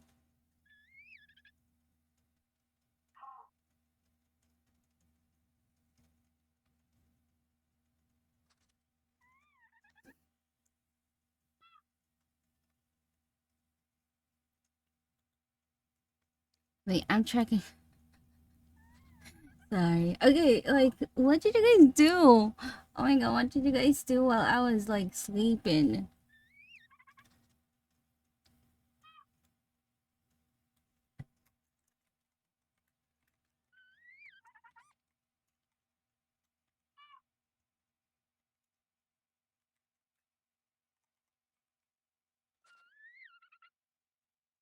Bad girl. Sorry, I was EP. I got EP, like legit, like super sleepy. Although, although, not gonna lie, like my bed right now is more extra inviting, especially Astorians there, and like, oh my god, I'm sandwiched. I'm sandwiched between like, cause, okay, let me give you guys a quick, let me give you guys a quick background. Okay, so I got a Daki, right? How about another pillow? Cause the pillow that I have wasn't long enough for was it like long enough for the the pillow cover. So I bought another one. So I bought another, like, pillow for it. So now I got two Daki pillows. The other one, it's just it has a pillow cover, but just this normal pillow cover. And then the other one is my Daki, which is Astarian. So now so now I got like two really, like, so there's the first Daki pillow is soft, and then the other one is like firmer, which is what I put, which where I put Astarion, because he needs to be, he needs to have a firmer pillow. So that's what I got right now. So one firmer pillow and like one really soft pillow. I'm now sandwiched in between. Oh my god, my bed hasn't been too hasn't been this, you know, this inviting and so comfy. I'm like surrounded by I'm surrounded by my pillows right now. And it just felt so, I don't know, cuz I'm what do you call this one? I'm a side sleeper, and I need like I want something like surrounding me. So like now that I have it, it felt so good sleeping. Like I swear I can't describe it, but it's like that. Also, I saw Bosso playing 7 Days to Die right now. I might join in. Hold on. Also, I'm waiting because from what I remember, we're going to be playing. I'll be playing with bot. Um,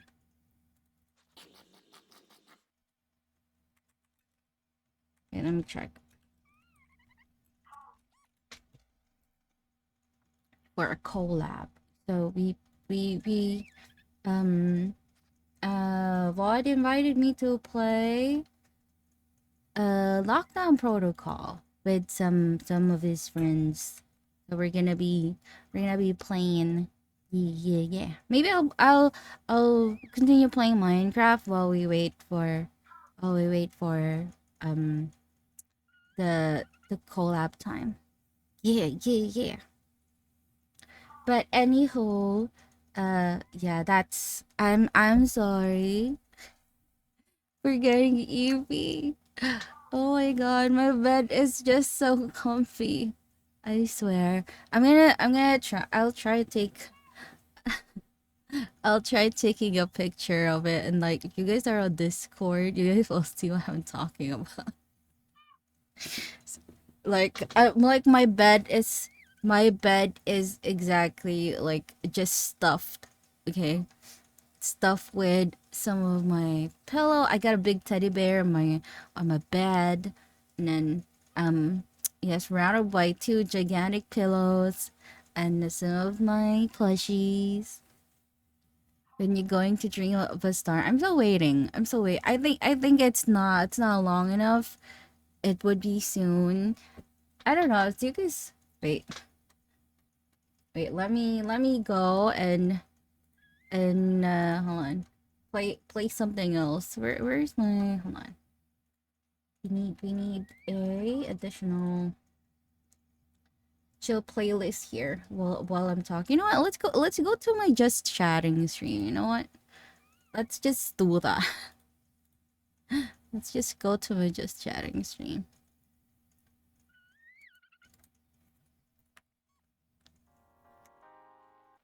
There.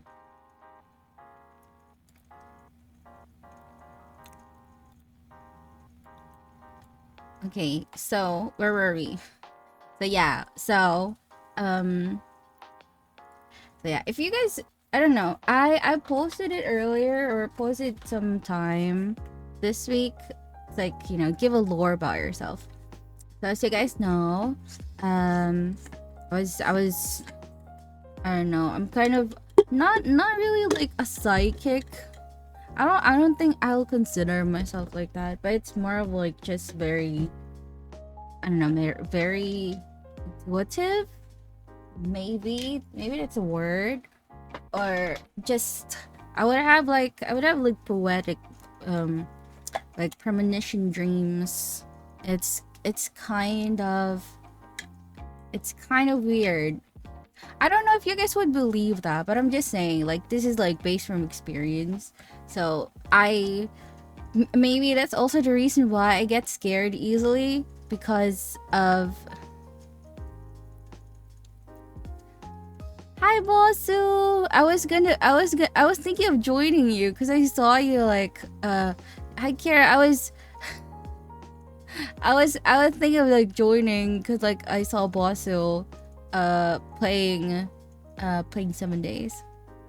She dreamt of a kato. No, no, no. What I'm saying.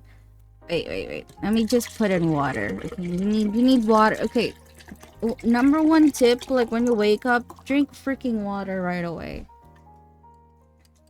Drink freaking water right away when you wake up.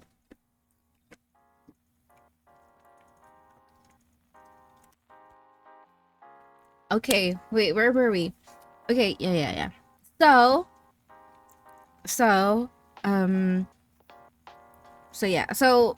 when I was young, when I was really younger, when I was a kid, I used to dream like a lot.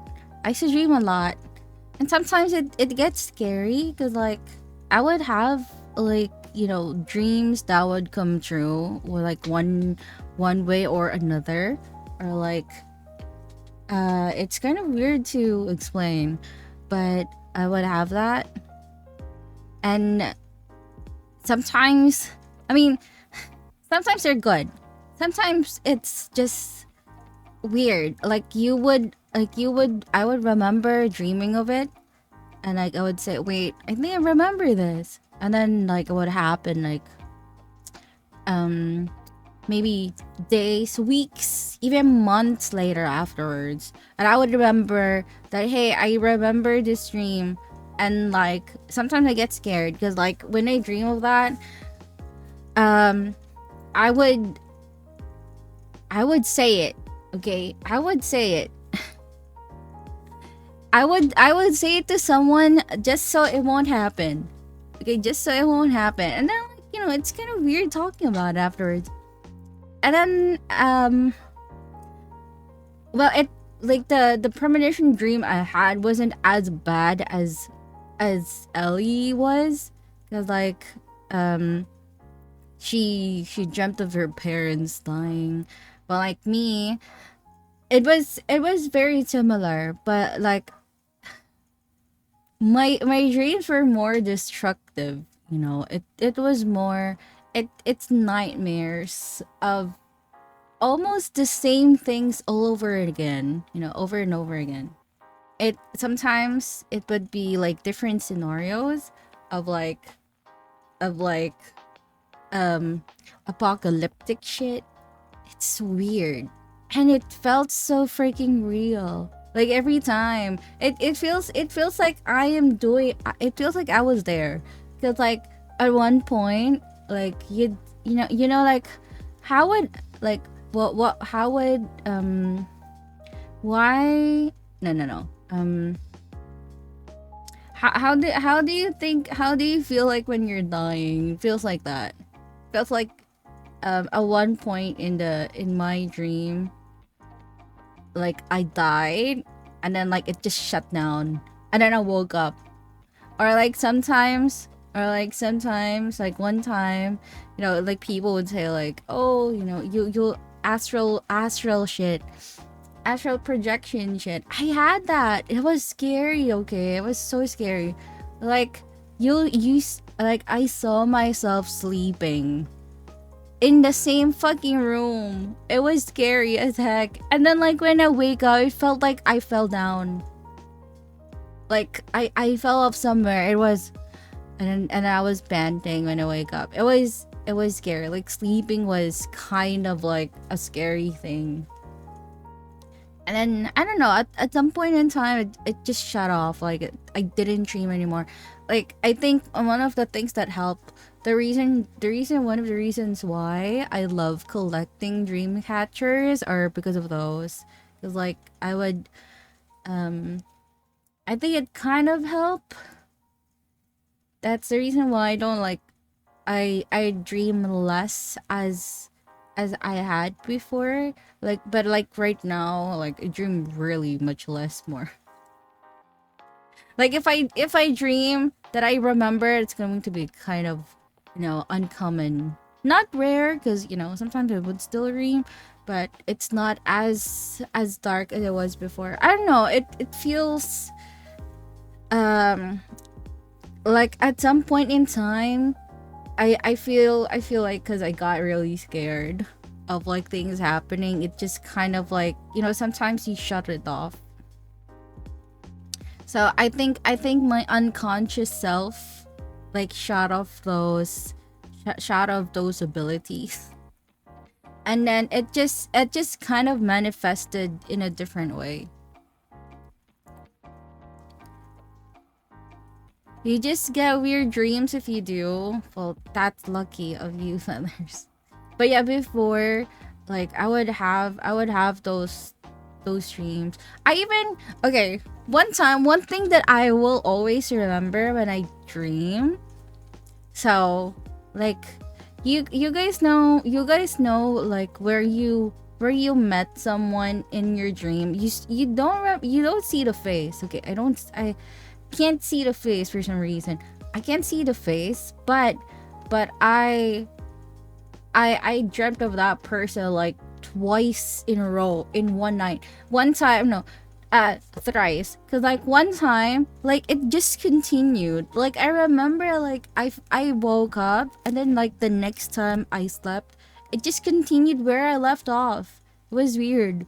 I don't know why, but like yeah, it kind of like you lived another life in your dream, and then you woke up, and then you feel like, was it even real? Did I really, was that sometime, was that me from a different, I don't know, from a different life or shit? But like it feels weird talking about it right now, but like yeah, those weird stuff happen. I don't know if you guys would be like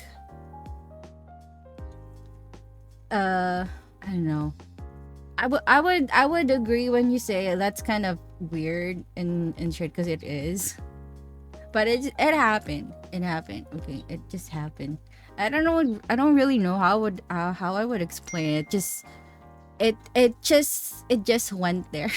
And then I guess like sometimes when you like your unconscious self would just shut it off.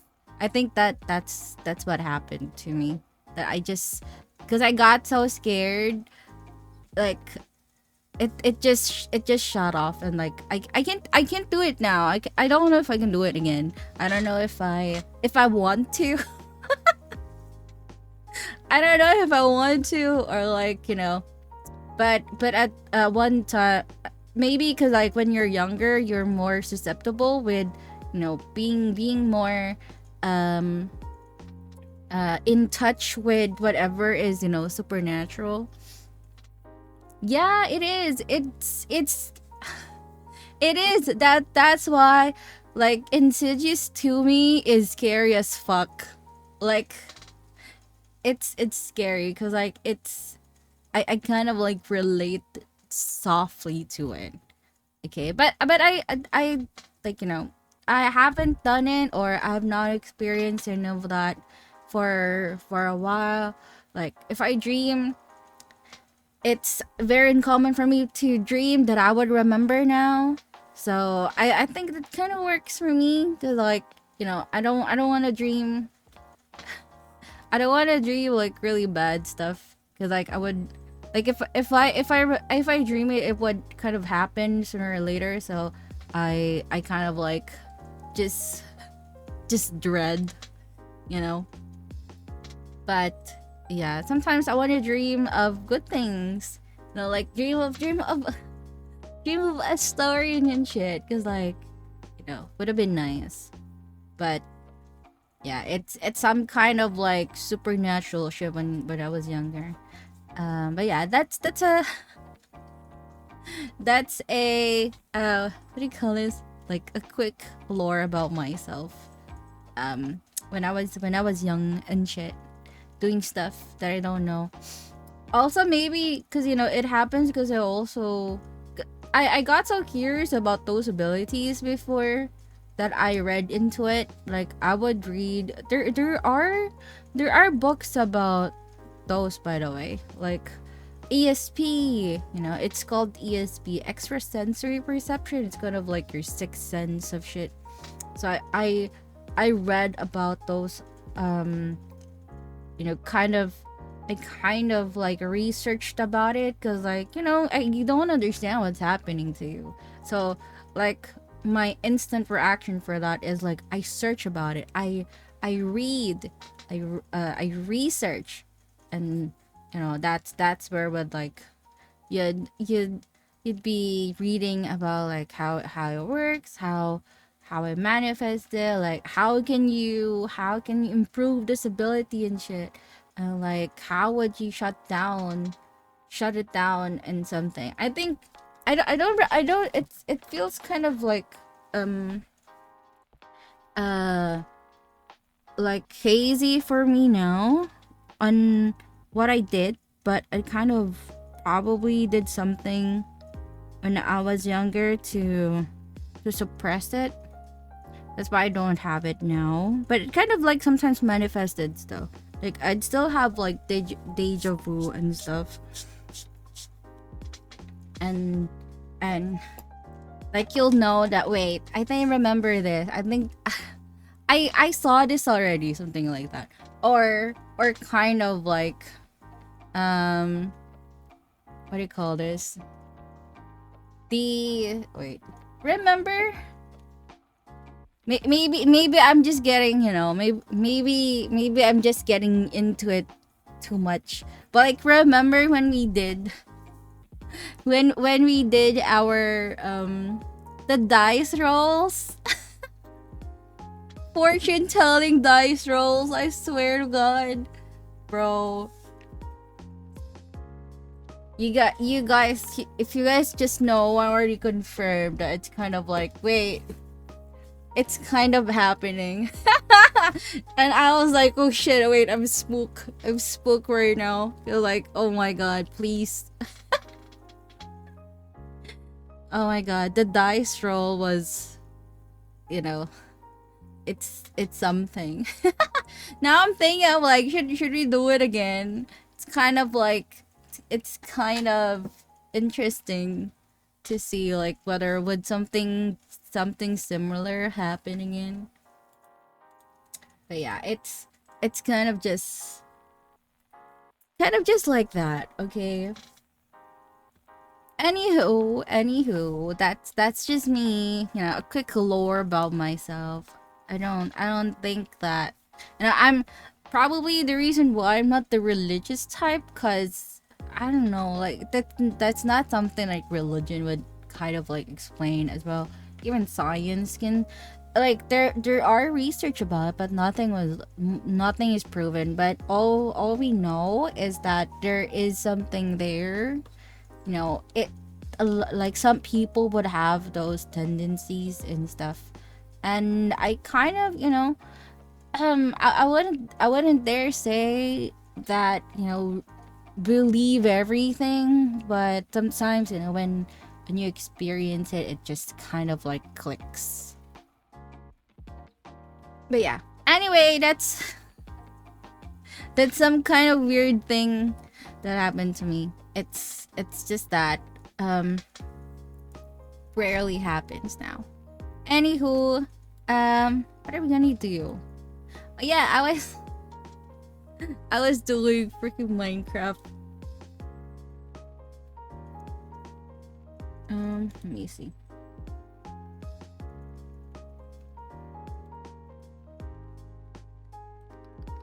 Hold on, I'm just replying to some messages.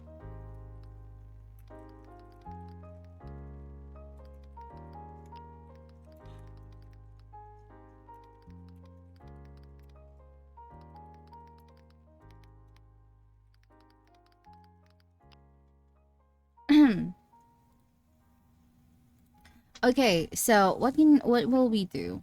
Wait. The collab is like in 4 to 5 minutes. That would be like,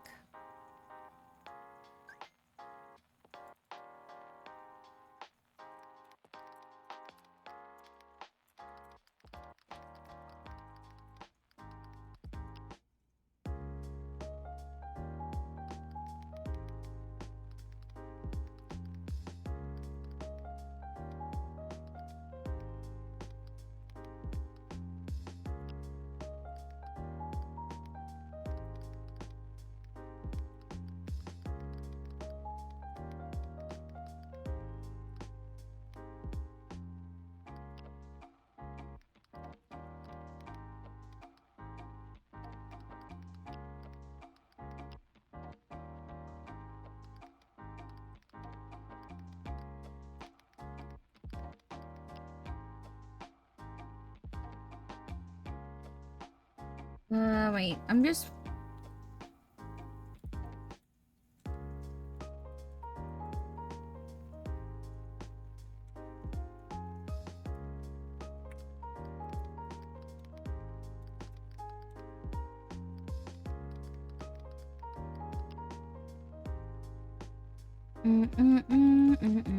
What time?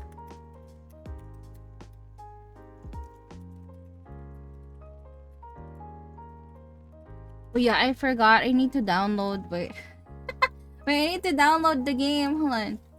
Lockdown. Yep, install that shit. Install it.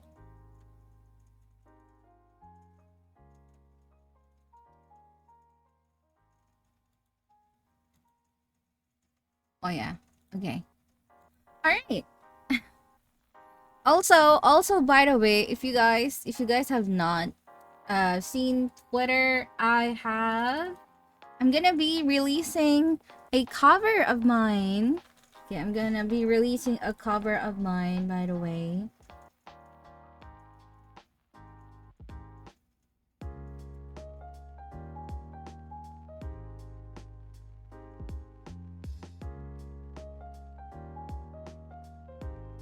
So if you guys wait, I wanna let you guys see it. Hold on.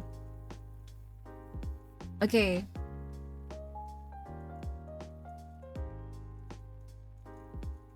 Okay. So let me give you guys a quick snippet of our cover. I'm not gonna show everything first. But this is the teaser. This is a teaser, okay. And I remember I need to finish recording, you know. Where are my edits? This is the teaser. This is the teaser. Wait, let me turn off my background, my BGM. So this is going to be later, guys. Our teaser for later. Feelings growing stronger every single... Oh my god, it's so fucking loud, bruh.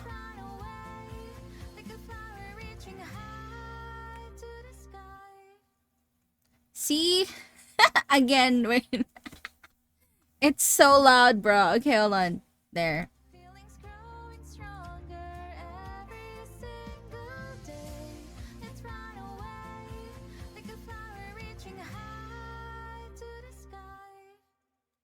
Yeah. Okay, here's another one that I wasn't... There's actually another one that I haven't posted. I'm thinking if I should post it anyway. But this is another teaser. Sky so bright and blue. So loud again. Everything feels fresh and new. And then I saw you standing there just beneath the bloom. Don't know what I'll pursue. Hoping you would feel it too. Hey! So that's another one. Wait, let's repeat it again. Sky so bright and blue. Everything feels fresh and new. And then I saw you standing there just beneath the bloom. Don't know what I'll pursue. Hoping you would feel it too. Hey! So that's the cover. You guys should check it out. It's already on Premiere. Like if you guys like wanna check it out. Wait, let me share the link. Share the link here. So it's going to be released 9 p.m. tonight. GMT plus 8.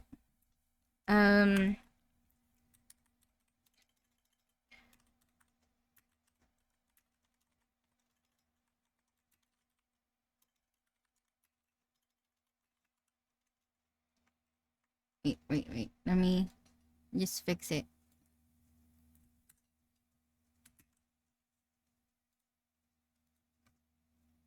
There you go. I'm gonna pin it because, you know, if you guys want to see, it's going to be this song cover. You guys can check it out on YouTube.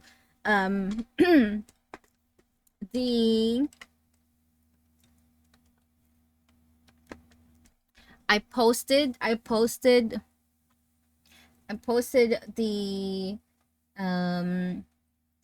art already. You guys should see it there. And some other stuff, you know.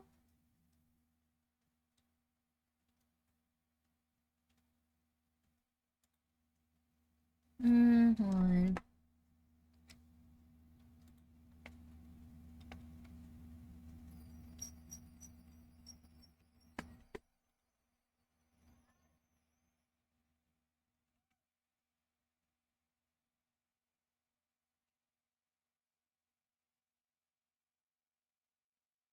Okay. All right. Anyhow, maybe let's go. Maybe let's go and play a little bit of the. Let's go play a little bit of Minecraft while we're waiting, cause. Wait, in like 20 minutes, 20, 30. Okay, let's go. Let's go about in a bit while we're waiting. Oh no. No! Not that screen. Raccoon, sheesh. Okay. Alright. And let me go and just make this a little bit smaller.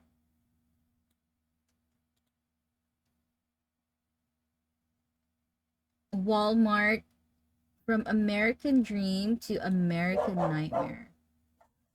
I swear to God, let's refresh this. And she talks history like gossiping week.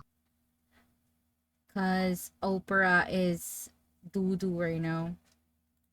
Hey, do you guys remember the movie Where the Heart Is? Did you watch it? Look, it was a movie, and it was all about this girl who secretly moves into a Walmart without anyone noticing. It's pretty tragic. And she's pregnant, okay? And she's living inside the Walmart, and then she gives birth to the baby when the store is closed because she's locked in the Walmart. No one notices. She gives birth. It's like Walmart propaganda, it feels like, but I guess it's based off a true story. Anyways, it stars Natalie Portman, and I loved that movie as a kid. I was like, wow, I want to live in a Walmart. I want to live in a Walmart. Credit, because if I'm pregnant and I don't have anywhere to live, I'm gonna go to a Walmart and like live there if I could. I mean, Walmart's huge. They have everything you could possibly need, right? Bedding, toilet paper, trash bags, clothes, nail polish removers, Cheetos, and cream cheese. You know what I'm saying? Cream cheese. I was like, yeah, I'll live in a Walmart, you know? And then, of course, like, well, you know, thinking about Walmart in general, it's just like, I honestly don't remember a time in my life when Walmart didn't exist. Millions of Would you Americans want depend on to their low live in prices just to get by Walmart? in this economy. And, like, Walmart is like a savior, right? Now, others believe Walmart is the reason that millions of Americans are in debt. I know, plot twist. Either Plot way, twist. Walmart is the biggest company in the Exactly. world, and everyone Let's go has an fishing opinion again. on it. So of course, I was like, If it still had "Beep, bop, boop, rifles in let's my get into it, Walmart." babe." Welcome to the dark history of Walmart. Dark history of Walmart. Let's go. Attention shoppers. Would the mother of Paul Jr. come to the front cashier? Let's You go. lost your child. There they go.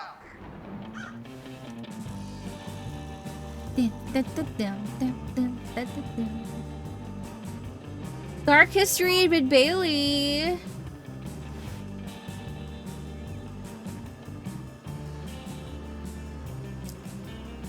Hi friends, I hope you're having a wonderful day today. My name is Bailey Sarian, and I'd like to welcome you to my podcast, Dark History. Here, we believe history does not have to be boring. It might be tragic, sometimes it's happy, but either way, it's our dark history. Before we get into it, don't forget to like and subscribe. I'm always posting new content, and let me know what you think down below in the comment section. I love hearing from you. Now, let's get into it. Where do we start, huh? I don't know about you, but whenever I think about Walmart, I think about a lot of things. But I think a standout is Paris Hilton. Remember on The Simple Life? She didn't know what Walmart was, And it's a pretty iconic moment because she's like, I don't know. What is Walmart? Is like they sell wall stuff? No. What is it? Did they sell wall and did stuff? not understand what Walmart was. What? And I think all of us who were watching it was like, our minds are exploding. How do you not Mind know what blown. Walmart is? Everyone goes to Walmart. It was wild. Before researching this episode, the only thing I knew about Walmart was that, you know, their stuff is cheap, and sadly, I always hear about how unhappy the employees are, right? That's all I've ever heard, but I've never like looked into it, right? And because they're like such a huge company, I figured, hey, Bailey, now's the time. They probably have a shady past. This could be an episode. Let's do it. And here's what I learned. Walmart is so much bigger than any of us realize. Okay, it's a punchline to a lot of us, but to this day, Walmart is the biggest company in the world. Oh my god, They look have at that. 2.1 million employees. 2.1 million. 9 billion in sales every day. Do you Every day. understand God. that? damn. That's a lot of money. The Waltons, the family that created Walmart, is the richest family in the entire world. While everyone in the media is always talking Is about it not the Elon Musk Rothschild? and, Amazon guy, you know, the billionaire is trying to like run the country. The Waltons are getting richer and richer by the freaking minute, to a level that you and I will never see. And that's not being shady or anything. It's just we'll never understand their type of money. Okay? Now, they stay out of the news. We never hear about them. So it's like, I have some questions. What's going on? What are you guys doing with all that money? Oh, you got another box. 'Cause I know We've you're been not getting a spending lot it on of the employees. Okay. So, you know, I got to digging and I wanted to find out how they do it. Like, why do we love Walmart or something? Like, what's up? So, the story starts with the founder of Walmart. His name's Sam Walton.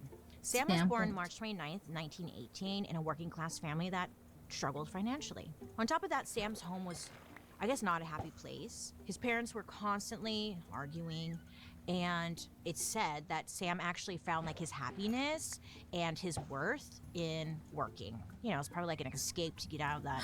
A workaholic. It was said that he was very competitive at whatever Sam did. He was constantly taking odd jobs to save money. And even when he went to college, he was working several jobs just to pay for school. I'm like, go for him, right? He hustled. He's like the grandpa that would tell you, back in my day, I pulled up my bootstraps and I worked and I paid for college and my He's that guy, you know? And he did it, to give him credit, you know. Anyways. 1940.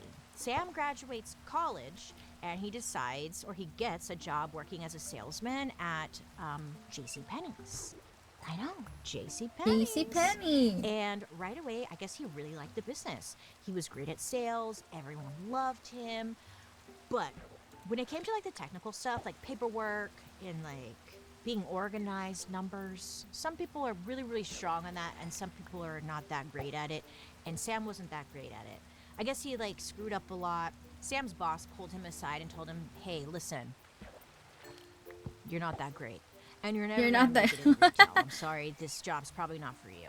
So, I mean, this was upsetting to Sam. He's like, oh man, I really like this, but yeah, I know, I do suck.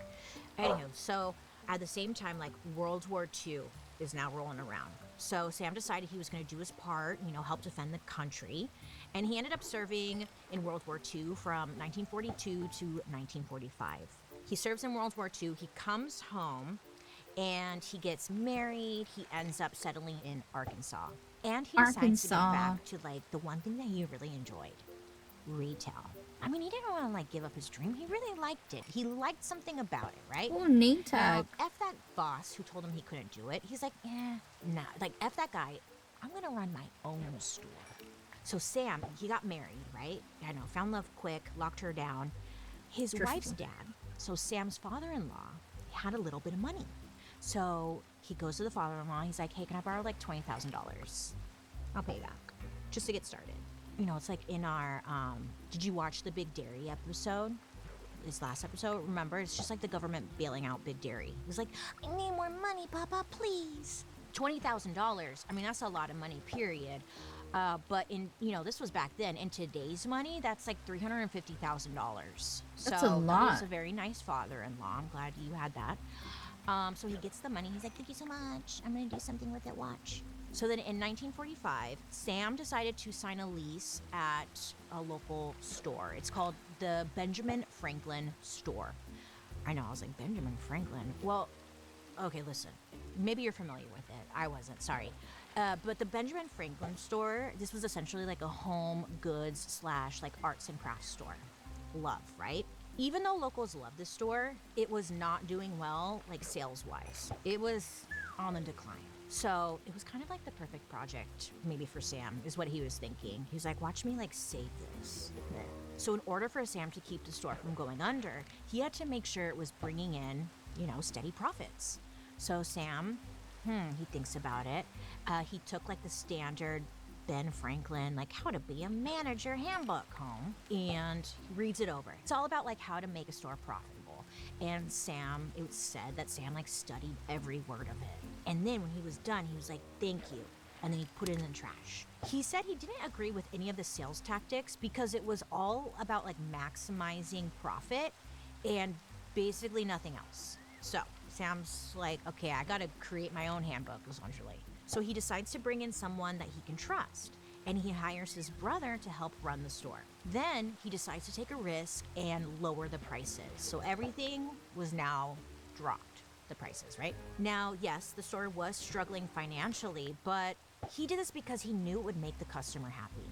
I mean, who doesn't love a low price? Who doesn't love a markdown? When I see A that markdown. clearance tag, Discounts. Yes. babe, I love that, okay? I love it. I will buy it just because I want it for the price. Like it's sick.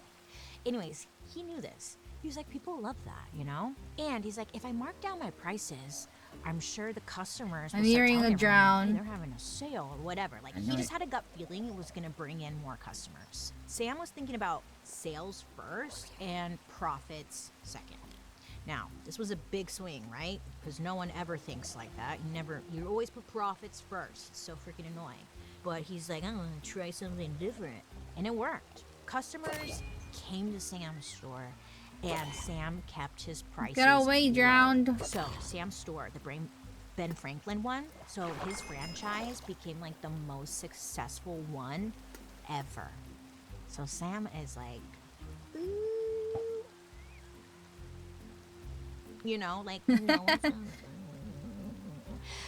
So Sam not only turned a profit, but he was now making double what the other stores in the area were. Mic drop, bye.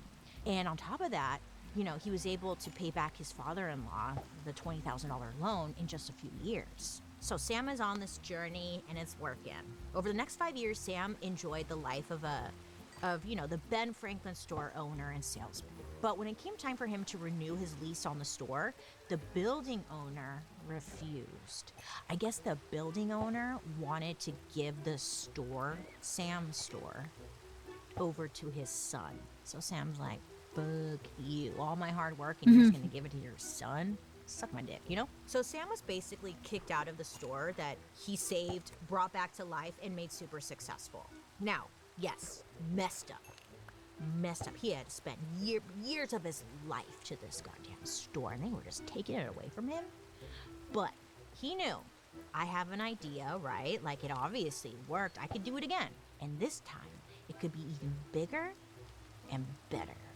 And I could get rid of that Ben Franklin name. What if I use my name? So throughout the 50s, And there came Sam Walmart. owned over a dozen Ben Franklin stores, and he was able to make them all super profitable. And by the early 1960s, Sam realized that he had proven himself. Okay, he didn't need this Ben Franklin store anymore. I don't like that guy's name. I want to use my name. Maybe I could start a chain of stores called Sam Walton. Sam. Sam. He's thinking. And maybe, just maybe, he can continue to make a name for himself in the Midwest. So he's really thinking about it. He's vision boarding it, I'm sure. Writing in his diary, I'm sure. So Sam, he follows his dreams in life. He gets all the funds together, and he decides he's gonna open up his own little store. Oh, the name just came to me. Walmart Discount City. It rolls off the tongue. Discount July City? 2nd, 1962 in Rogers, Arkansas. I know, Arkansas, huh? Why do we pronounce it Arkansas? Because it's like Arkansas. It should be Arkansas. And I just want to say that and I will die on that hill. Okay? Just saying that, Arkansas. for the record. But on July 2nd, But some people 1962 like in pronounce it Rogers, as so. Arkansas, the very first Walmart Discount City opened their doors. Yeah. Now maybe you're thinking, where'd that name come from? Well, you know, Wall is for the first part of his last name, and Mart comes from supermarket.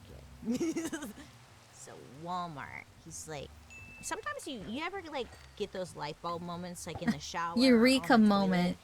toilet, and I bet you it just smacked him in the head. He's like, you know? Now he added Discount City because I think he wanted to make it clear to the audience, the customers, that, you know, Discount City, right? So I think he added that for some flavor. Anywho, so, Walmart. Sam decided he was going to use the same tools that had made the Ben Franklin store successful. But, you know, he was going to turn it up a notch. First, Walmart was going to be a discount store, which means that he was going to be super competitive when it came to pricing. If the store down the street sold sponges for 10 cents a piece, he was going to sell his sponges for 8 cents. Now, to you and I, we're like, okay, wow, 2 cents, killing it. But Sam knew every cent counted. Sam grew up during the Depression, and he knew if you could save customers $5 a week, that would make like a huge difference for them. So like he knew the importance of saving money. Sam was also going to make sure to pay attention to the customers' shopping patterns. He also like made a habit of talking to his employees, I know, wild, and getting their honest opinions on the store, like, hey, what do you think I could be doing? He was constantly trying to figure out, you know, what people were looking for and how to please everyone. He did this because he wanted his employees to take ownership and pride in like whatever their job was, whether it was stocking the shelves, being a cashier, unloading, you know, the trucks. It's actually a good He boss. wanted them to care about Walmart as much as he did. And it seemed to work because, you know, allegedly people really enjoyed working there. Sam knew that like happy employees would translate into customers enjoying shopping there. Also, Exactly, because Walmart it's gonna wanted be his like employees to word of recite the mouth. Walmart cheer at the beginning of each day. And I think they still do this. Let me know. Let me know. When I worked retail, we always had to do like start the day. If you were working the opening shift, you'd have to start the day with a cheer. Maybe more now read your cheer, goddammit. So Sam wanted every day to start off on a positive note, and he knew if there were good vibes in the store, customers would choose to come to his discount store, which was important because at this time, Walmart wasn't the only discount store in Arkansas. The discount stores that were around during this time, they were only in major cities, and because in their mind, they didn't want to go to the Midwest because everyone in those areas to them were low income, or impoverished. And they were like, they're not going to spend money or whatever, which to you and I is like, those are your customers, whatever. It was an inconvenience though, because if you lived in a small town and you wanted to get something like an iron at a discount price, you would have to take a long drive to the nearest main city, get your discount iron, and then back. And if you do the math, gas, time, blah, blah, blah, you know, financially, does this even make sense? So it was a missed opportunity that these other stores, they weren't there for the people. He never thought less of like small Midwest towns at all. It's where he grew up.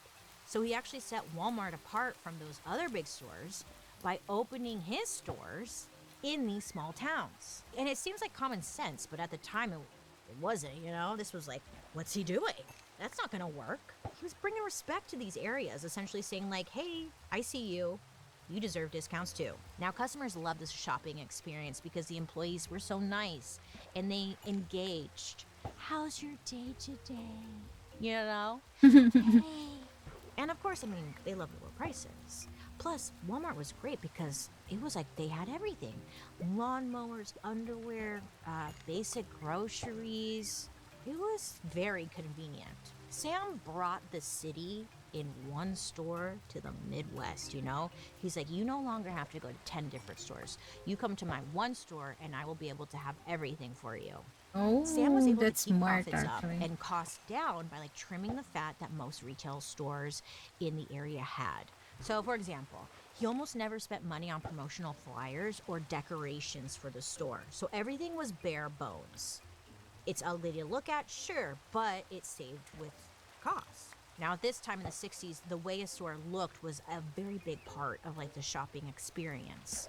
So a lot of people saw this as like Sam taking a risk, but it was a risk that paid off. I mean, obviously. It turns out people really didn't give a crap about how a store looked if they could just save some money. Walmart Discount City was so successful that just a few years later, Sam was able to open 2 more stores in Arkansas. A lot of people were like, it's so ugly. Like, it's just ugly to look at. They didn't believe Walmart was gonna last at all. One of those people was a man named David Glass. He attended one of the new store openings and said, quote, "It was the worst retail store I had ever seen." Is that Ira Glass's dad? I love Ira Glass. Do you guys listen to This Because it American was Life? bare Love. bones. Years later, Nothing. David Glass, you know, he had to recant his statement because he realized, wow, I'm dumb. And this was actually a really genius move.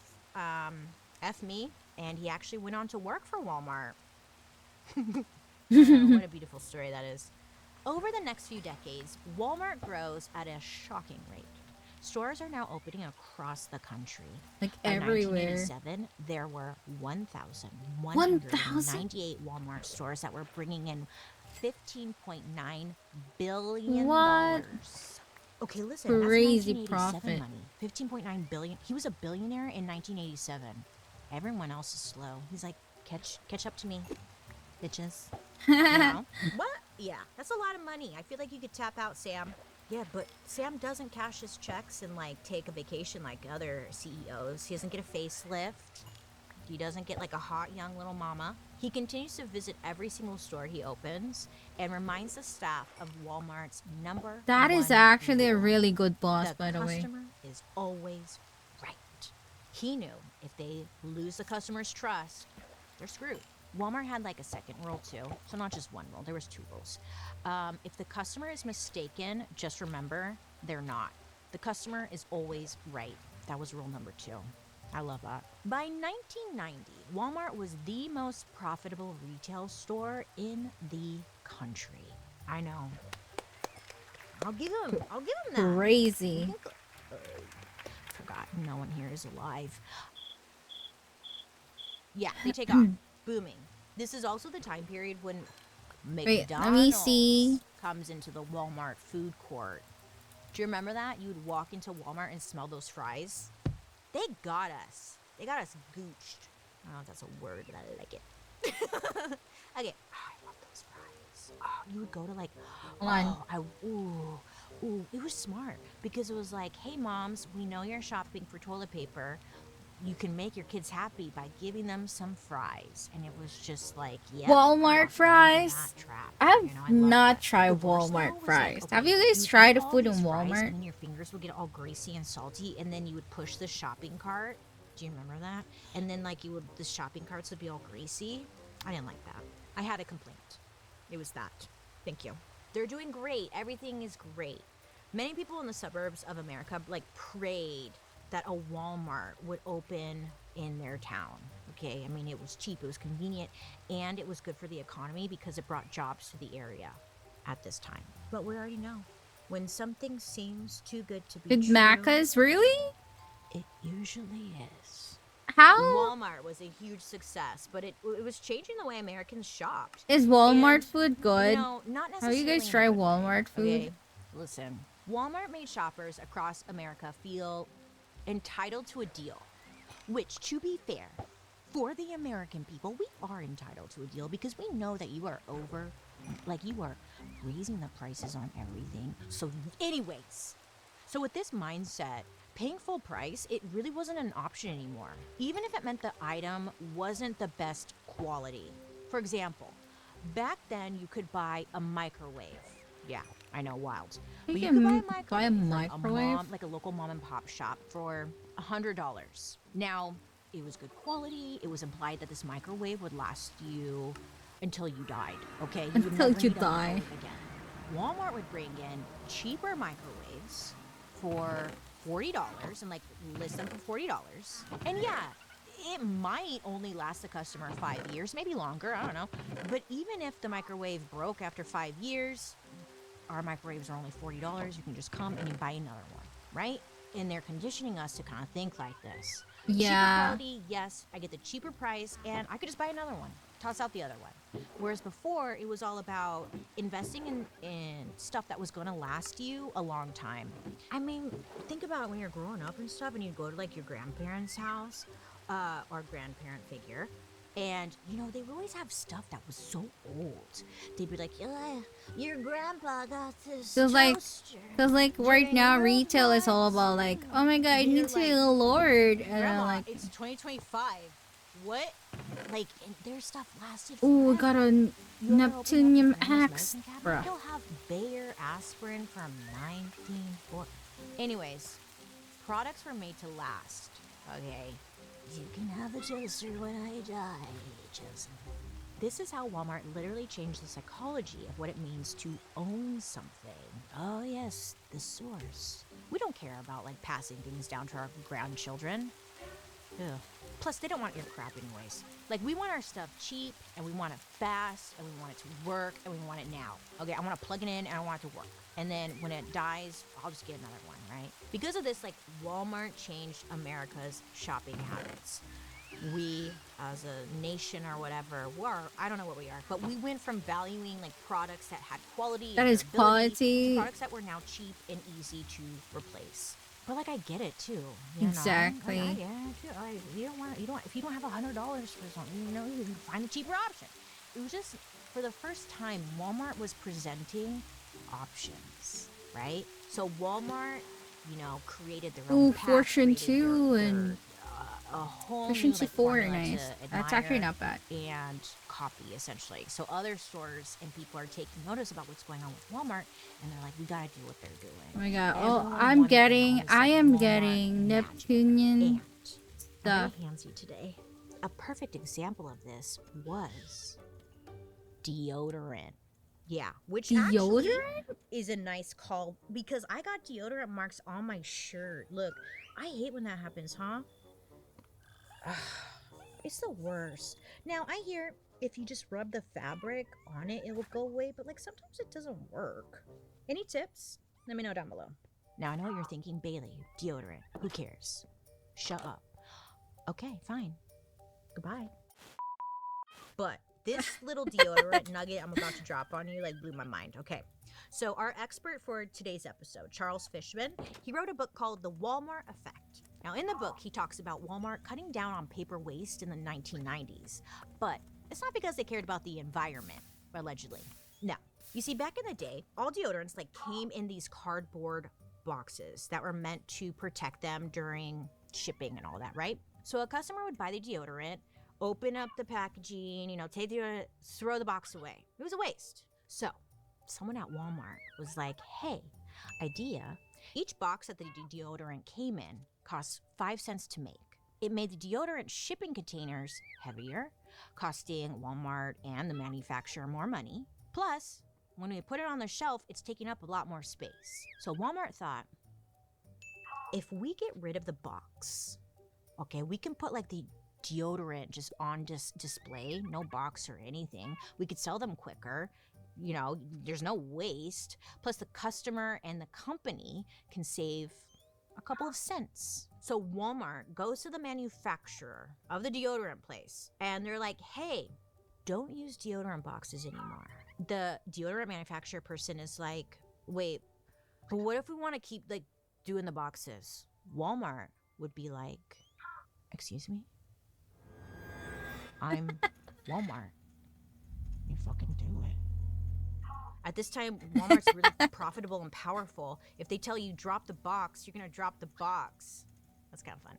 Listen, it just goes to show how much power Walmart had. When they told you to do something, you did it, or you were gonna get cut. They're gonna find the guy who's gonna make them more money. By cutting the boxes, they were actually saving like a couple of cents, right? But that all adds up when you're buying a ton of product, whatever. It was all about power. Even if these manufacturers wanted to say no to Walmart, they couldn't.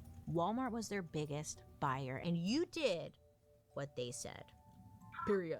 Okay? Exactly. So then, You in have like that 1992, money, bro. Sam You're a Walton, he was billionaire now at that 74 time. years old. Sadly, he passed away of cancer. Now, before his death, most customers knew who Sam Walton was, or they had heard of him, right? Like he was a pretty big deal. Like, this was sad.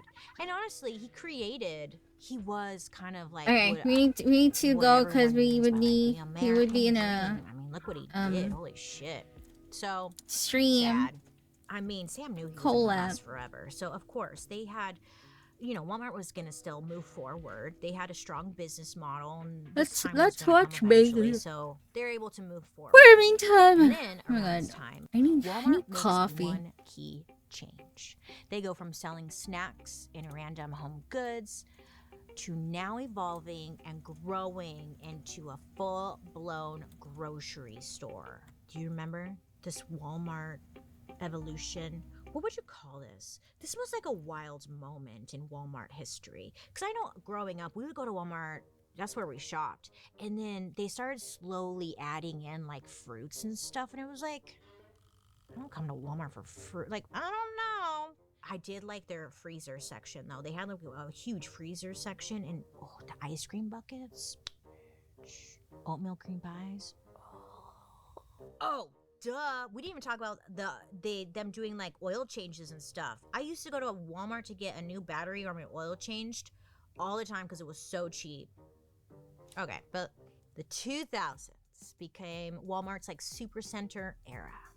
Oh, mind you, at some point they dropped the Walmart like discount city. They were like, we don't need that, just Walmart. But now they're evolving, they're growing into the next era, the Walmart Supercenter era. And for 10 years straight, Walmart opened 4 supercenters every single week.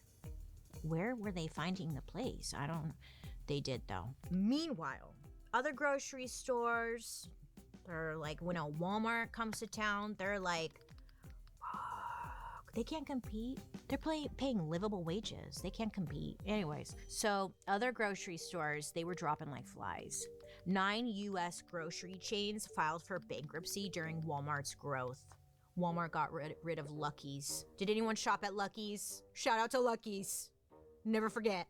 Lucky's. The commercial, because it was like the lady with the short red hair. She looked like Reba. I love Lucky's.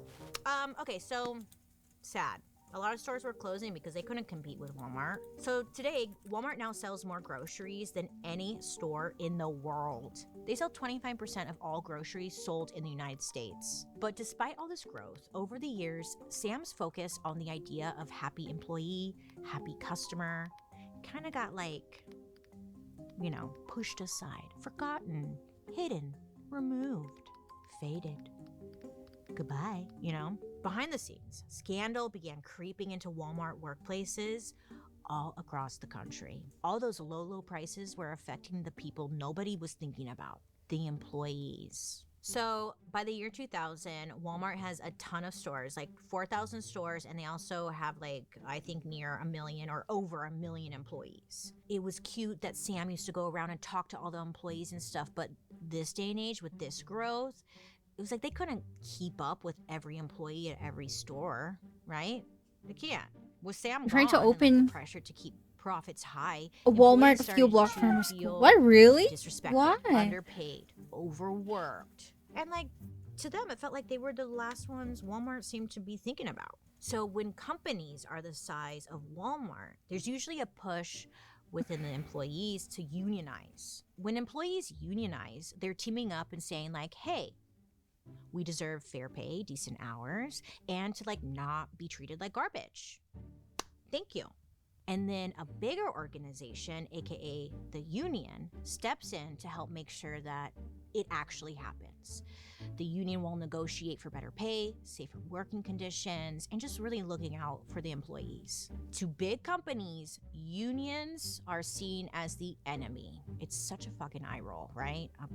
Okay. When workers unionize, usually that's gonna come with a cost. The company's gonna have to pay a lot of money, okay? And then on top of that, the company is now gonna be at risk of getting sued or fined if they don't follow the union rules. And a lot of big companies don't want to do that because they want to take advantage of us and they want to not pay us and they don't.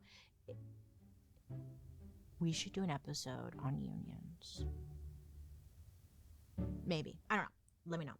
The only way a company like Walmart can operate is if everything and everyone stayed within the budget. Unions were not in the budget. So Walmart did everything in their power to shut the union people up, and make sure they weren't planning anything. I guess there was a situation in the year 2000.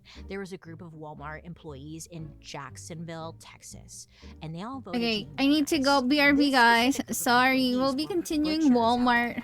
We're continuing Walmart in a bit. We're just gonna be preparing for the collab, okay? And I'll be right back because we're gonna be playing. All right, so yeah, BRB, guys. Hold on.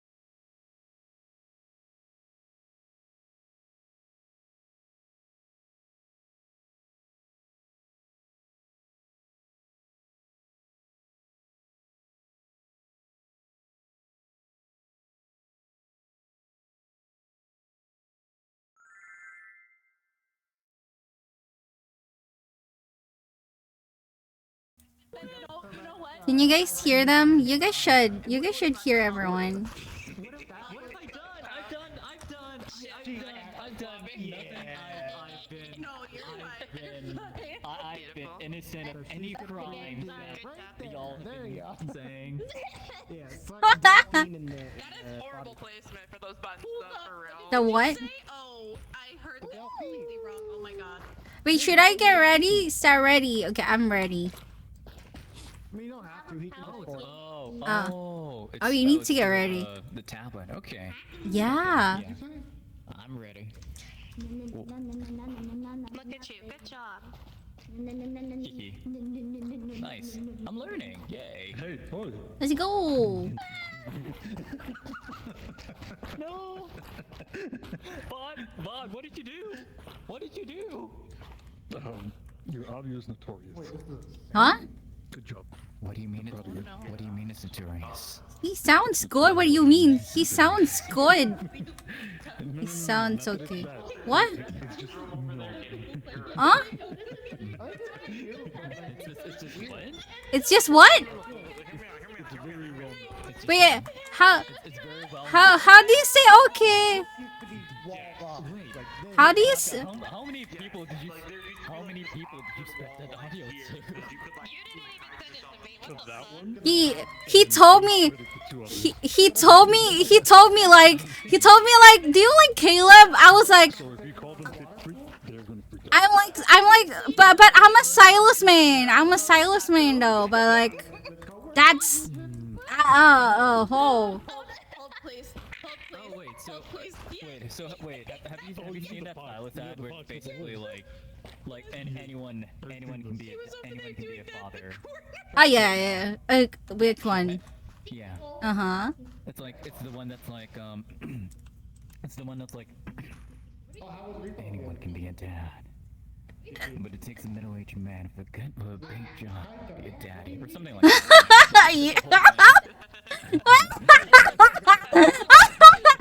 Okay, like that was like my first exposure to last. I'm just like to Silas?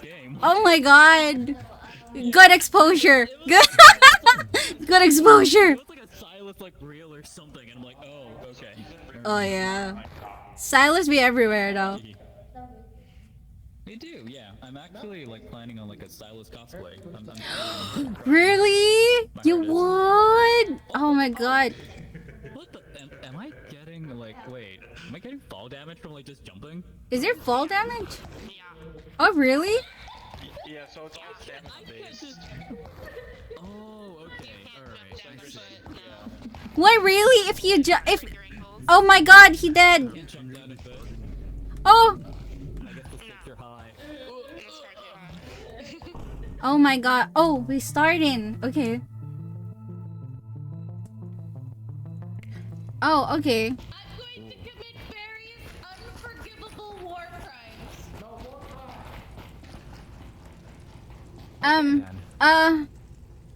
What do I do? I don't know. Wait, how would I know the task? Do you guys know? So some call for it. Q? You press Q, yeah.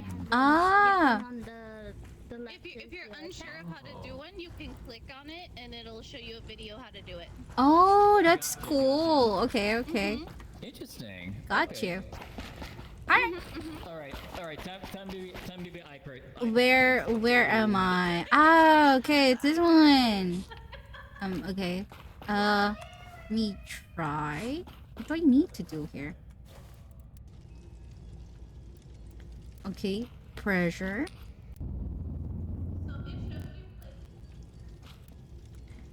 Okay. So, I need to get... okay, I need to get this. Oh! What? Oh.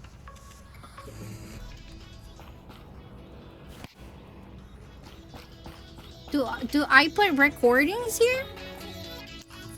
Yeah. You can find little cassettes and they have songs on them. How can I put it? I put it there and then I play You some. hold right click and then like a little spot will highlight and you left click to put it in. Ah. See how it highlights and then Yeah, and I hit the play. red button Should I just... These buttons right here are volume. Oh. Oh, that's cool. The ones that go up and down. So like once it's full, it oh, That might have been pressure.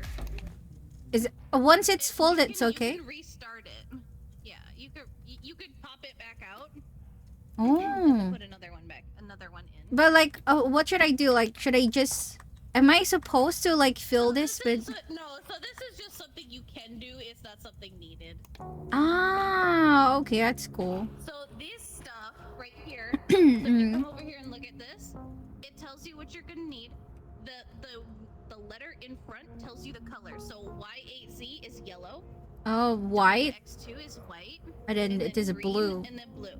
So Oh. what you'll do is you'll find an empty container. You'll go get like a yellow herb, and then you'll put it in here, and hit the yellow button. Oh. And then another container will pop out, and then you put it in here. Yeah. And then you hit yes. Oh. Oh. Oh my god. New container, so we can. Okay. Oh my god, people are dying. People, what are the? Dead already? I'm not sure. Might be pressure. Is it pressure? Pressure? I'm always under pressure. That's not what I asked, fucker. Okay, so I get plants here. Oh, that's so cool. Yeah, in here. So the little jars are empty, and you'll find them laying around. I'm looking. So I need to find jars. Okay, okay, okay. I need one. Yeah. Those music tapes over there, the song I really like. Oh, which one? You know the one that gets really loud. Maybe. I think it's Karma. Oh, I don't think that. Check them. I don't know. Oh, so we have. I haven't seen any containers So yet. here's a jar. So here's Oh. a jar right there. So you pick it up with left click, and then yellow. Okay, I see that it's highlighted. Okay. So that's green. Oh, just in case you forgot, you need everything in here other than red. Oh, really? Okay, so I'll be getting this one. Oh, you got blue? Yeah, I got blue. Okay, I'll grab yellow. Do you need me to grab one? Yeah. Green is one of them. Green. But it says white too, right? White. Yes. Oh, I don't it, think we have that many jars. yeah. Maybe we need to. Okay. I have one. Oh, okay. Wait, where's green? Why do I feel? It's right there. Oh my god, these are a lot. Oh my god, this is like just not one people thing. So you'll take it over here, hold right click, and put it right in there. Oh. Okay. Okay. There you go. And now hit the yellow button. Oh. So now you'll take the blue container, and you'll put it right in there. And then hit the Y. Oh, that's cool. But okay. Have a check mark. Ah. Yeah, it's not as hard as it looks. Like I think it's just the letters and everything that get everybody confused. Yeah. Ah. How the? So you just left click. There you go. Why do you always press left click? It's okay. It takes a little getting used to. Oh, it's cool. Okay, so then all we need is white. Okay, we need to get the So we're container. I'm gonna show you how to clean these jars. Oh, you cleaned them? Back this way. What? You still need to clean. Yeah, you can reuse them. So we're gonna come in here, and you put them on there, and then hit the button. What? That's so cool. So many steps though. Because then for Pazushi, you can reuse them. But you can hold 2 items at a time, right? Yes. And so if you want to put it Oh, okay. Let's go. So you can hold one thing in your pocket and one thing in your hand. Okay. We need analysis, which I think someone's doing. Another. Okay. So we need white. Did they do it? Oh, they did it. Okay. Okay. Yeah, we do. And you need white. Okay, I'll get Let's white. Go find your white. Done. Done. Taku, no.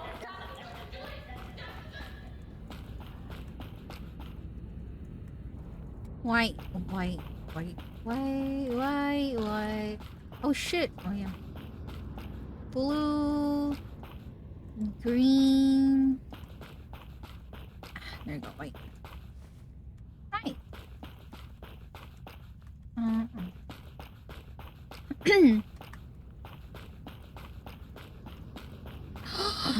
Look at that. The EDM music, it's part of the. Oh yeah, I forgot to change game.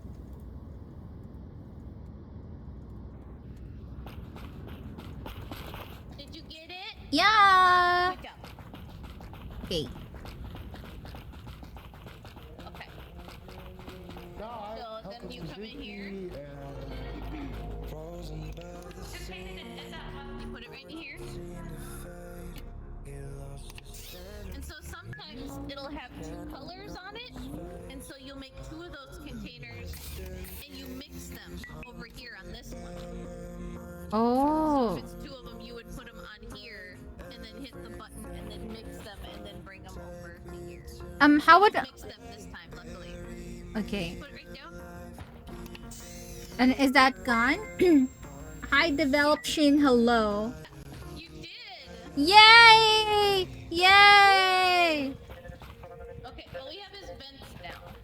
Okay. So vents are. How can I drop items again? So you just take it out of your hand and I think it's or right click and then left click. There you go. Oh. And so these when they're open, they're like a guessing game. You put in numbers like 1, 2, 3, 4. Ah. So 0, 2, and 3 are correct, but they're in the wrong spots. Ah, okay, got you. 3, 2, 0, 4. So that's not it. 2, 3. 203. 3, 5. So 2 is right. Ah, okay. So it's 2, 230. 3, 6, 0. Oh! So that you go, you Oh!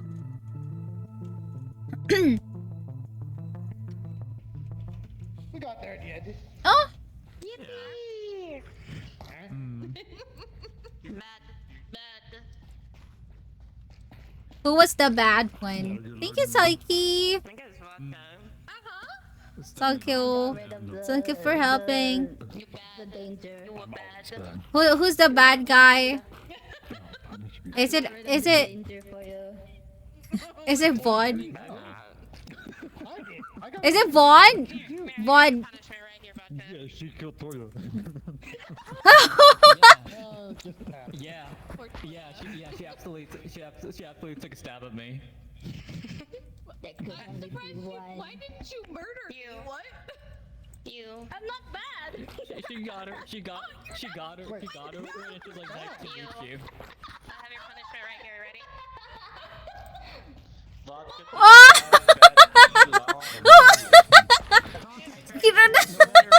What did I just saw? What did I just saw? Hello? What? Hello? Hello? I didn't see shit. I wasn't watching.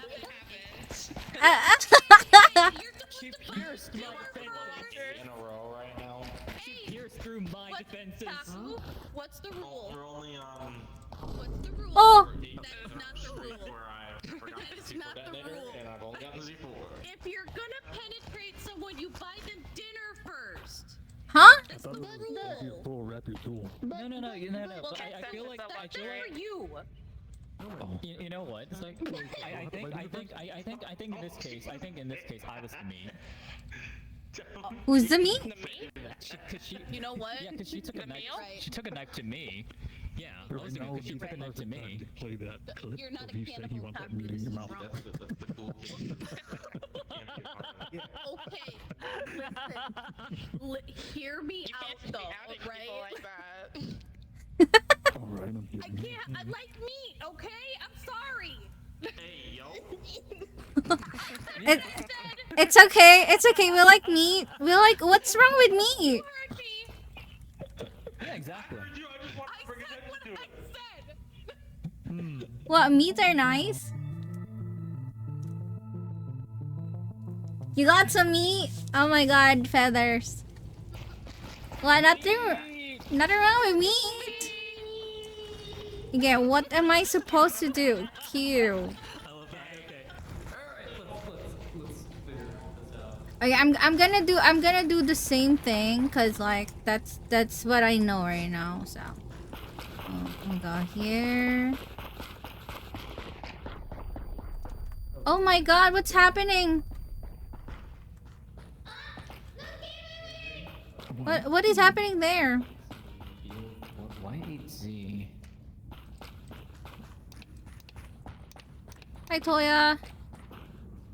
Hello. Hi. Wait. Yeah. Yeah. Okay.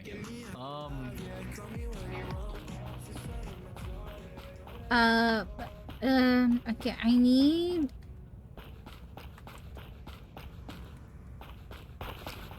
Oh, there you go. Containers. You get two. E. Get 2 containers. Okay, interesting. What do we need? Oh, we got 3. Yellow, blue, white, and red. Yellow, blue, white, red. Oh, what the heck? Hey, look, I got an egg. Nice. Egg. So you need blue. It's this one. Oh. I got clean Oh, ones. wait, I need a little need a little container thing. Okay, I see. Okay, so I got the... Where do I get those? Here. Here you go. I got the white one. Okay. And what else do we need? Do we need a red one? Yes. Yellow, blue, white, green? Yellow, blue, white, green? Green? Okay. Yellow, blue, white. I'll grab the yellow. Okay.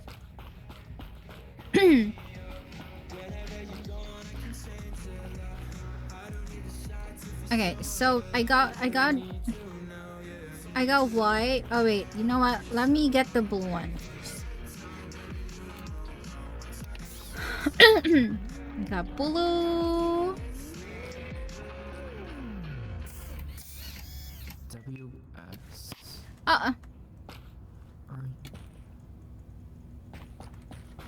It has to be right click. No, here. right. Here. Oh, gun. Let me get this one. There we go. Yeah, and then press yellow. Let's see. Nice. Okay, so I got. Are you? Oh, this one needs. Ooh, we got juice. I found the theory box. Where do we put this one again? The Siri box? Yeah, have you seen the, Yeah, you got it. Okay, the yellow. C4 has yellow. little Siri bunny on it. Why did the blue... What's... okay, I forgot to put it here. And then press the button. Yeah. Okay, gotcha. Okay, I got white. Do we need a white? Do we need a white and a Red. right? Yeah, so I got the white here. I'll go. Alright, I'll go get the red. Okay. It says we need to clean.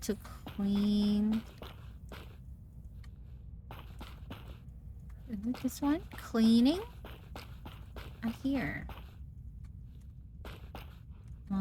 No. Oh!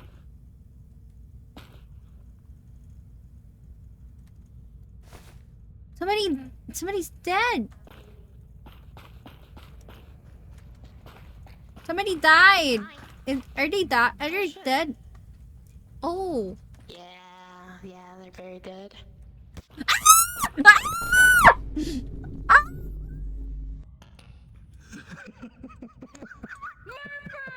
Hi, Toya, run. Hi.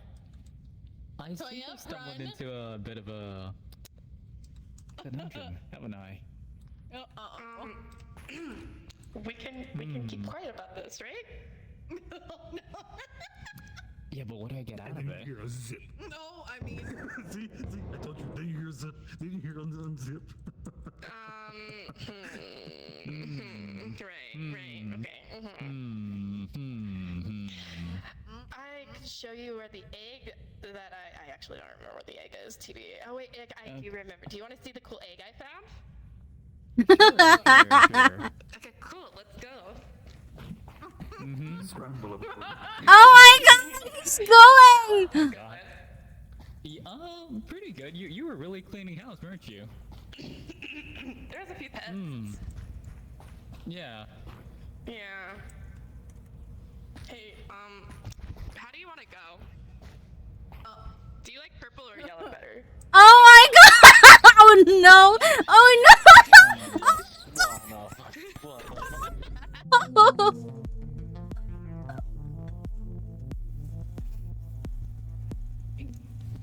Oh my god! Oh my god! I was trying to find him. I was prepared to lose.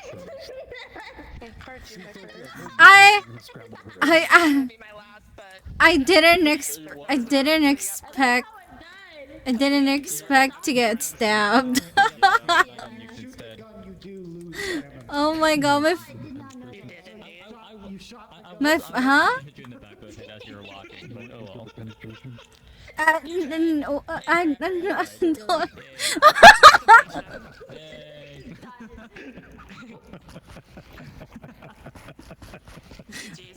I wasn't ready for that question.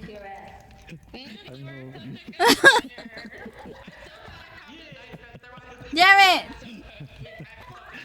it, vodka.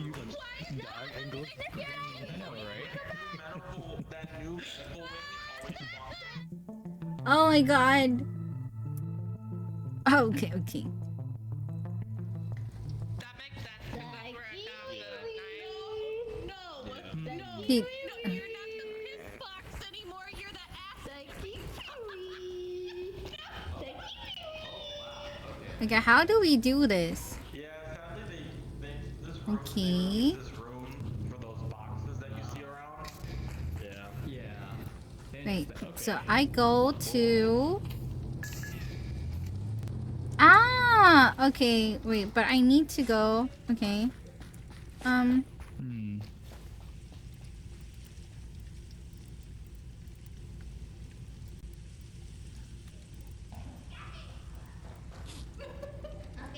Okay, I go to... Oh yeah, I forgot.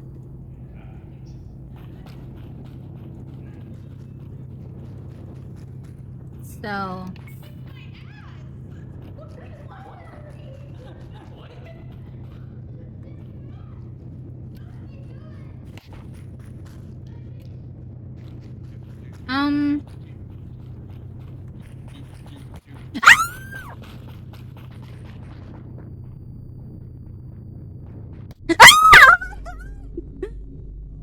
Why? Why? Oh my god, hello, Toya. What the heck? What? How did we get stabbed? Now they will never know. I don't know. I forgot. I didn't know it took that much stamina just to stab someone. Oh my god. Oh wait, Who do you kill like Oh my god! So you were the person who was stabbing me. Oh my god! And then you died. Because I didn't know somebody. I was getting damaged, and then I was like, "Who was that?" Did I just run, and it's just funny you died as well. Yeah. Who stabbing someone just took the life out of you, you know? You ran too much. Exactly. That was karma hit hard right away. You know what? I'm glad. Like for my first kill, like I'm glad it was you. Really? Aw. I feel honored now. Yeah. They're just gonna come here and be like, so what exactly happened here? Exactly, they won't know. Although murder weapon though. What? Yeah. Oh. Like from you backwards, right? Yeah. Yeah. Crime scene. Wait, who's the other one though? I took a. Do you wanna explore? Let's go. Sure, let's go. Oh, we can hear somebody already. Oh.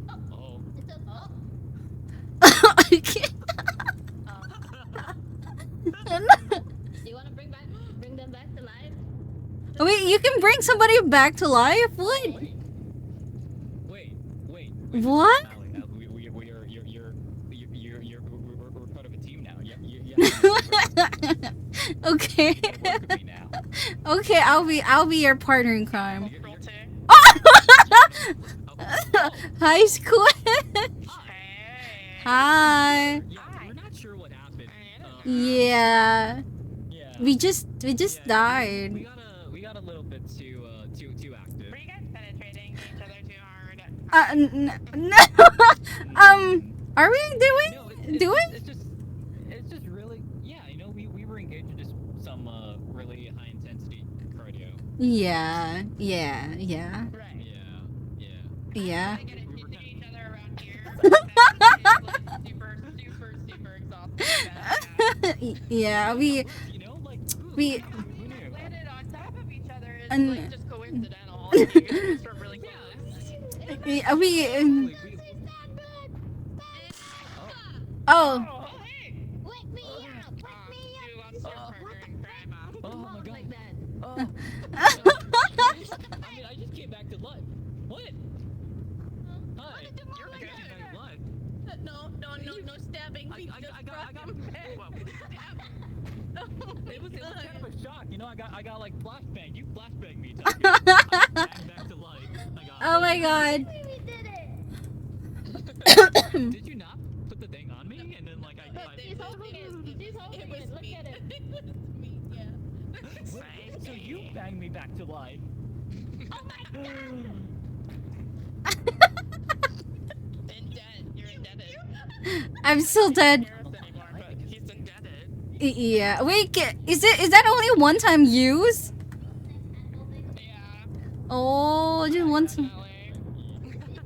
Oh, somebody's dead. I believe in them. Oh. Oh wait, is Pico It's him. Yeah. Come here, Taco. He wrecked my shit. Oh my god. I'm a boy. Where's Taku going? Oh my god.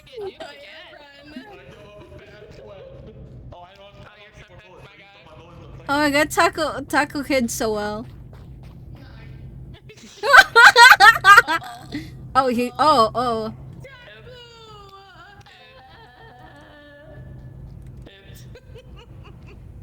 Alright, let's stop it anyway.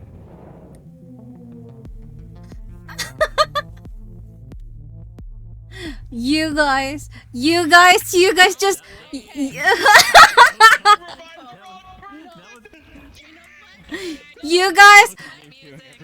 you guys I'm cutting a corner off your face. Fuck you. you guys just revived the wrong person, by the way. You revived Allie, by the way, because he was my partner. I rounded the corner and I Exactly. Oh, the I worst mean, part was all I laughs was, is why I was mine? camping the other bodies, waiting for Taku to come back to try to res one of them. Hello there. Yeah, I know. It's just like, Yeah, oh, no. hi again. I'm back to He That's fucking devious. I love they it. they Why can't they live? all I have I know, is bro. screwdrivers. Bro killed Yeah. the bit. Exactly. Yeah, I was just too. I was just too I look into over it. at her. Yeah, I look over her. I'm like, damn, you're good. Took him down and brought. Like I said, I was like, but. exactly. Exactly. But that was funny though. Exactly. Oh my god, that's so funny. Exactly. Exactly. Exactly. Ellie told me good night and then it's like said good morning. Exactly. Like in her words, she smacked my ass and I woke up like, oh okay.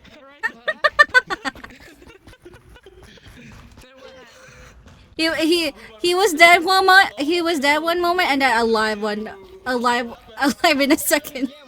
Yeah, we were having a whole conversation. It was like, Oh no, exactly. That was funny. Yeah. Oh my god. Wait. Hey, do we need to get ready? Start ready. I'm ready. Okay. You do need to put your boots back on. Okay, I'm ready. You trying to run away from me killed. Are you guys? Excuse me? Wait, what? No witnesses.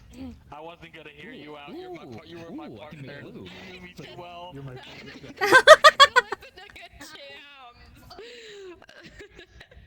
You were. We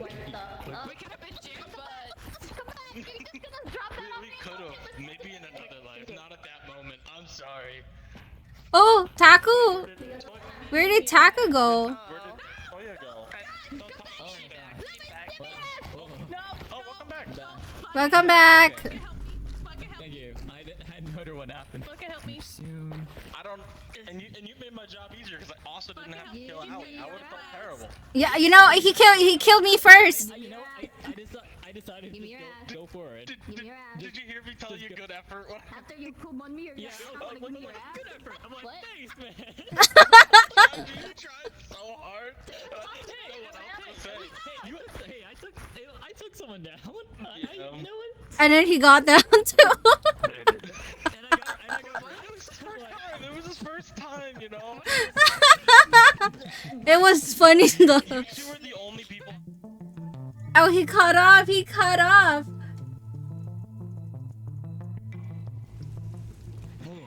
What? Because you guys are new, and I don't want to put any pressure on you guys. I want you guys to enjoy and play the game. Gotcha. Yeah. Okay. We did. We were just accomplices, right? Yeah. Exactly. Partners in crime. Accomplices. Yeah. Exactly. Yes. Yeah. Yeah. Listen, we can just like we can't fist bump. Just like boop. Yeah, Boop. there we go. Poop. Okay. Okay. Boop. Okay. You gotta be honest with me. Are you a person? Are you No, I'm good. I'm good. I'm good. Okay. Let's see. What do we want to do? We can do computers, or do you want to do the scanner? Delivery. Wait. Scanner. Delivery. Delivery seems a lot. Yeah. You want to do delivery? Computer since it's right. Yeah, we We can. can try. Yeah. Yeah, let's go do computers. Okay, I'm skimming through it. Yeah, I'm like trying to see. Okay, I see. We just You just press yes. Okay, yeah, okay. We just compare it to the images and then bring it to the place. Okay. Yeah. That's not too bad. Okay. Alright, let's go. Let's go. So I think I'm gonna chill out this round, but you can't tell anyone now. You can't tell anyone now. You know my secret. That kind of sounds like Nuke's the person again. Yeah. Oh, okay. Ooh.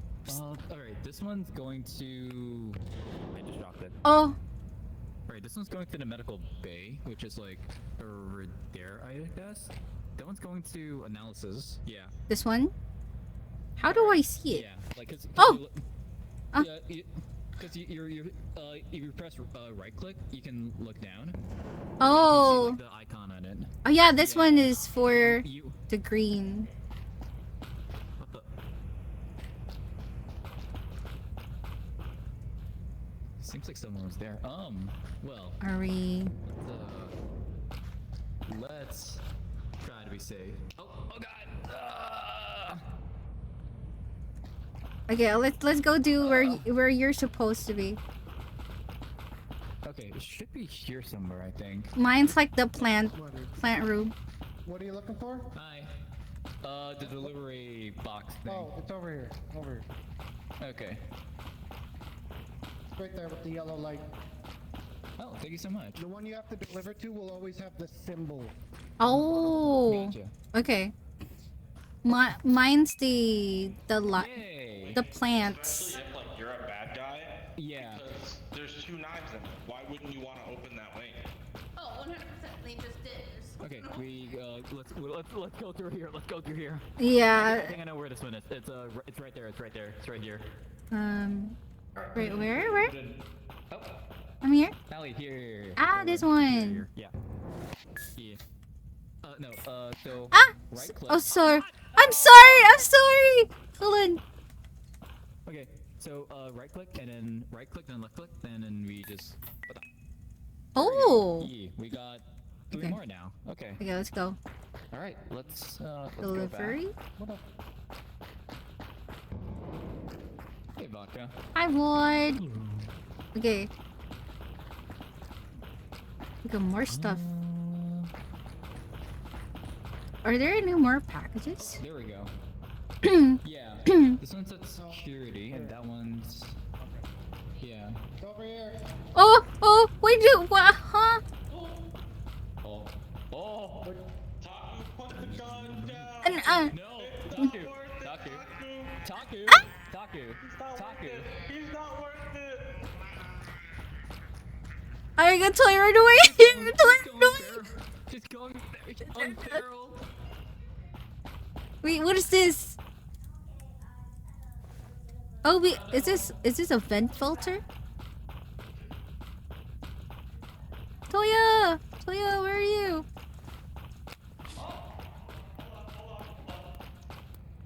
You have to choose. Hi.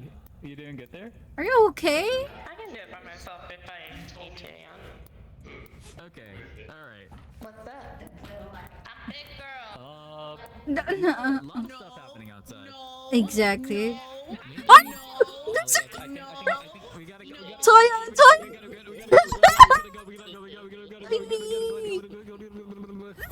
Oh my god, run. Where are you supposed to deliver that?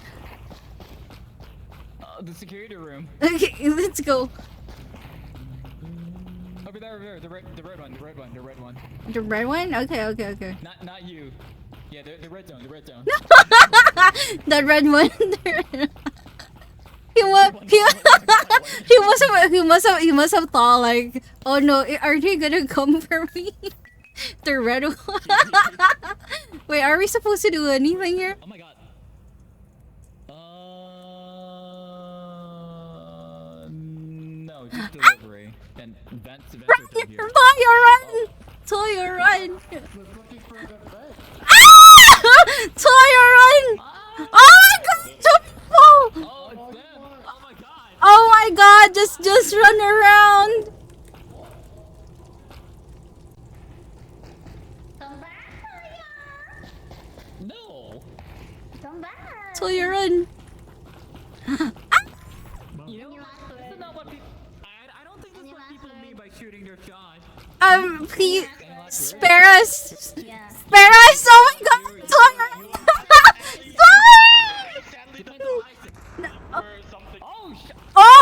Oh!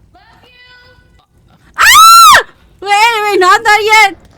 Oh my god! That's just a massacre right here!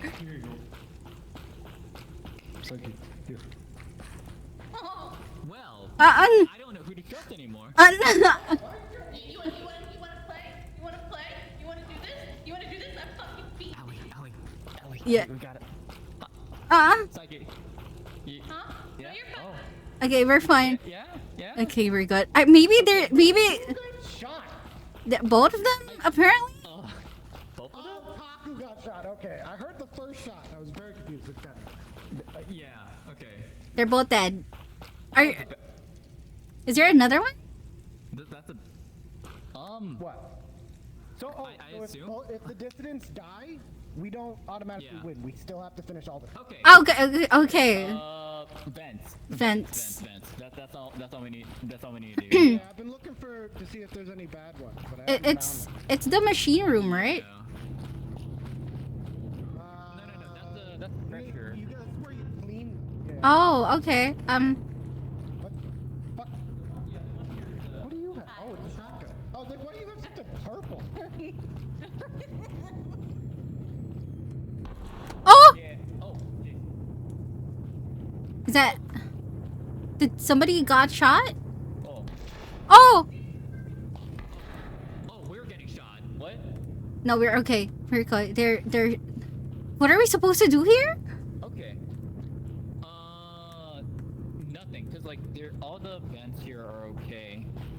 So we're just looking around, like you see that, right? So like, if it's blue, it's okay. If it's red, that means we need to fix it. Okay. Like So. the vents, yeah. Okay. They're all blue Let's here. go check them. Yeah, let's check the medical side. Because we just need to fix the one more, I think. This one's good. Oh, this one. This one? I got a screwdriver. Right? Oh. Okay. Can we screw it in? How do we do this? Am I supposed to? I'm not sure. Oh no. Oh, dude, we have two. How do we do this? Maybe. Do we just hold it? Oh, I can put it in my inventory. Interesting. Okay. Is it this one? Maybe it's not. Maybe it's not this one. But like it's red. Maybe it's not this one.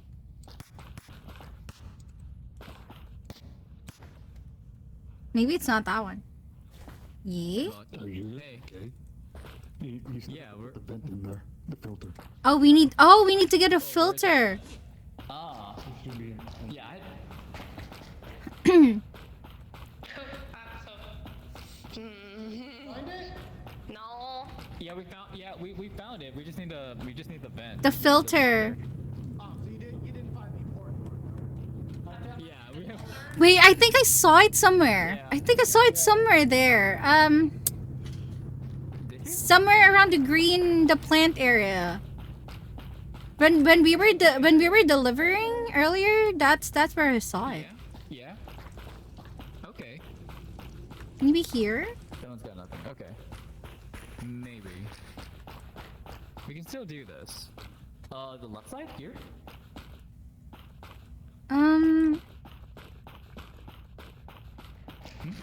It was kind of very. Where is it?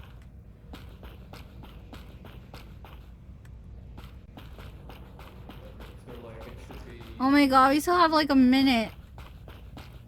I know. Where's the vent?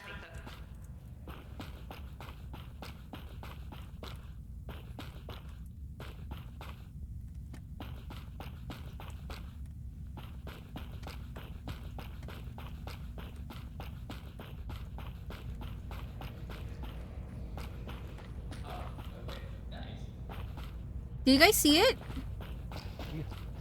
Do you guys see the vent? Not that I know of. No. I saw it I knew I saw it somewhere.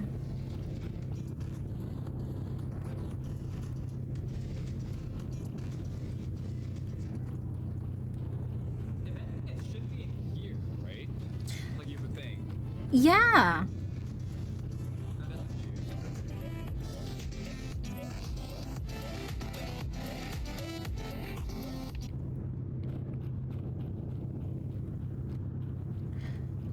Where is it now? I saw it somewhere when we were running away.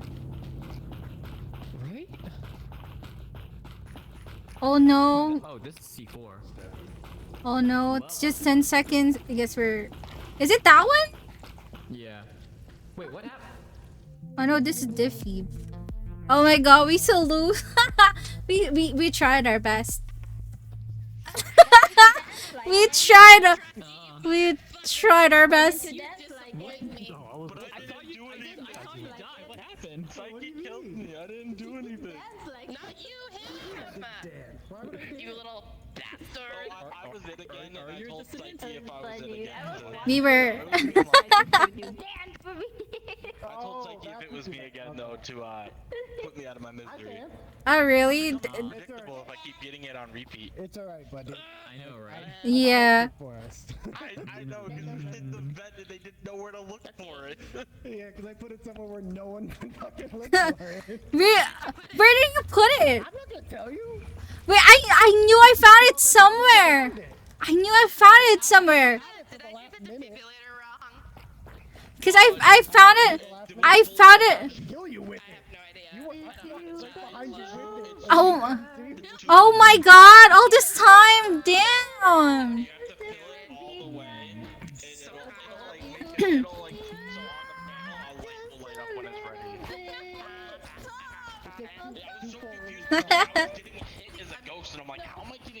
There's so much. There's so much talking.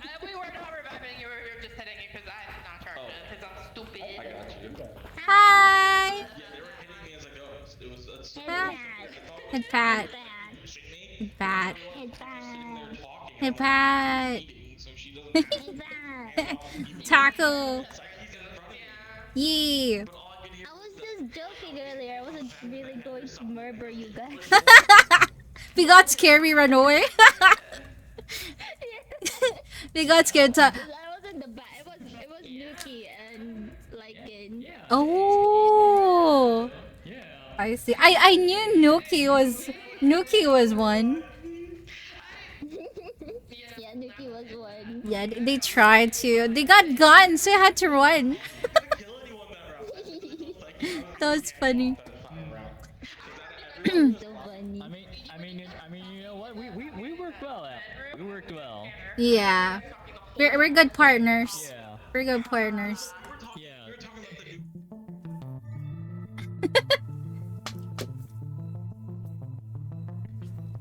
Okay.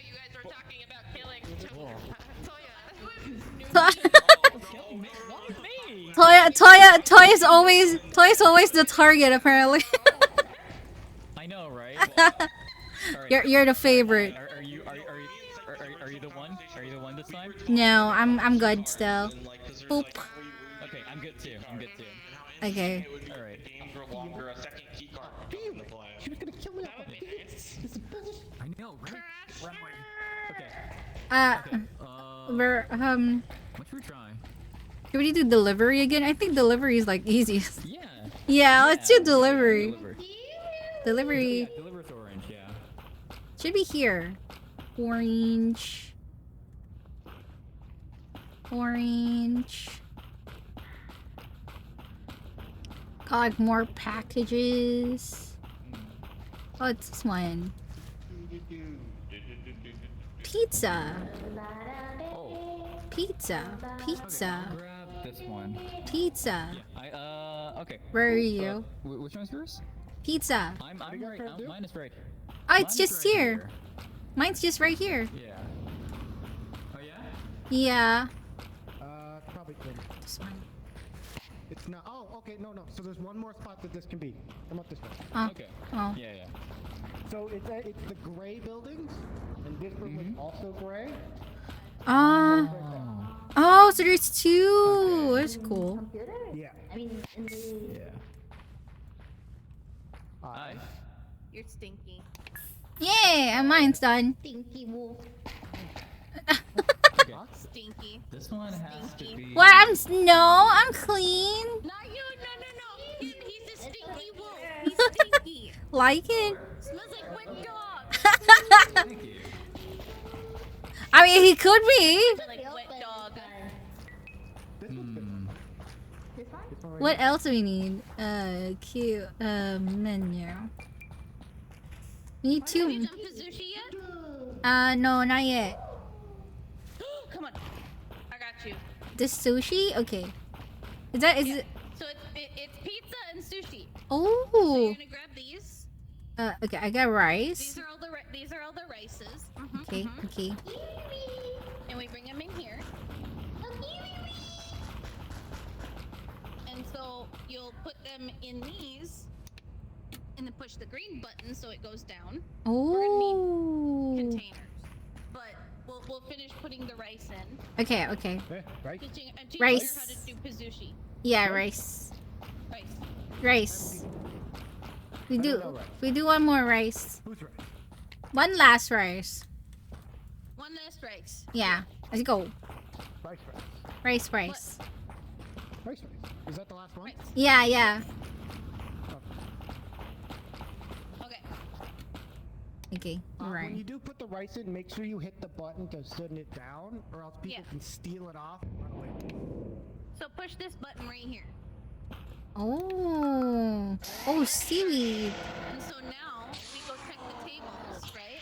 Okay. And the tables will tell us what we need. So we'll start with this table. So we need white rice, Salmon. and white herb. White so herb? Here's a container. Yeah, the white herb from over in the gardening. So if you want to go get the white herb and bring it back, Okay. Okay. I'll grab another container so we'll have some for rice. Okay. Okay. Some rice. I got ready to rice. White herb. White herb. White. I think that one looks kind of like a weird mushroom. I hear. Got it. You look like a weird mushroom. I got white herb. Oh, lady. Thank you for the raid. Hey, let's go. Raid. Wait. Ah!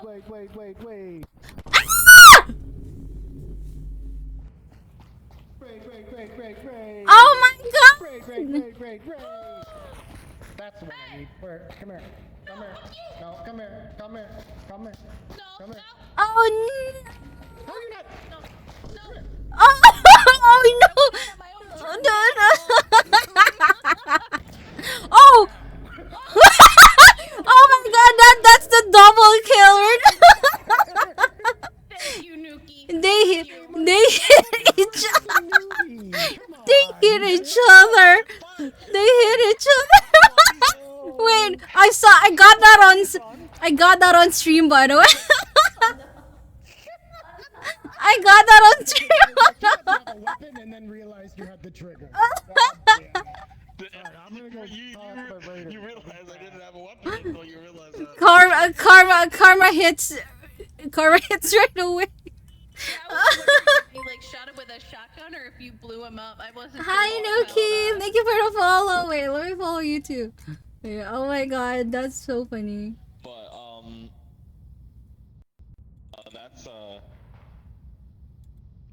I was looking for a group of people, but everyone's like, so I didn't want to kill Toya because I knew he was bad. Because he said to me. What? Toya's bad? Yeah. What? He told me he was good. I was following him all this. The betrayal. Oh my god. Did you notice he disappeared when you were stabbed? No, cause like we were doing the rice, but like he got away. Like he went away. The betrayal. Oh my god. Swore that I followed you. I'm sorry. Oh my god. That's what the betrayal was. I thought Hey, buddy. Hi. Sorry, I got double raided. No, I was just like, raid, stabbed her in the back, and Psyche just kept running. Yeah. I wanted to go out on my own terms. How dare you kill the baby? Like, she was learning Pizzushi. I was learning sushi. Listen. I was hoping she was gonna stay with him because we could have just killed her and just walked away from her. Oh my. You got involved. Yeah, cause she was teaching me how to do sushi. So, like, and the only reason you died is because I have, like, the moral code of if you give me the trigger, I don't blow anyone else off. Oh, I'm coming back. Bye, Lycan. What? No, Psyche's going back. Oh no. Oh. Oh, it's me. Welcome back. Here you go. Oh my god, I know who the killers are. I can. You have to go back and charge it. Oh, really? Wait, I know who the killers are! Key killer. Sad.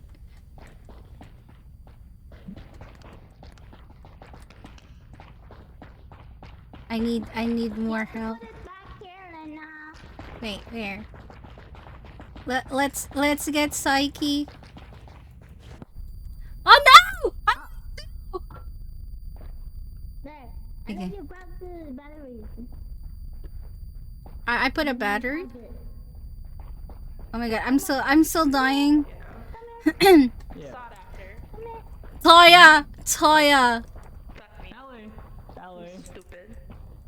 I got you. I know your secret. Kill Toya! Kill Toya! I know the secret! Yeah. Okay, let's go. Okay, they're both dead, but we need to complete everything. Wait, do we have batteries?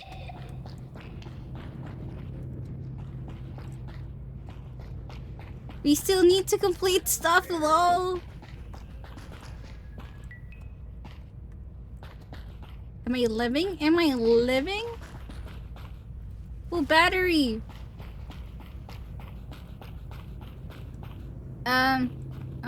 Here. Okay.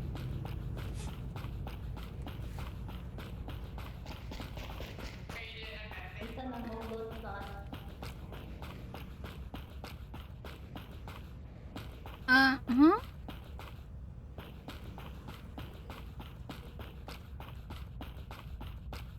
We here? Oh yeah, it's here.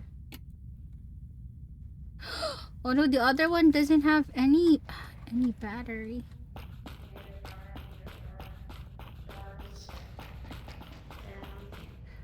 What else do we need?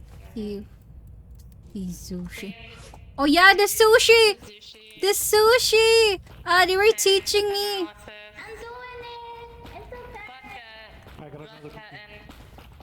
What's the next one? We need the analysis.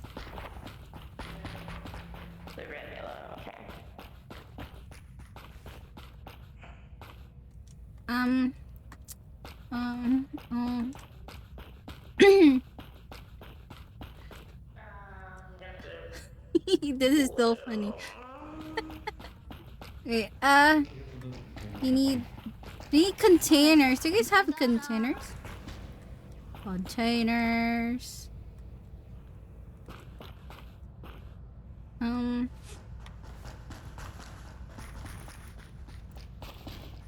Which one for this?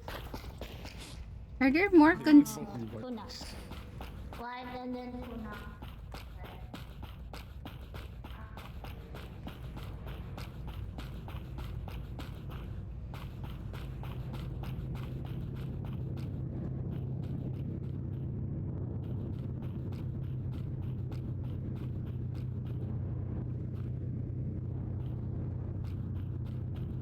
I'm running around. Oh, there's the battery.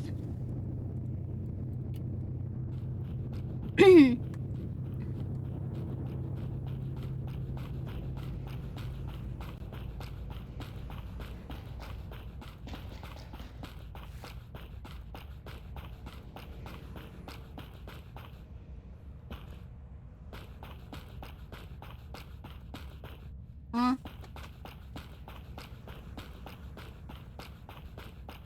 Oh my god, I got 32 seconds.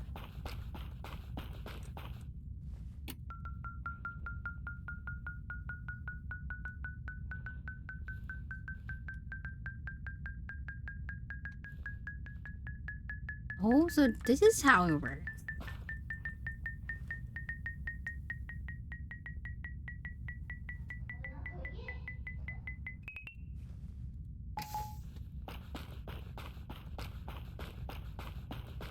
Aww, I didn't make it.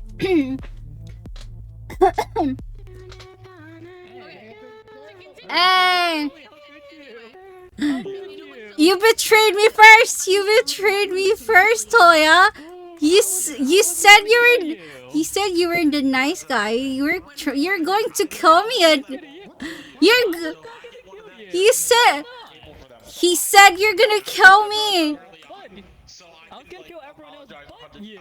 What? Really? Wait, he said he's gonna kill me. He said he's gonna kill me. He said you're. He was. What? You stinker. I was so. I didn't put something on top of me. Ooh, wait, what? Huh? I was convincing until like until Allie decided to stab me. I I didn't say I was like saying I know your secret, but like didn't say. Okay. Yeah. Yeah. Wait, Al, wait. Yeah. Wait, Al, was that your first kill? That's another month away. Sorry, what? Was that your No, first kill? no, I didn't kill anyone. It's not me. 2 months away.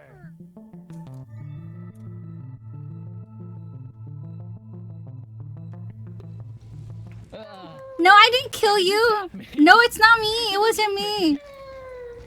Who killed me then? It was Taku. It was Taku. Why did Taku keep killing me? Why did you want to kill me so badly? He was Taku. Taku got you. She got a gun earlier. Okay, you wanna try doing like the Pizushi or whatever it's called? Yeah, the sushi. Yeah, that was what we were doing earlier. Yeah. I'm good. You want me to finish showing you how to do it? Yeah, yes, go. Yeah. Let's go. Yeah, I like to learn. Ooh. Okay, I'll show you. Gee. Join us how to make the sushi. One of us. One of us. Sushi. So you're gonna need containers. Yeah. But where's the rice? Yeah. We're gonna have to. Hello. Oh. Hello. Oh, it says red. Hello. Do we need more? Okay. So we need like 2. We definitely need more. Yeah, we need green and then red. But we need rice first though. Where's the rice? White rice, cod, green, 3M, red. We need I got Here? rice. There's some rice here. there's just one more. Brown rice. Oh, okay, I'll get the other It's one. brown rice and white And rice. white Okay, rice. some white rice. Where is the white rice though? Oh, there you go. Vlad has it. Crap. Get it. We need a red and a red specimen and a green specimen. How do I do this? Wait. Oh, on the right side. Okay. Yeah, what's up? And then you press here. Press here, the seaweed. For this one, you go ahead and put the rice here. First, you need to let down the seed. Gotcha. On another jar. Thank you. Out of context. Oh, we need the green one. So for your fish, you'll come over here. The fish? Oh, okay. Oh. Right here. So the top 2 buttons will cycle through the fish, and then the bottom one you push when you want to dispense it. Ah, wait. So we need shrimp and a cod. We need a cod. Oh no! Red, red. Oh! Red. Here's red. You need red? It was Lycan! Lycan killed her! Lycan!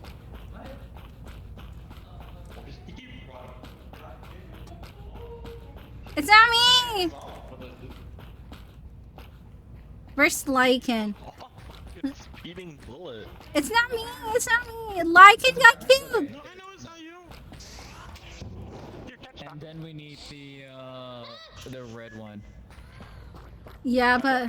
Oh, okay. You don't have the I got scared for a Hold on, moment. I have one more person to throw it at. Poor Psyche. Oh, there you go. Blood has it. Oh, what the? Popping ready to place. Yeah. Go ahead. Click the To button. press it. Oh, right, that was the red one. Okay. Oh, fancy. That's done?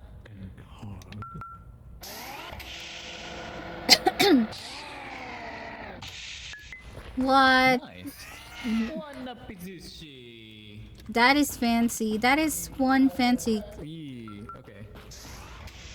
And my fish just wherever the hell it's gone. Okay. We need cod. Poor Psyche. We should bring back Psyche. We should bring back Psyche, right? Wait, I got one here. I'll get it. Wait, where are you? Oh no, we need. Is there a thing? Oh, wait. No, we need a battery. We need a battery. Oh, wait.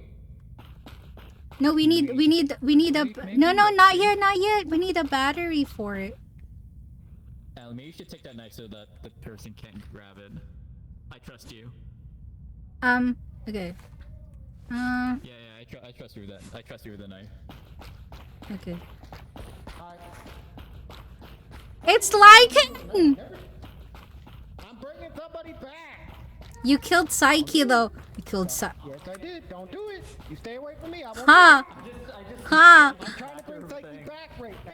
But you killed her first. You killed her first. Put that back in so I can charge it. Yeah, you have to charge it. That's what you said. Get away from Lycan! It's Lycan. I will bring her back. Why is my To do so. I'm going to do your ass. my microphone is gone? Wait, how? It's not gonna kill me. You gotta shoot me like in the head or something. Make sure you finish me off. Alright. The back of your head, maybe. Okay. Why is my mic off? Okay. Hello, why is my mic off? Wait, my mic is disabled.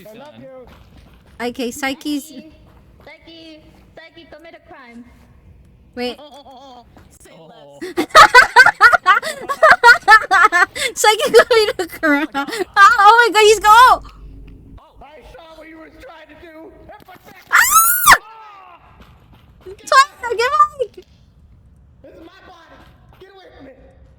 This is mine. What's going on? Come on, Tapa. It was Lycan's crashing out. Lycan's murdery right now. Lycan's murdery right now. Lycan, calm down. Oh, okay, yeah. Buddy, I'm coming in. I'm coming in. What's the situation, buddy? So what's the situation? Just talk it out. With a gun. They're all coming in. Like it. I'm just a guy too. It would just be a guys club, right? Yeah. We're just homies, right? We're just homies. I don't know. Right? You guys got. It sounds like you guys got beef. It sounds like I can't be involved. I'm just here. Am I alright? So. Oh my god. he's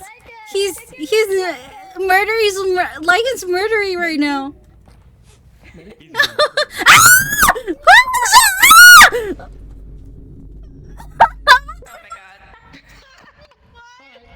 I'm in on it, so. What the fuck? Oh, it's empty. I shot him. I was like, It's just vodka again. Did that kill me?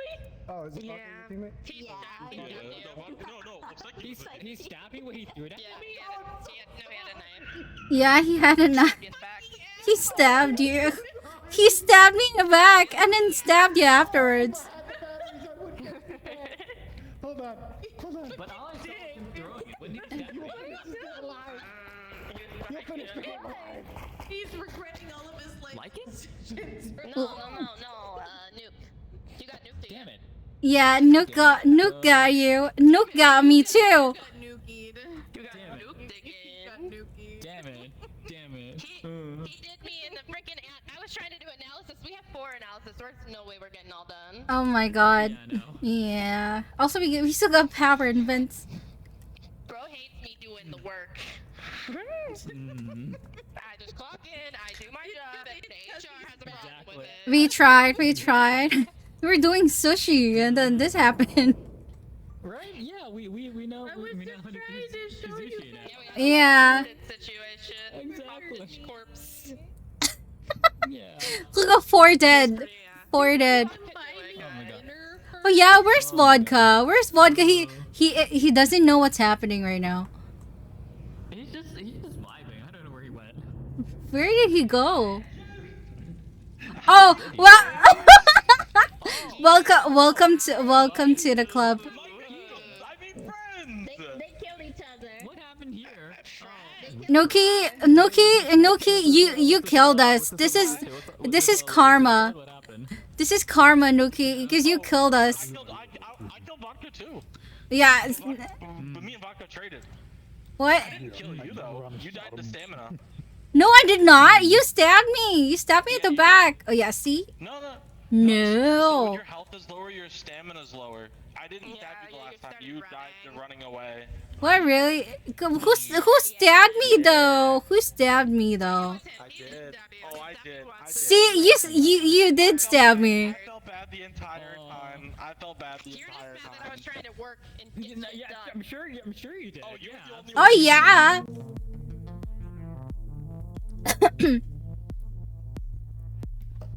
Oh my god, employees are in a So, to sum it up, because you weren't there, they were all on a witch hunt trying to kill Lycan. You were the only one doing tasks, so I had to stop you. we're sorry. Lycan was very murdery. 4 times and have to kill these 2 innocent little... Look at these beautiful eyes right here, both of these eyes. You tell me killing these people is easy? They don't know what they're doing. I feel terrible. We were learning. We're just a baby. We're just a baby, you know? We're just a baby. And now imagine you now have Alex just said that Alex is there hanging out, she's trying to be involved, and all of a sudden you have to now choose to stab her in the back or him in the back. Who do you choose? They both don't know what they're doing. They're both just trying to learn and do their best. You're learning. Now he got you in a moral compass. Exactly. Welcome to my girl. Oh no. They think, women and children in a crisis situation are a little bit more important, so. Yeah. You're a second. Yeah. Alright. Let you lag behind.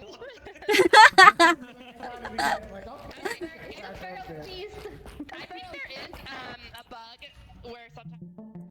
Oh. What? Can I get a killer? Can I get a killer roll next time? Yeah, it's 3 times in a row. Occasionally, yeah. Are you good? Are you good? I'm good. Why can't they get a killer roll? I want to get a killer roll. I'm good. No, Psyche? Yeah. You wanna learn sushi now? I mean, I think we got it earlier. Yeah, but we gotta show Psyche that we know how to do it now. Yeah. Oh yeah. Okay. Yeah. Let's find jars. Let's get jars. One more. Okay. Hey. Okay. Hi, Taco. Hi. Spicy pancake. Sparky pancake? Now we're going. Spicy pancake. We're gonna do sushi. You wanna join us? Yeah. Is that a seafood? Spicy pancake. What's? Oh my god. Are you guys doing analysis or Pazushi? We're gonna do sushi. Sushi? Yeah. Sushi. Let's go. Let's go.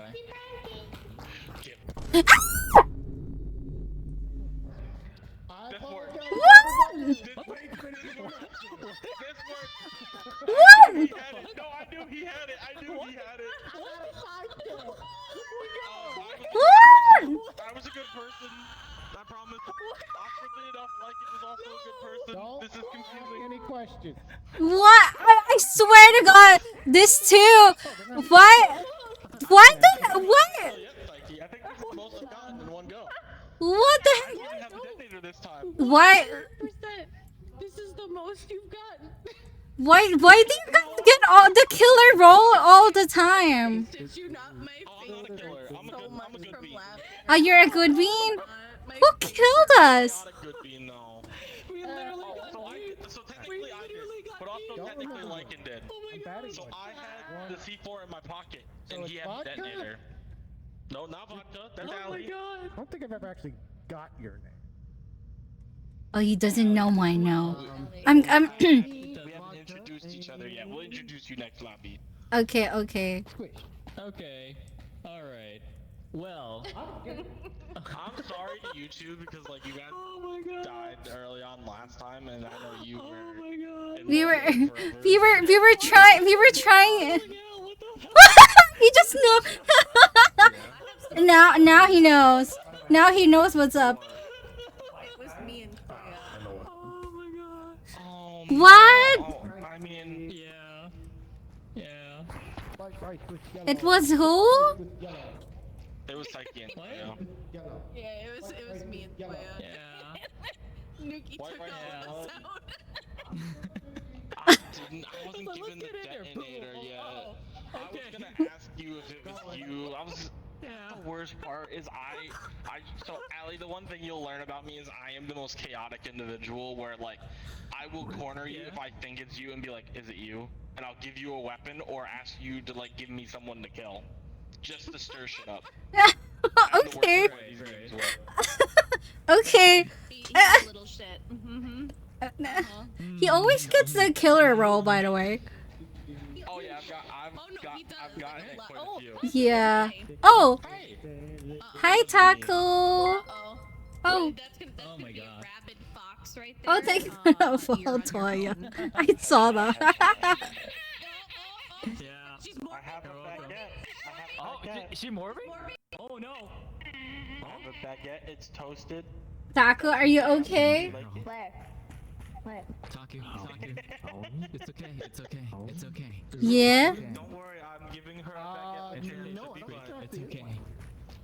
No, it's not. Oh my god, vodka is Vod the only one? I think he's the only one that's just vibing. He's doing things. Yeah, that's how vodka plays this game. Should we just follow Vod? I feel like it'd be funny. Yeah, no, it'd be for you guys. You guys would fit in. Vodka will teach you how to do everything. All right, okay. Unless you're a bad person, then vodka might not teach you anything. It might end bad for you if he's the bad person. Oh, really? Yeah. If you guys are a descendant though and you have any questions, I'll answer anything or give tips. Number one, if you are a descendant, you have to kill me or Lycan. You have to. I know. We will stop you. Like if I'm the killer, I'm gonna go after them too, like right away. Yeah, that's true. I feel that. Like, yeah. Stamina learning your stamina is like pretty good for both sides. Yeah. Yeah, I think we got hit by that like a lot of times. We don't mind the stamina a lot. Get you for the first couple games. Yeah. So the big thing is remember if your health gets lower, you have less stamina as well. Oh. So your health controls how much stamina you have. So you'll see the bar on the left, it will be white. And once it turns blue, that's your used stamina. Oh. Gotcha. Yeah, and when your health gets lower, that is like the max stamina you can get. So obviously think of it as you have 100 stamina when you have 100 health. So like the less health you have. You have 39 stamina. Oh, so they're like interconnected. Ah, that sucks. Okay. So that's why like I get aggressive when I know it's like people that like are like you guys that are new with the knife, because I know I can kind of take my jabs and you'll run and probably pass away. So it makes my job a little easier. But like if me and Lycan had a knife duel, you would literally watch us like go at each other, then back up for a hot minute and kind of just go back and forth while we're waiting for our health to kind of go up. Right. But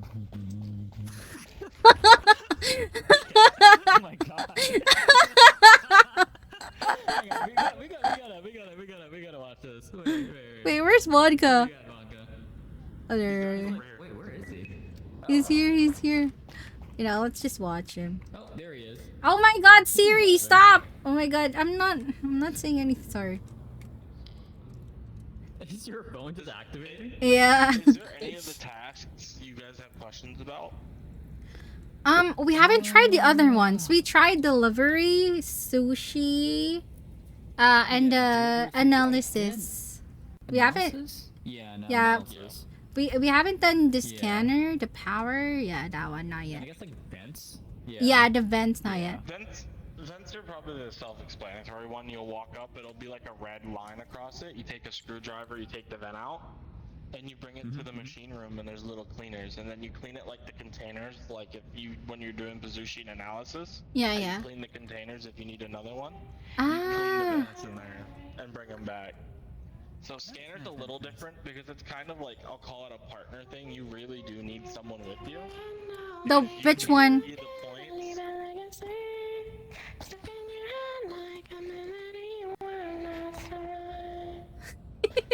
Yeah, but scanner, you can't see the points. You kind of like, they're on the computer screen, but all you can hear is a beeping for it. Oh. So if I we get see. it again, I can like show you guys next round. Okay. Okay, yeah. That sure, one's a little more. That one's a little more like you'll get the gist of it slowly.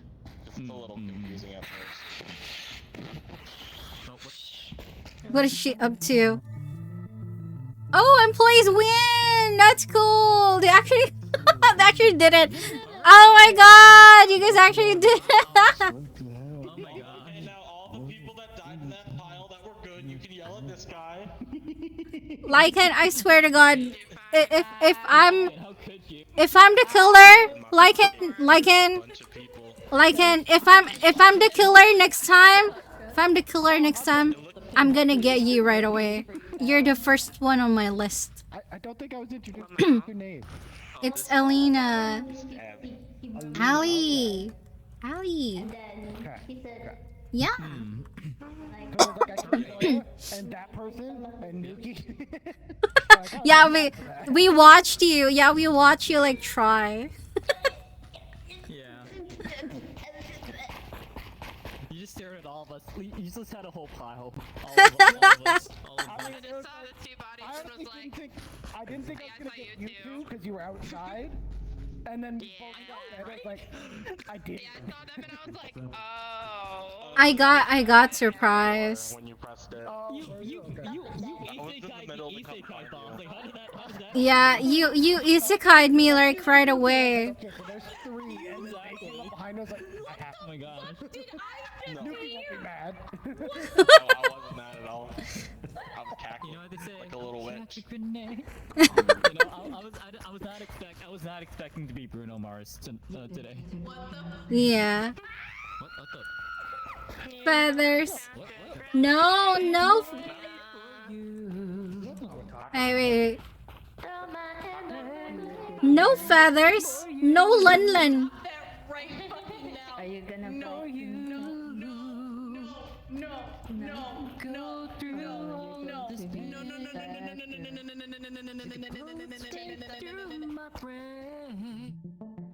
Who's saying? Give me the killer roll! Oh my god. Oh? Wait, you? No, I'm not. No. I said like I want. I'm not either. Yeah. I said I want. I want it, but like I still can't get it. I mean, we can still do it. It's just that we are not dissidents. Oh. What? Oh. Already? Vodka, please. Last one was for you, not the dirt. What was that? Okay. Let's go just get. Well, I was given a thing. Okay. Well, at least we can defend ourselves. Yeah. Yeah. Maybe. Okay, we'll try. Let's do the first one. Delivery. Yeah, delivery. Let's go. Okay. What? Like, huh? Okay. You got one. Okay, I got one here. I got one at the position. Yeah. Okay, I'm gonna. Mine's here. Is it here? There you go. Yeah. And then let's put a battery here. There you go. Just in case. Toyam! Hey. Let's go. Okay. Huh? Computer. Ali, Yeah? you have to come to do scanner. Scanner? Ah, okay, wait. We're trying to do deliveries though. It's okay. I think like I have to. Yeah. Okay, you do that? Yeah. No, this is a computer. Yes, yeah. Computer. Okay, what's the scanner? Alright. So, he's crashing right now. He was gonna show you, but he's crashing. Okay, So, okay. You look right here. See those two circles? Two with the dots, black yeah. Rings? Yeah. So you have to stand in the center of that square. So like right here. Okay. Look at the screen. Look at the screen. So you see how there's a crosshair? Yeah. So you have to make me look at it. So you have to guide me towards where it is. Okay, can you go to the left? Yeah. No, right. Right, more right. Okay, can you go backwards? No. I mean, like, backwards here. It's right here. So we can't see it. So stand. Oh. You see it? A little bit to your left. A little bit more. There. Nope. Back to your right. Listen for the ticking. The ticking gets fast. Go a little bit more to your right. Little. Nope. A little bit left. Just slowly. Go slowly. Is it this one? You got it. All right. Yep. So now you're gonna go down and to your right slowly.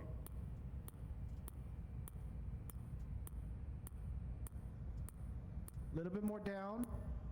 All right, stop. Yep. Just go straight down from where you are.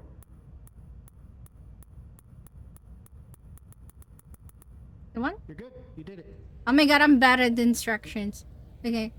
No, you're good. It's a knife. Ah, okay. Thank you. Okay, is that it?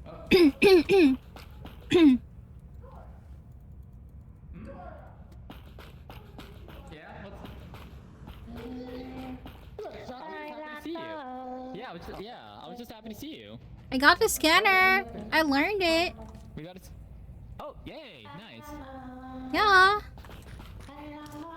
Oh. Oh.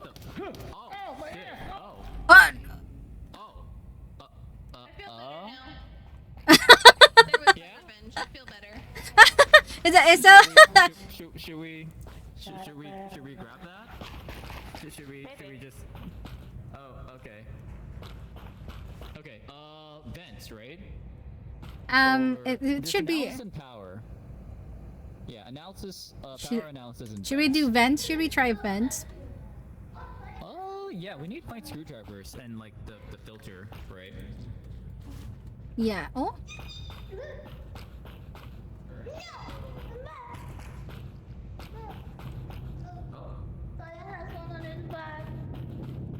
Where's the battery? These aren't the filters, right?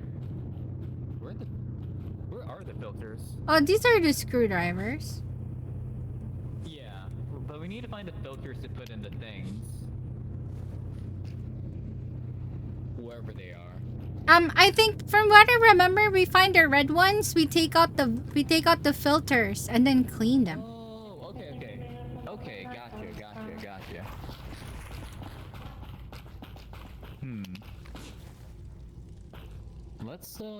Let's see if there's any.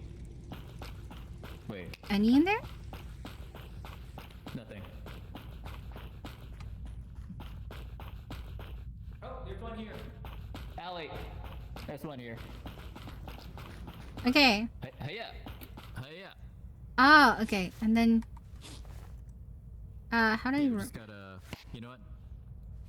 I'm gonna take this away. I'll just grab it. Okay, we gotta take it to the The cleaners. we gotta take it to the blue zone. The blue zone? no, the The cleaner. dark blue zone to clean it, I think. Yeah. Where is that? The dark blue zone, right? Should be like. Like the machine room? Yeah. Here? Isn't it the machine room? Yeah, here. Filter washing room. Yeah, this one. This thing? No, here. Oh, Place okay, filter. And then you press it. Click. Okay, wait. Let me just put this in the medical room. Hold on. Gotcha.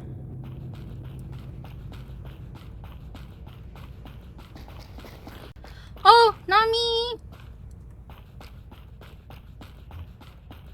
I'm nice. What doing? I'm putting batteries. Oh no, it's not complete. Charge it. You have to charge it first.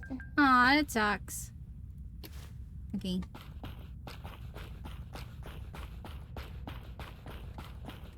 Next I go, here? You have to charge it, yeah. Machine room? The darker one is faster. Here. What? This one's faster. Oh. Oh, it's okay. Oh no!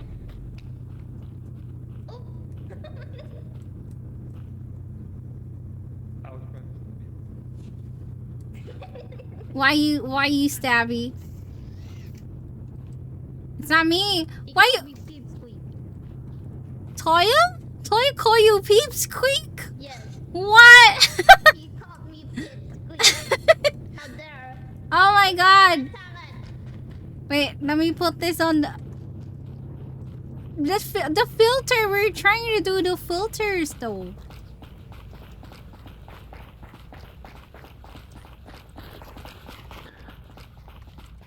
Vodka, I swear to God. You need one more. Oh my god, this defib is so hard to do. What the heck?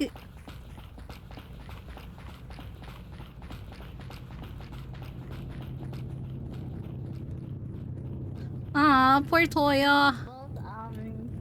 Oh, this one's... Yeah, that's cool. Okay.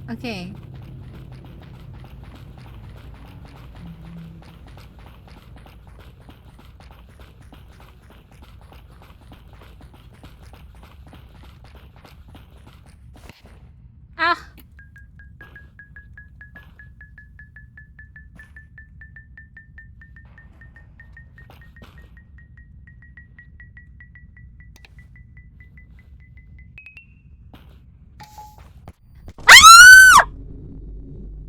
I guess no one. I guess no one. Bring me back. No, it's. Oh my god! Nuki! Oh my god! Taco, I trust you! Taco, I trust you! I know, right? Taco, baby girl, baby girl, why? Why? He was... I could not leave you alone to live. Yes. Taco, I trusted you. You put a fish in me. Her teammate did. You got me. You took off from behind. I do it again. I crash and I'm going to eat, but it was nice to talk to you and something. Yeah, I'll do it again. Good for you. You can stop me. Thanks, Nuki! Sorry. Eat well. I'm just, I'm still gonna snip your Yeah. leave my ass out of this, please. No. Give me Alrighty. just give me a good Okay. Just a little bit. Alright. Just a little bit. No, I just already a little bit. saved my husband up and he's mad. Yeah, I mean, like, hey, we were here doing our 9 to 5, and then like, there's this going on. HR is not gonna hear anything. Ye- That's fair. HR exists. I already heard. I'm here. I'm the HR. Yeah. Yeah. Right. I'm a good HR. Do you want to tell her about how you took a fish? Huh? Raw. Yeah. He took a fish. Yeah. You took a fish? Yeah. You like it? Yeah. Yeah. You like it? Taco just hit me raw. You like it, Raw right? and unprompted. Raw.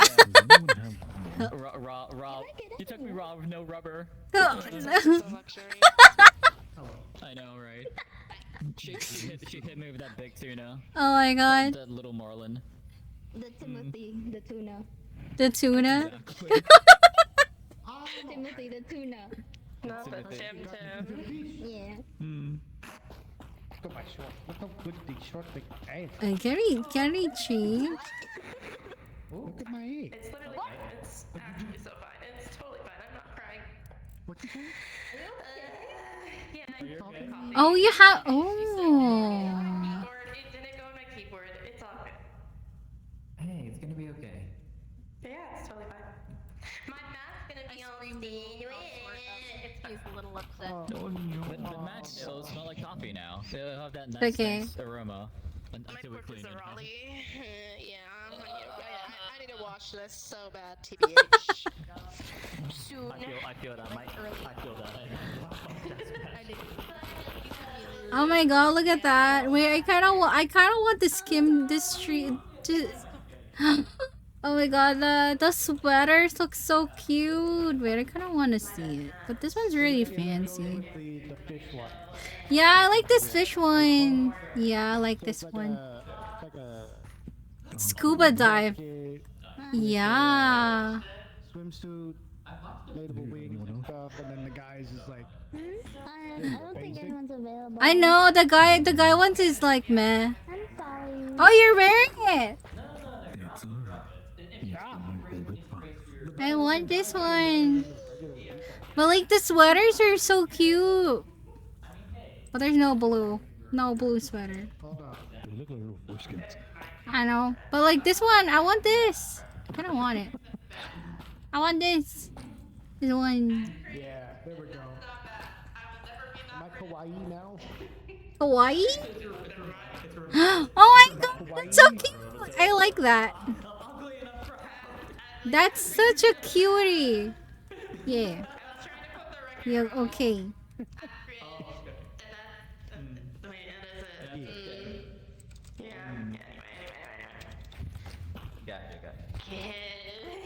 Ew. Cool. Yeah, I'm going for one more. He's gone. He's dead. If you look over here, this is the DLCs. Yeah, I was looking at the DLC. Look, the DLC is pretty. This one gives you pastels and lighter and darker. I like colors. So like I can go, cause I have all of them, so I can go like Oh. or light pink. Oh my god, the light pink is so cute. That's really cute. But the sweaters, I love the sweaters. Just the basic version, and then like the. That is cute. I like that. I like that a lot. Really? Honestly, I might need Snowflake. I gotta be on brand. This one's really good. And then, well, you have to wear that color in order to get that sweater. The sweater, the colors. Mm. Look at this ugly ass sweater, dude. Hold on. The cyan? It's like Yeah. it's right here. It's right Cyan. here. It's, Yeah. It's yellow. Look at this Like ugly ass. I hate the green on it. Oh my god, yeah. Yeah, yellow's meh. Yeah, that sucks. It's very meh. Who designed that? I know, I love it. I want to get one. I should get one. you're the artist. It's very cute. It's very cute. I know. It's like a little inflatable like thing. That's kind of cute. Like the textures too. Yeah, I like that. I'm gonna get one. I'm gonna get the blue one. I'm gonna get a blue one. Oh. Give me the killer roll, please.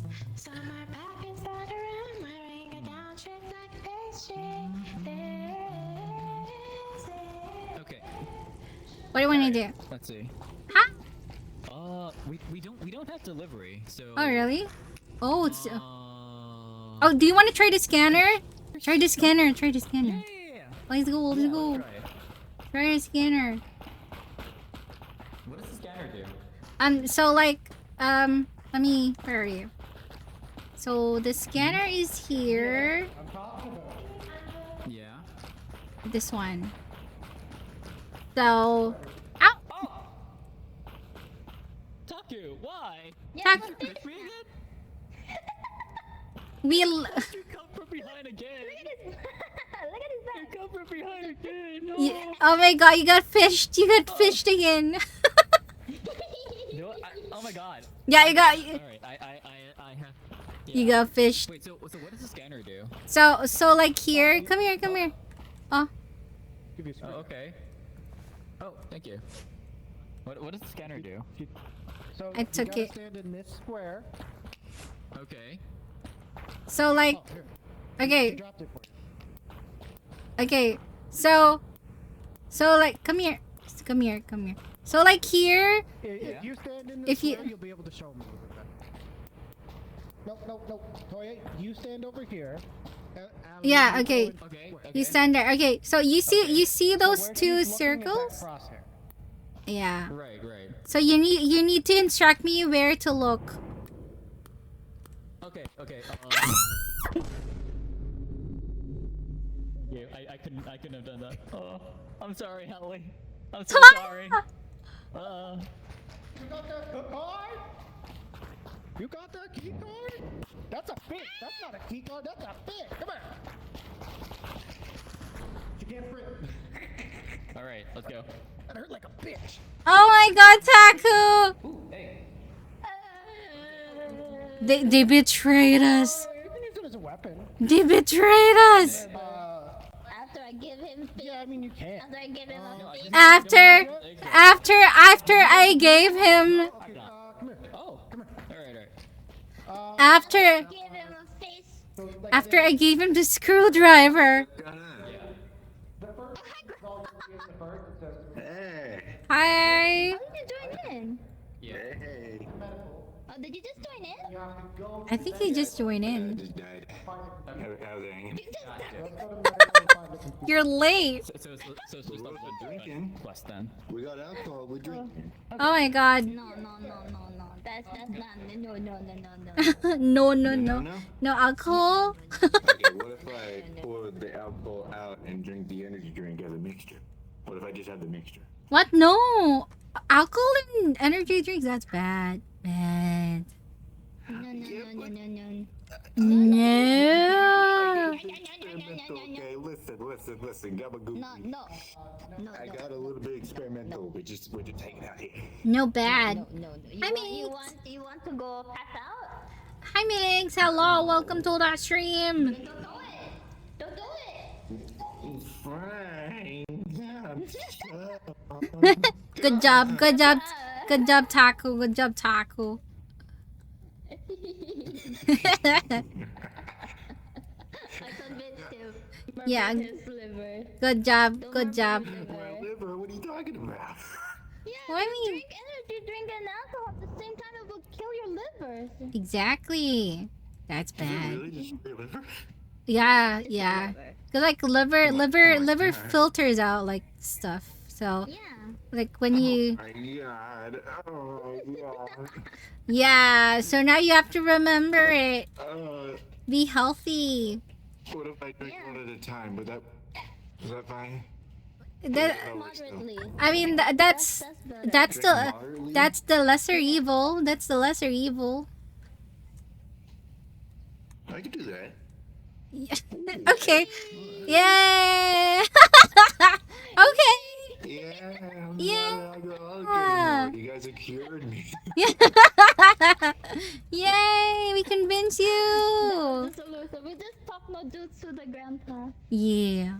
Good job. Yay! Yay! We convinced him. Yay! Let's go. Oh, no, I gotta get off the floor. Oh, my chair. I slipped off my chair. Let's go. Where are they? Did Toya? Oh no! What the hell's going on? Oh, that was me. That's my body. Oh, I see. Like, okay, gotcha. So we just guessed it. Yeah. So I mean, if there's another one. Oh no, Psyche! They killed you. They killed us too. After I give him a fish in the bag. I gave him a screwdriver and then he killed me with it. The audacity. That's messed up. I know. I gave him the screwdriver? Murder him. Oh my god. I trusted him too. Oh my god, the betrayal. Don't worry, I'm gonna kill Lycan, but he's not I gonna wanna get Toya is next. I wanna get the killer role, but like I can't. I don't know. I'm still the employee. Yeah. I wanna try to be a killer once. I got it once, but my partner disconnected, so I had to murder everyone myself. Oh my god, that sucks. Wait, let's Was see. it Nuki? Yeah, it was me and Nuki. Oh, they're here. Oh, Grandpa, he's here. what are you doing?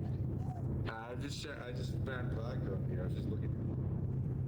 Oh, How'd you die? my god, you dead. Hi, girl. We're just little slime You look balls. so sad. You look so tired. you look so tired. Man, you can take a nap. It's all good. Are you good? Are you okay? I think he went BRB. Yeah, You went to go piss? maybe. Probably be fucked up. Yeah, cause like he said his bathroom is like across the house. God damn!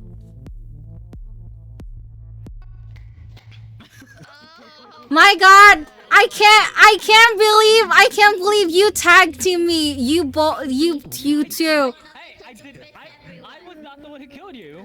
Oh my god. You help. You're the accomplice. You're the accomplice to how?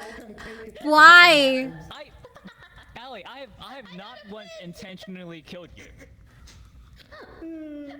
Even when I was the dissident, I've never once intentionally killed you. You have to admit that. I've never once like personally killed you. Yeah, true. Okay.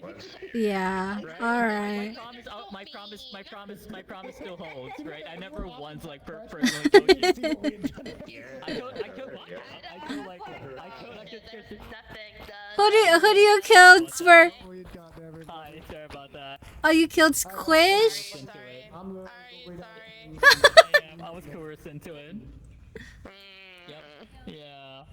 Lycan has been teaching him a lot. Yeah, I mean, hey, you were the last one. We kept you doing your job. Lycan, I thought he had the best intentions. Oh, he gone now.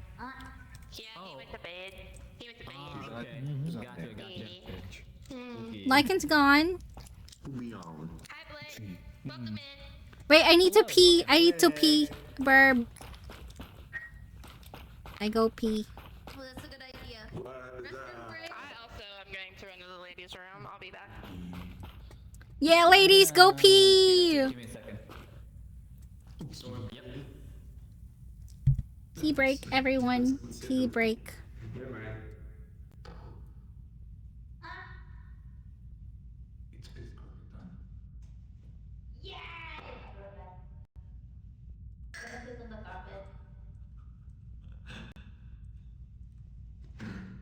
Just gonna look at my table. Look at my table.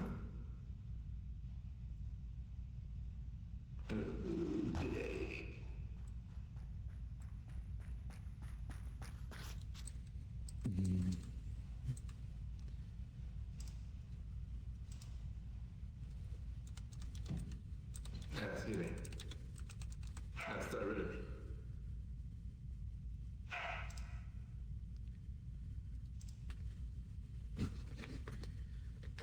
Y yo me voy para siempre, para nunca volver.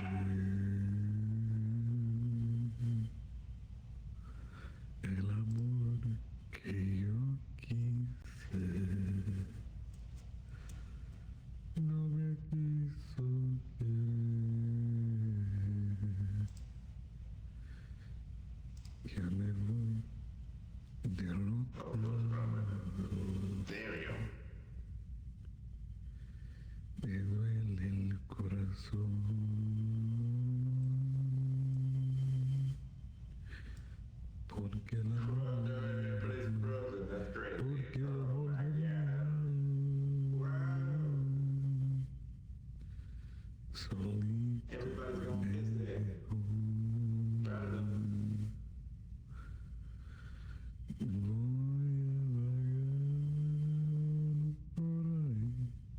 Trataré de pasar. Más tranquila. Si sigues de no les sorprende que vayas a la cantina. That's cool. Everybody gets a little bit nervous around me sometimes, so don't worry about it. Who are you talking to? Hello? Hey. What was that? What? Señorita, are you ready? Where? Go to your corner. Where? Go to your corner. I'm confused. Not put the fish in. What are you gonna do? I don't know. Fine, I use my I'm gonna put it in. Oh.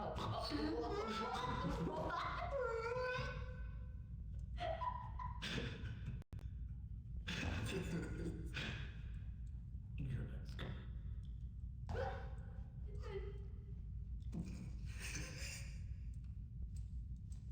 Yeah. Oh, you got it. Oh, you got it. Let's go.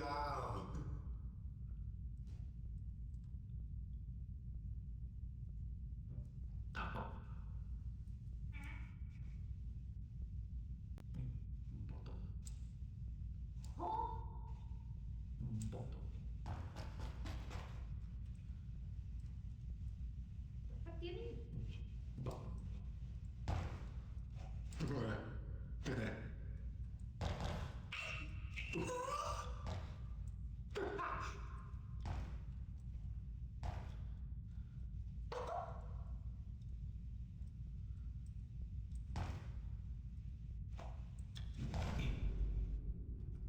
Oh no, he's dead. Ah, shit. What happened?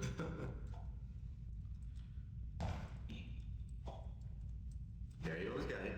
You're too far from the end. There you always had it.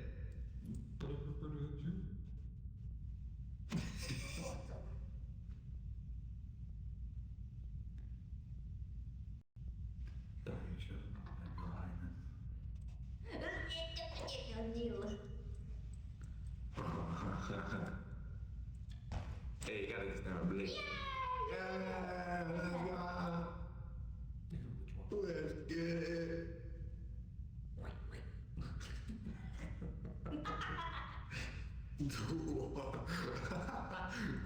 Don't worry about it. Yeah, I'm not worried about it, but I know exactly what it is. But it's okay.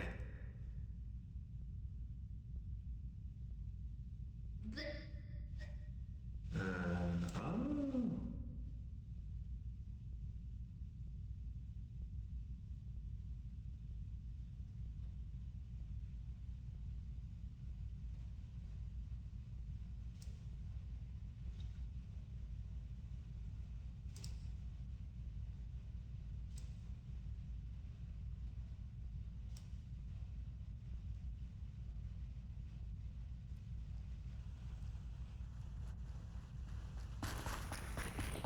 Yeah. What?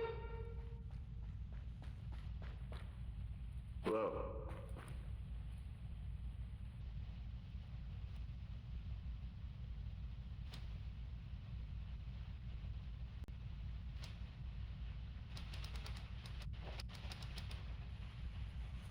Guys, never gonna believe it. There's a guy in the corner over here. It's crazy.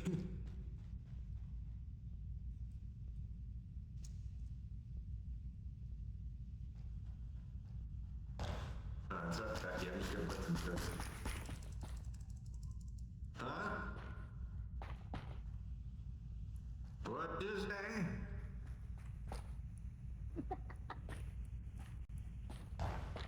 I don't even know what I heard, but I'm gonna roll with it. Elena.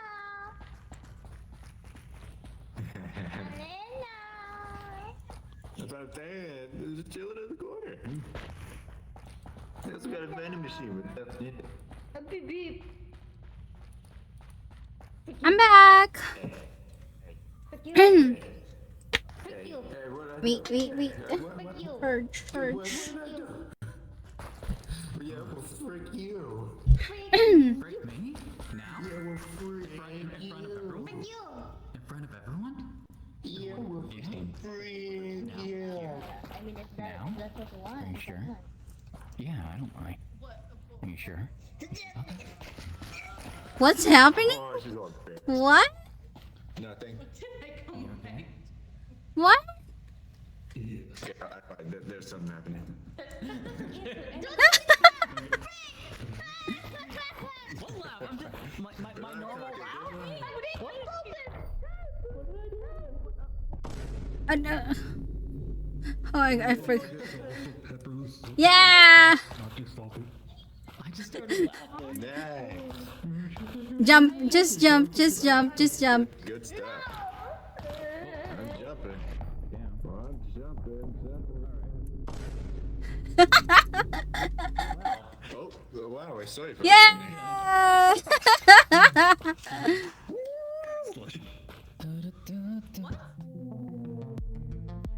Oh.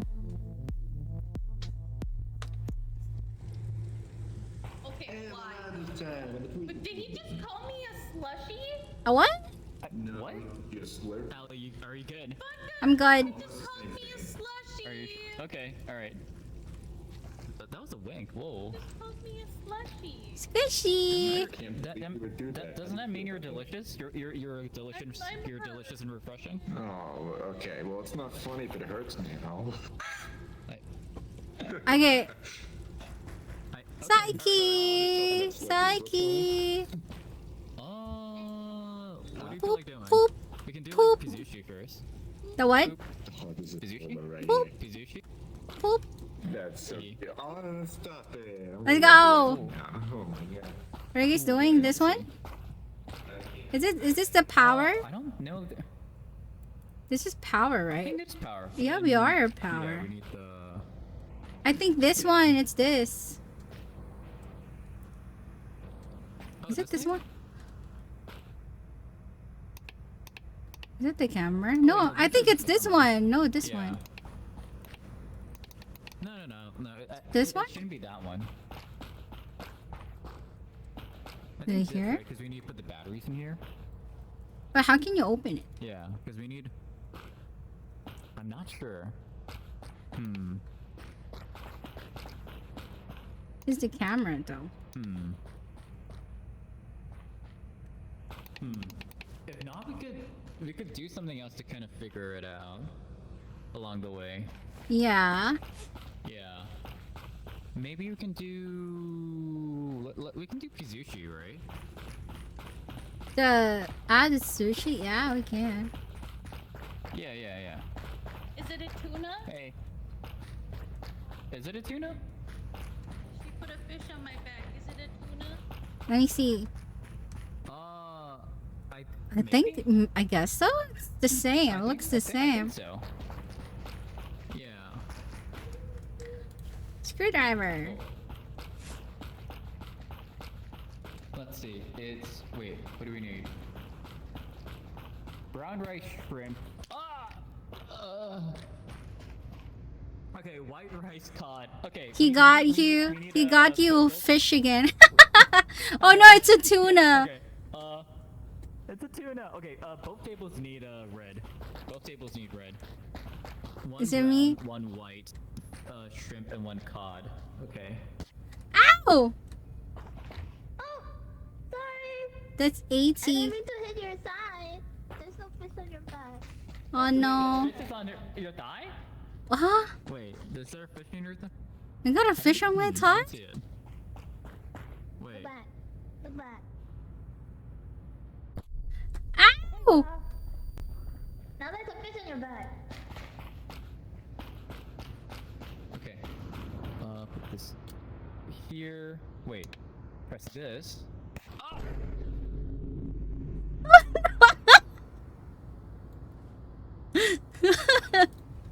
Sorry, Toya. Sorry. This wasn't me.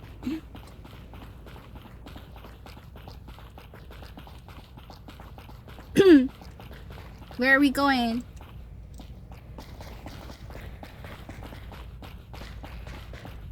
How's the power going?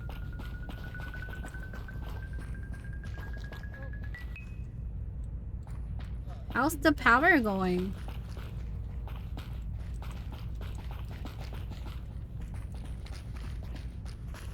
How's the power going? What's this? How does the pressure? Ah, okay. So how do you... Explain pressure. What does the pressure do?